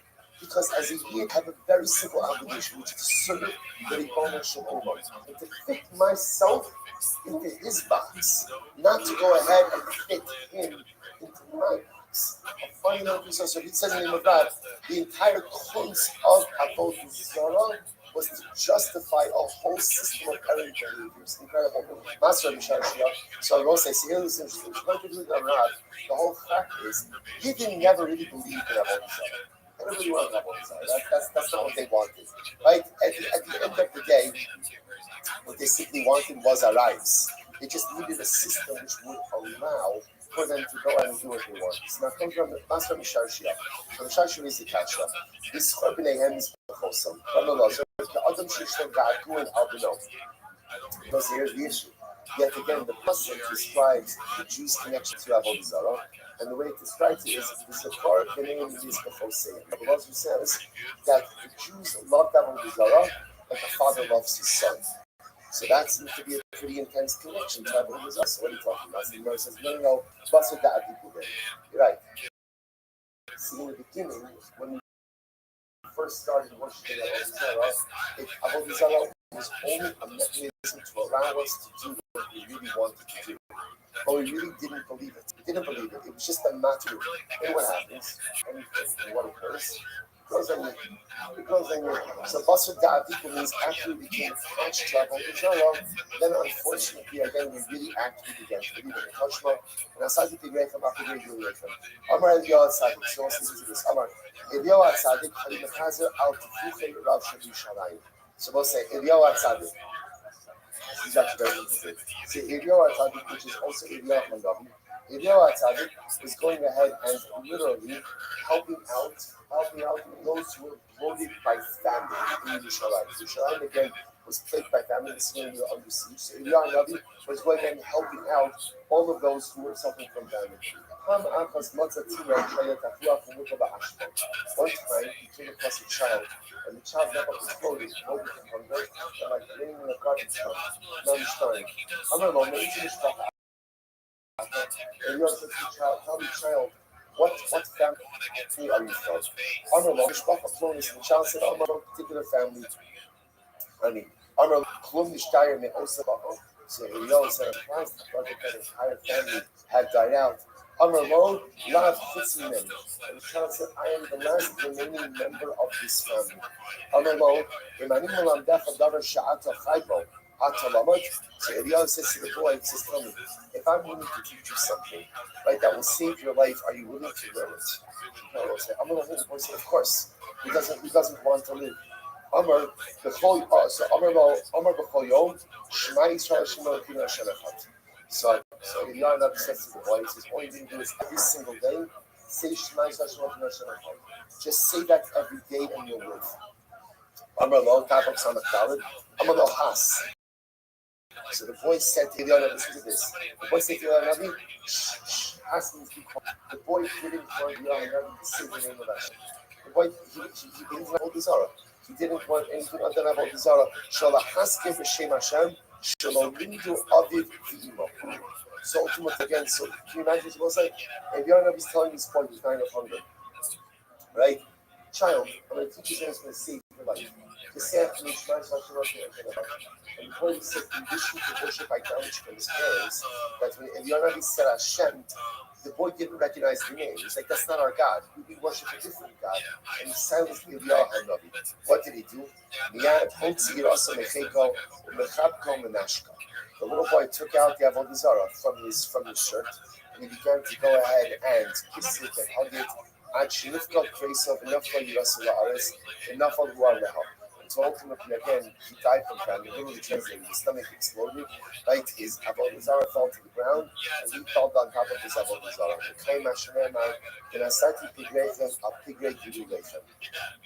So listen, so again, you see from there that again, the Jews were very connected to Avodah Zarah. So how can you say that you just worship Avodah Zarah for utilitarian purposes? When you believe in it, which the Imam says, no. As we said before, originally when we first started with Avodah Zarah, it was only to justify errant lifestyle. But once we got into it, and ultimately, again, we clung to it, we clinged to it. We became very connected to it, and actually began to do it. What's actually turned out to be something very interesting. If you notice, by the way, how does it refer to Eliyahu here? The first thing is Eliyahu and Tzaddik. That's not the normal appellation, right? Normally it's Eliyahu HaNavi. So what's the chat? I say, obviously, calling someone a Tzaddik is a higher level than Navi. So what's the chat? Because what is Eliyahu doing over here? What is he doing here? He's helping another Jew. So it's great to be a Navi. But it's even greater to be a Tzaddik. And how do you become a Tzaddik? When you help, that's what it means to be a Tzaddik. People often think that this means to work on yourself, this means to go and work on your own weakness, which is absolutely true. Every person has to work on their own weakness. But Eliyahu HaNavi becomes Eliyahu HaTzadik. When he sees a child in distress, he stops everything and he lends a helping hand. The path to personal piety, the path to righteousness, the path to sickness is not one that is paved by working on oneself, like Garrett. The path to sickness is paved when you take the time to help out the other. Incredible. Tashma. Vaizaku b'kol Hashem Elokehem. My Amr, so we'll say the pasuk says, call out in a great voice to their God. What is being said? Rabbi Yehuda, became Rabbi Yonasan, bye. We'll say this is ridiculous Gemara. So listen to this. The Klal Yisrael called out to HaKadosh Baruch Hu. They said, bye. What's bye? Bye is oi. Woe to us. They were lamenting the Yitzhahara. And they were saying that the Yitzhahara, is so incredibly overwhelming. And it's almost as if you don't really have any ability to combat it. It's this Yitzhahara for Avodah Zarah that has destroyed the Beis Hamikdash. Like caused the death of Tzadikim. Back literally, have been exiled from our and still this Yitzhahara Mamish is dancing between us. Klum, Yavisalan, Elagule Be Agura, Lo Ihu Baninon, Lo Agre Baninon. So listen to this. So Chazal David, and Sefesh Baruch Hu. The only reason you gave us Yitzhahara for Avodah Zarah is to get schar. Sefesh Baruch Hu, you don't make your ticket deal. You keep it, and we're willing to forego the schar. So say, see this, by the way, you see such bucks. Remember again, but ultimately again, there were tzaddikim who were suffering, and they said, the only reason you visit suffering the Parnas is to give us schar. You know what? You keep the suffering, you keep the schar also. You gave us a Sahara for Avodah Zarah. Thank you. To get schar, why don't you keep the Yitzhahara? And the truth is, again, we're happy to forego the schar. So the verse is Basar Da'adigu, Yossi Tvasya B'Tainisa. Boy Rachami, Benafalu Piska Melikia the Havikasav Ba Emes. Was a second white line. So Chazal, they decided that the Yitzhahara for Avodah Zarah had just become too disruptive and too radical. So they fasted for 3 days. And after the fast for 3 days, a patak, a little note came down from Shanaim. And what did it say on the little patak? What did it say on the note? MS, truth, which was a way of saying, Baruch Hu saying to the rabbis, what's happening? I heard your request, what you're saying is good, and I understand that it is time to remove the Yitzhahara for Avodah Zarah. Amar B'chanina, Shma Mino, Chol Somo Sha'akadosh Baruch Hu MS. See from here, See from here ultimately again with the signature of HaKadosh Baruch Hu's MS. Okay, Rosh Hashanah again, Rosh Hashanah's MS. HaKadosh Baruch Hu sends down this note from Shalom MS. Meaning, okay, what you're saying is good, what you're saying is correct, and now at the end of the day, HaKadosh Baruch Hu is going to give in to their request. So it says what happened. Here we go. Nachat Keguria Dinura B'Yis Kachi HaKadosh. The Yitzhahara for was here for this. The Yitzhahara for Avodah Zarah. The Yitzhahara for Avodah Zarah came running out of the Holy of Holies. Remember, you just understand, this was during the times of the Beis Hamikdash. So we'll say again, during those days. So first of all, just in general, how incredible is it to learn the Gemara about the Beis Hamikdash when we sit here together in Yerushalayim, near HaKodesh, just a few steps away from where the Bayis Shlishi is. If you just have another couple of hours of sleep, you'd be falling off your chair right now, right? All right? It's just seem like. So do you understand what it means to be learning Torah together in Yerushalayim? Do you understand what this means? Do you understand what Jews throughout the millennia would have given to be in this spot? V'sachazena eineinu b'shuv chavitzon b'rachim. How many years were cried throughout the ages Jews would give anything just for a glimpse of Yerushalayim, just to see it. And then not only are we seeing it, not only are we staying in it, but we're learning Torah again. So now again, Mamish the Gemara. So what happens? So they daven for the Yitzhahara for Avodah Zarah to be removed. So the Yitzhahara for Avodah Zarah, listen to this. So the Yitzhahara for Avodah Zarah now it's going to be removed from Pais. So what happens? It took on the form of a fiery lion cub. And that fiery lion cub ran out from the Kodesh HaKadosh. It ran out from the Holy of Holies. So we'll say, so Amar Lehu Navi B'Yisrael, Hainu Yitzra Da'avodah Zarah. That's it. Right over there, that fiery lion cub. That is the Yitzhahara of Avodah Zarah. That's it. Grab it. The Gemara says, Ba'adi Dekatav Sila, as they were wrestling. As they were wrestling the Avodah Zarah, the Yitzhahara of Avodah Zarah, the fiery lion cub. So what happened? A hair came off of the lion cub. And again, the lion cub began to cry out. Amru, so now the Chazal said, what should we do? Because again, HaKadosh Baruch Hu has rachim on everything. Zoma, Mayim Rachim Me'aleh. HaKadosh Baruch Hu is going to take compassion on the lion cub because it's in pain, right? One of its hairs fell out, and HaKadosh Baruch Hu is going to take compassion on it and release it. Amar Le'navi, Shajua B'dura Da'avra, V'kisua Ba'avra B'shayat Kola. Quick, grab it, put it in a cauldron of lead, cover it with a covering of lead, because that'll mute the cries of the lion cub. It said, "Vayomer Zos Harasha B'Yashlech Osa Otol Ha'ifa V'Yashlech Hasavina Alferas Hapuya." So we'll say, so pause here just a second. Pause here. There's absolutely no way we're going to disregard that. It doesn't matter. It's okay. It's not a rush. We always make it through. So we'll say, so again, so understand, where does Yitzhahara for Avodah Zarah reside? Where does it live? It lives in the Kodesh HaKadosh.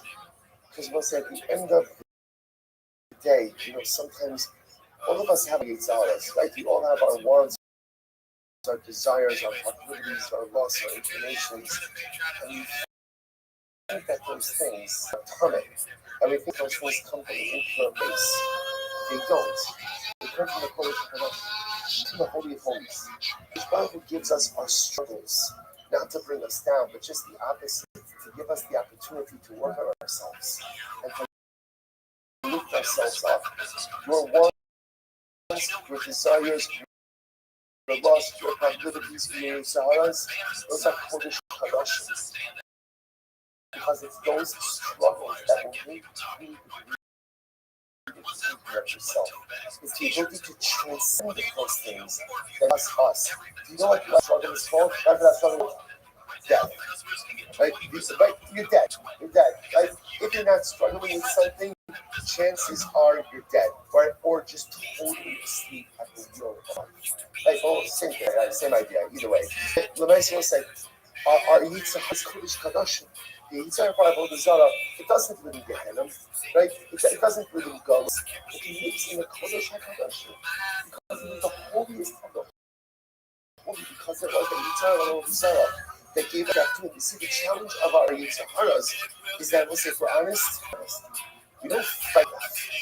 We just don't hard enough. We just give in. Or when the battle becomes acute, we just yield. We just surrender. We don't have to surrender. We never have to surrender. So much stronger to give ourselves credit for. So the Yitzhahara of Abuzara, like every single other Yitzhahara we possess, doesn't really get it and lives in a condition of worship. Because the challenges we have of Torah gives them to us only to allow ourselves to become the best version of ourselves. And that's what I will say. That's why when they're wrestling the lion cub, so to speak, the lion cub of the Abuzara, and the little hair falls off, and they're worried about Hashemah having Rahmanis, because the emotional loves the Sahara. Sounds strange. Why does he love the Sahara? Because he keeps us moving. Because he created it. Because the Sahara is the emotion of Allah's greatest creation. Because it is the Sahara that is the engine of growth. So in that moment, when the Sahara is being wrestled, and it lets out a cry of pain, so it's almost as if Chazal is concerned with the black force that means Sahara, and allow it to come back to its form of glory. The things we contend with, they're not working against us, they're working for us. Those challenges that are there are only there to make us human. All we need to do is get our stuff together, work a little bit harder, and recognize that Sahara, he's really my best friend. He kind of gives me a win. He gets me to do stuff that I shouldn't be doing. But he's really my best friend in the world because if I can counter him, which I can, if I can overcome him, which I can, that's when I encounter my greatest. It was an incredible Gemara.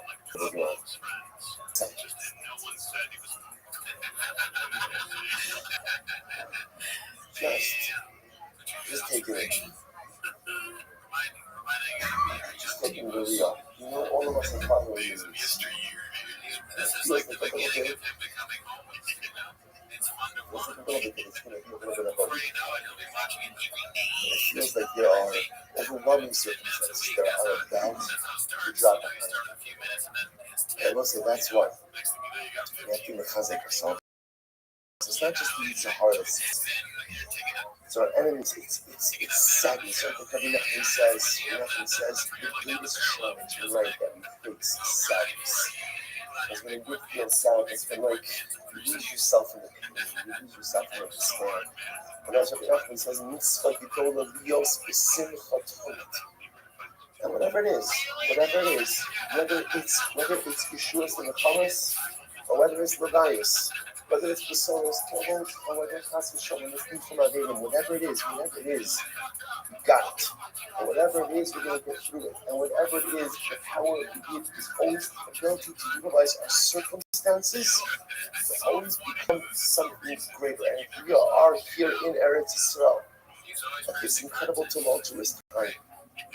We said yesterday at the end of the means, we have something to receive, we have something to get, but we also have something tremendous to give. Let's go back to says the Gemara. What happens? Good. So the Gemara said, good. Omri. So Chazal like this. Oil-based. So now that we see that this is a Svatz, now what does it mean it's a Svatz? Now that we see that Chazal said like this, you realize that obviously this is Bush's time. Right? Why is Bush's time? Chazal said, I try to find what does everyone understand what just happened over here? Just happened with this story? The Yitzhahara for Avodah Zarah was just removed. That's what happened. So that's why, by the way, when we look at these Avodah Gemaras and we're like, what's wrong with you? Why do you worship everything? We can't relate to it because the Yitzhahara for this Avodah was removed from us. That's the whole happened, was removed. So that's why we can't relate to it in the same way. So now, because that's okay. Well, we got this. They said, now that we removed the Avodah Zarah, on the whole, let's go. Let's do this. Let's remove immorality. Why not? Nothing wrong. Right? Let's remove the immorality from us. So what happened? The Gemara says, so they did so. What happens? They did it. And they were successful. They removed the immorality from the world. Only one problem. So the Gemara says, so we brought the So that was the issue. The problem is, once they removed the desire for immorality, they took out kinds of desire, just basic desire, also for just reproduction, procreation. You couldn't find a chicken that didn't lay an egg. See what I'm saying? That's what he said. Remember again, all of these pushes and pulls, and all of these, like again, I was saying, understand immorality is a corruption of a natural desire for intimacy, a natural desire for reproduction. So when you take that out of the world, you take away the negative stuff, but you also remove all the positive as well. So they could not find an egg. It was like, how can you imagine a couple minutes ago like this? And you can't find eggs.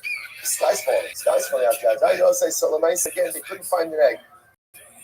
So the Gemara says, so what should we do?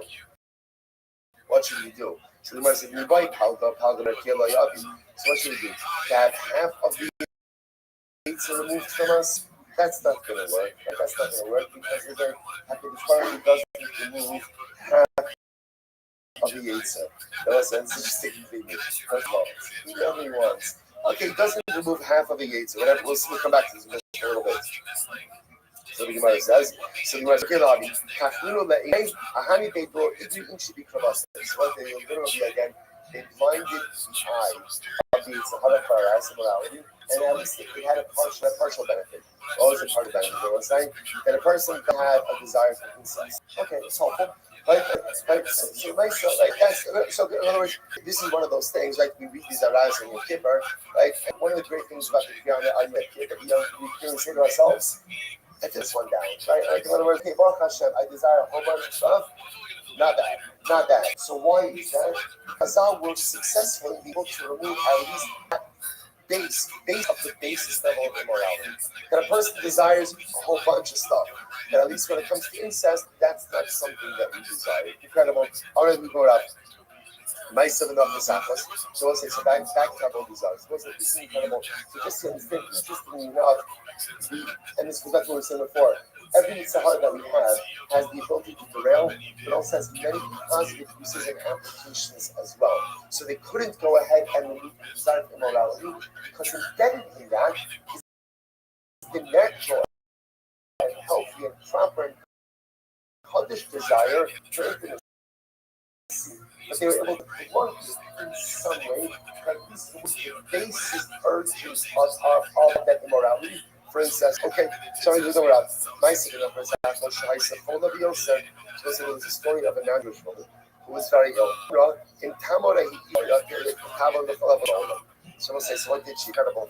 What did she do? She made a Kabbalah. Okay, by the way, I want to point out how incredible it is. You see from here again, what is in Kabbalah?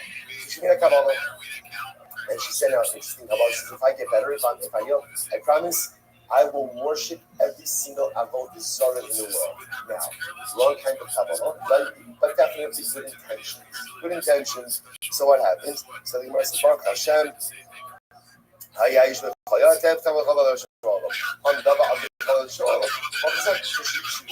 she ended up worshiping every single Avodah Zarah. Even she gave a Pa'ar, when she got to Pa'ar, Shalom Aleichem, so they got to Pa'ar, right? So she's making her rounds, bunch of other things, and she says to the Tisab, tell me, how do you worship this idol? So what happened? Amrullah, it says, Amrullah said to her, open Shravim, the shows in Shechar, so you eat meats and you drink beer. So apparently that's a combustible combination, right? And when you do that, this may come in handy for some, because they don't make out, right? So a nice again, beets and beer, and that's going to cause the bowels to move. A reason they find out. So it's interesting. I've spoken about how many times. Apparently, Alcohol was that one very that you worship by defecation and life. So apparently, this defecation, but like Hidr mitzvah for Alcohol was like what's the right lashon? Right? When it's heartsick lady, right? When it's like a shtickle eruption, right? That's like apparently that's the hint of mitzvah. So again, if you could walk in there after eating pizza and drinking beer, and you manage like a rub in front of the idol, that's like that's the hint of mitzvah. So Amra, so this lady hears this, and after all of her avodah zarah, she says, "Mutav shetatzai isha lechoya, v'lo tama avodah zarah b'kach." Right? So she says, you know what? Nah, I'm not gonna. You know what? I'm gonna pass. I'm gonna pass on this one. I'd rather get sick again, right, than have to worship avodah zarah like this. So the Gemara says, "V'lo tama avodah zarah b'kach." I can basically start in and it's spoken about so again. So ultimately, the answer was that I want to point out. This is the thing about this. Where does a form of worship like this come from? Right? In other words, avodah zarah, you can hear it. Okay, we can't really do it because the Torah was removed to us now. But the nice part of all the avodah zarahs that we encounter, we get to say, once there's no about the Salvation, makes an interesting observation. The Salvation says it's not so crazy. Let's say we say a bracha after we use the bathroom. Right? We say the bracha Ashiyasa. Why? Because we recognize the godliness and the ability for the body to work the right way. If a person goes and uses the bathroom, we recognize again something that's open closes up. Right? Something that's open closes up. Something that's closed opens up. Right? It's as simple as that. If something has to be open and it's closed, something that's closed and open, all kind of breaks loose. Right? So the nice again, we also make the bracha. So again, avodah zarah will say, if you notice, by every single avodah zarah really is a very nuanced corruption of actually some important soul that we have. At the end of the day, the woman says, like, you know what, I'm not doing this. Gemara says, and it's nothing about her, semet pasul. The Anna taking my Hashem Elokeichem, you stay tomorrow, so Shema says, so again, you probably are not like that. Rather, again, even though you worship that avodah zarah, ultimately, again, you weren't so attached, right? You were just generally attached to Baal Pa'ar. And as I was Hashem Elokeichem, you stay tomorrow, so when it comes to HaKadosh Baruch Hu, again, I cannot take it. We refer to HaKadosh Baruch Hu like two dates, like two dates that cling to each other as well. The Nisa Tana had a spoken about Pa'ar, Kitsamit Ayedei Isha. I came out thinking about Hashem Elokeichem, Zvukim Mamash. What's happening? What's trying to show us like this? Even when Klal Yisrael worship idolatry, we were never fully bought in. We were attached. Like a woman wears a bracelet, so the bracelet is on her wrist. It's on her, right? But it's not fully attached. Right? So that was like Klal Yisrael have all this love. In other words, so we're there, what we're doing, we're not the HaKadosh Baruch Hu, Batem had vacant. We cling to HaKadosh Baruch Hu. You see, I will say, even when a Yid worships avodah zarah, and even when a Yid goes off the straight and narrow, at the end of the day, whatever else we're doing, the kind of only down our tefekos, our connection to HaKadosh Baruch Hu is always the primary part of our relationship. Incredible. About Maisa, the Savta Ben Ilam is a person's name. There was a guy by the name of Savta Ben Ilam. He does get out to stand.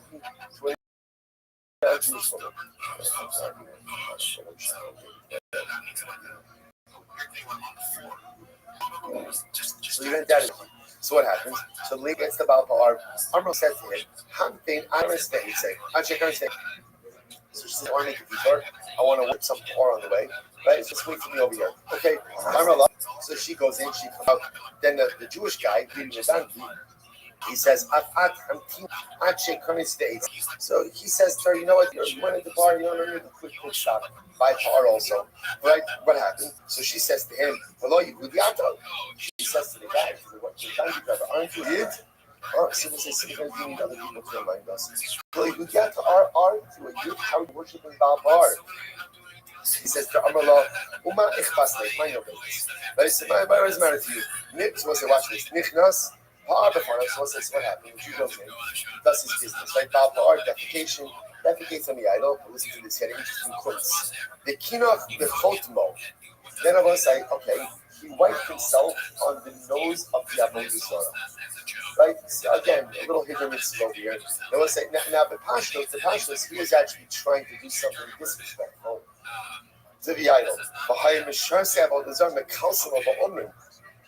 They all know the Haya Adam Sha'atal of the Kaf. And what happens? The priests of Ta'ar are there. They're like, oh, mamish. Look at this guy. We've never seen someone who has worshipped the idol with such zizos, such amplos, right? Such Islamos. He wiped himself on the nose of the Pakistani residents over here. Right. When I say they could not believe what they were seeing in front of their eyes. Incredible.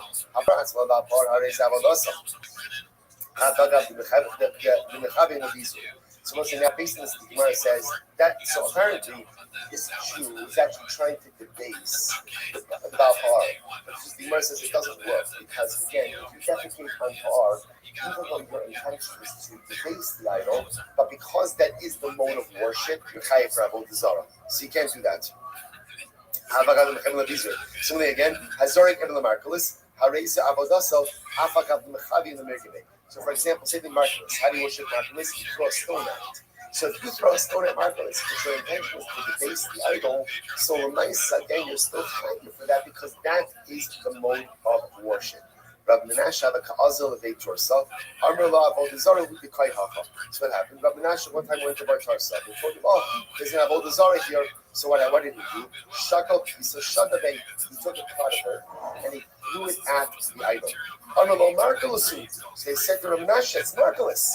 You just threw a stone at markalus. Now again, Rabbi Menashe's intention was what?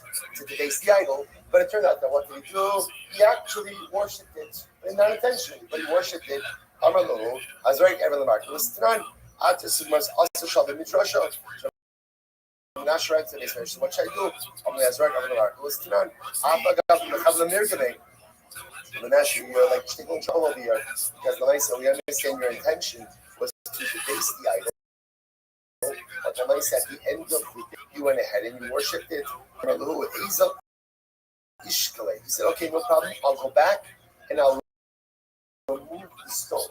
I'll remove the stone that I threw. So I'm going to echad hanot the echad hanot nechayiv. No. You can't remove stones from Mark either. Because if you remove stones from Mark list, then what? If you remove it, you make room for more. So it's part of the avoda of Mark to throw the stone, and then after a certain point, the stones accumulate. So removal of the stones is also part of the avoda zara. So you can't do that as Rabbi said. So what is he doing? What's the most skill? What's the most skill? Be careful when you throw stones. Because sometimes once you throw stones, it's a little bit difficult to come back.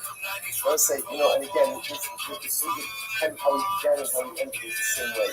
Ivyo, what is Ivyo called? Ivyo was called Ivyo at Tzaddik. Why is it called Tzaddik? Because the greatest tzidkus is when you reach out to your fellow Jew. How does the sugya end? Be careful when you throw stones. Because once at the end of the day, when you throw stones, you often can't take them back. Once it's gone, it's like, several picked up and he's going to buy a bunch of rice. Again, clearly has his feelings about, certain segments of Klal Yisrael that seem to like the davening or perhaps and having right empathy for the hostages or for the soldiers or for the war. I will say, but in general, you have to be careful about the stones that you throw, whether they be actual stones or verbal stones. Because once you throw it and once you say it, it's virtually impossible to walk it back. Shlomo says, Ace,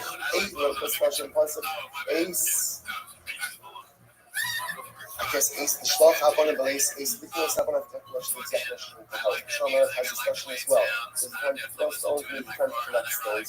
Be careful with how you throw stones, whether actual or verbal, because once you throw it, you often can't take it back. Incredible. Mishpah. I know Sim is out of the Molech. So let's go back to just for a few more minutes.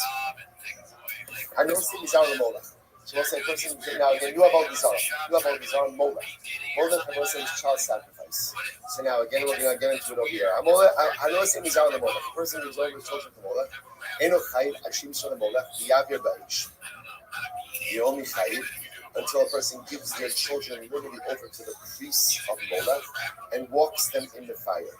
Masal Molech Lo Herabesh. if a person gave a child over to Molech, but the child wasn't walked through the fire, or had your issue of Molech, or it's given over to fire, but wasn't given over. So what's the halacha? In order to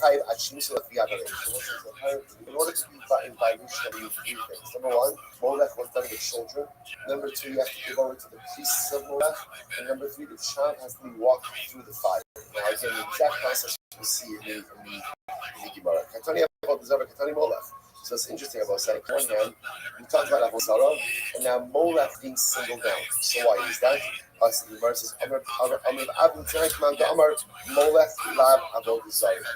And we teach us that Molech is not Avodah Zarah. I will say now what is that mean? The sign up. Echel Shara Avodah Zarah Chayiv. So I will say, interestingly enough, so whether a person gave his child over to Molech or to a different Avodah Zarah, he's going to be Chayiv. But Rabbi Shimon Omer, the Molech Chayiv, Shelo the Molech Potter. So let's say, with the Mishnah is really highlighting like this.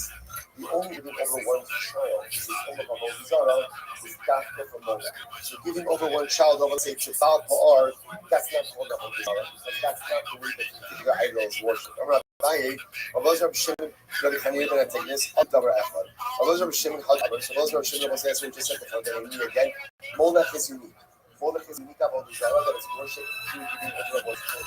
If a person gives over their child to any other idol, so we right, but the most that's not Avodah Zarah. So you're going to take this sign of Tiglas Omer, Nipnemat Hafsator Lashon Molech. Why? That's why he's Lashon Molech. What is Molech? What does Molech mean? So the Gemara says, called Shemichuyev. Snor, I will say, so one violates Molech if by going and accepting it upon themselves as a community. So let's say this is a different understanding, but even I take it as an understanding of Molech. His understanding of Molech is accept any object as a god, like Molech. On you, that is the Zarah of Molech. Even a sword, even a pebble, even a twig. Rava Amar Molech Arai Ukabenai. Rava says in reality, whether or not there's such as what we call a temporary or episodic Molech is the point of contention between the other things. When it comes to Molech, we'll say one is only kind if he gives the child over the actual accomplishment of the piece of Molech. Whereas we'll say there's a process. So let's say a person just gives their kid over to Molech, that's not the Avodah Zarah. It's giving the kid over to the piece of Molech or Avodah Zarah. Shneimar, Mizaracha, Mosikin, Lahad, Molech. I have nothing else to support this. Yochel have a little muscle.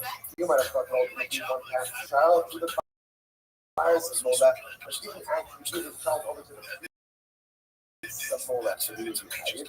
Amalomar, he came, Masar of Molech. You have to give over your piece. So go ahead. Yochel, you're tired. What happens if you give over your child? But it didn't actually pass through the fire. Maybe you can be tired. Amalomar, the higher. Masar, the head of Molech. Yochel, you're tired. You might have thought that Allah says you give over your child to the priest. You pass it through the fire, but not the Molech to give you.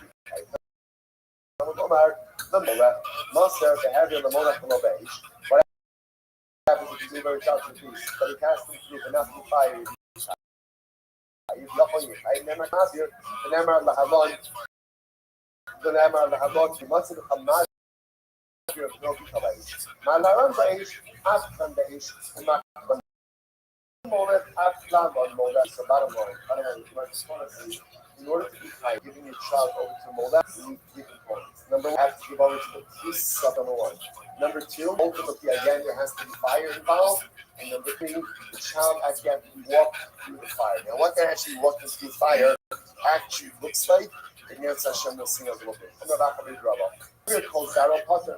So if you pass all of your children through Molech, the Potter wives, Shneimar Sarah. And the blood possibly is ultimately against your child, or amongst your offspring, not all of your offspring. The most called Zaro Potter actually said, and what happens ultimately again, if a person went ahead and has a child and they passed the child through the fire and Molech. or young man. What happens if the child is asleep? The most is going to get the child is aware of what it is that's in their mind, they're asleep. Are you tired? Then you know, then people, what happens if you pass your cancer over? What's that? The two shots me out, Kado, we can enter the sign of the Yason Mamola. The cause of your offspring Mamola, not Hamola, that was what you learned. Yes. Amy, Emma, I only know son and daughter. Then, how do we know the grandson and granddaughter? And the Lomar, Tito, Misaro. So, also, you see from here that if you give any of your offspring, whether it's your children or your grandchildren, I'm not going to make something with Hayib from Mola. Pasuk the Misaro, the son of Misaro, Joshach, which also says it begins with Misaro and it begins only to see from Misaro, different Joshua, which we'll see. Zaro, and then Zara Kosher. So the Pasuk tells me Zara, I only know that you're Hayib for Kosher offspring, Zara Pasuk. I don't know that even if a person passes his invalid offspring through Molech, that he's still going to be Hayib. I'm going to be Zaro. Okay? I'm going to go. What? If you go ahead and you pass your children through, actually, we're going to do a stop over for today. Stop for today. So this next sugya, ultimately again teaches us how Molech was actually done. How he went ahead and it was passed through the fire. So we'll say, and again, hopefully tomorrow we'll have a little bit more time. We're also going to learn more today. We're not finished. So also, if you want, you can take your time to get you start again in some Simchas Hatzaddik. Near Hashem today, so we'll do that hopefully in the basement. A little bit from here. So let's say, and again, use this time. Usually, when it comes to Daf Yomi, we usually don't have a lot of time to be able to chazer. But now that we're in the actual time, there's an opportunity to chazer Daf, especially tremendous solos from today's Daf, even more than Amir, so we'll get to in further Dafs. Tremendous physical audience Shalayim breakfast, and I guess is Zebby here? That's okay. So I think our goal in Meretz Hashem is to leave at what time? 8:30. Okay. So breakfast, Meretz Hashem, stay tuned. If anyone needs a booklet, one of the packets.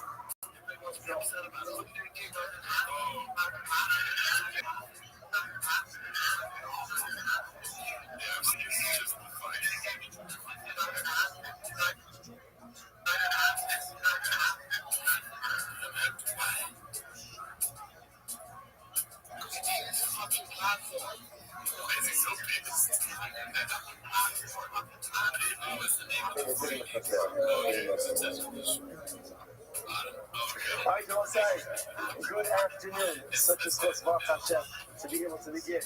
I got the camera doing a little bit of Daf Yomi, or a lot of Yomi, watching a lot to do today.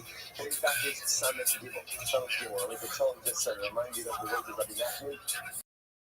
Rabbi Nachman said that when he closes his eyes and he hears the sound of the Shema, only the body can find that physical limitations. The soul is not. So the Neshama can be anywhere you want it to be. He closes his eyes and he says, I want to smell it. The Neshama is part of Character. So I have the Neshama, we do the trick. Mincha, the Ashrei, or the Haskala. Ashrei is the beginning of the journey. And what are we to begin the journey? Ashrei, Yod Shirei, they said, I think you're those who seek the wonderful Baruch, then they're going to seek for a bit. In this moment, they're going to be sitting for a very long time. After that, you have to send different mediums. But all of the following characters, following Hashem, and again, we begin this beautiful journey with the mother of Torah, with the Mashal. So, what's the daf? Let us begin. Today's daf is Son of Gimel. Well, tomorrow, that Tuesday's daf is Son of Gimel. We left off today on the bottom of Son of Gimel, 62 the Ayudah. I left off like about 2 lines from before the actual end of the sugya, where it's picking up 4 lines up on the bottom of Yochanan Tamei. But Yochanan was funny to read here. Yochanan says, the Lamoki Masnisa Isha B'Chatayim, the Seder B'Chatayim, the Yochanan himself doesn't like to establish a brayso, reflecting 2 different opinions. So it says, how can we call this Seder B'Chatayim? Well, interpret for me, the brayso, in which I should say, are Chovis. Now, we're not going to get into this, but Rashi is actually a fascinating case. Rashi deals with this case. This is where I deposit a barrel for Ruben. And Ruben goes ahead and moves it. So what happens if Havok remains again during the course of moving it, so something happens to the barrel? So there's a whole discussion about what level of liability. One depends. Is he moving it for his own purposes? Is he moving it for the battle's purposes? So the whole discussion of all because it's not going to be into. But the point is that the Yochanan is not like establishing a Lex according to opinions. Or Yochanan said, whoever could interpret for me the entire Mishnah of Chavis, and according to one opinion, I will carry his items to the back house. Now, carry those items to the back house is like a form of shibud, like a form of surgery. Right? So that's like essentially, you go ahead and you answer something up in your buckler. Okay, good. So what's the next like that? Gufa.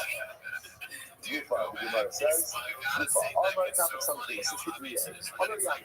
It's an interesting case here. Zideach Rikita Benisek Beharamah, but in the Kaid Allah Abbas. So this is Rabbi Ami. Rabbi Ami says that Halakha myself, if you serve out the Zara, and you go ahead and you do the following. Now listen to this. So busy day. You offer up the carbon, you offer incense, you do a wine libation, and you do all of this. So multiple acts of service of Avodah Zarah, but all the halacha. What does halacha mean?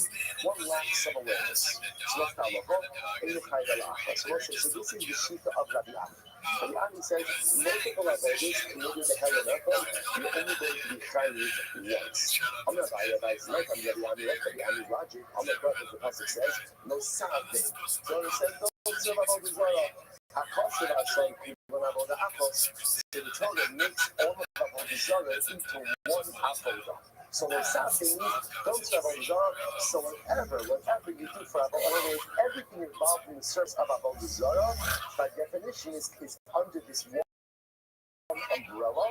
And therefore, even if you do multiple acts of Avodah Zarah, the hell of one act of awareness, you only need to try it once. So you might say, okay, and you have a so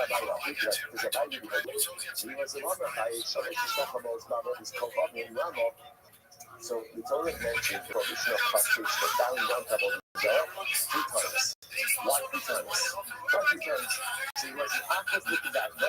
So one ultimately is Tidaga. What is Tidaga mean? Tidaga means I'm not allowed to bow down to Avodah Zarah when that is the normal way to worship it. That's called Tidaga. What's Shalom Tidaga? So it's an interesting enough certain forms of idol worship, and it is even a prescribed way to worship. So for example, let's say a particular and we worship the Avodah Zarah definitely right? Because that's all the top are. Right? So I look for myself, and I say, if you go ahead and you actually bow down to it, you're still going to be chayiv. Still be chayiv. Right? Why? Because bowing down is considered to be a limited act of worship. That's what Shalom Tidaga. So if you bow down to an idol, even though that's not the way to go and serve the idol, you're still going to be chayiv. Right? And one is to create individually obligation or liability. We saw this in yesterday. In Monday's doc, we saw this. Right? That even if you go out and you worship Avodah Zarah in multiple ways, you're chayiv for each type of worship. Okay, that's what the Gemara says. So point of view is that by disagrees with Rabbi Ami. So the Gemara says, Rabbi Ami probably will see it. No, Rabbi was espoused to his idea in accordance with Rabbi Ami, but Rabbi himself does not hold it this way. So one says, so this is interesting. So he's going to point out interesting focus over here. Rabbi Ami is of the opinion that if you perform multiple acts of Avodah Zarah service in one lapse, you only chayiv once. Rabbi Abaye, on the other hand, holds that Allah you chayiv for each individual act. Okay, just keep that focus in mind. This one says, so why does the Torah mention the prohibition of prostration 3 times when it comes to Avodah Zarah? Which the Gemara says, I'll tell you why. Achas Tidaga. Why is it about the prohibition when that is the normal way to worship the Avodah Zarah? Achas Tidaga. One is to prohibit the Shtachava, prostration in vain, when it's not the normal way to worship the Avodah Zarah. The Achas the Chali, and one to distinguish liability. Yeah, that's the Chali. So the Gemara says, 1 second. The idea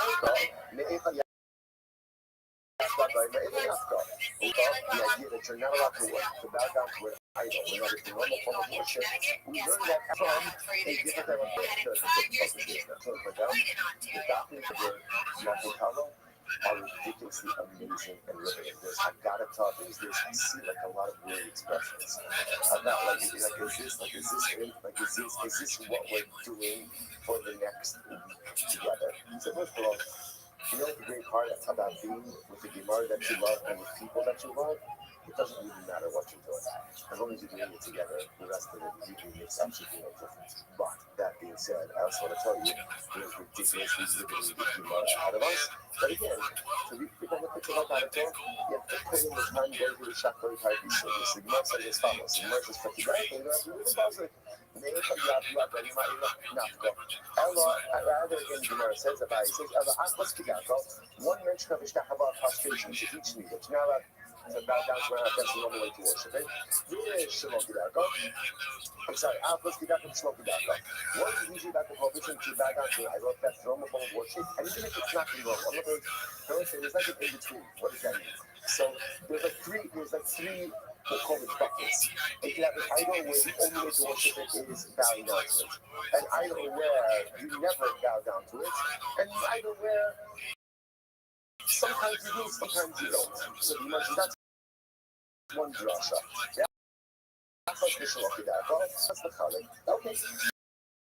So let's say, so by the way, you need to see over here is like Shabbos is individuated obligation or liability for different malachos.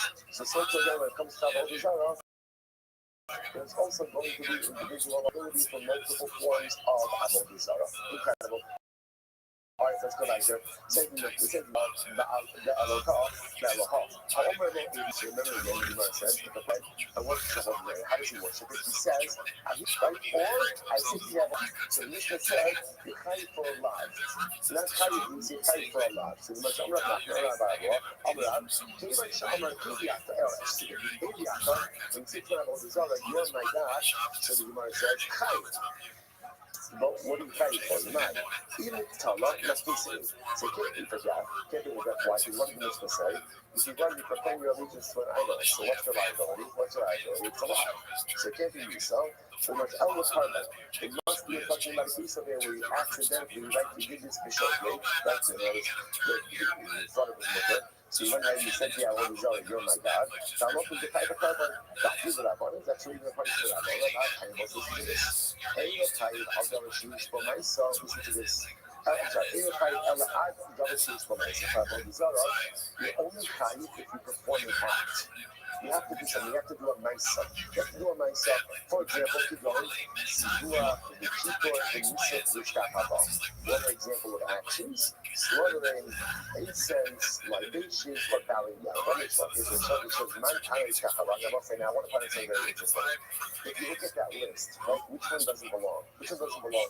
Ziguach, Kitor, Niso, Fishtachava. What doesn't belong? What doesn't belong? Fishtachava. Bowing down. Why not? It's a shit myself. Like, it's not really a myself. Like, in other words, slaughtering is a myself. Right? Libationizing, is a myself. Like, incentivizing is a myself. All of these things are actions. But Ishtachava, ultimately, again, going ahead and bowing down, because this is not a myself. So who says that Ishtachava? Who says that bowing is a myself? Rabbi Akiva. The Amar, no button on my cloud. Not Rabbi Akiva. So the truth is Rabbi Akiva holding that you're chayv, and you don't get your chayv out of the Zohar, people kind of myself. Now what does that mean? Now that is because if you hold that you're chayv for the Zohar, people kind of might, then what does that mean? That means the person says, I want to Zohar, you're my God, then there will be liability for that, which is tremendous. So again, Rabbi Akiva is the disputant, and he's saying that Avodah Zarah doesn't require a myself, but I've only must be saying that Avodah Zarah doesn't require a myself, to which the Gemara says, when the Kika Amar Rav Nami Rabbi Akiva Kama. And if you're allowed to say Rabbi Akiva Pshita, I'm in the Gadol, so when Rabbi Akiva, so let's say, so obviously again, you don't need a myself for Avodah Zarah. Maybe this is where you're allowed from. Megadol. What's Megadol? Megadol is the blasphemer. What is blasphemy comprised of? What is it comprised of? Speech. Right? And Havachol and I said, yeah, there's liability. Mark came up. What would you have thought? Mark came up. I'm looking at the carbon. I'm looking at the Megadol. So I'm not about ultimately again, that maybe that Akiva would only be Mechayiv carbon in the case of Megadol. It's Sigdei Choros. Megadol is different. Why is Megadol different? Because Megadol itself has currents written into it. So you must have a whole part, so you don't see the currents, but also that over here, where it doesn't say colors, right? By where a person says, well, I'm at a maybe there's not a whole liability for such an act. ממש בגול, בהשתת לו, ויזבק לו, ויאלו לו. So what's like, this is Shitas Rabbi Akiva, and this is really dramatic. Rabbi Akiva holds that Avos Kala Maisah, Kai Rabbi Zara, even without doing that Maisah, which means what? A person goes over to an Avos Zara and says, Eliyato, you're my God. Avos Kala Maisah, Akiva says, not Avos Zara. And that's tremendous, because that's the contradistinction to the Rabbanon, right? Because the Rabbanon will say that to me, the Maisah, what's going to point out how incredible that is? Of course, it's Rabbi Akiva that says that Avos Zara is high without a Maisah. Why? Because Rabbi Akiva is the one who holds that Avos Kala Maisah, even the smallest action in the realm of spirituality has the most dramatic impact. Right? Rabbi Akiva was the ignorant shepherd. Well, what did he see? What turned Rabbi Akiva around? Maybe we should go and have to tell Rabbi Akiva. Chaval, I was maybe Erev Shabbos. I was going to say, so that was Kodesh Kadosh. So let's say, what turned Rabbi Akiva around? What turned Rabbi Akiva around? What turned him around? Right? Is the drop of water. Rabbi Akiva was going to discover that the smallest drop makes an impact. So let's say, remember again, whatever is true in the realm of positivity is also true in the realm of negativity.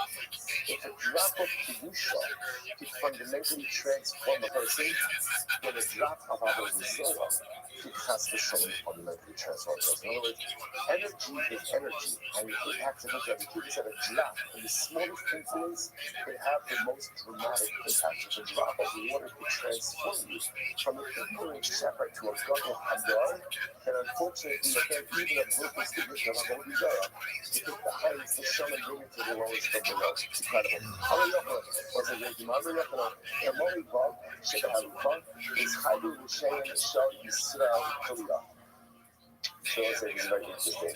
So, okay, so let's go over here to the paper Egel. So remember again, Klav Yisrael said, when they go to Egel, Egel Yisrael, Yisrael, Asher Ha'alucha Me'eretz Mitzrayim.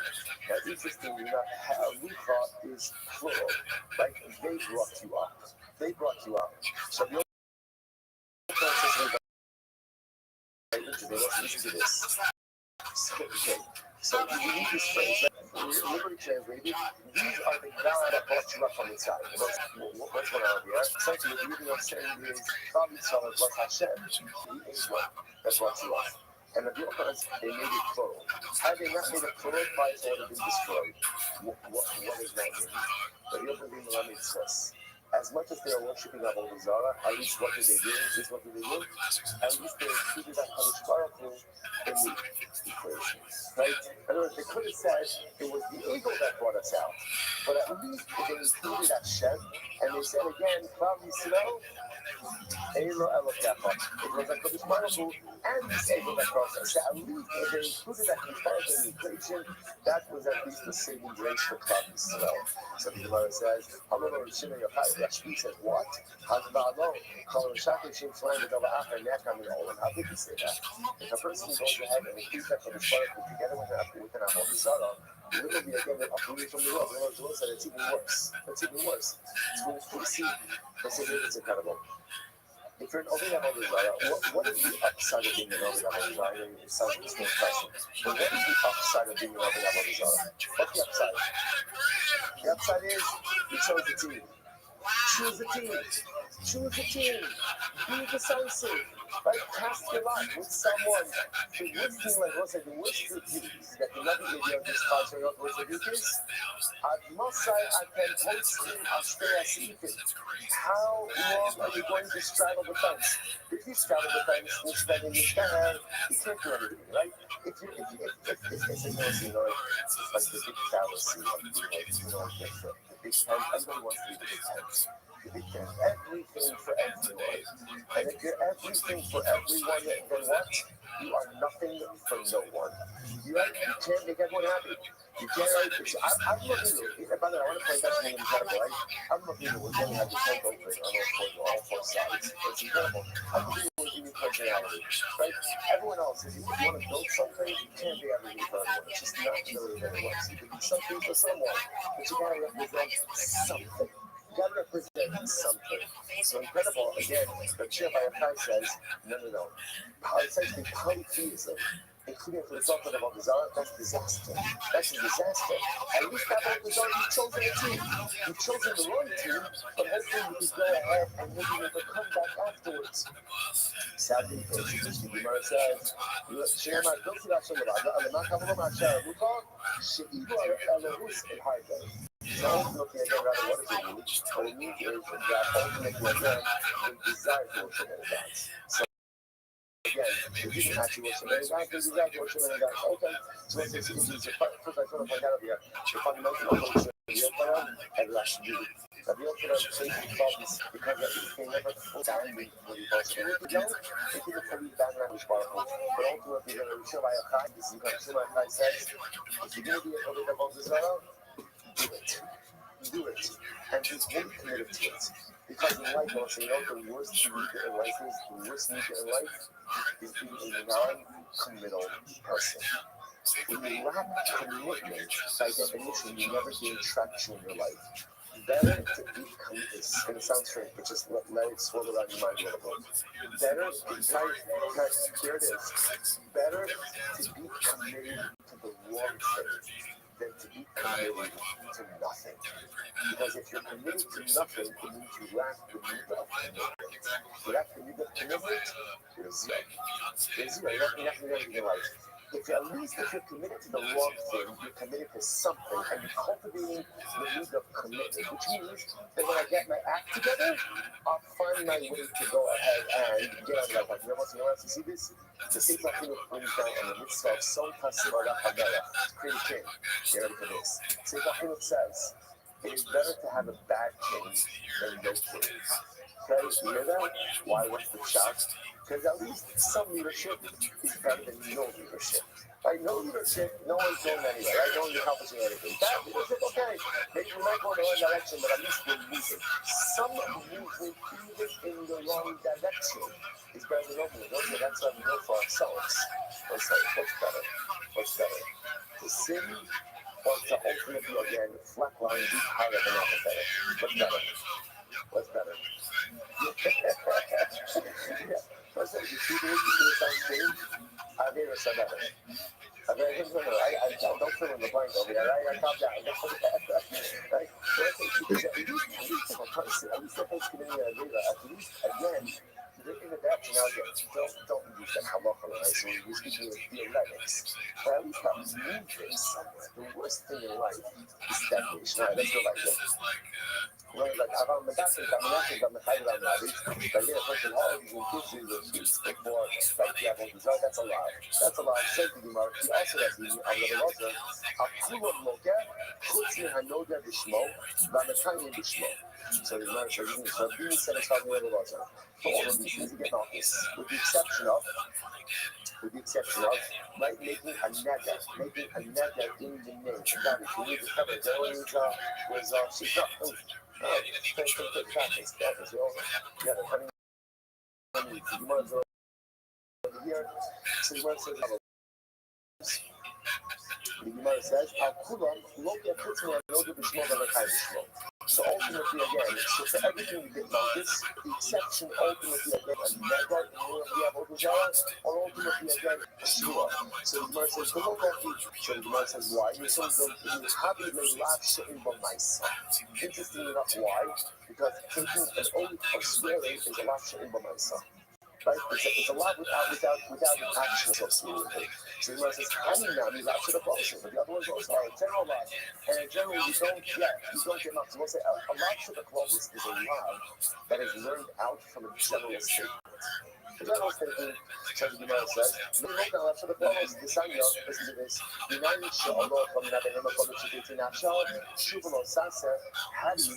that it is from an animal before it's totally dead? Now what does that mean? I don't know how to speak up, but it's still what's the word? Flailing. Thank you. Flailing, moving around. How do you know that Allah says again? You don't know Interesting. do not go ahead and even though the animal dead, like shafted already, but when it's moving, it looks like it has life. Don't do it. Check it out, okay? When sofu alada, when sofu basara daim dama, there's another interpretation. Don't eat on the blood when it's meat. Don't eat. And ultimately, again, the blood is still before Srika, before the blood has been sprinkled. But he goes, so he goes, he says, the how do you know that we don't have a sudas havya for those who are saying that there is a mirror in Allah? His mother says, my son said, listen, guys, we have even come back and have a sudas havya. And we open the community. So how do I know that Allah for the money of somebody is executed by Beijing? There is no sudas havya. So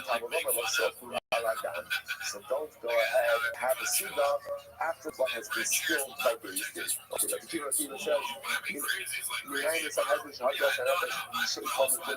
know that it's Sanhedrin executed someone that they don't eat for the rest of that day? Incredible. So I'm going to be open with it. It says, as far as Ben Soda Marginai, from where do we know a prohibition, a lot about Ben Soda Marginai? Losoflu al Hadam. The positive Losoflu al Hadam. Now, what does it mean? So if you look at Rashi, Rashi Ben Soda Marginai, that's Rashi, the second last line. So, Amash Elohim Hishke the Hepani. So, Losoflu al Hadam, Losoflu Afila, Shekadin Allah. Since you have studied Ben Soda Marginai, don't eat the type of meal, or don't eat the type of food that's really executed about. And then soda steals money to purchase meat or to drink wine. Allah commands is executed. So what's so far down? Okay. Yes, and you might go to advisor. What are you doing this in life? Okay. You were 39 years old. Yeah. You're not really looking at any of these things. A lot of them are love. I was just right. I'm going to look at Chutzman and know that it's more other kinds of stuff. If you take an oath by the name of the Avodah or you swear by the name of the Avodah, the Gemara says, why are you not? Why don't you get marked for these other items? The Havai love should have place, but it is considered to be a generalized love. You don't take true your words. These other love, you're afterwards the Gemara says, you're not in the right zone. That doesn't have a nice song, you still get markets for it. The sign of Oxymen, like Torah says, do not leave over from the carbon until morning, cover Desa. The Gemara says, to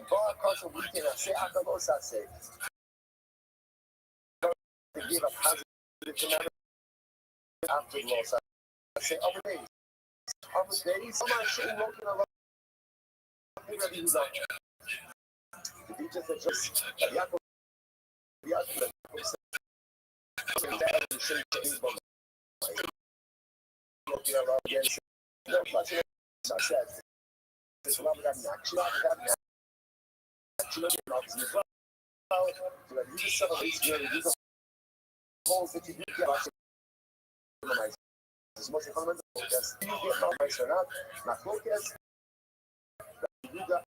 and the Yuda will not be touched. But I'm not going to tell you.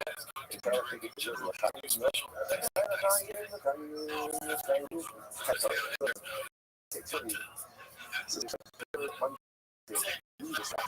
schedule.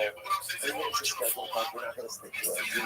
There's going to be so many different things that are happening over here. Just literally, a day to put your Shema in charge. The body's always in charge, your mind is always in charge, and the phone is always in charge, and the schedule is always in charge, and everything else is always in charge. I mean, the Shema is never in charge. The next couple of days in the session, it is only the Shema that is in charge. And when the Shema is in charge, everything always finds it beautiful. What's the time of the time much more than the other definitions and then more movement over. It's become a Qatar, the way that we learn for lunch, I call it the Big Brother. Okay, it's what I think. Says the Gemara. And maybe the small, but the kind of small, I raise everyone sasso. All right, for those watching this shit tomorrow morning, this was not a morning shoot. I just want to be clear. Maybe it is 5 o'clock somewhere, but okay, good. So you must have this knowledge. I know that it's more than the tiny bishmo. So remember again, then the person makes another. person makes a nether. I have the times of if anybody wants to, not just my private chat video. So the Lord says as follows. The Lord says the person makes a nether, then the Rabbi Zara makes a shmua, then the Rabbi Zara, it's a low sase. So the Gemara says, I know this, so I'm going to show me no, so maybe you're going to be son, the Shimon of Himachir, was that's clear. So what's exactly very important? So it says, you are not allowed to mention the name of another God. Can't mention it. Can't mention it. The Sanya, the Shema of Himachir, was that's clear. You're not mentioning of another God. Shema, listen to this. Shema Yom Adon L'Chaveyo, Shema L'Yitzal Avonos L'Chafetz Lois. So a person shouldn't say like this. A person shouldn't say, I want to use my friend. I shouldn't say, let's look up by Avodah Zarah so-and-so. Right? Let's look by, that Avodah Zarah in the corner. Let's go ahead and let's meet up there. You shouldn't even use Avodah Zarah as a landmark. As a landmark, don't even mention it. Well, you should be involved. That you know about the shouldn't not even put on your house or and you like the small, but that's I'm sorry. So you like the small, like tiny small. And then you don't have to use it. You just know that. So again, you shouldn't be and you shouldn't talk about the mention other people as well. It's not people, what is really said by yourself. As far as this woman idea, this location makes this about someone who encourages other people to worship about Israel, and not someone who gets an entire city out of that person to worship about Israel. What makes this very big city, and makes this a city, because when you and I found an idea, rather again, the prohibition is not the action, we try to get an entire city to worship about Israel. But when you go back here, so you do the small, then you cannot do small, and you shouldn't cause other people to make an oath with about Israel, or to make a vow with about Israel. The same way I wrote Israel was very today. Also, get for this. Also, Adam Shiasa should listen to Obi Kapani. A person should not go into business with an Obi Kapani Akum. Why not? Because what's going to happen? You have a business dispute. So what's going to happen? Your Akum business partner is going to say, okay, you say you don't owe me any money. Swear by my idol that you don't owe me any money. You end up getting into a complicated situation because Allah Kabbalah, so again, now you have to go ahead and swear by his Avodah Zarah. But okay, so let's say this is already here. That's called Bas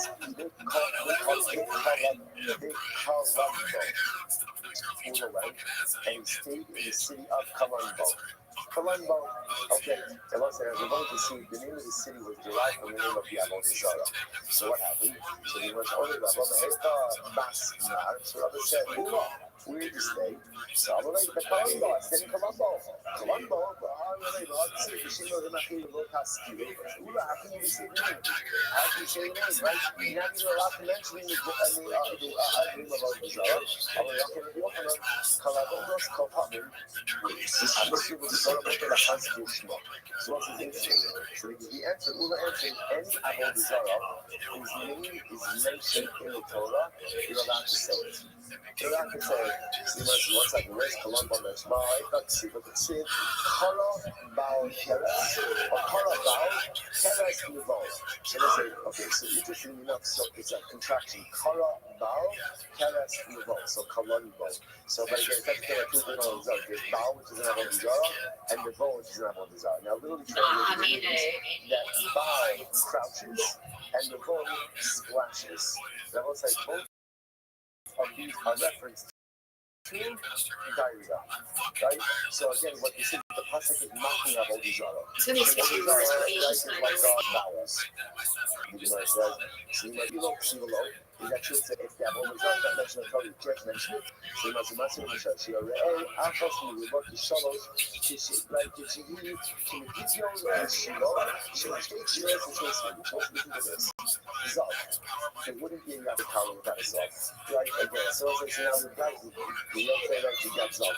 But you know what happens? Again, no, not fighting about the Zov, right? I'm just saying.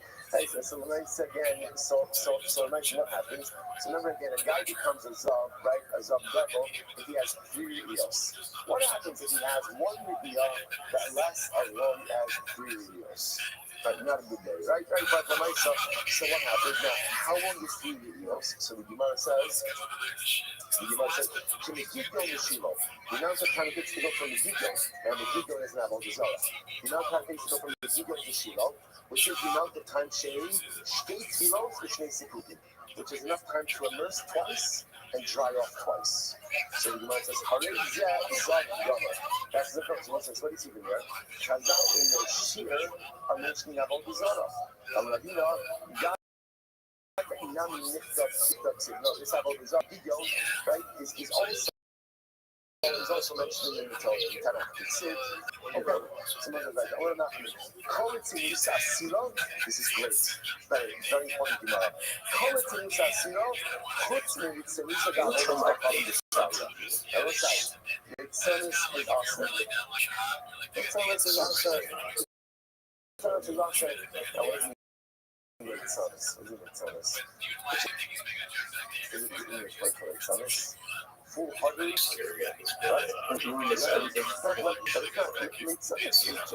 Yeah, it's just like a foolishness.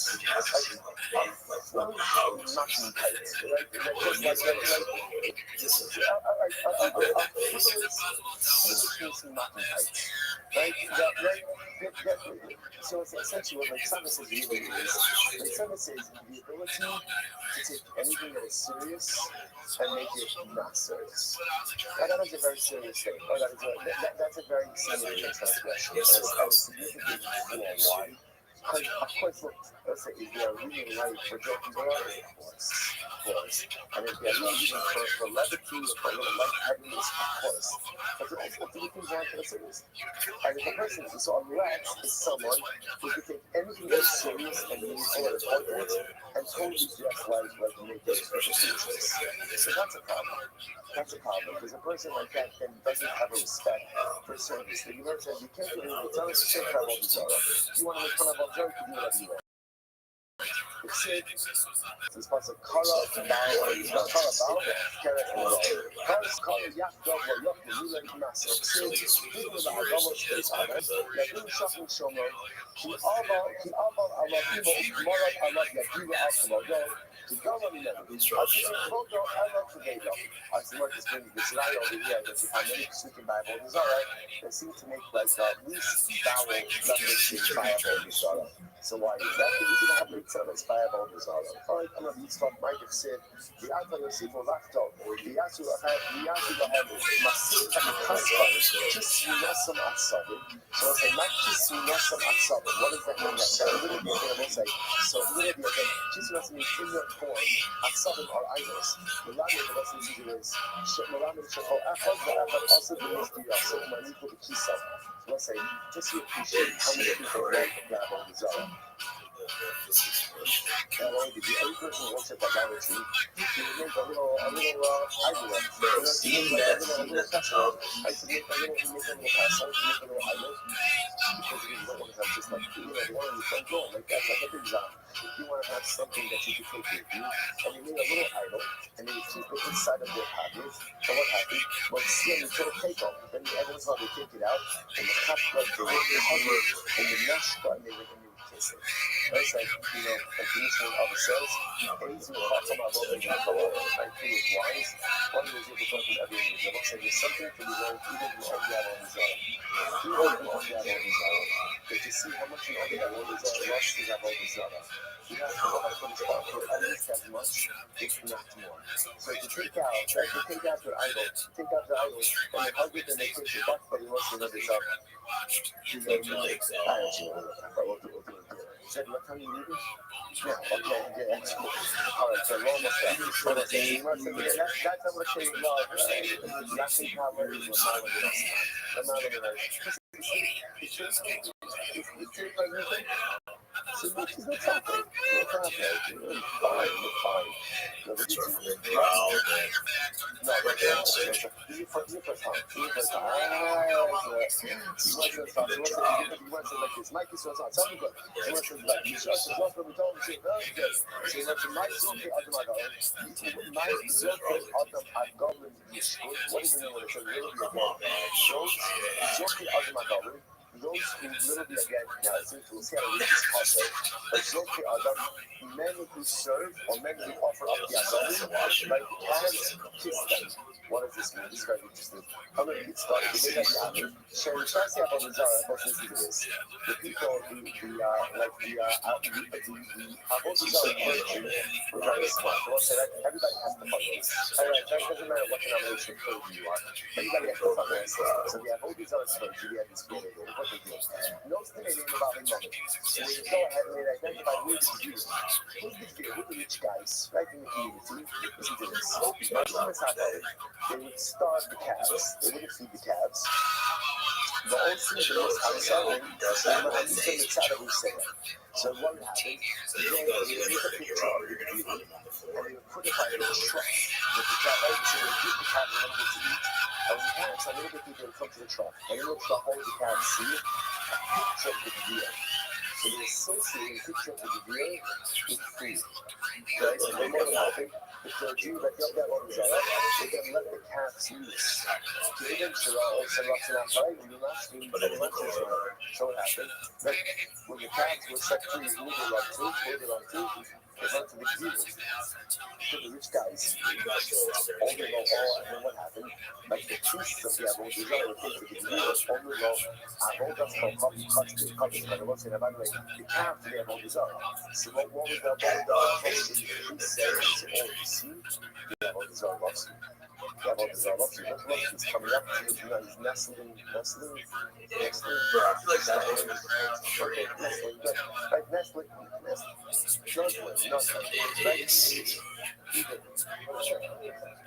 nesting and nuzzling, right. Next thing, like see nice Avodah Zarah loves you, right? He's back at level. And when the Avodah Zarah loves you so much, you really want to do this, offer yourself up to the Avodah Zarah. Now, what happens after they engage in self-sacrifice?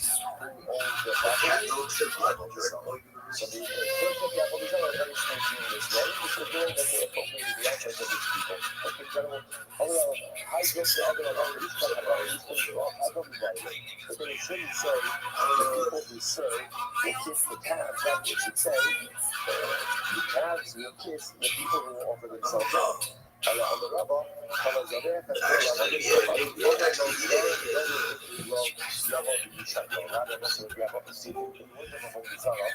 highest level of worship was to offer up one's child. You to offer up your child to the Avodah Zarah, that was like Kodesh Kadosh.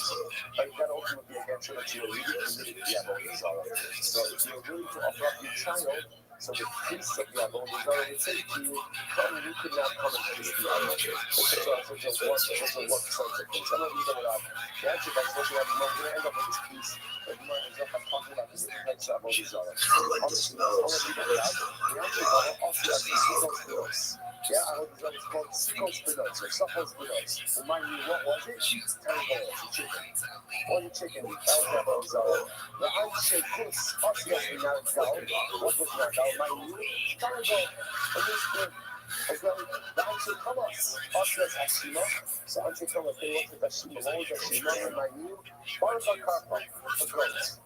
And then, the audience also is not going to title what they worship, mind you, Keller the cover, a dog in a donkey. Right? The Hasafrobi, something is good, and that's what I say about La Adanella, La Anella.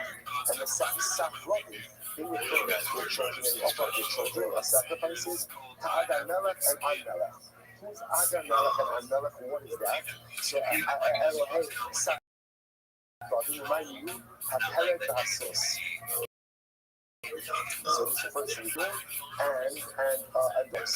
Adanella, so that's Babylon. So ultimately, again, why is it down to Adanella? The other reason is because the issue is selflessness because it carries stuff. The Anella, what's Anella? The only thing in LA is Kirba. Ultimately, again, that it's helpful to its master. Ultimately, again, the Kirba, because ultimately it goes ahead and carries it. Incredible. Yes, it goes back to the Mahagas Adoration Mechado, Shemashki Kalamasal, Shaitzak Mikora Tabaro, Haganat Mahagas Novel Promise Adonat. Of course, it's interesting enough, a donkey, it thinks she needs itself ultimately again. to its master Adam Melech, right? Why? Because it carries an Melech, the irregular Malay, it answers the call of its master, ultimately again because it carries the master. At Melech Yehuda, of his last social thing. So what's going to get Melech not so long ago. Melech again was one of the righteous kings of Israel, but his father Achaz was a tremendous Russian over Avodah Zarah. Achaz was such a Russian, Achaz was ready to worship, to offer up his son Hizkiah as a carbon. Now, you have to understand, you know, you can be an Avodah Zarah, even all you want, but when I say you need to set up as an Avodah Zarah, that really, again, you're willing to go ahead and offer up your son as a carbon, it's like a different level. It was commitment, right? So Achaz was ready to offer up his son Hizkiah, ultimately again as a carbon Avodah Zarah. So you might see what happens, how he said, Elo, Shesafto Imo, Salamandra. His mother treated him with Salamandra blood.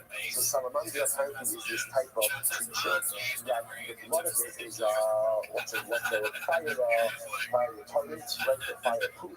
Right? So if you smear it on you, the fire doesn't have any level of ultimately again on you. So if you make it smear it with the Salamandra, and ultimately again, it went ahead and saved him from the fire. So don't say that. So that's what we're going to today. Just going to point out, we're starting with Kiskiel Melech Yehuda, and then Hashem again, we're ending up with Malchus Yisrael, and now Israel last the month, we're going to end up with the Kisra Eretz Yisrael. We just ended up with Eretz Yisrael, and so we're saying next stop. Eretz Yisrael.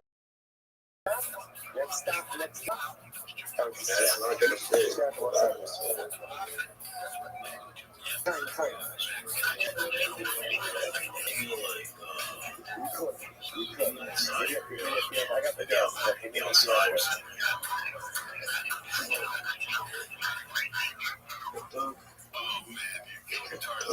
shit. Yeah, that's true. I mean, before that clip, we had one macchiato. After that clip, we had this one is called Dog. Good morning. 416 and 9.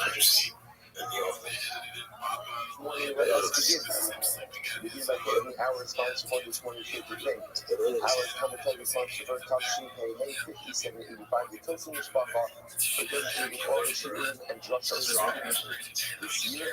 And this Chosik is always done for all of them. So, okay, America, California, and the section, all of the position from all the holy soldiers to be successful. Call massive. Also, backwards Summit News 62. And we're talking about on the Summit News on the hour 62. So, 5 lines down from the top. So, the word says, chest pop. The word says, Tony, Rabbi Zakkai, so it's really a very cool, a couple of interesting subjects that we have in front of us. So the word says that. Right, so the word says as follows. So Tony, Rabbi Zakkai, so Zakkai taught the father how to follow the this is this. Zidea, the teacher, the research, the staff, and the hell okay, so the interesting about these artists. So let's just say goes ahead and worships an idol. And when he worships it, it's Zidea means again, offered up a carbon, slaughtered the carbon. Torres offered incense, Yisrael, wine libations, Hishtachava, as he bowed. Now he did all of these things in the Ha'alach. So in other words, he did all of these things in one lapse of awareness. Now we're going to talk about exactly that is one beauty of a lapse, right? But again, we'll talk about exactly what that means, a lapse of awareness. Lapse of awareness of what? But the point of this is that Halacha L'Leisa, that I love the release of that he did all of these things in this one moment. So multiple acts of avodah zarah. So much multiple acts of avodah zarah within one hell. So the Gemara says, "Any kind of alachos." The halacha is he's only kind of it's important to get the news down over here. So this is Rabbi Zakkai saying over to Rabbi Yochanan. So the halacha is you did all of these things only chayiv once. So Amalei took tiny with the This is interesting. So the Zakkai says, so the get that out of his mind. Get that statement out of his mind. Anlayabo, hazırım zaten mesela so Yohan did not cling to this particular statement. Anlayabo, hazırım zaten Mahmoud Yohan Yosi Rabbi Nasser. This is statement of the Yaakov is in fact a Mahmoud Rabbi Yosi and Rabbi Nasser. Samuel Habara Rabbi Nasser. This is actually very interesting. Okay, so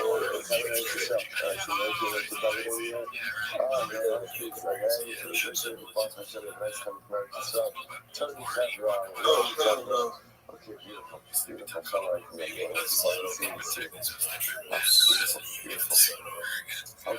so the word says as follows.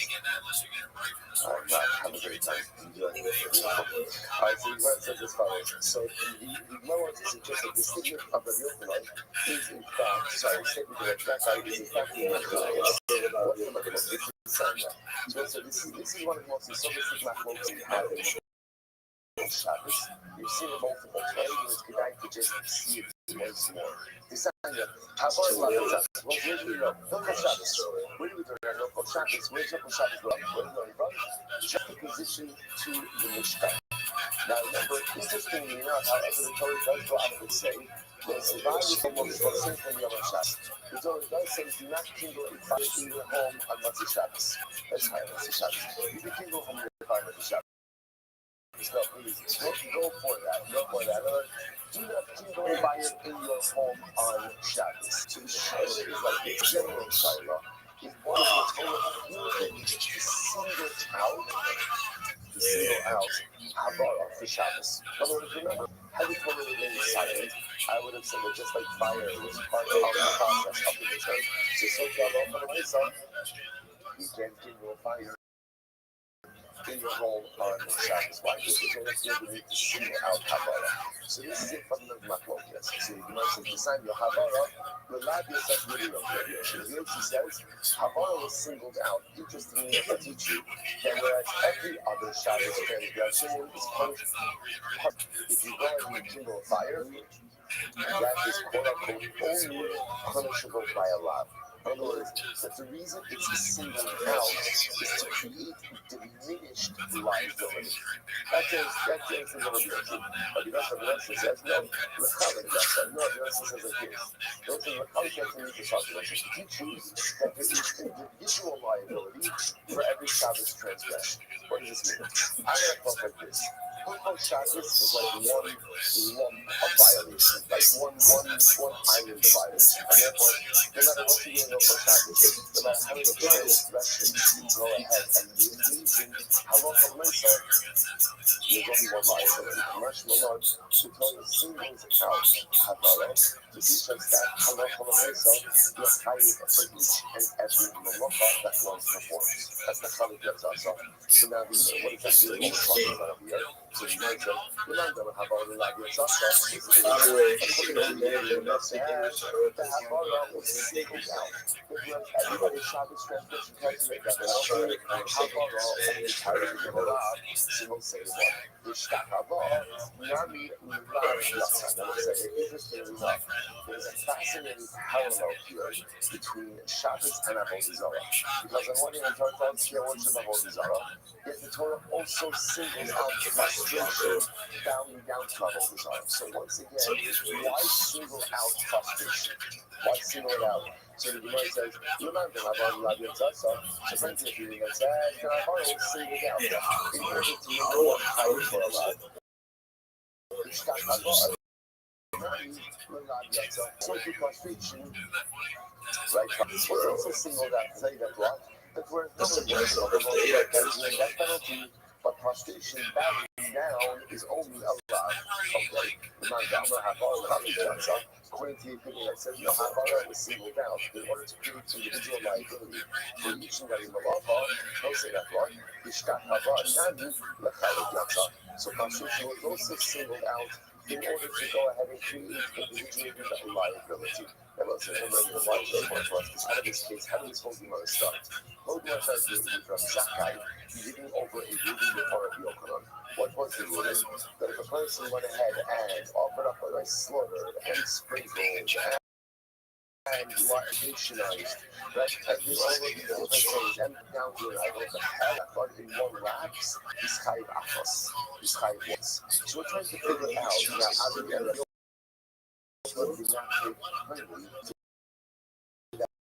We're trying to figure out over here what exactly is it that is unfolding. So let's get a to be honest, maybe a lot of it, so that's the itself of the guy is subfocus. In other words, just like Travis, you have one Malacca single down. Why is the Malacca single down? Shabiosi says, oh, be allowed, whereas everything else is punished like that. Let me not say anything about teaching, but how to teach every Malacca individual. So it's anything that focus upon Bible is all. Why was creation singled out? Why was it singled out? According to one of you, in order to maybe whereas everything else level is not punished like that, prostration is punishable by a rock. Second thing to know, to teach you that there's individual liability for each and every act of Avodah Zarah worship. So let's see one second. Let's go over here. So I look at the awesome. So maybe we can't actually align these things. Why not? Demo, I look over here. See my son. How about the lab that's also enough of them to Malacos, the apples, Mehina. So where it says, first of all, maybe that we'll see only holes that are already given. Like that by local Shabbos, when the Torah singles out Kabbalah clearly, then halach commences to make the single out for a lot. Because remember again, by Shabbos you have another custom. The concept you want to record over here says, Daber al B'nai Yisrael in Mark, Nefesh Kitachta B'Shgaga Mikol Mitzvot Hashem Asher Lo Sasena, V'asa Me'achos Mehina. So it's really talking about, again, carbonic liability. Like the halakha says, if the person performs me'achos mehina. Now we're going to see that phrase is an interesting one. Because the way it's translated is me'achos from one, mehina from these. So these guys are saying because Philip Malachos, no, that really sounds that Havara is sealed down for lab purposes because he learns out Philip Malachos. He learns out the idea that every Malachos is not separate from a different source. From that phrase, Achos, Mehina, Isanya, the second one by Isanya, Rabbi Yossi said, the Asa, the Achos, Mehina. We have some Achos, Mehina. The Bashar said, and he will perform, so he's still not divided. The person who's fighting Lavaha, he performs the Achos, Mehina. He does one of these things. He's actually very interesting. How do you Shakayim Achos, so it comes in any kind of once for multiple acts of liability. The Hanin Shekayim of the Achos, and sometimes the kind of times for each and every act of liability. So again, this is a little bit so sometimes you can perform multiple acts and only be hired once. And sometimes you could be hired to perform multiple acts and be liable for each individual one. They will define what that is. I'm not real comment. But what was the right kind of WOC? Where did WOC get this from? Where did WOC get this from? Exit the Asaf Mitzachos Mehina. So the Torah is speaking about liability, says the person will perform one, me'achos from one, mehina from these. So let's just